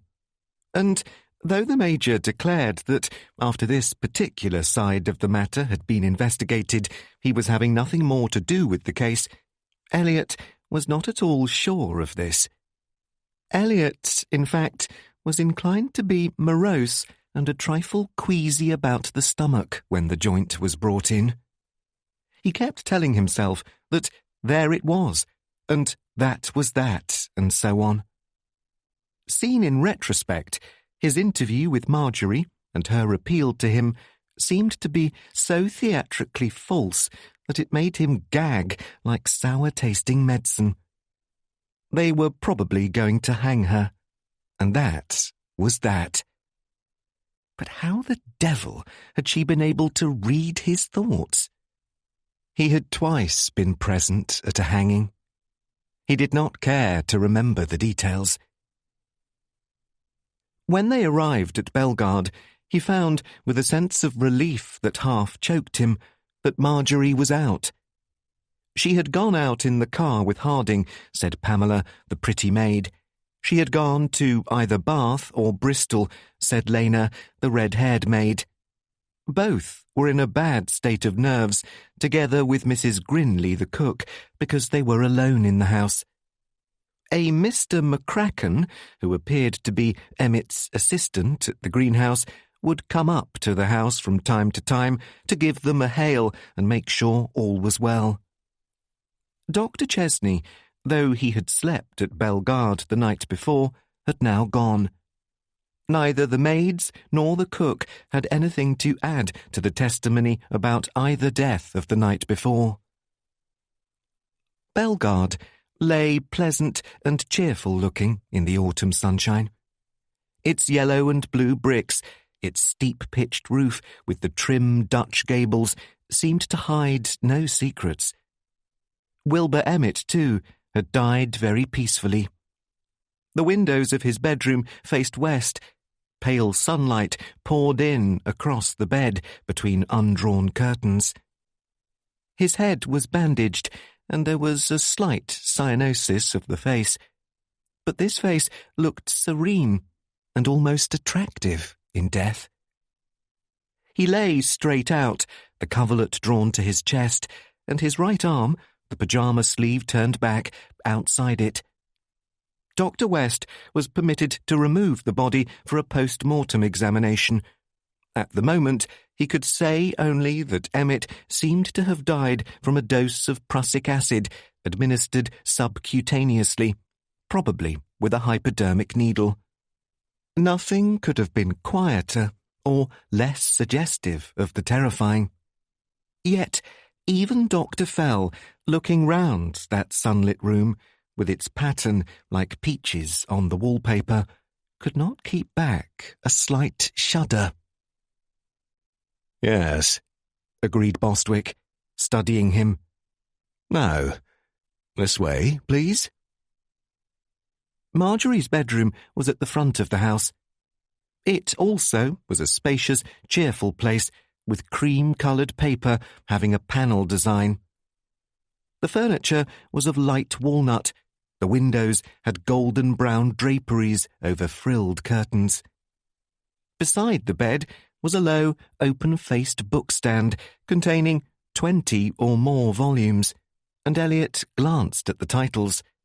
A series of guidebooks for France, Italy, Greece and Egypt, a French dictionary, and a paper-covered Italian Made Easy, The Sea and the Jungle, Where the Blue Begins, Antic Hay, The Picture of Dorian Gray, the collected plays of J.M. Barrie, fairy tales of Hans Christian Andersen, La Chronique d'un Amant Visu. And, he wondered if Bostwick had noticed them, several textbooks on chemistry.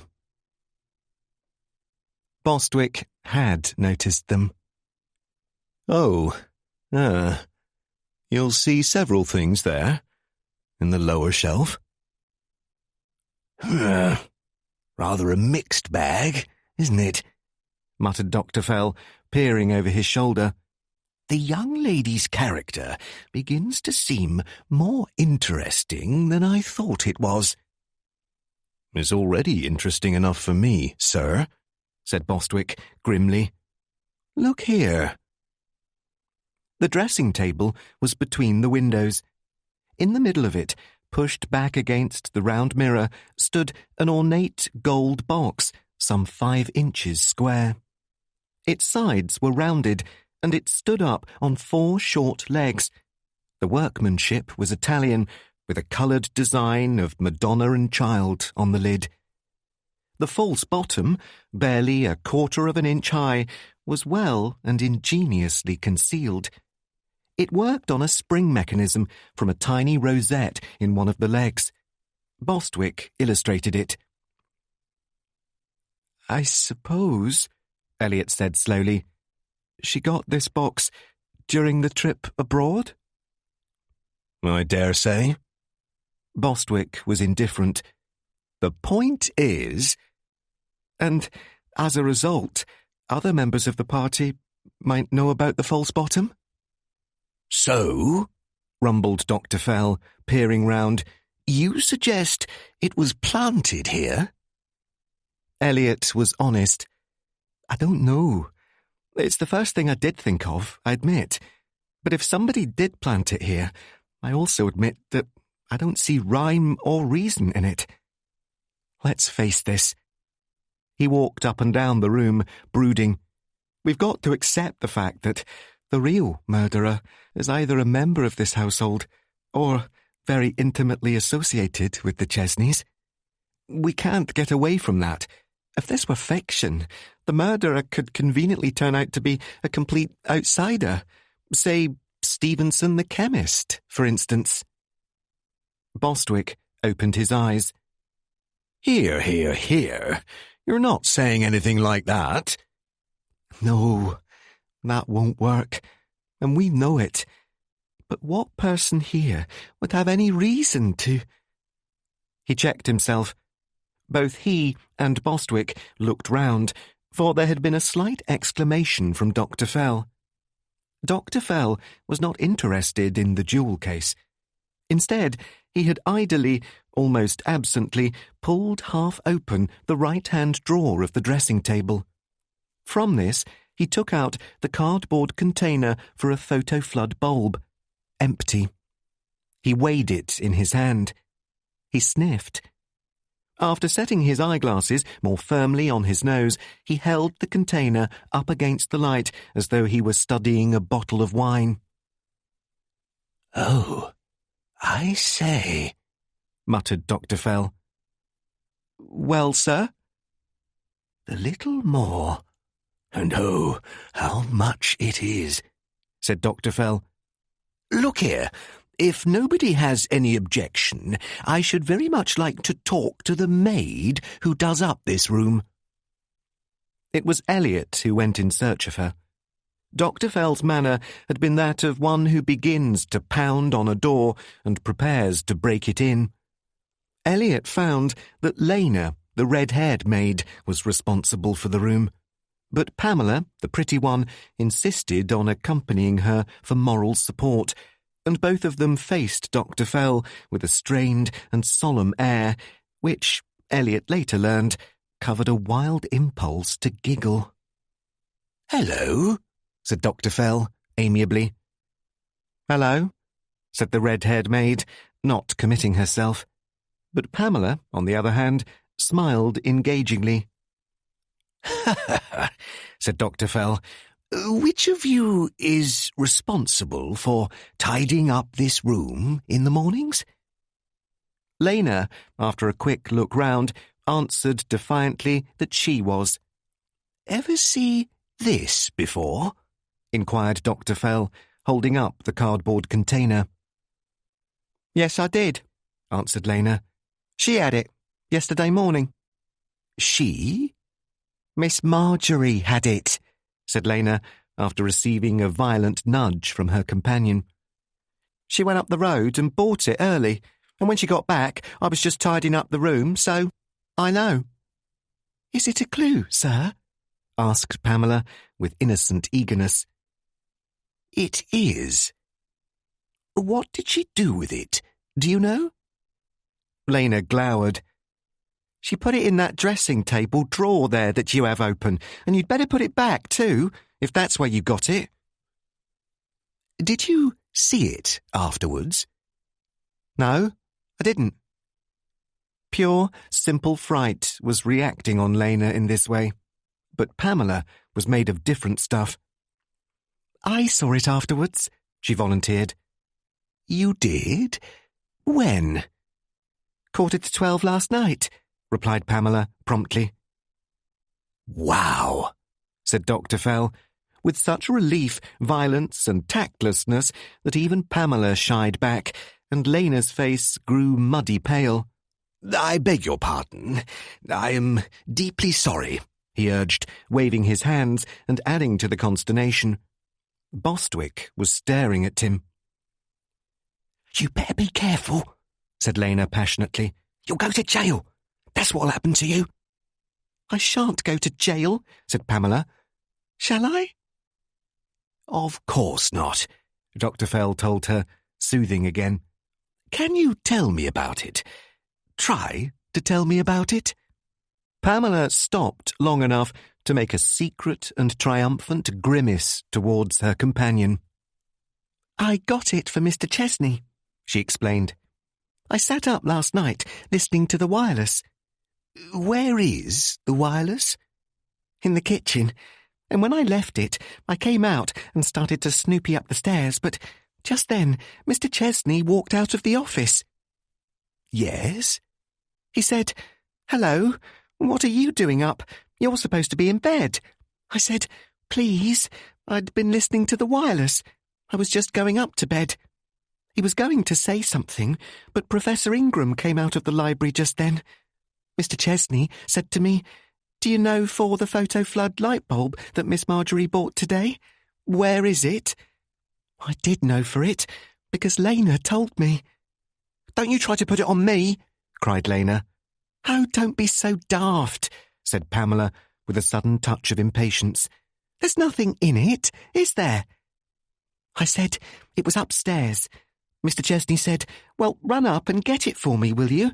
And so I did, and I brought it down to him while he was talking to the professor, and then I went to bed."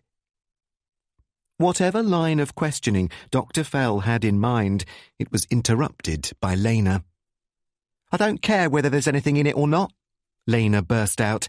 All I know is I'm getting sick and tired of talking here and talking there, but all the time hush hush about her. Lena, shh! No, and I won't shh, said Lena, folding her arms. I don't believe for a minute she did the things they say she did, else my pop wouldn't let me stay here, not for a minute. And he told me so, and I'm not afraid of her, anyway. I'm not afraid of 10 like her. But she will not do things the way other people do them, and that's why they say what they do about her. Why did she go over to Professor Ingram's yesterday, part of the morning and half the afternoon alone, when her own boy, who's as nice a looking boy as you'll see, sat here? What about those trips she used to take to London when she was supposed to be going to Mrs. Morrison's at Reading? It was to see a man. That's what it was. For the first time, Superintendent Bostwick was interested.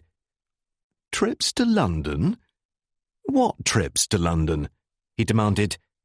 Oh, I know, said Lena darkly. I'm asking you. When was all this? Never mind when it was, said Lena, now thoroughly roused and almost shivering with stateliness. It was to see a man, that's what it was, and that's good enough. Look here, my girl, said Bostwick, losing his own temper. We'll just have no more of that, if you know what's good for you. Why didn't you tell me any of this before?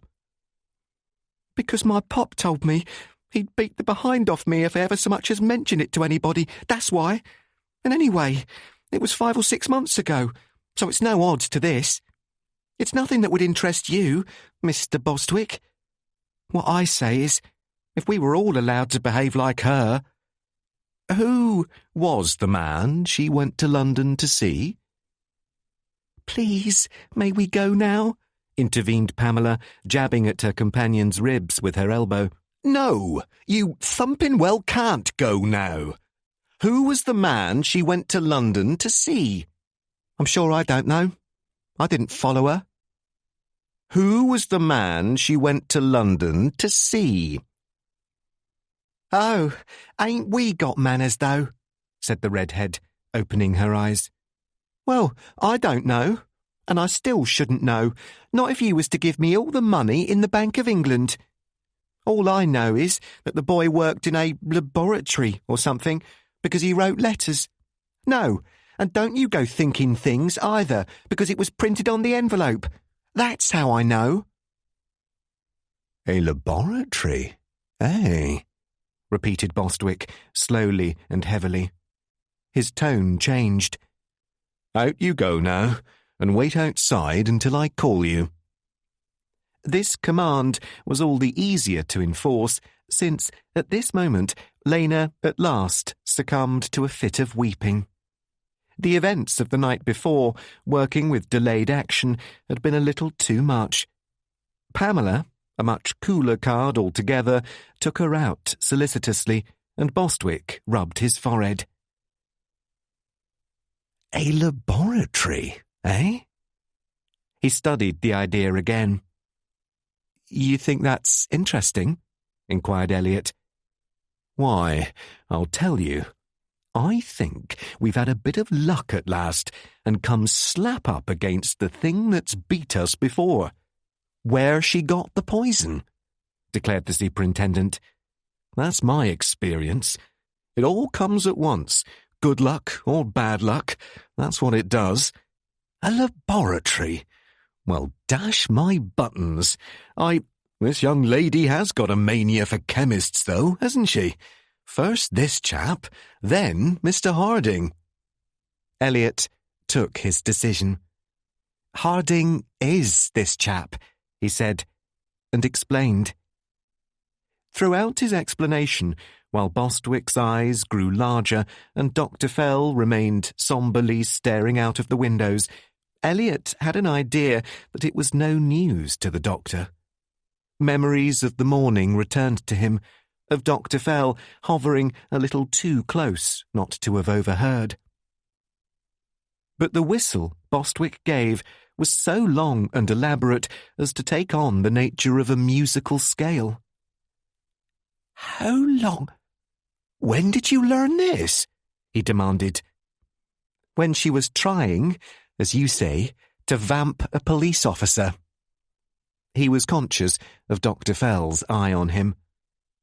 "Oh. Ah," said Bostwick, as though enlightened. "So it was only— Never mind." The superintendent drew a breath of vague, irritated relief. "The main thing is, we've got our case now. We're as safe as London. We can tell where she got the poison. She got it from Mr. Harding. She probably visited his laboratory. She'd have access to everything. She could steal what she wanted. And who's the wiser, eh? Or else—" He paused, a lowering and heavy expression coming over his face. "Now, I wonder. Mr. Harding's a very pleasant-spoken sort of gentleman, but this is a whole lot deeper, a whole lot than we thought. What if they've had us from the very start of it? What if she and Mr. Harding planned the whole thing between them? What would you say to that?" "I'd say you can't have it both ways, sir." "As how?" "Well, sir, you talk about a case." Elliot was on the verge of a roar. "But you've got to have a case." "What is it?" "First, she committed a murder alone. Then she committed a murder in cahoots with Emmett. Now she kills Emmett and commits a murder in cahoots with Harding.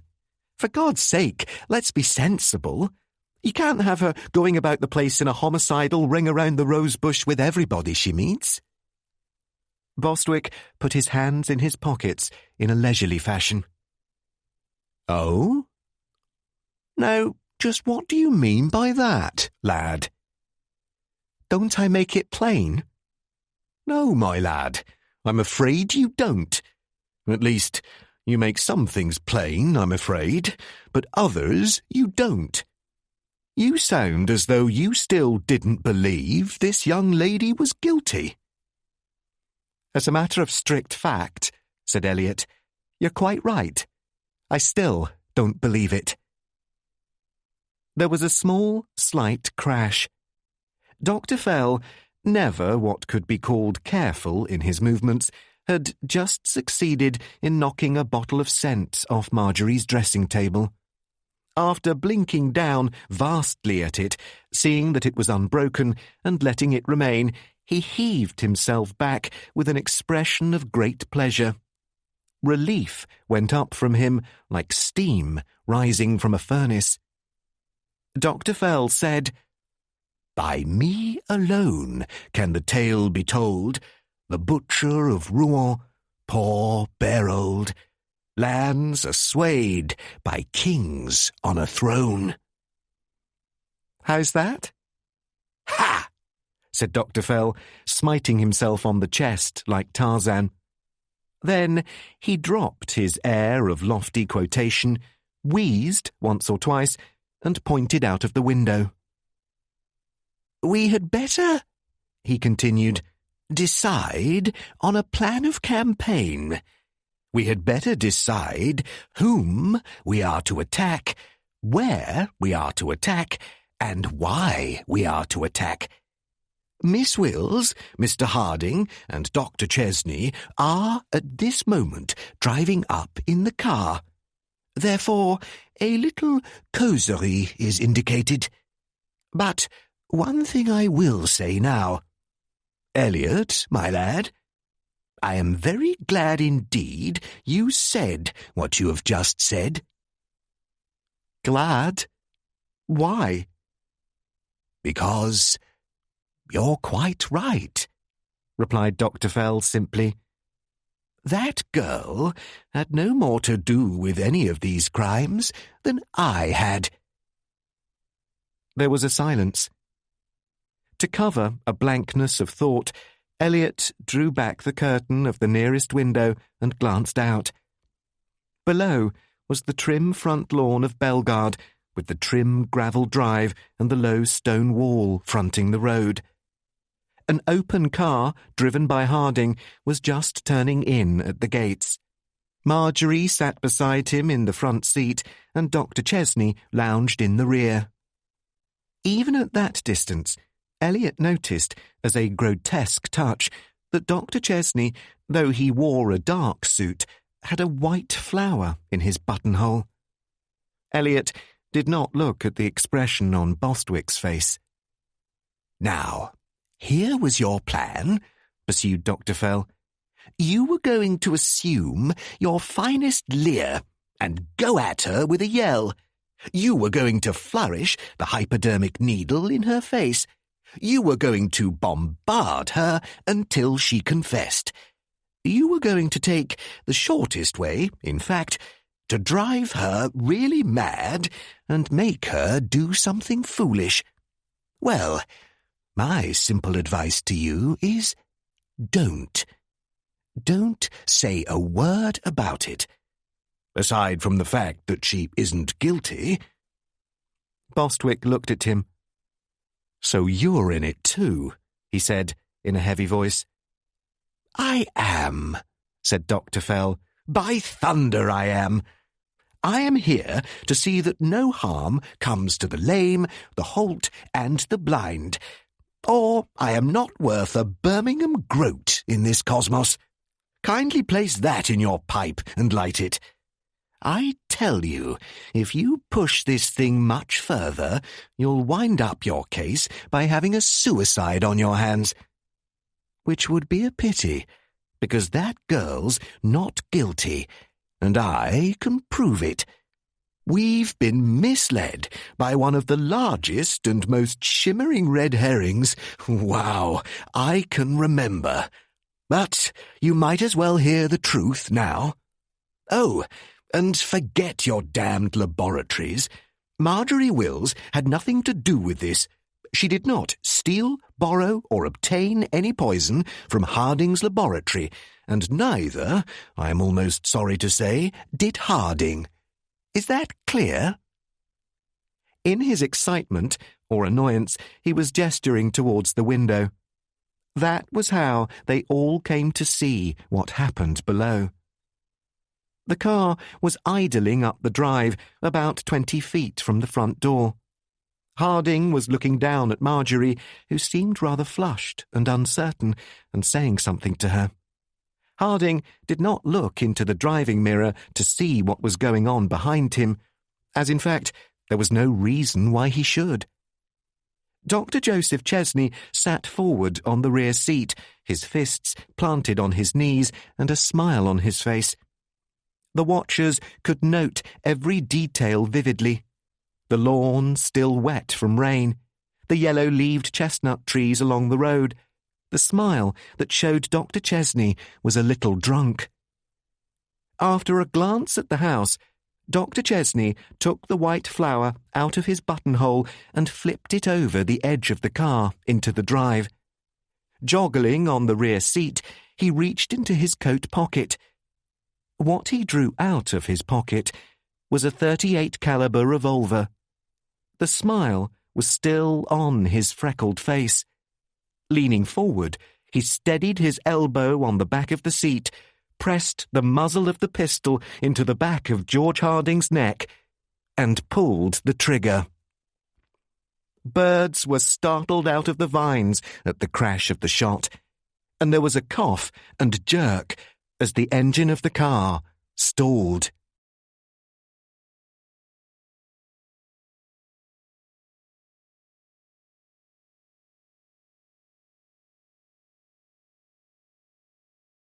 Chapter 17.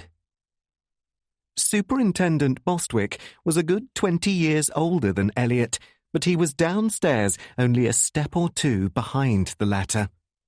In the first fraction of a second, Elliot wondered if what he had seen was an illusion, a mirage in that quiet front lawn, like one of Marcus Chesney's illusions.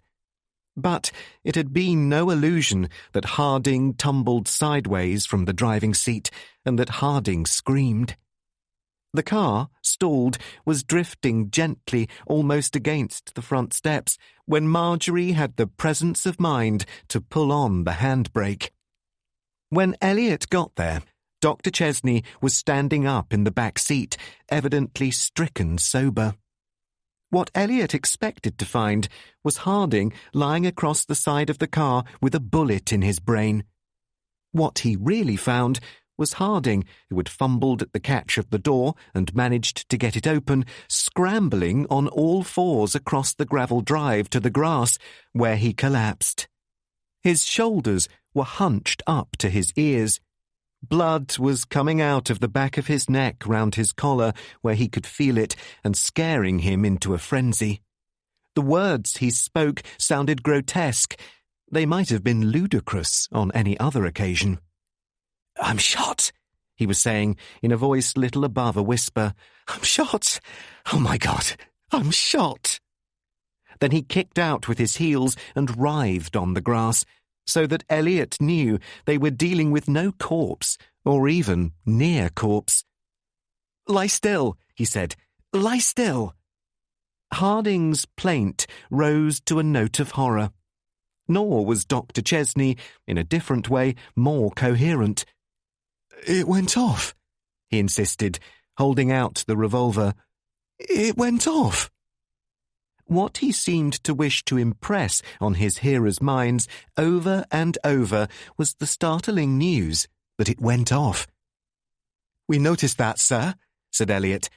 "Yes, you're shot," he told Harding. "But you're not dead, are you? You don't feel dead, do you? Hi." Let me have a look. Listen," urged Elliot, taking him by the shoulders as Harding gave him a glazed, uncomprehending glance. "You're not hurt. Do you hear? His arm must have joggled or something. The bullet went sideways and grazed the skin at the back of your neck. It's burnt, but all you've got is a crease not 1/10 of an inch deep. You're not hurt. Do you hear?" "Never mind," muttered Harding. "No good complaining. Let's face it. Chin up, eh?" Though he seemed not to have heard, and muttered the words with an absent, almost jocular calm, he gave Elliot a new impression. Elliot thought that a very keen brain had heard the diagnosis, had translated it instantly, even in a daze of fear, had realized that it was on the edge of making a fool of itself, and in a flash was up and putting on a remarkable show of acting. Elliot dropped his shoulders. "Will you attend to this?" he asked Dr. Chesney. "Bag," said Dr. Joe, gulping once or twice and waggling his wrist in the direction of the front door. "Black bag. My bag. Under stairs in hall." "What ho?" said Harding, amiably. And Elliot was compelled to admire him, for Harding was now sitting up on the grass and laughing. All very well to talk, but that wound was a very painful one from the powder burning alone. If the crease had gone 1/2 an inch deeper, it would have meant death, and he was now losing a good deal of blood. Yet Harding, though he was still pale, seemed transfigured. He looked as though he honestly enjoyed it. "You're a rotten shot, Dr. Joe," he pointed out. "If you can miss such a sitter as that, you'll never succeed. Eh, Marjorie?" Marjorie climbed out of the car and ran to him. Dr. Chesney, who bumped into her when they both moved, stopped shakily with his foot on the running board and stared. "My God! You don't think I did it deliberately, do you?" "Why not?" grinned Harding. "Steady, Marjorie. Wear claret." His eyes were large, fixed, and of a dark luminousness, but he almost chirped as he patted her shoulder. No, sorry. I know you didn't mean it, but it's no great fun having guns loosed off into the back of your neck." This was all Elliot heard, for he went into the house after the doctor's bag. When he returned, Dr. Chesney, aghast, was demanding the same thing of Bostwick. "You don't think I did it deliberately, Superintendent?" Bostwick, more heavy-faced than ever, spoke grimly. "I don't know what you meant, sir. I know what I saw." He pointed. "I was standing up at that there window, and I saw you deliberately take that revolver out of your pocket, point it at Mr. Harding's neck, and—" "But it was a joke. The gun wasn't loaded." "No, sir?" Bostwick turned round. On either side of the front door was a small ornamental pillar painted dull yellow, supporting a flattish, triangular hood over the doorway. The bullet had lodged in the left-hand pillar. By a freak turn of hand, it had passed between Harding and Marjorie, missing the windscreen of the car, and miraculously missing Marjorie herself.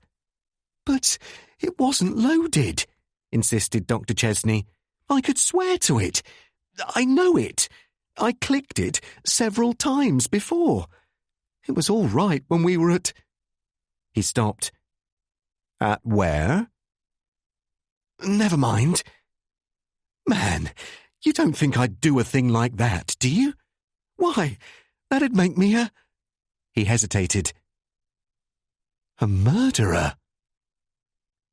The hollow incredulity with which Dr. Chesney spoke, the hint of a bursting laugh as he pointed to himself, carried conviction. There was something almost childlike in the way he said it. He was a good fellow, surrounded by accusers. He had, metaphorically, offered to stand drinks all round, and they had refused him. Even his short ginger beard and moustache bristled with hurt surprise. "I clicked it several times," he repeated. "It wasn't loaded." "If you did that," said Bostwick, "and there was a live cartridge in the magazine, you only brought it into position. But that's not it, sir.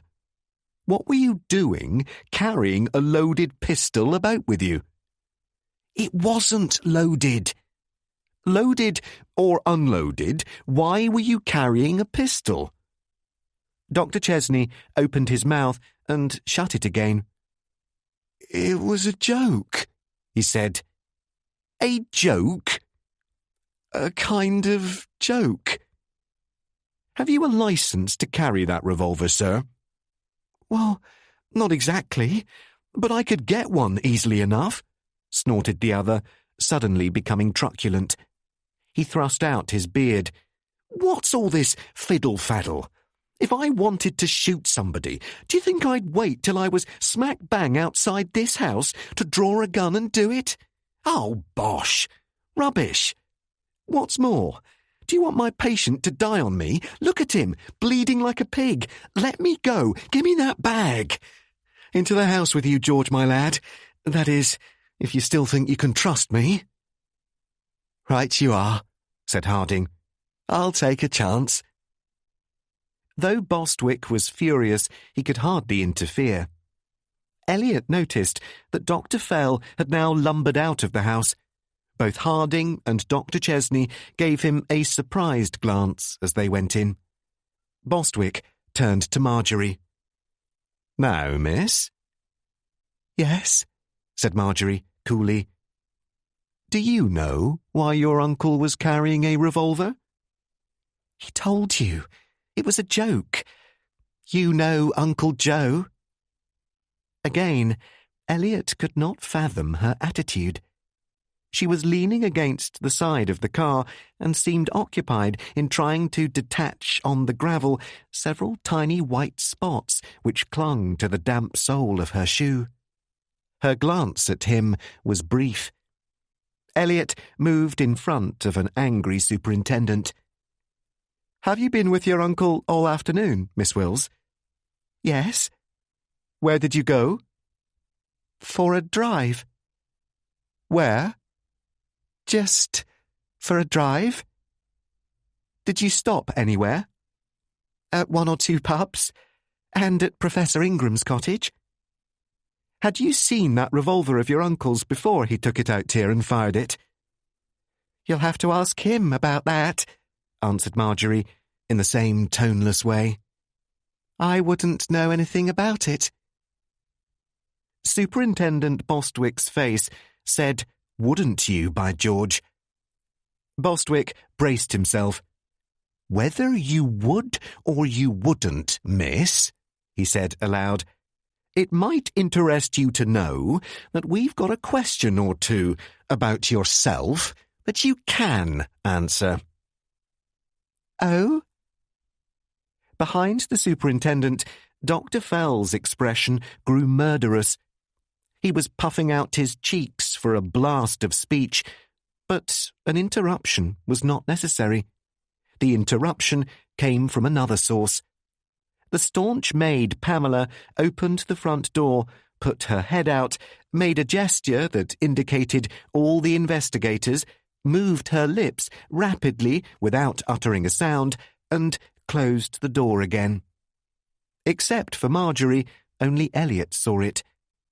Two voices spoke almost at once. "So you've been pulling my room about?" said Marjorie. "So that's how you did it," said Elliot. If he had designed the words to startle her, he could not have succeeded better. She twitched her head round. He noticed the extraordinary shining of the eyes. She spoke quietly. "How I did what?" "How you seemed to be reading thoughts. As a matter of fact, you were reading lips." Marjorie was clearly taken aback. "Oh, you mean," she added, rather maliciously, "when you called poor George a clever swine? Yes, I'm quite a proficient lip reader. It's probably the only thing I am good at. An old man who used to work for us taught me. He lives in Bath. He—" "Is his name Tolerance?" demanded Dr. Fell. By this time, Bostwick later admitted, the superintendent was coming to the conclusion that Dr. Fell was insane. Up to half an hour ago, the doctor had seemed sane enough, and Bostwick had always remembered with respect his work in the case of the 8 swords and the case of Waterfall Manor. But during that conversation in Marjorie Wills's bedroom, something seemed to have slipped in Dr. Fell's brain. Nothing could have exceeded the joy, the almost evil joy with which he now pronounced the name of Tolerance. "Is his name Henry S. Tolerance? Does he live in Avon Street? Is he a waiter at the Bonash Hotel?" "Yes, but—" "What a devilish small world it is, you know," said Dr. Fell through his teeth. "Never has that noble cliché fallen more soothingly on the ear. I was mentioning my fine deaf waiter to my friend Elliot this morning. I heard my first report of your uncle's murder from him. Thank Tolerance, ma'am.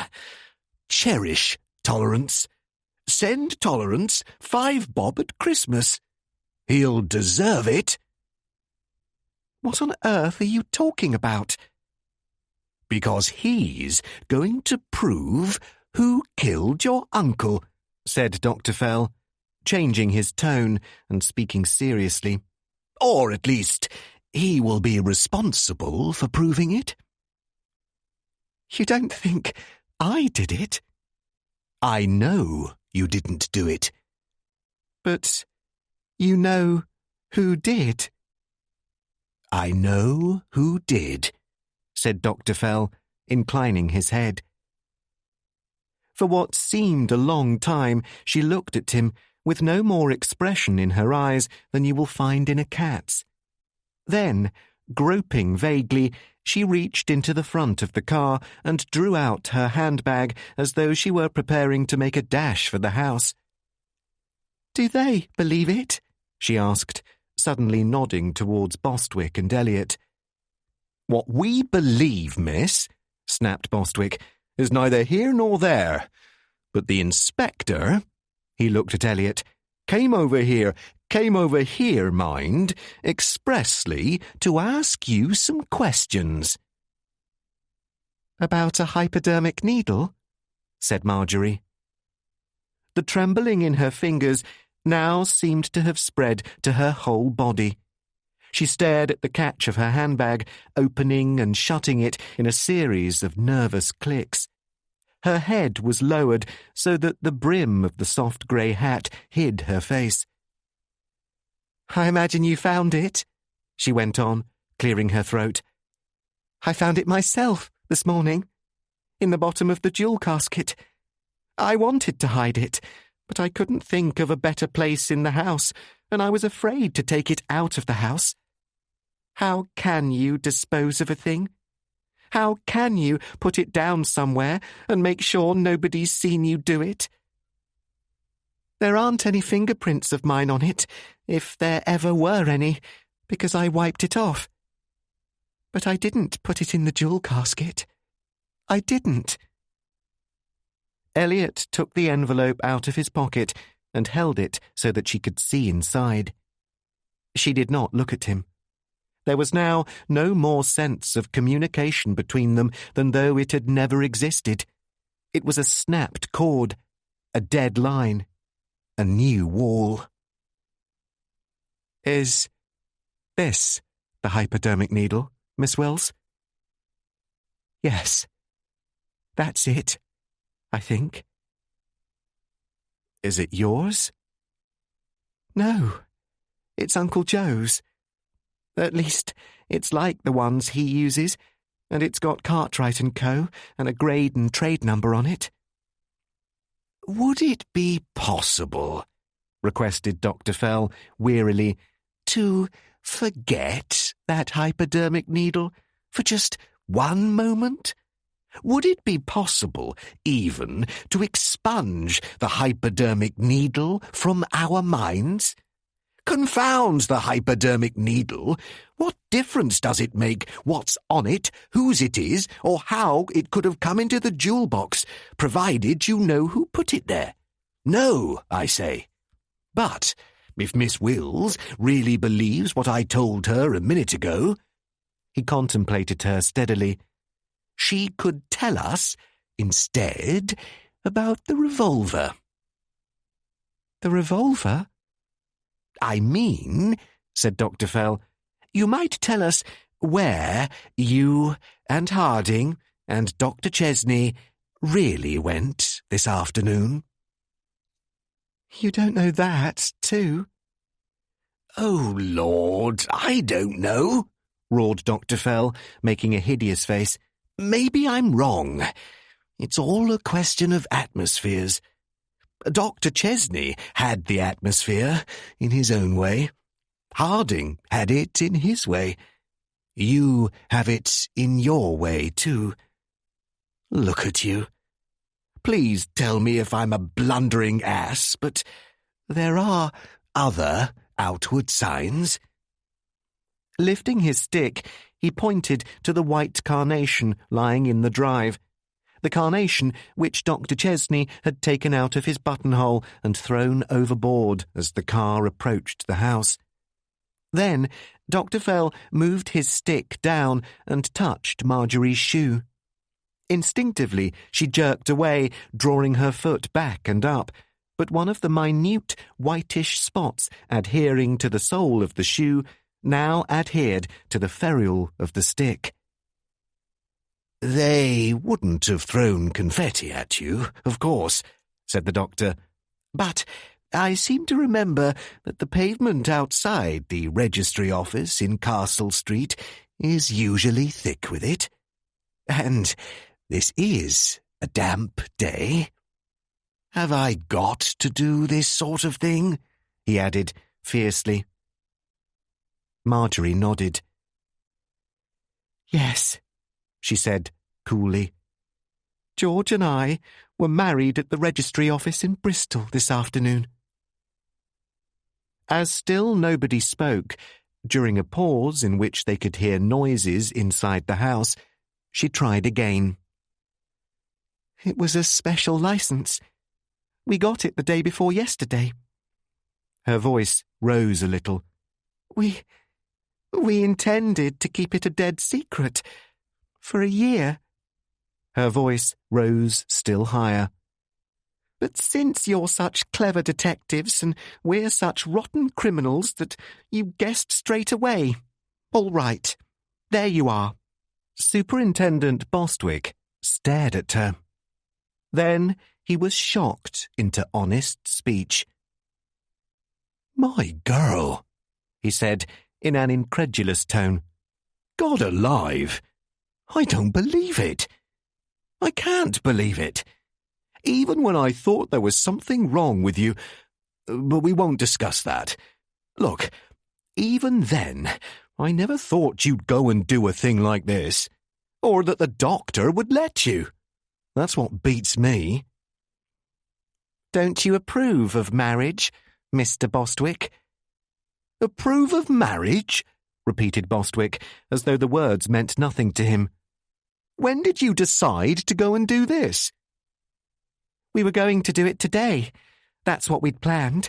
We were going to be married quietly at a registry office anyway, because George hates church services and fuss. Then Uncle Marcus died, and I felt so... Well, anyway, we decided this morning we'd go and do it anyway. And I had my reasons. I tell you." She was almost screaming at him. "God alive," said Bostwick. "That's what beats me. I've known your family for 16 years. I have. I tell you straight. And that the doctor would go and let you do this, with Mr. Chesney not even in his grave." She had backed away. "Well," said Marjorie, with the tears starting into her eyes, "isn't anybody at least going to congratulate me? Or at least tell me they hope I'll be happy?" "I do hope it," said Elliot. "You know that." "Mrs. Harding," began Dr. Fell gravely, and she flinched with surprise at the name. "I beg your pardon. My lack of tact is so notorious that it would have been surprising had I been anything but blundering. I do offer you my congratulations, and I not only hope you will be happy, I promise you that you shall be happy." Whereupon Marjorie's mood changed in a flash. "And aren't we being sentimental, though?" she cried, with a satiric kind of grimace. "And here's a great booby of a policeman," she looked at Bostwick, "suddenly remembering how he knew my family, or at least the Chesney family, and how he'd like to put a rope around my neck. I got married. All right? I got married. I had my reasons. You may not understand that, but I had my reasons." "I only said—" began Elliot. "Forget it," interrupted Marjorie, with deadly coolness. "You've all had your say. So now you can stand round as smug and solemn-faced as owls. Like Professor Ingram. You should have seen his face when we drove by his house and asked him to be the second witness. No. Oh, no. Horrible. He couldn't countenance it. But I forgot. All you want to know is about the revolver, isn't it? I can easily tell you that. And it really was a joke. Perhaps Uncle Joe's sense of humour isn't as refined as it might be, though at least he rallies round when others don't.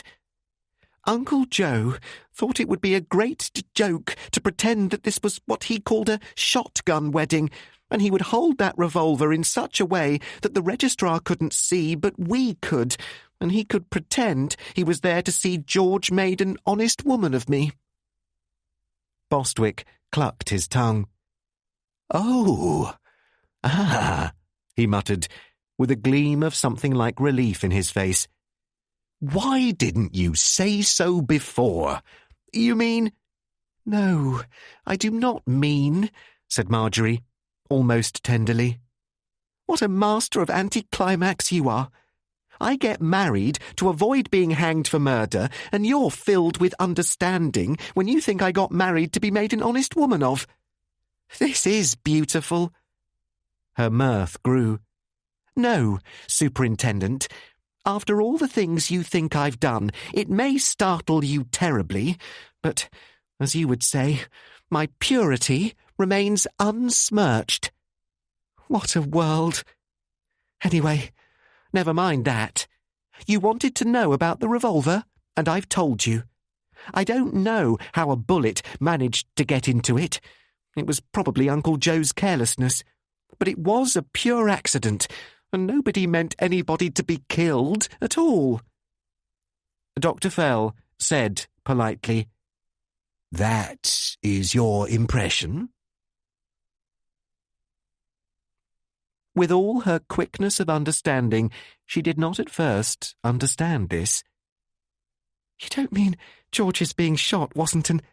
she began, and broke off. You don't mean the murderer's been at it again? Dr. Fell inclined his head. Evening was drawing in over Bellegarde.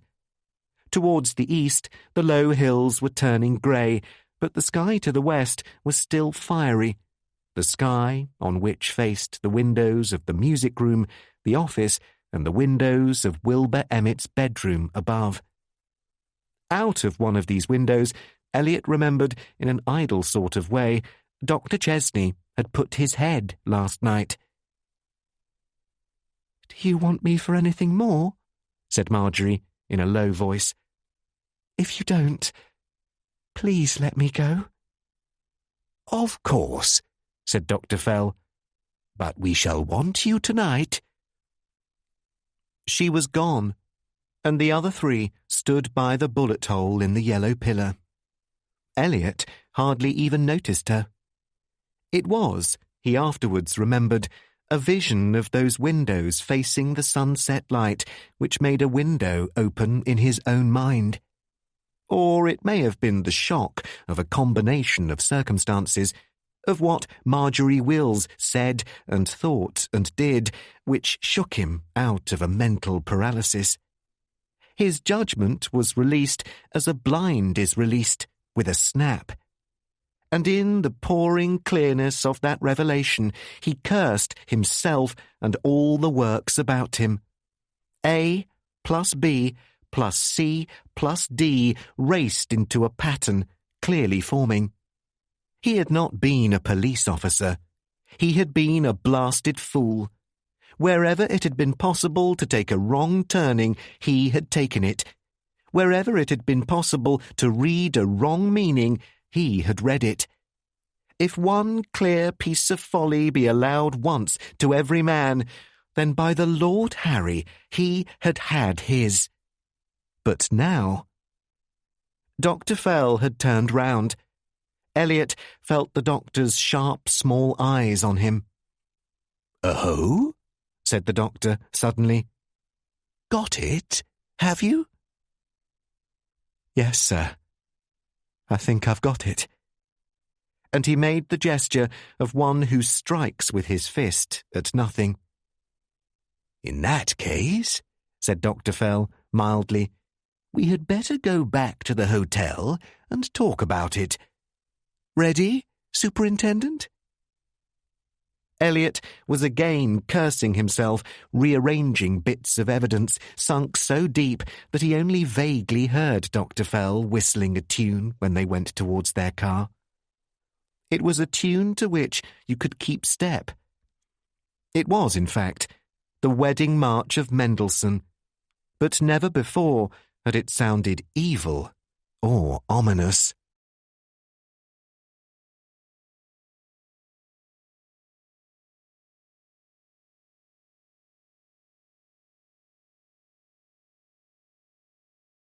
Chapter 18. At 8 o'clock that night, when 4 men sat before the fire in Elliot's room at the Blue Lion, Dr. Fell spoke. We now know, he said, holding up his fingers and checking off the points, who the murderer is, how he worked, and why he worked. We know that the whole series of crimes were the work of this one man, acting without a confederate. We know the astonishing weight of the evidence against him. The guilt, we see, will prove itself. Superintendent Bostwick uttered a decisive grunt. Major Crow nodded with great satisfaction. Even granting everything, which I'm only too happy to grant, he said, the idea of this fellow living among us. And disturbing the atmosphere, supplied Dr. Fell. Exactly. That's what upsets the superintendent so. The influence touches everything it comes into contact with, however harmless. You cannot pick up a teacup, go for a motor drive, or buy a film for a camera without this influence somehow touching the action and somehow twisting it wrong. A quiet corner of the world like this is turned upside down because of it. Guns are fired in front gardens, where people would have stared even to see a gun before. Stones are flung in the street. A bee buzzes in the chief constable's bonnet and another under the superintendent's cap. And all because of an influence or emanation which a certain person chooses to give out at last. Dr. Fell took out his watch, looked at it, and laid it on the table beside him. He filled and lighted his pipe with massive deliberation, sniffed, and went on. Therefore, he said, while you think over the evidence, I should like to discuss the art of poisoning and give you a few tips. In particular, since it applies to this case, we might classify a certain group of murderers under one head. Oddly enough, I've never seen them set down into a class, though their characters are, as a rule, so startlingly alike that they might be cruder or subtler copies of each other. They are the eternal arch-hypocrites and the eternal warning to wives. I mean, the male poisoners. Women poisoners are, Lord knows, dangerous enough, but the men are a more uneasy menace to society, since, to the slyness of poisoning, they add a kind of devilish generalship, an application of business principles, a will to make good by the use of arsenic or strychnine. They are a small band, but they are evilly famous, and their faces are all alike. I grant you certain exceptions who will not fit into any category. Seddon, for instance.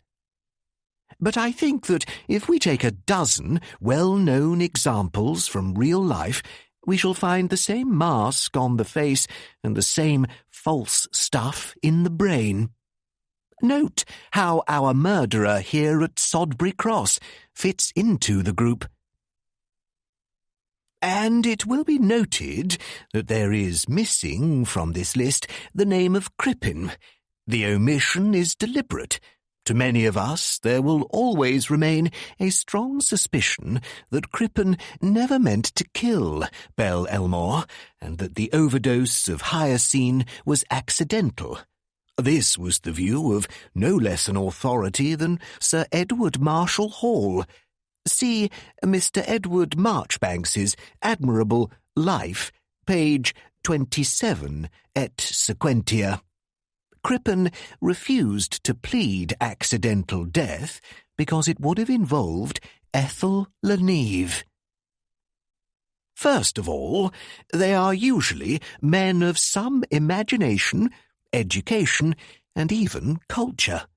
Their professions indicate as much. Palmer, Pritchard, Lamson, Buchanan, and Cream were doctors. Richardson was a clergyman. Wainwright an artist. Armstrong a solicitor. Hock a chemist. Waite a dental surgeon. Vacquier an inventor. Carlisle Harris a medical student. And immediately our interest springs up. We do not care about the illiterate blockhead who bashes somebody in a pub. We are interested in the criminal who should know better. Of course, that most, if not all, of the above men were blockheads, I should be the last to deny. But they were blockheads of a sort whose manners fascinated, whose imaginations really moved, whose acting ability was of the first order, and some of them startle us with the ingenuity of their devices to kill or avert suspicion. Dr. George Harvey Lamson, Dr. Robert Buchanan, and Arthur Warren Waite committed murder, each one for financial gain, in 1881, in 1882, and in 1915. At this time, the form of fiction we know as the detective story was in its infancy. But consider the way in which each of them went about it. Dr. Lamson killed his victim, a crippled nephew of 18, by means of raisins poisoned with aconitine and baked into a Dundee cake. He went so far as to cut the cake in the presence of the boy and the headmaster of the boys' school. All three ate a piece of it at the tea table, so that Lamson might protest his innocence when only the boy was affected.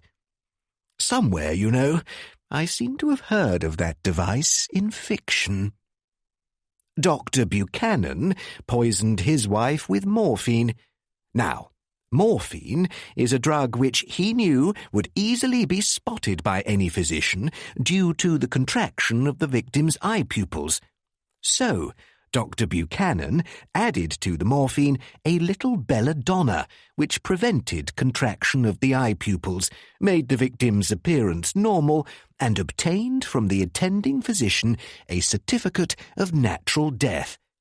It was a brilliant device, and it would have succeeded if Dr. Buchanan had not himself let the trick slip in incautious talk with a friend. Arthur Warren Waite, the boyish, happy criminal, attempted the murder of his wealthy mother and father-in-law by means of pneumonia, diphtheria, and influenza germs. This proved too slow, and he, at last, fell back on less subtle poisons. But his first attempt was the death of the father-in-law by tubercular bacilli administered in a nasal spray. Dr. Fell paused. He had plunged into his subject, steaming with earnestness. Had Superintendent Hadley been present, Hadley would have shouted for an arrest of the bus and an end of the lecture. But Elliot, Major Crow, and Superintendent Bostwick only nodded. They saw its application to the murderer of Sodbury Cross. "Now," pursued Dr. Fell, "what is the first most outstanding characteristic of the poisoner? It is this. Among his friends, he usually has the reputation of being a thoroughly good fellow. He is a jovial soul, an open-handed companion, a real sport. Sometimes he may display slight puritanical scruples about strict religious observance, or even good form socially, but his boon companions can easily forgive him for this because he is such a decent sort. Thomas Griffiths Wainwright, that stickler for the social rules who poisoned people wholesale to get their insurance money, was the most hospitable of hosts 100 years ago. William Palmer of Rugeley was himself a total abstainer, but nothing pleased him more than to stand the drinks genially to his friends. The Reverend Clarence V.T. Richardson of Boston charmed the devout wherever he went. Dr. Edward William Pritchard, he of the great bald skull and the great brown beard, was the idol of the Glasgow fraternal societies. You see how it applies to the man we want?" Major Crow nodded. Yes, said Elliot, grimly satisfied, and there was an image in the firelit room at the Blue Lion. Whereas, actually, there is in their characters, as a reverse side to the same picture, and perhaps an essential part of it, such a blind indifference to pain in others, such a cool doling out of death in its most horrible forms, that our ordinary imaginations cannot grasp it. Perhaps the thing that strikes us most is not alone their indifference to death, but to the pain of death. Everybody has heard of Wainwright's famous reply, "Why did you poison Mrs. Abercrombie?" Upon my soul, I don't know, unless it was because she had such thick ankles. That, of course, was swank, but it really does express the attitude of the poisoner towards human life. Wainwright had to have money, so, obviously, someone had to die. William Palmer needed money to bet on horses, and so it became clear that his wife, his brother, and his friends must be given strychnine.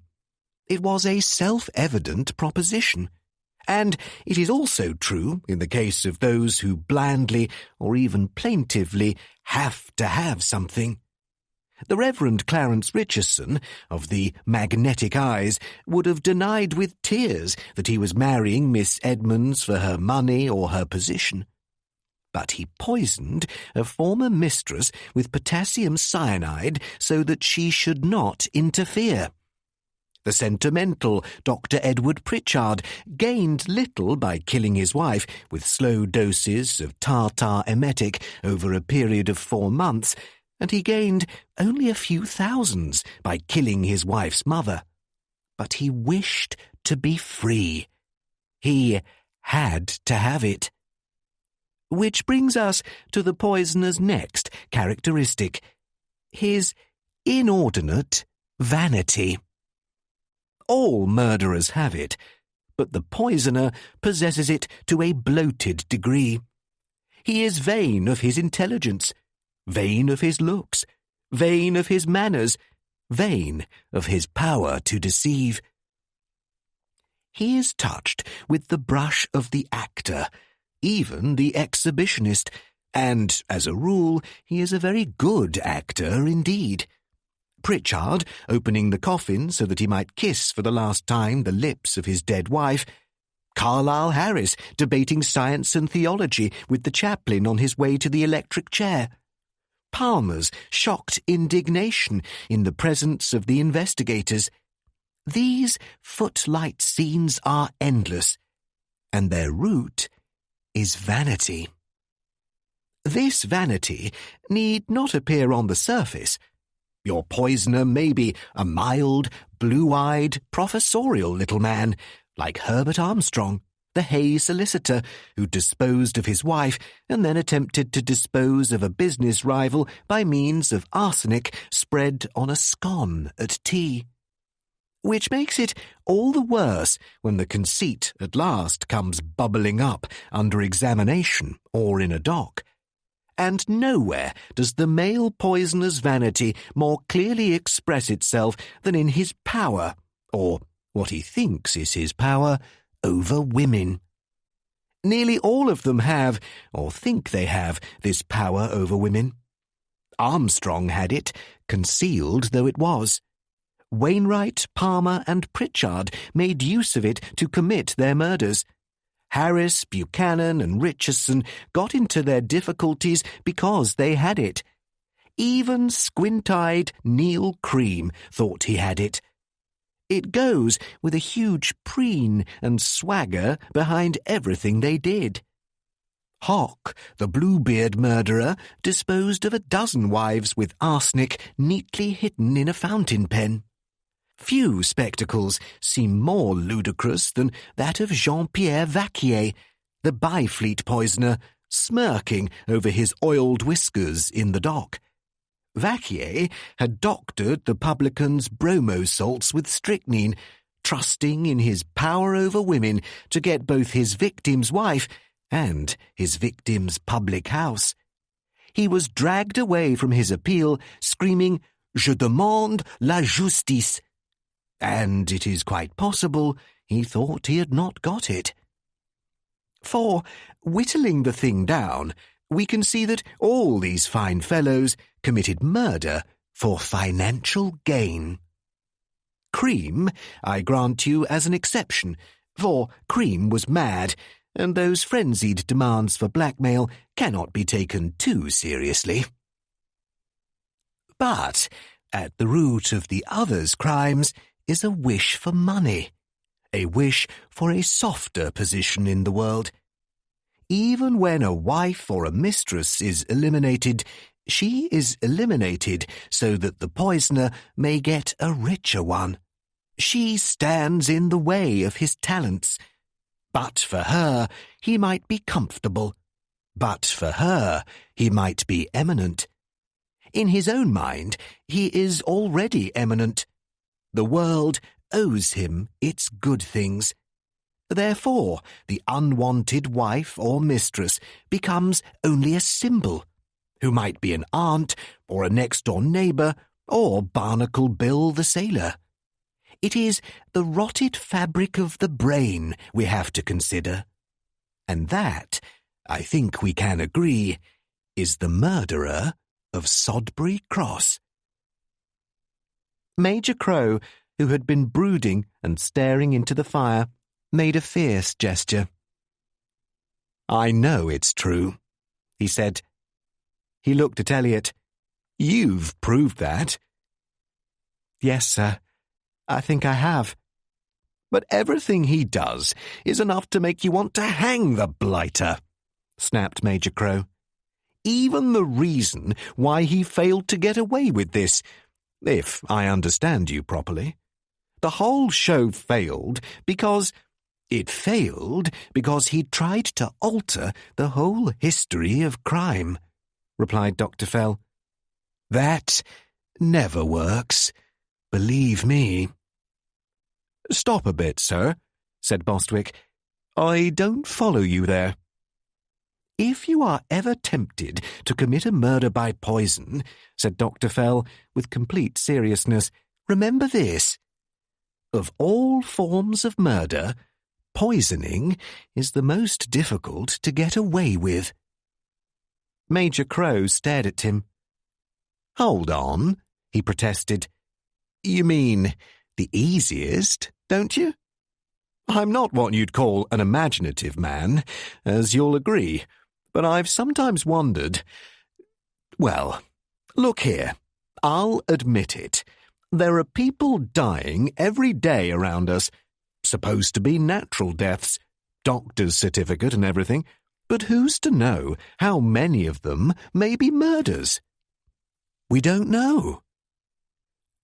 "Ah," said Dr. Fell, drawing a huge breath. "What do you mean, ah?" "I mean that I have heard the remark before," replied Dr. Fell.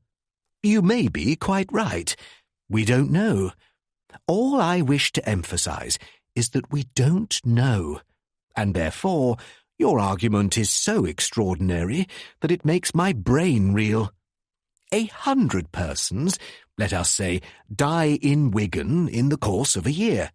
You darkly suspect that a number of them may have been poisoned, and because of this, you turn round to me and quote it as a reason why poisoning is so very easy. What you say may be very true. For all I know, the graveyards may be filled with murdered corpses clamouring for vengeance from here to John O'Groats.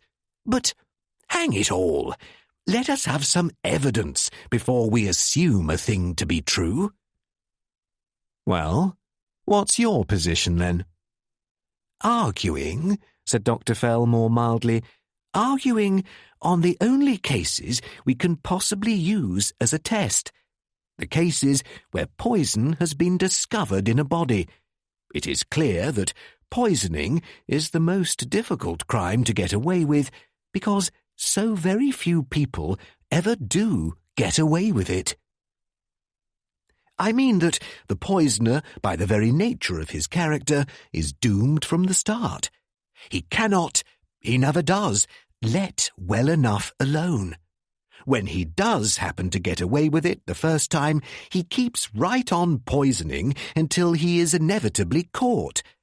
See the list above. He is betrayed by his own character. You or I might shoot or stab or bludgeon or strangle, but we should not become so passionately fond of a bright revolver or a shiny new dagger or a life-preserver or a silk handkerchief that we insist on playing with it all the time. The poisoner does just that. Even his first risks are bad enough. The ordinary murderer runs a single risk. The poisoner runs a triple risk. Unlike a shooting or a stabbing, his work is not over even when he has done it. He must make sure the victim does not live long enough to denounce him. A bad risk. He must show he had neither opportunity to administer the poison nor reason for administering it. A very deadly risk. And he must obtain the poison without detection. Perhaps the worst risk of all. Over and over again, it is the same dismal story. X dies under circumstances which arouse suspicion. It is known that Y had good reason to wish X out of the way, and every opportunity to tamper with X's food or drink. The body is exhumed. Poison is found. From there, it is, as a rule, only a question of tracing a purchase of poison to Y, and we have, in inevitable procession, like a series of pictures in a moral album, the arrest, the trial, the sentence, and the 8 o'clock walk. Now, our friend here at Sodbury Cross knew this. He did not have to be a deep student of crime to know it. He only had to read his daily newspaper. But, knowing it, he set out to construct a design for murder which should cover all these three risks with a kind of triple alibi. He tried to do a thing which no criminal has ever succeeded in doing.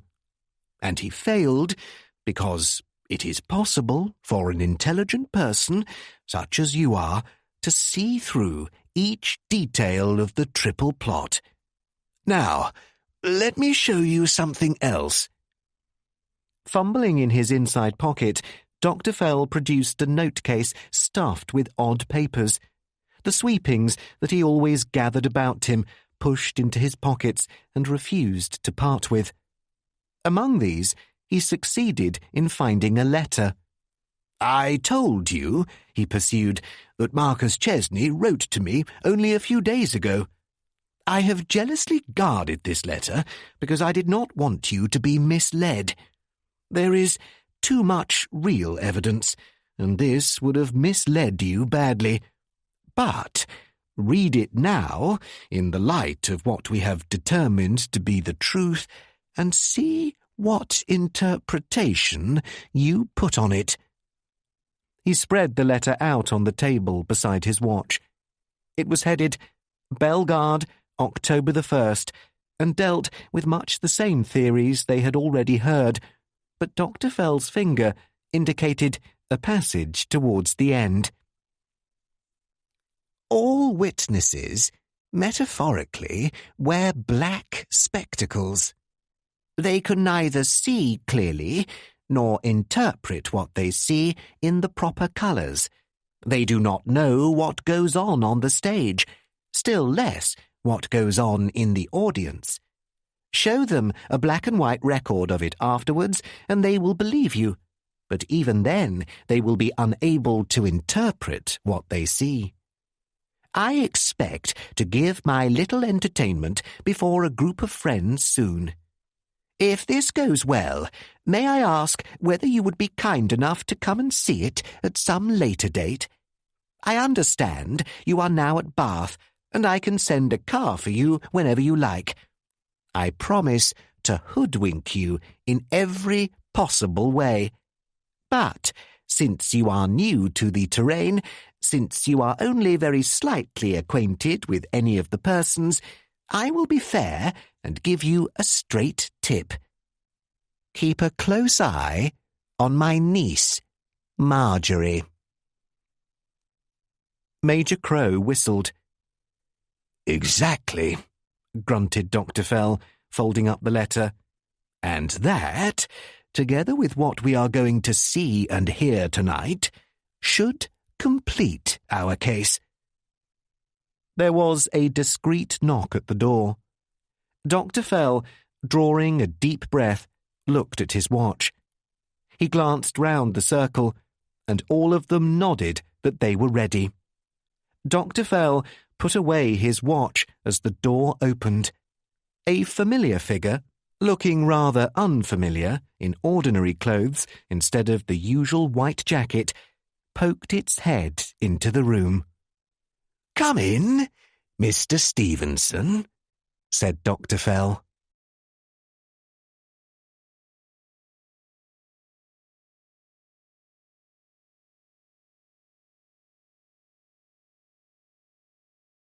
Chapter 19. When Elliot's car drew up at Bellegarde, it was crowded, even though Bostwick and Major Crow were following in another one. Dr. Fell occupied most of the back seat, the rest of which was filled with the large case Stevenson had been instructed to bring along. Stevenson himself, seeming fascinated but uneasy, sat beside Elliot. Well, it was nearly over. Elliot yanked on the handbrake and looked up at the lighted facade of the house. But he waited until all the others joined him before he rang the bell. It was a chilly evening with a slight mist. Marjorie herself opened the door. When she saw their official countenances, she looked round quickly. "Yes, I got your message," Marjorie said. "We're all in tonight. Not that we should have gone out, anyway. What is it?" "We're very sorry, miss," Bostwick told her, "to interrupt your wedding night." He could not seem to leave off harping on the subject. It had become a kind of obsession. "But we won't trouble you long, and then we'll leave you to... He broke off, muttering at the cold and angry look Major Crow gave him. "Superintendent." "Sir?" "This lady's private affairs need not be discussed. Is that quite clear? Thank you." Though Major Crow was not at ease, he tried to speak cheerfully to Marjorie. "However, Bostwick is right about one thing. We'll clear out as soon as we can." "Yes, definitely. Where was I? Yes. Will you take us to the others?" Whatever else the Major was, he was no actor. Marjorie glanced at him, glanced at the large box Stevenson was carrying by a handle, and said nothing. Her colour was high. She had clearly taken brandy with dinner. The same atmosphere met them in the library to which she took them. It was at the back of the house, a pleasant, conventional room with open bookshelves and a big, rough stone fireplace. A log fire was burning pleasantly there. On the hearthrug had been set up a card table at which Dr. Chesney and Professor Ingram were playing backgammon. Harding lounged in a chair with a newspaper, his head carried unnaturally stiff by the wadding of bandages across the back of his neck. Both Dr. Chesney and Harding were a little drunk. Professor Ingram was coldly and easily sober. Only bridge lamps illuminated the room, which was very hot and full of the scent of coffee, of cigars, and of brandy in fat, bold glasses. All pretence of a backgammon game had been given up, though Professor Ingram held the dice and continued to roll them idly on the board. Putting his hands flat on the table, Dr. Chesney peered round with a red and freckled face. "All right," he growled. "What is it? Get on with it." At a nod from Major Crow, Elliot took over. "Good evening to you, sir. And you. And you. I think you've all met Dr. Fell at one time or another. And you all know Mr. Stevenson, of course." "We know him," said Dr. Chesney, still peering round and conquering the brandy-induced huskiness in his speech. "What's that you've got there, Hobart?" "His cinema projector," answered Elliot.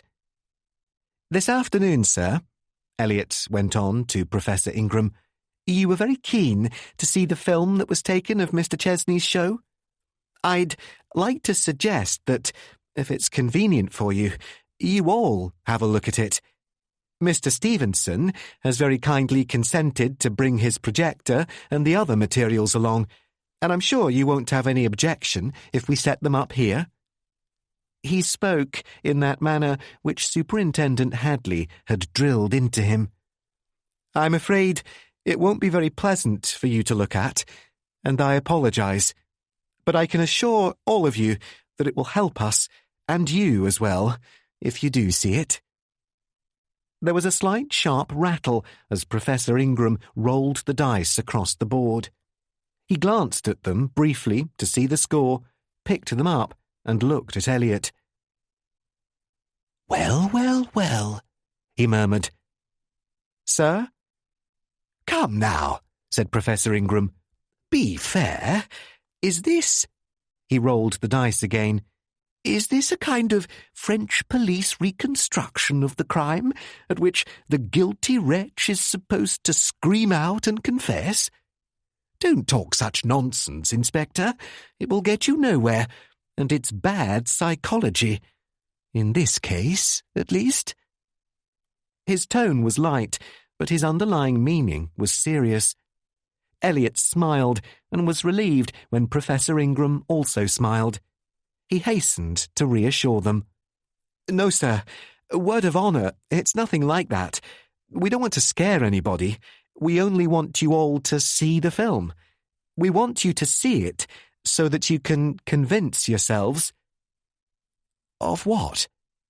"Convince yourselves who Dr. Nemo really was. We've made rather a careful study of that film, and if you look closely and in the proper place and in the right way, you can tell who killed Mr. Chesney." Professor Ingram dropped the dice into their cup, shook it, and rolled again. "So, it gives him away, does it?" "Yes, we think so. That's why we want you all to see the film, and to see if you agree with us, as we're certain you will agree with us. It's plain in the film itself. We saw it ourselves the first time we showed the film, even if we didn't notice what we saw. But we think you'll notice first off. And in that case, of course, everything will be simple. We're prepared to make an arrest tonight." "Good God," said Joe Chesney. "You don't mean you're going to take somebody and hang him for this?" He spoke with a kind of simple surprise, as though he had heard some startling fact whose possibility had not yet occurred to him, and his face grew more fiery. "That's for the jury to decide, Dr. Chesney. But do you have any objection to seeing the film, that is?" "Eh? No, not a bit. Tell you the truth, I want to see it." "Have you any objection, Mr. Harding?" Harding ran his fingers round nervously inside his collar, touching the bandage. He cleared his throat. He reached for the brandy at his elbow and drained the glass. "No," he decided. Is it a good film?" "A good film?" "Clear, I mean." "Clear enough. Have you any objection, Miss Wills?" No, of course not. Has she got to see it? Demanded Dr. Chesney. Miss Wells, said Elliot slowly, is the one person of all who must see it, even if nobody else does. Again, Professor Ingram rolled the dice and contemplated their spots idly. Speaking for myself, I am more than half inclined to sulk about this. I was extremely keen, as you say, to see the film. I got a fine snub for my pains today. I am therefore inclined, his bald forehead shone in the heat of the room, to tell you to go to the devil. But I can't. That infernal blowpipe dart haunted me all night. The real height of Dr. Nemo haunted me all night. He banged the dice cup on the table. Tell me, does the film show how tall Dr. Nemo was? Can you tell his height from it? Yes, sir. About 6 feet. Professor Ingram put down the dice cup and looked up. Dr. Chesney first looked puzzled, then curious, then jovial. That's established? Asked the professor sharply. You'll see for yourself. That isn't what we want to direct your attention to chiefly, but you can take it as established, yes? Now, do you mind if we use the music room to show the film? No, anywhere you like, thundered Joe Chesney. He had evidently been shaken like medicine in a bottle, and, like certain medicines, he frothed and changed colour. He was all hospitality. Shall I show you the way? Let me. Get some drinks in there too. See it through to the end, but we ought to have a drink. I can find my way, thanks. Elliot grinned at Professor Ingram. No, sir, you needn't look like that. Holding it in the music room isn't a form of French third degree. It's because you will see certain things better there, I think. Mr. Stevenson and I will go along, and Major Crow will bring the rest of you in about 5 minutes. He never realised, until he got out of the room, how hot his forehead had been. But he realised, too, that he had not been thinking about the murderer at all. He knew the murderer. The murderer had no more defences now than a pared onion. He was thinking about other considerations that made him feel half sick. The hall was chilly, and so was the music room. Elliot found the light switch behind the Boule cabinet. He drew the grey curtains. Mist was rising outside the windows. He went to the radiator and turned on the steam heat. Your screen, he said, can go in the space between the double doors. Get the projector fairly close if you can. I'd like as large a picture as possible. We can roll out that radiogramophone and use it as a table to support the projector. Stevenson nodded, and they went to work in silence. The sheet was tacked up on the frame of the doors. The projector connected with the same electric socket that had been used for the gramophone, but it seemed a long time before a big square of light flashed out on the screen. Beyond it was the dark office, the office where Marcus Chesney had sat and in which the clock was still ticking loudly. Elliot arranged the brocade armchairs so that 2 were on either side of the screen. "Ready?" he said. And he had hardly said it before a queer little procession came into the music room. Dr. Fell, he saw, was now in charge of the ceremonies. Marjorie and Harding were taken to the 2 chairs at one side of the screen, Professor Ingram and Dr. Chesney to the 2 chairs at the opposite side. Major Crow, as last night, leaned against the grand piano. Bostwick took up a position at one side of the door, Elliot at the other side. Dr. Fell stood behind Stevenson at the projector. I acknowledge, said Dr. Fell, wheezing heavily, that this is not going to be easy for you, particularly Miss Wills. But will you, Miss Wills, please pull your chair just a little closer to the screen? Marjorie stared at him, but she obeyed without a word. Her hands were trembling so much that Elliot went over and moved the chair for her. Though well to the side, she was within a foot of the sheet between the open doors. "Thank you," grunted Dr. Fell, whose face was not quite so ruddy as usual. His voice roared out, "And amen! Let her go!" Bostwick switched out the lights. Again, Elliot noted the intense darkness, broken when Stevenson switched on the light of the projector. It dimly touched the faces of those just outside it. Since the projector was within 5 feet of the screen, the image on the sheet, while not quite life-size, would be enormous.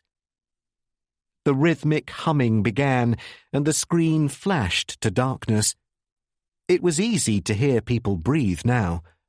Elliot was conscious of Dr. Fell's huge bandit shape towering over those who sat down, but conscious of it only as a background, as he was concentrated on the images they were to see again, the meanings that were so plain if you once stopped to think of them. Down the blackness of the screen crept the vertical blur of light, flickering at its edges. Again, phantom doors were being pushed open.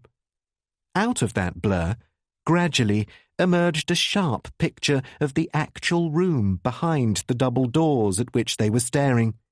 And as they saw the glimmering mantelpiece, the white light on the table, the white-faced clock, Elliot had an uncanny feeling that they were looking into the real room, rather than at a picture of it. It was as though they saw the real room through a transparent veil, a veil which washed all colours to grey and black. The illusion was aided by the ticking of the real clock. Its ticking fitted into the switch and swing of the pendulum on the spectral clock. Before them was a hollow room, a looking-glass room, with a real clock recording last night's time and windows open to last night's air. Then Marcus Chesney looked out at them from the office. It was not surprising that Marjorie cried out, for the figure was nearly life-size, nor was the effect caused by Chesney's ghoulish appearance under the effect of lights. It came from the mere illusion of reality among them. In the looking-glass room, Chesney went gravely about his business. He sat down to face them, pushed the grey-patterned chocolate box to one side, and began his pantomime with the 2 small articles on the desk. "Oh, blind as a bat," whispered Professor Ingram, straining forward so that his skull touched the beam of the projector. "I see. Blowpipe dart, eh? I see now. I see." "Never mind that," snapped Dr. Fell. "Don't bother with that. Keep your mind off it. Watch the left side of the screen. Dr. Nemo is coming on." As though summoned, the tall, lean figure in the top hat appeared, turning round to face them as soon as it appeared, and they looked, at close range, into the blind, black spectacles. Details were sharpened and enlarged. You noted the worn nap of the top hat, the fuzzy scarf with a crack opening across the nose, and Nemo's curious stride as he moved in the hollow room. Striding to the desk with his back now partly turned to them, he went through his swift substitution of the chocolate boxes.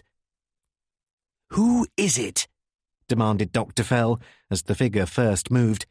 "Take a good look. Who is it?" "It's Wilbur," said Marjorie. "It's Wilbur," she repeated, getting up from her chair. "Don't you see? Can't you tell that walk? Look at it.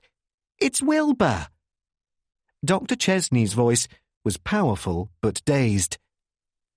"The girl's right," he insisted. "My God, it's as sure as you're born. But it can't be Wilbur. The boy's dead." "It certainly looks like Wilbur," admitted Professor Ingram. Out of the gloom, his whole personality seemed to sharpen. He shifted and grew intent. They felt it. "Wait, there's something wrong here. This is a trick. I'm willing to swear—" Dr. Fell cut him off. The steady humming of the projector dinned in their ears. "Now we're coming to it," Dr. Fell interrupted as Dr. Nemo moved to the other side of the table. "Miss Wills, in about 2 seconds, your uncle is going to say something. He's looking at Nemo. He's going to say something to Nemo. Watch his lips. Read his lips for us and tell us what he says. Steady." The girl was standing by the screen, bent forward so that her shadow almost touched it. Now it was as though they could not even hear the hum of the projector. It was a silence, an unnatural silence. As Marcus Chesney's grey lips moved in the looking-glass room, Marjorie spoke with them. Her voice was of an unnatural pitch, as though her thoughts were not there at all. It was a soft, ghostly voice, following a sort of rhythm in itself.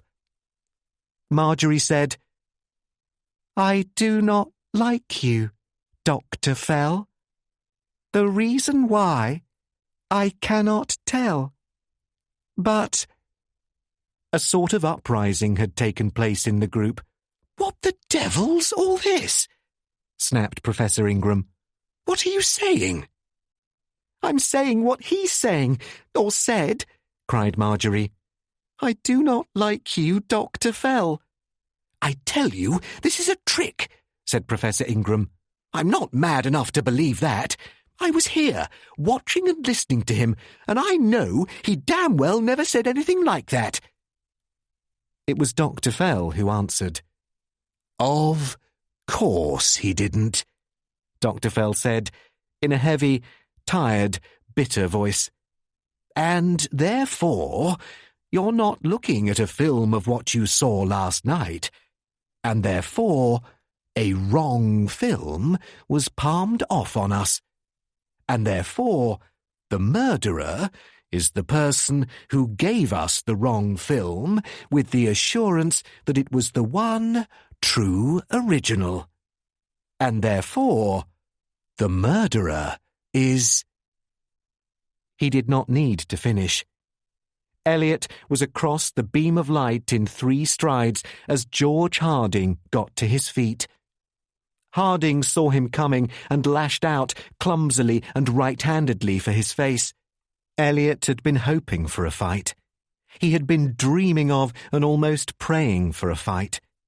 All the dislike boiling into hatred, all the things he had been compelled to suppress, all the knowledge he had of what George Harding had done and the reasons why he had done it, all came into Elliot's mind with a kind of inner shout, and he plunged for his adversary in a mood of pure pleasure. But the opposition did not last. That one spasm had broken the last of Harding's nerve. His eyes wavered, his face grew contorted with self-pity, and he tumbled over across Marjorie, catching at her skirts in a dead faint. They had to revive him with brandy before they could administer the usual caution in the formula of arrest.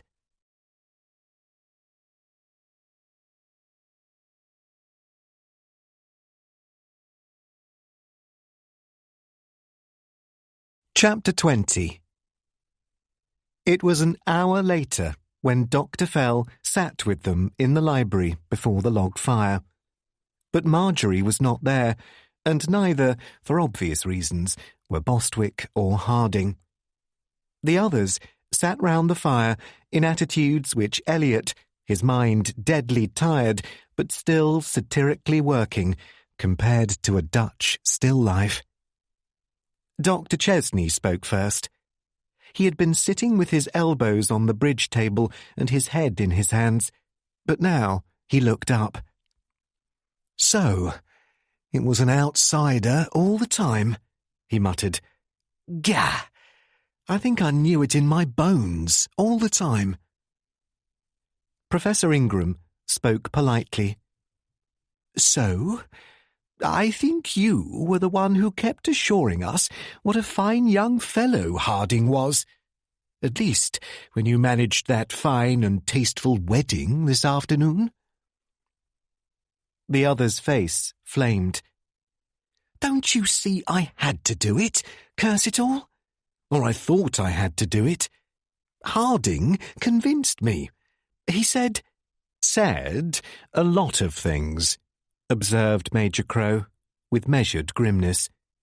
"But when I think of what this night is for her—" "Do you?" said Professor Ingram, picking up the dice and dropping them into the cup. "You always were a bad psychologist, my lad. Do you think she loves him? Do you think she ever loved him? Why do you think I entered such strong protests against the whole devilish, sickening performance this afternoon?" He picked up the dice cup and shook it. He looked from Dr. Fell to Elliot to Major Crow. "But I think, gentlemen, you owe us an explanation. We want to hear, as people usually do at the end of a story, how you dropped to Harding as the murderer, and how you hope to convict him. It may be clear to you, but it isn't clear to us." Elliot looked at Dr. Fell. "You do it, sir," he suggested glumly, and Major Crow nodded. "My wits aren't quite up to the mark." Dr. Fell, his pipe lighted and a tankard of beer at his elbow, stared meditatively at the fire. "I also have many regrets in this business," he began, in what was for him a quiet voice.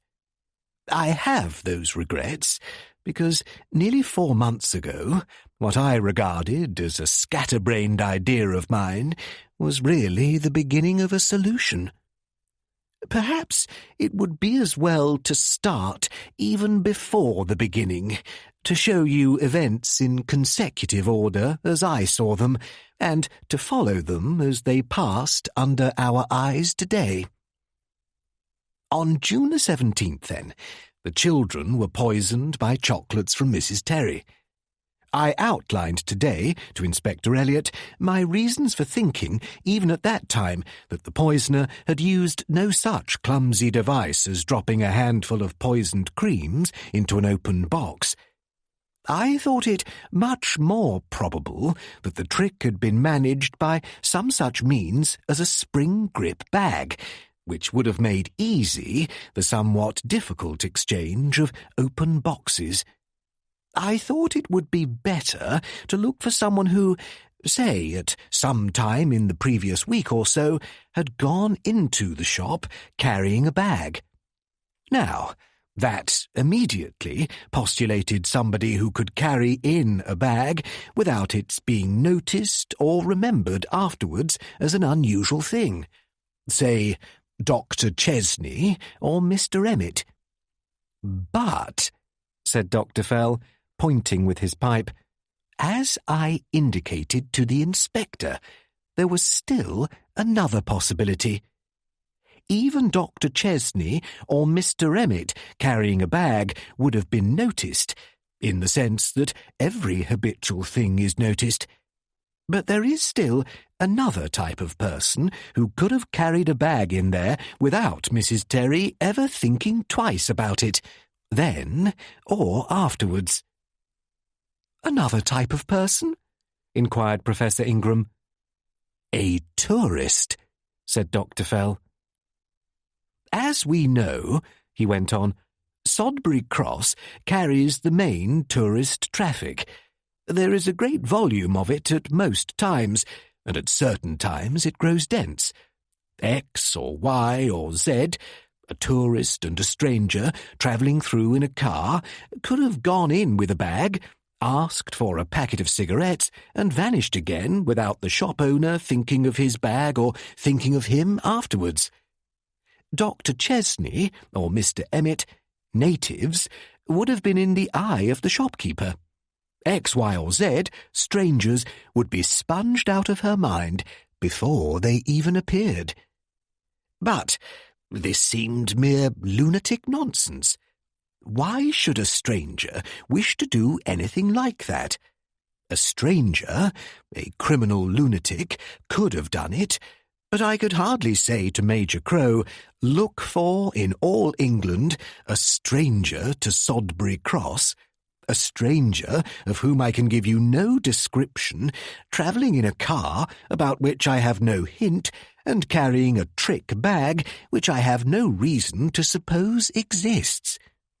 I thought I was being too fantastic. I shelved the idea, and I remember this now with curses. 4. What happened this morning? Elliot came to me and stirred bad memories with his story. I already had Marcus Chesney's letter. I had got the gist of the business from my deaf waiter, and Elliot's outline rather startled me. I learned from him, heaven knows I learned, that in Italy Miss Wills had met and become engaged to her slow-eyed charmer, George Harding. There was no reason to suspect Harding just because he was a stranger, but there was thundering good reason to suspect somebody in that tight little group grappled round Marcus Chesney, somebody who had thrown the extra sleight of hand of murder into a carefully designed sleight of hand performance. So, let us begin by an examination of this performance. We knew it was planned far in advance. We knew, in fact it was crammed down our throats, that this was a sleight of hand in which you couldn't believe your eyes any of the time. We could suspect that the fun and games might be not alone on the stage, but extend to the audience as well. Hear Chesney's letter on this point. He is speaking of witnesses. They do not know what goes on the stage, still less what goes on in the audience. Show them a black and white record of it afterwards, and they will believe you. But even then, they will be unable to interpret correctly what they see. Now, in attempting to read the riddles of the performance, we have 3 points, or contradictions, which clamour for an explanation. They are these. A. Why did Chesney, in the list of questions he was going to ask you, insert a totally unnecessary question? Why did he tell you that Dr. Nemo was Wilbur Emmett, if, immediately afterwards, he was going to ask you the height of the figure in the top hat? B. Why had he insisted that everybody should wear dinner jackets that night? It was not your usual custom to wear them, but on this particular night of all nights, he demanded it. C. Why had he included the 10th question in that list of his? The 10th question has been rather overlooked, but it bothered me. He meant to ask, you recall, what person or persons spoke, what was said, and immediately afterwards he added a note that he wanted the literal answer to the above. But where was the trap in that? It seemed generally agreed by the witnesses that only Chesney himself had spoken on the stage, though it is true that a few other words were whispered or spoken by members of the audience. But where is the trap? Gents, the answer to points A and B seemed almost certainly clear. He told you Dr. Nemo was Wilbur Emmett for the far from complicated reason that Dr. Nemo was not Wilbur Emmett. Dr. Nemo was not Emmett, but somebody wearing the same dress trousers and evening shoes as Emmett. But this person could not have been the same height as Emmett, obviously. Otherwise, the question, what was the height of the person who entered by the French window, would again have lost its point. If the person had been the same height as Emmett, 6 feet, and you had said 6 feet, you would still have been right, after all. So, he had to trick you with someone who was several inches off Emmett's height, but was still wearing dress trousers and evening shoes. Well, where do we look for a person like that? It might, of course, have been an outsider. It might have been any acquaintance of his in Sodbury Cross. But in that case, the joke would completely have lost its point. It would not have been a good trick at all. It would only have been a lie. And it will not square with those words, "They do not know what goes on the stage, still less what goes on in the audience." If that means anything at all, it means the figure in the top hat was a member of the audience. And straight away, the false bottom drops out of the trick. We see that Marcus Chesney had another accomplice besides Emmett. An innocent-looking accomplice. An accomplice, as is usual in conjuring entertainments, sitting in the audience. In the 20 seconds of complete dead blackness after the lights were turned out, Emmett and this other accomplice changed places. The accomplice in the audience slipped out through the open French window in those 20 seconds of dead blackness, while Emmett slipped in and took his place. It was the other accomplice, not Emmett, who played the part of Dr. Nemo. It was Emmett himself who was sitting or standing in the audience throughout the performance. That, gents, is how Marcus Chesney planned the trick to take place. But which member of the audience? Whom did Emmett impersonate? Here we are on pleasantly easy ground. Miss Wills would be out, for obvious reasons. Professor Ingram would be out for at least 3 reasons. He was sitting furthest away from the music room windows, in the chair Chesney assigned to him. He has a conspicuous and shining bald head, and it is highly unlikely that Chesney would take as an accomplice the very man he wanted most to deceive. But Harding is 5 feet 9 inches tall. Both he and Emmett are lean and of much the same weight. Harding 11 stone and Emmett 11 stone 8. Both of them have smooth-brushed dark hair. Harding was placed at the extreme left, the very worst possible position for anyone wishing to photograph the stage. In fact, a ridiculous position. But in the position Chesney assigned him, and within 2 strides of the windows. Finally, Harding was standing with a cine camera pressed to his eyes in such a way that his right hand could naturally hide the side of his face. Admitted? Admitted, said Professor Ingram gloomily. Nothing could be easier, psychologically speaking, than such an exchange. The difference in height would not be noticed because he was standing up and the other 2 witnesses were sitting down. Also, Harding says he was crouching, meaning that Emmett was crouching. If you were deceived at all, it was because the superficial differences in their appearance were so easily hidden by the darkness. Harding is good-looking. Emmett was sensationally ugly. But this would not be observed in the dark and with the figure's hand hiding its face. You, obviously, did not concentrate on that figure. You hardly glanced at it at all. Otherwise, you could not have seen what went on the stage. To state that you saw both Harding and the stage is a contradiction in terms. You say you saw Harding at the corner of your eye, and that is true. What you vaguely noticed was a shape, and nothing more.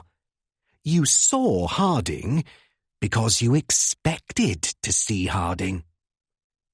The darkness, too, concealed another psychological trick, which I think was played on you. You say that the figure holding the cine-camera spoke out loud. I will offer the meek suggestion that it did nothing of the kind. The psychological effect of darkness at an entertainment is to make people speak automatically in whispers. These whispers sound like ordinary voices. Sometimes they even sound like roaringly loud voices, as you will agree, with profanity, if you go to a theatre and hear some idiot jawing away behind you. Actually, it is a whisper, though you would not believe it unless you heard the whisper under conditions of ordinary speech. I will therefore offer the suggestion that when the figure said, "Shush, the invisible man," it whispered. Therefore, you were deceived because all voices sound alike when they whisper. And you heard Harding's voice because it never occurred to you that it could be anybody else's. In fact, for the role of the other accomplice, Harding is the only reasonable choice. Chesney would not have chosen you, Professor Ingram, with whom he had been arguing for years. He would not have chosen you, Dr. Chesney, with whom he had been arguing all his life. Even if the fact that you are the same height as Emmett had not automatically excluded you to begin with. No. He would choose the deferential, sycophantic Harding, who hung on his every word, who flattered his vanity, who believed in his theories, and who, above all, had a cine-camera which could be useful in more ways than one. Whereupon we are led back to another pointer straight at Harding. If there is anything we have heard constantly in this case, it is the attitude of extreme deference Harding never failed to show towards Marcus Chesney. It never faltered, never abated, never jarred. It never jarred, that is, except at the one point where it should not have jarred. This performance was the pride of Chesney's heart. He took it with deadly seriousness and expected everybody else to do the same.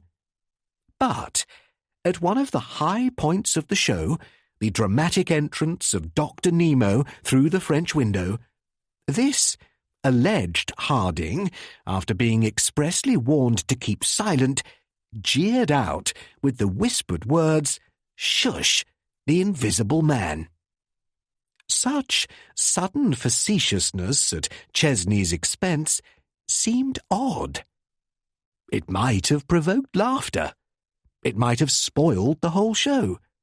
But this alleged Harding said it. Now, in just a moment, I want to point out to you why that one remark in itself proves the case against Harding. But, for the time being, here is all I thought about it. That's wrong. That's Wilbur Emmett posing as Harding in the audience. And since Emmett would no more think of being funny at Chesney's expense than Harding would, by the temple of Eleusis, that remark is prearranged too. Even those words were a part of the show. And back we went to the old question, what person or persons spoke? What was said? I'm not getting ahead of myself, gents. I'm telling you the thing just as it unfolded. This was how my trend of ideas went when Elliot first told me the story. I didn't dare at first give him too much hope that Harding was guilty. Dr. Chesney stared at them. Hope? He demanded with a suspicious blink. What hope? Why should he hope Harding was guilty? Dr. Fell cleared his throat with a long, rumbling noise. Ahem, he said. A slip of the tongue. Shall I go on? But even at this point, shutting our minds firmly against motive, against any other consideration except the mere mechanics of the crime, it was obvious that Harding could have played Dr. Nemo's part. Look at our time schedule. In the 20 seconds complete darkness between the time the lights were switched out and the time Chesney opened the double doors, Emmett could have slipped through the window into the music room. He could then take the camera from Harding, who slipped out through the same window to put on Dr. Nemo's disguise. The substitution of places would take no more than 2 or 3 seconds. Even so, 40 seconds more elapsed before Dr. Nemo entered the office. That gives Harding nearly a full minute to put on his disguise, and Professor Ingram will tell you the remarkable list of things that can be done in 1 minute. After 30 seconds in the office, Nemo goes out. Next, consider the switch back again when Harding returns. How will this fit our time schedule? Now, at this point, I had not yet seen the film, but Elliot quoted Harding's testimony to me. Harding said, just after this top-hatted bloke stepped out of the picture, I looked up and stepped back and shut off the camera. In other words, that's what Wilbur Emmett, posing as Harding, really did. He stopped filming just as soon as Dr. Nemo left the office. But why? The performance was not yet over, you know. Marcus Chesney still had to flop forward in his dramatic pretense of death and then get up and close the double doors. Chesney was giving them plenty of time for the change back. It seemed clear that Emmett, after the departure of Nemo, immediately stepped back past the line of the other's vision and slipped out of the music room to meet Harding. That would be their plan, Marcus Chesney's plan. But Harding, if my theory were correct, had an interesting variation of it.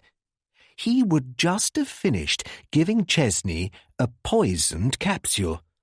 Of course, there never was more than one capsule at any time. This debate about a second capsule is unnecessary. If it had been arranged that Harding should play the part of Dr. Nemo, why should there have been a second capsule? There was only one, the one with which Harding had previously been entrusted, and which he had loaded with prussic acid. After this, then, Harding would be ready for his next variation of the plan. At Nemo's exit, Wilbur Emmett stops filming and slips out through the music room window. Harding, needing only a few seconds to strip off his disguise as opposed to putting it on, is waiting. Propped in the shadow behind a tree and just beyond that narrow grass border is a poker which has been waiting there for hours. Harding, his Nemo disguise flung in a heap by the office window, is now waiting by that tree. He beckons Emmett there. He takes the camera. He points in pantomime towards the house. As Emmett turns, Harding, with his hand wrapped in a handkerchief, strikes with the poker. He then slips back through the music room window before the lights go on. Time, as Professor Ingram has estimated it, 50 seconds. Professor Ingram was rattling the dice in their cup. He frowned, shaking his head. Fair, I grant you. He would have had enough time. But didn't the man run an insane risk? No, said Dr. Fell. He ran no risk at all. But suppose somebody, I or anybody else, had put the lights on too soon. Suppose the lights had been put on before he got back to the music room. You are forgetting Chesney himself, said Dr. Fell, sadly. You are forgetting that the man practically planned his own murder. He, above all people, wanted Harding to get safely back to home base before the lights went on. It would have ruined his scheme. It would have made him a laughing stock had Harding been caught. That must be prevented. You recall, as I said a moment ago, that Chesney treated you to more of the show, sitting there quietly at his table for a while, and then falling forwards on his face. Obviously an impromptu bit of business, since no questions are asked about it in the list. He treated you to more of the show after Nemo's exit. That was to give Harding time. It seems clear that Harding gave some prearranged signal, like a cough, to let Chesney know he was back in the music room. Then Chesney wound up the show by closing the doors.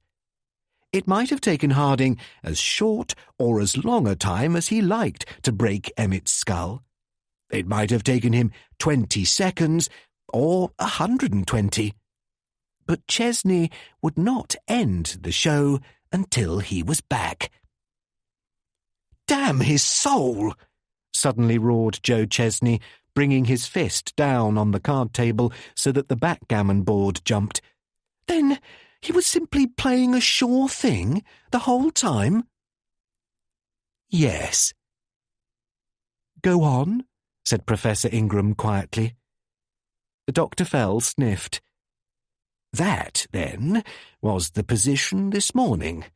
And, as you can understand, I was very eager to get a look at that film, the film I thought Emmett had taken.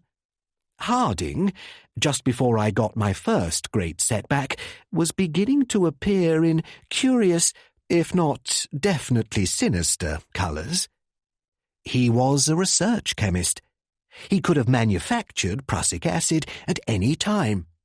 He alone of those in the case would have known the trick of putting on and taking off rubber gloves in an instant. I do not know whether you have ever tried this experiment.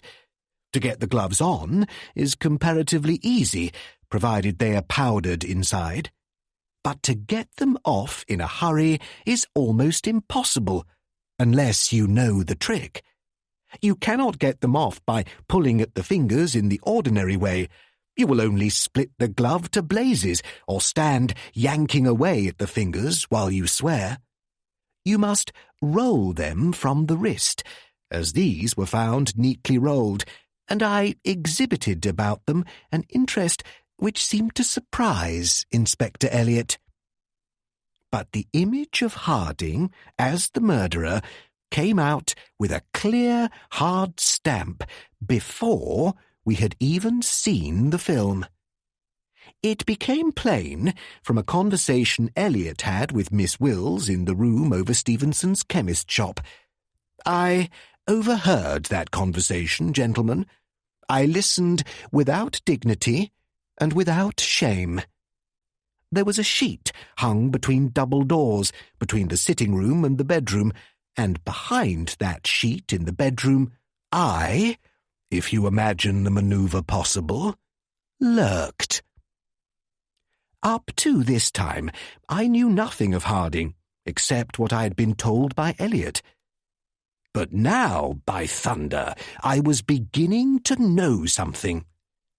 Elliot had assured me that Harding had never even heard of Sodbury Cross until he met Miss Wills on the Mediterranean trip. I found, on the contrary, that he had known her long before that he had known her before the poisonings at Mrs. Terry's, and that she used to go up to London to meet him. "Kindly do not look so startled, gentlemen," said Dr. Fell testily, "and restrain any impulse you may have, Dr. Chesney, to wang those fire-irons at my head. Even the maids in this house know it. Ask them." But the real information was the insight it gave into two sides of Mr. George Harding's character. You could not blame him, of course, for wanting to go a crooked way in hiding his previous acquaintance with her from the family, though it seemed rather an elaborate, florid manner of going about it. I could not blame him for that. But I could blame him, and Inspector Elliot could have murdered him, for suggesting meltingly that he needed a holiday anyway, that he could do with a trip abroad, and that she had better pay the expenses of his trip while he was meeting her family. But that was not all. Gentlemen, I stood in the chemist's bedroom, and I was, if this can be credited, struck dumb.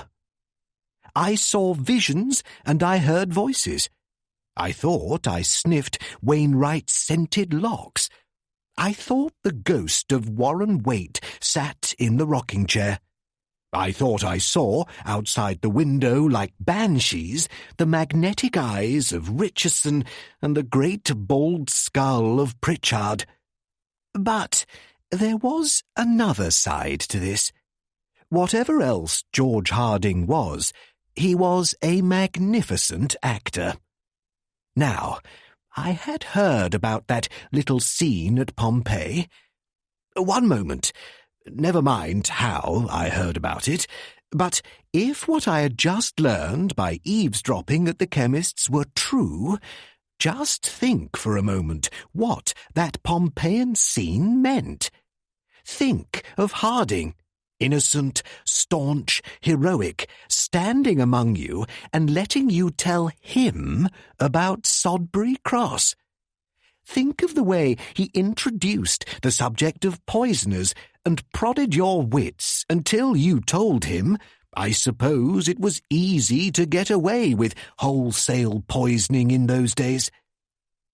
Think of his start of surprise, the hasty way in which he put away the guidebook with a confused apology when he realized he had blundered up against a sore subject with you. Think of... Well, it need not be stressed. But let the scene remain in your mind as a kind of symbol of everything that followed. It forms a neat small painting of Harding's mind. For, at the complete and minute hypocrisy of everything he said and did there, the way he pushed, pulled, dragged, and posed, I saw him, in my ghostly company, received with welcome beside holy Willie Palmer. I will grow less metaphysical. We next saw the cinema film, and that tore it. The slip was so bad that I thought Harding had done for himself then and there. Now, you have all seen that film, but one thing, when we first saw it, some of us tended to overlook. It is this. If we accepted Harding's story, if we agreed that he had taken the film, if we allowed his alibi and suspected no jiggery-pokery of any kind, allowing all this, then that film constituted Harding's eyesight. You follow that? Inquired Dr. Fell with great earnestness. That film constituted what he saw and all he saw. It was his own version of what had happened in the office. It was as though we had a record from a kind of picture in his own mind. We could see, therefore, only what Harding himself saw. Now, by the testimony of the other witnesses and by Harding's own testimony, what had happened? Go back to the beginning of Chesney's show. The grotesque figure in the tall hat steps in at the window. As it walks forward, Harding whispers, "Shush, the invisible man," and the figure turns round and looks at the audience. But what do we get in the film? We see that the instant the figure appears in the film, it is in the act of turning round to look at us. It appears, it turns, and this is our first view of Dr. Nemo. This turn to look at us undoubtedly occurs just after Harding has said, "Shush, the invisible man," for that is the only time Dr. Nemo looked out at the audience. But how in blazes did Harding come to use those remarkable words, or any words at all? For up to that time we couldn't see the invisible man, and neither could he. He couldn't see the French window at all. He was too far to the left, so we couldn't see it. We couldn't see the figure come in. We couldn't see it until it turned round to look at us. Then how, ask yourselves, did Harding know what Dr. Nemo looked like? How could he give a very apt description of Dr. Nemo before Dr. Nemo had even come within his line of eyesight? And the answer is not complicated.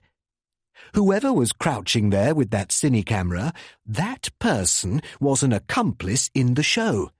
He knew already what Dr. Nemo looked like. He had been given that line to whisper.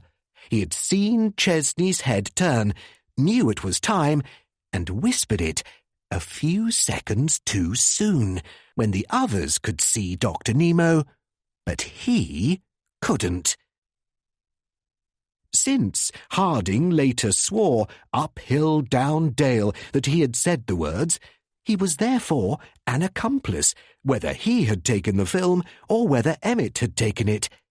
It confirmed my former belief that Emmett had taken the film and Harding had taken the part of Dr. Nemo. At the preview early this afternoon, I was just about to sing out and announce this.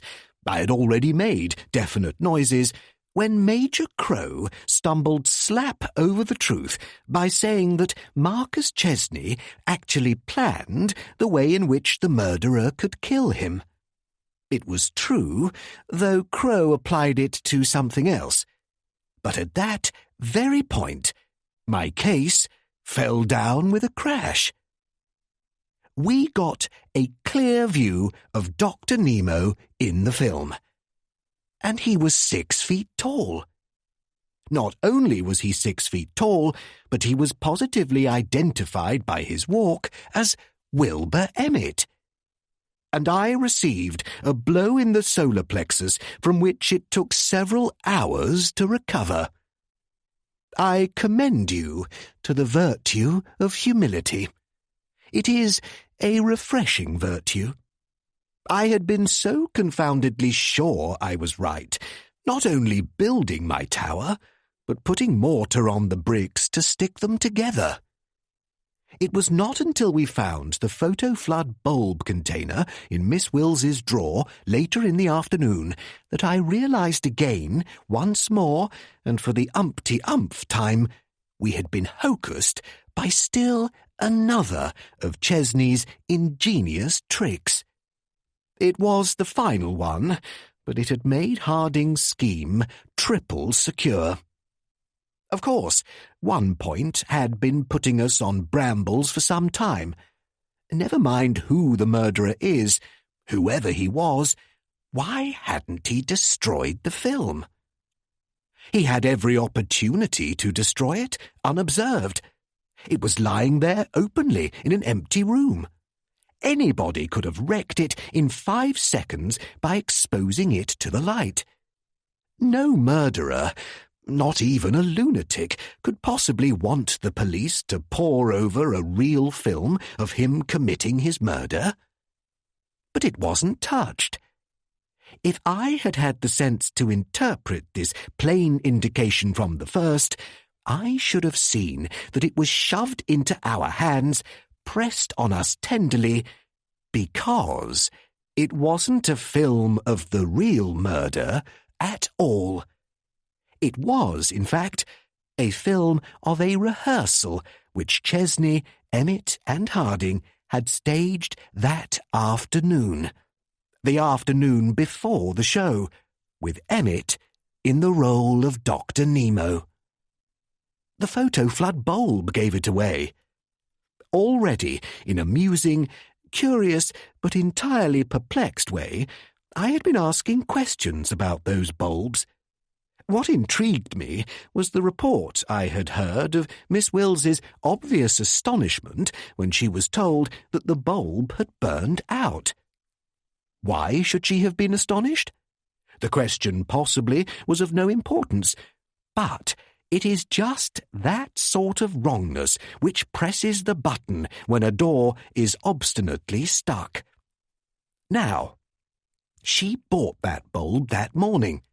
It was not called into use until that night. How long had it been in use that night?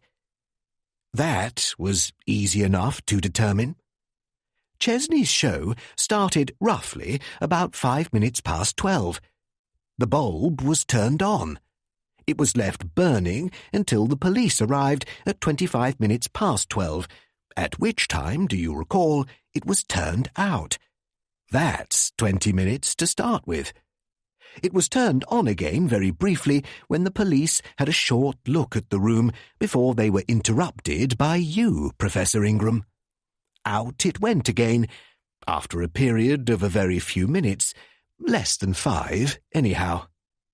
The third and final time it was turned on was when the police surgeon and the photographer arrived. There again, the period was brief, just long enough for Elliot to explain to Major Crow about a spring grip bag and for them to make an examination of the clock on the mantelpiece. Then it burned out. Say, 5 minutes more. Even agreeing that all these times are approximate, still, there's too great a discrepancy. That bulb has burned out after a total of only half an hour's use altogether. For Stevenson the chemist assured me that the bulbs would burn for well over the full hour. It burned out after half an hour's use because somebody had been using it before, earlier in that same day. That simple fact stared me in the face when I found the cardboard container in the drawer. Miss Wills had bought the bulb that morning and put it into the drawer. She hadn't used it afterwards, because we heard from the maids that she went over to Professor Ingram's house in the morning and stayed there until late afternoon. And in any case, we have had impressed on us over and over that she never dabbles with photography.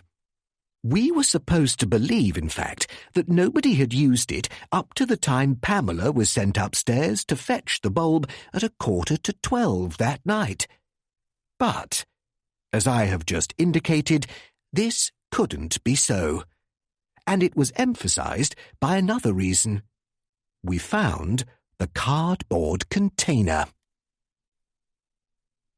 Now, if Pamela had been told to go upstairs and get the bulb, and the bulb was still sealed into its box, she would have brought it down, box and all. But she didn't. She brought the bulb alone, which meant that the container had been already opened, which meant either that the bulb was lying loose in the drawer or stuck back into an open box. It had already been plain, I grant you, that Chesney, Emmett and Harding must have had long, careful rehearsing for this little show. The thing had to go without a hitch, and the question was, when did they do the rehearsing? Clearly, that afternoon. Chesney had got the bulb bought that morning. Miss Wills was absent in the afternoon, and since you, Dr. Chesney, do not live here anyway, there was no reason why you should be here.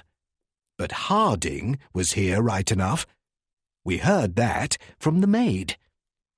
Now, perceive the nature of Chesney's final trick and joke, his last hoax for the witnesses.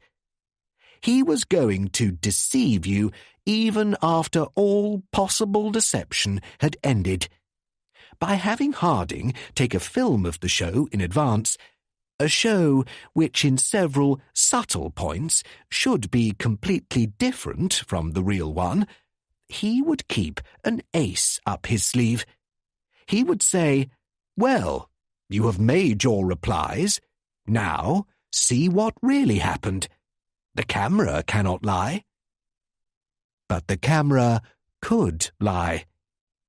For it was Emmett who played Dr. Nemo's part, and the words Chesney spoke were totally different, though the number of syllables was approximately the same. I darkly believe that this fraud was intended for my benefit. In a few days, you know, he was going to invite me over to see his show. Then he would say to me as well, "Now, look at a film we took of it the other night," and presumably I should have been gulled as well, while all the time he, uproariously amused, should be saying from the screen, "I do not like you, Dr. Fell." He almost admits as much in his letter. Show them a black and white record of it afterwards, and they will believe you. But even then they will be unable to interpret correctly what they see. Changing those films on us was George Harding's one great, smashing mistake. There were, of course, duplicate cameras. He let Emmett take the film with one camera. He gently handed us the other camera with the other record. It will probably soothe you to learn that Bostwick has found the other camera hidden in his room, with the film miraculously undestroyed. And that little bit of pure conceit is going to hang him. But the solution of the two films provided our last answer and drove in the last nail. For a long time I had been wondering dimly, was the fact that George Harding took the picture from so far to the left only an indication that he wanted to be close to the windows? And here was still another reason. He wasn't placed so that he could film the window of the office through which Nemo appeared, because he didn't dare film it.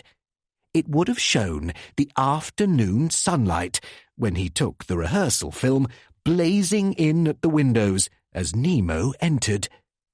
The windows of the office face west, and yesterday was a day of brilliant sunshine. So he had to stand at one side, and in the same way Emmett had to stand at one side for the evening performance. When Inspector Elliot suddenly realized what was happening from my questions about the photoflood bulb, he also hit on the meaning of what we may call the left-handed photographic stance, and a picture of the truth appeared plain and clear on the wall. Elliot grunted. Dr. Fell, whose pipe had gone out, drained his tankard of beer. Now, let us sum up the rather painful business of George Harding and Marjorie Wills. Harding planned a series of clever and savagely cold-blooded crimes some months ago for just one motive: financial gain. He meant to show first off that whoever the poisoner at Sodbury Cross might be, it could not possibly be George Harding. His method of attack was not new. It has been tried before. All along, you have been quoting the case of Christiana Edmonds in 1871. I told Elliot there was a moral in that story, but some of you have discussed the case and persistently refused to see the moral. The moral is not beware of women who run after doctors. The moral is beware of the person who may poison innocent people at random, merely to show he could not have been the poisoner. That is what Christiana Edmonds did, and it is what George Harding did. In his fat-witted vanity, a vanity comparable to Palmer's or Pritchard's, he believed he could do exactly as he pleased with Marjorie Wills. I grant you he had a reason to think so.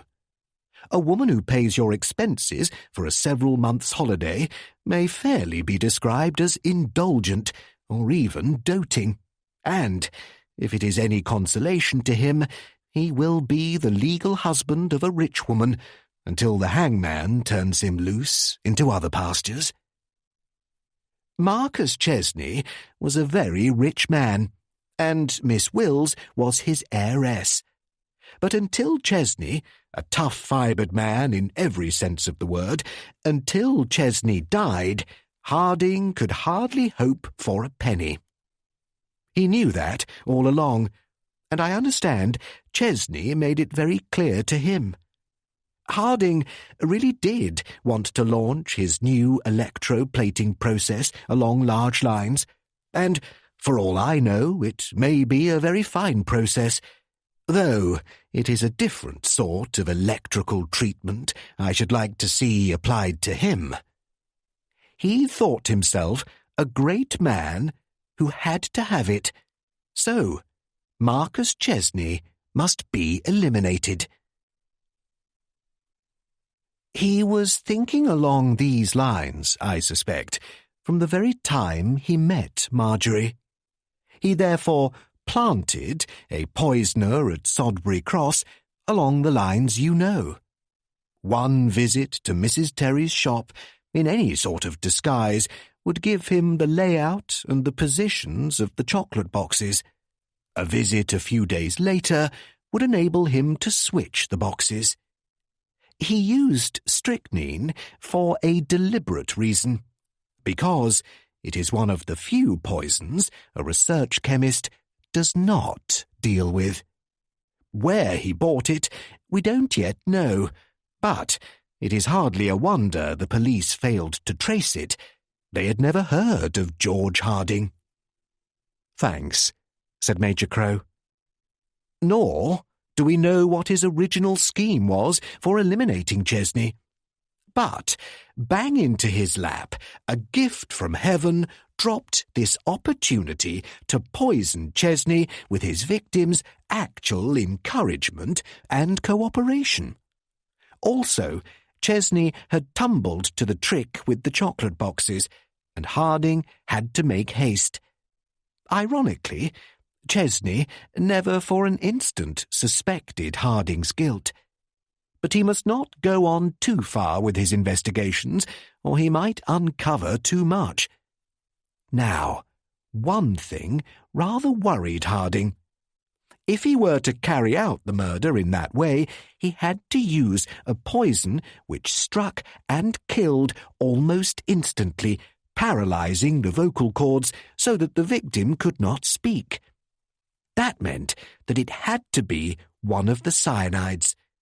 He was working with potassium cyanide, and suspicion would instantly be directed at him. He got round it with a great dexterity of acting. I said this afternoon that I was sorry to tell you Harding had obtained no poison from his laboratory. he hadn't. He manufactured it here. This house, as you have noticed, and particularly the grounds round about, are both haunted by a faint odour of bitter almonds. The one difficulty about concealing prussic acid anywhere is its faint smell, even when corked down. But this smell would never be noticed at Bellegarde unless somebody got a deep whiff from the opened bottle. So, he manufactured his prussic acid, and he deliberately left some of it in the bathroom cabinet. He did this so that he could point out to you how easy it was for anybody with a small knowledge of chemistry to make prussic acid, and that someone was trying to throw suspicion on him. I have no doubt he made a good story of it. "He did," said Major Crow. "I do not think he had any idea at the beginning of trying to throw suspicion on Marjorie.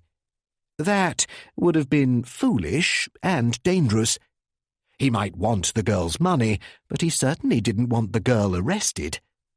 Chance, however, threw heavy suspicion on her, and Harding saw a way of using it to his own advantage, for he was getting a bit alarmed over something else. The girl was cooling off. You all noticed that. For some weeks her ardour had been definitely on the wane. She no longer looked with bedazed eyes at her charmer. She had got, perhaps, a glimpse or two into his soul. She had a tendency to snap at him. She even considered suicide. Harding, even in the fullness of his vanity, could not help dimly suspecting something like this. He couldn't lose her now, or he would have run several horrible risks for nothing. And that was bad business. The sooner he could stampede her into marriage, the better for him. He did it by a combination of tenderness and terrorization. The murder of Wilbur Emmett, a necessary part of his plan, he committed with a hypodermic stolen from you, Dr. Chesney. And the next day he planted it in the false bottom of the jewel casket.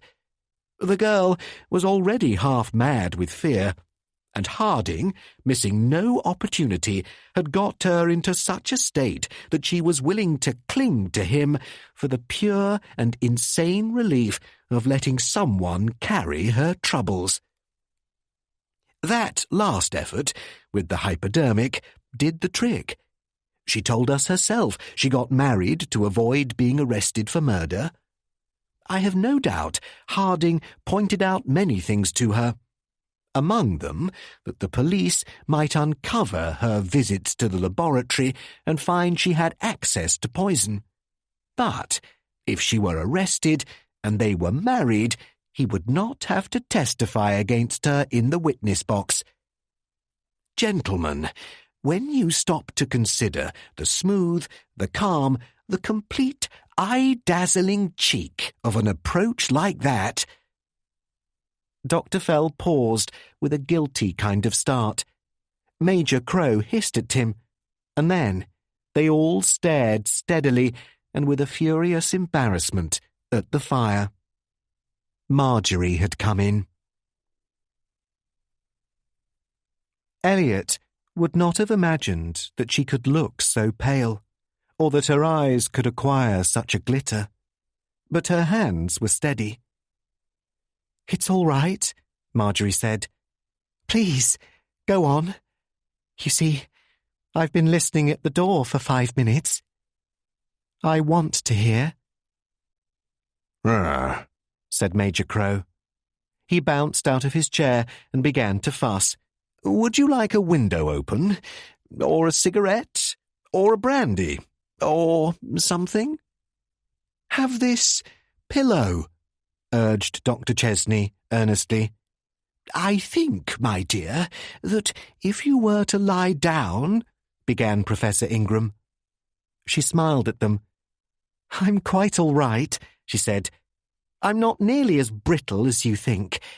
And Dr. Fell is quite right. He did do all that. He even took the books on chemistry I've got upstairs in my room and used them against me. I got them, you know, so that I could read up and try to take an intelligent interest in the work he was doing.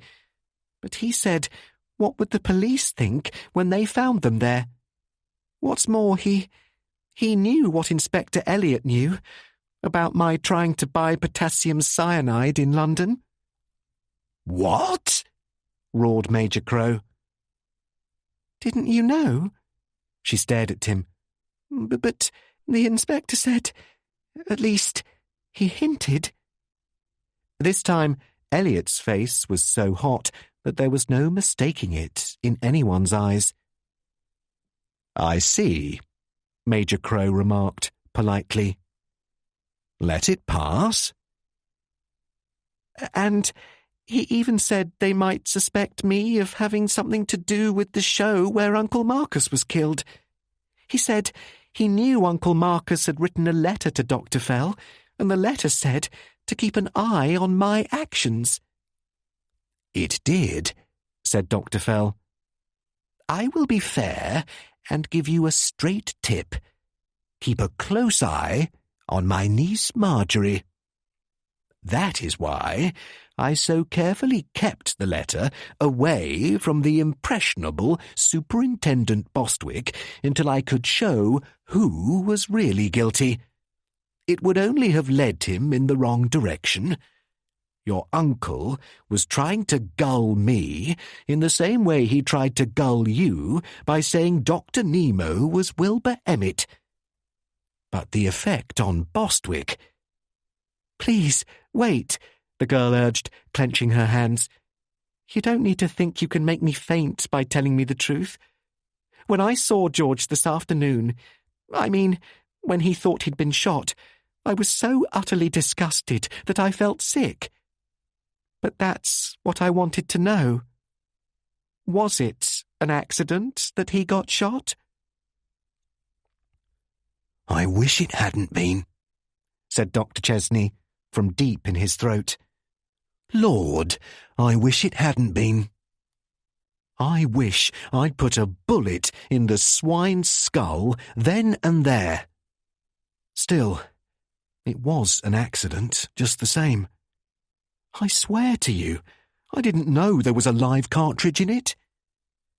"But Dr. Fell said—" "I am sorry," returned Dr. Fell, making an uncomfortable movement. "Not once in this entire case, I maintain, have I misled you by word, deed, or suggestion. But I had to mislead you then.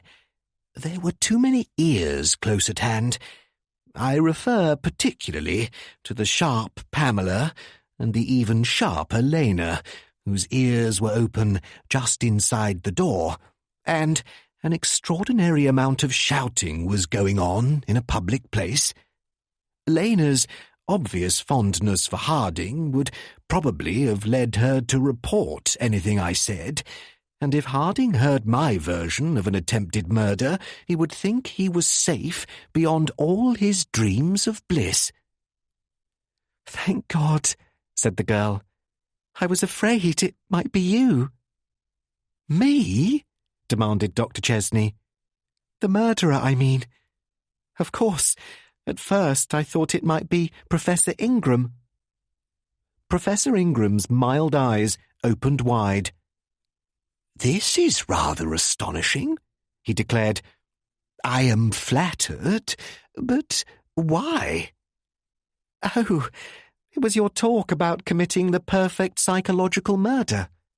And then, when I went over to your house and stayed there all afternoon and asked you whether I ought to marry George, and you psychoanalyzed me and said I didn't love him and he wasn't the type for me, I didn't know what to think. But you were right. You were right. You were right." Dr. Fell blinked round. Psychoanalysed her? He demanded. And what type should she marry? Marjorie's face flamed. I never, she said through her teeth, I never even want to see another man as long as I live. Present company excluded, I hope, said Professor Ingram comfortably. We can't let you acquire any neurosis, you know. I have often thought that in a well-ordered community, such a neurosis would be cured by the same principle that is used when airmen crash without being hurt. In order to get back their nerve permanently, they are immediately sent up again in another plane. Your type? I should say, after consideration, that it is one in which the inhibitions correspond to— Oh, rubbish, said Major Crow. The type she wants is a policeman. Now, when this is settled, I promise you, I give you my word of honour that I'm not having anything more to do with this case. That's definite. But what I say is— The end. You have been listening to The Black Spectacles. It was written by John Dickson Carr and read by Chris Dyer. This has been a Soundings Audiobooks presentation. If you have enjoyed this production, please call us on 01164 971 233 or visit our website at www.thereadinghouse.co.uk.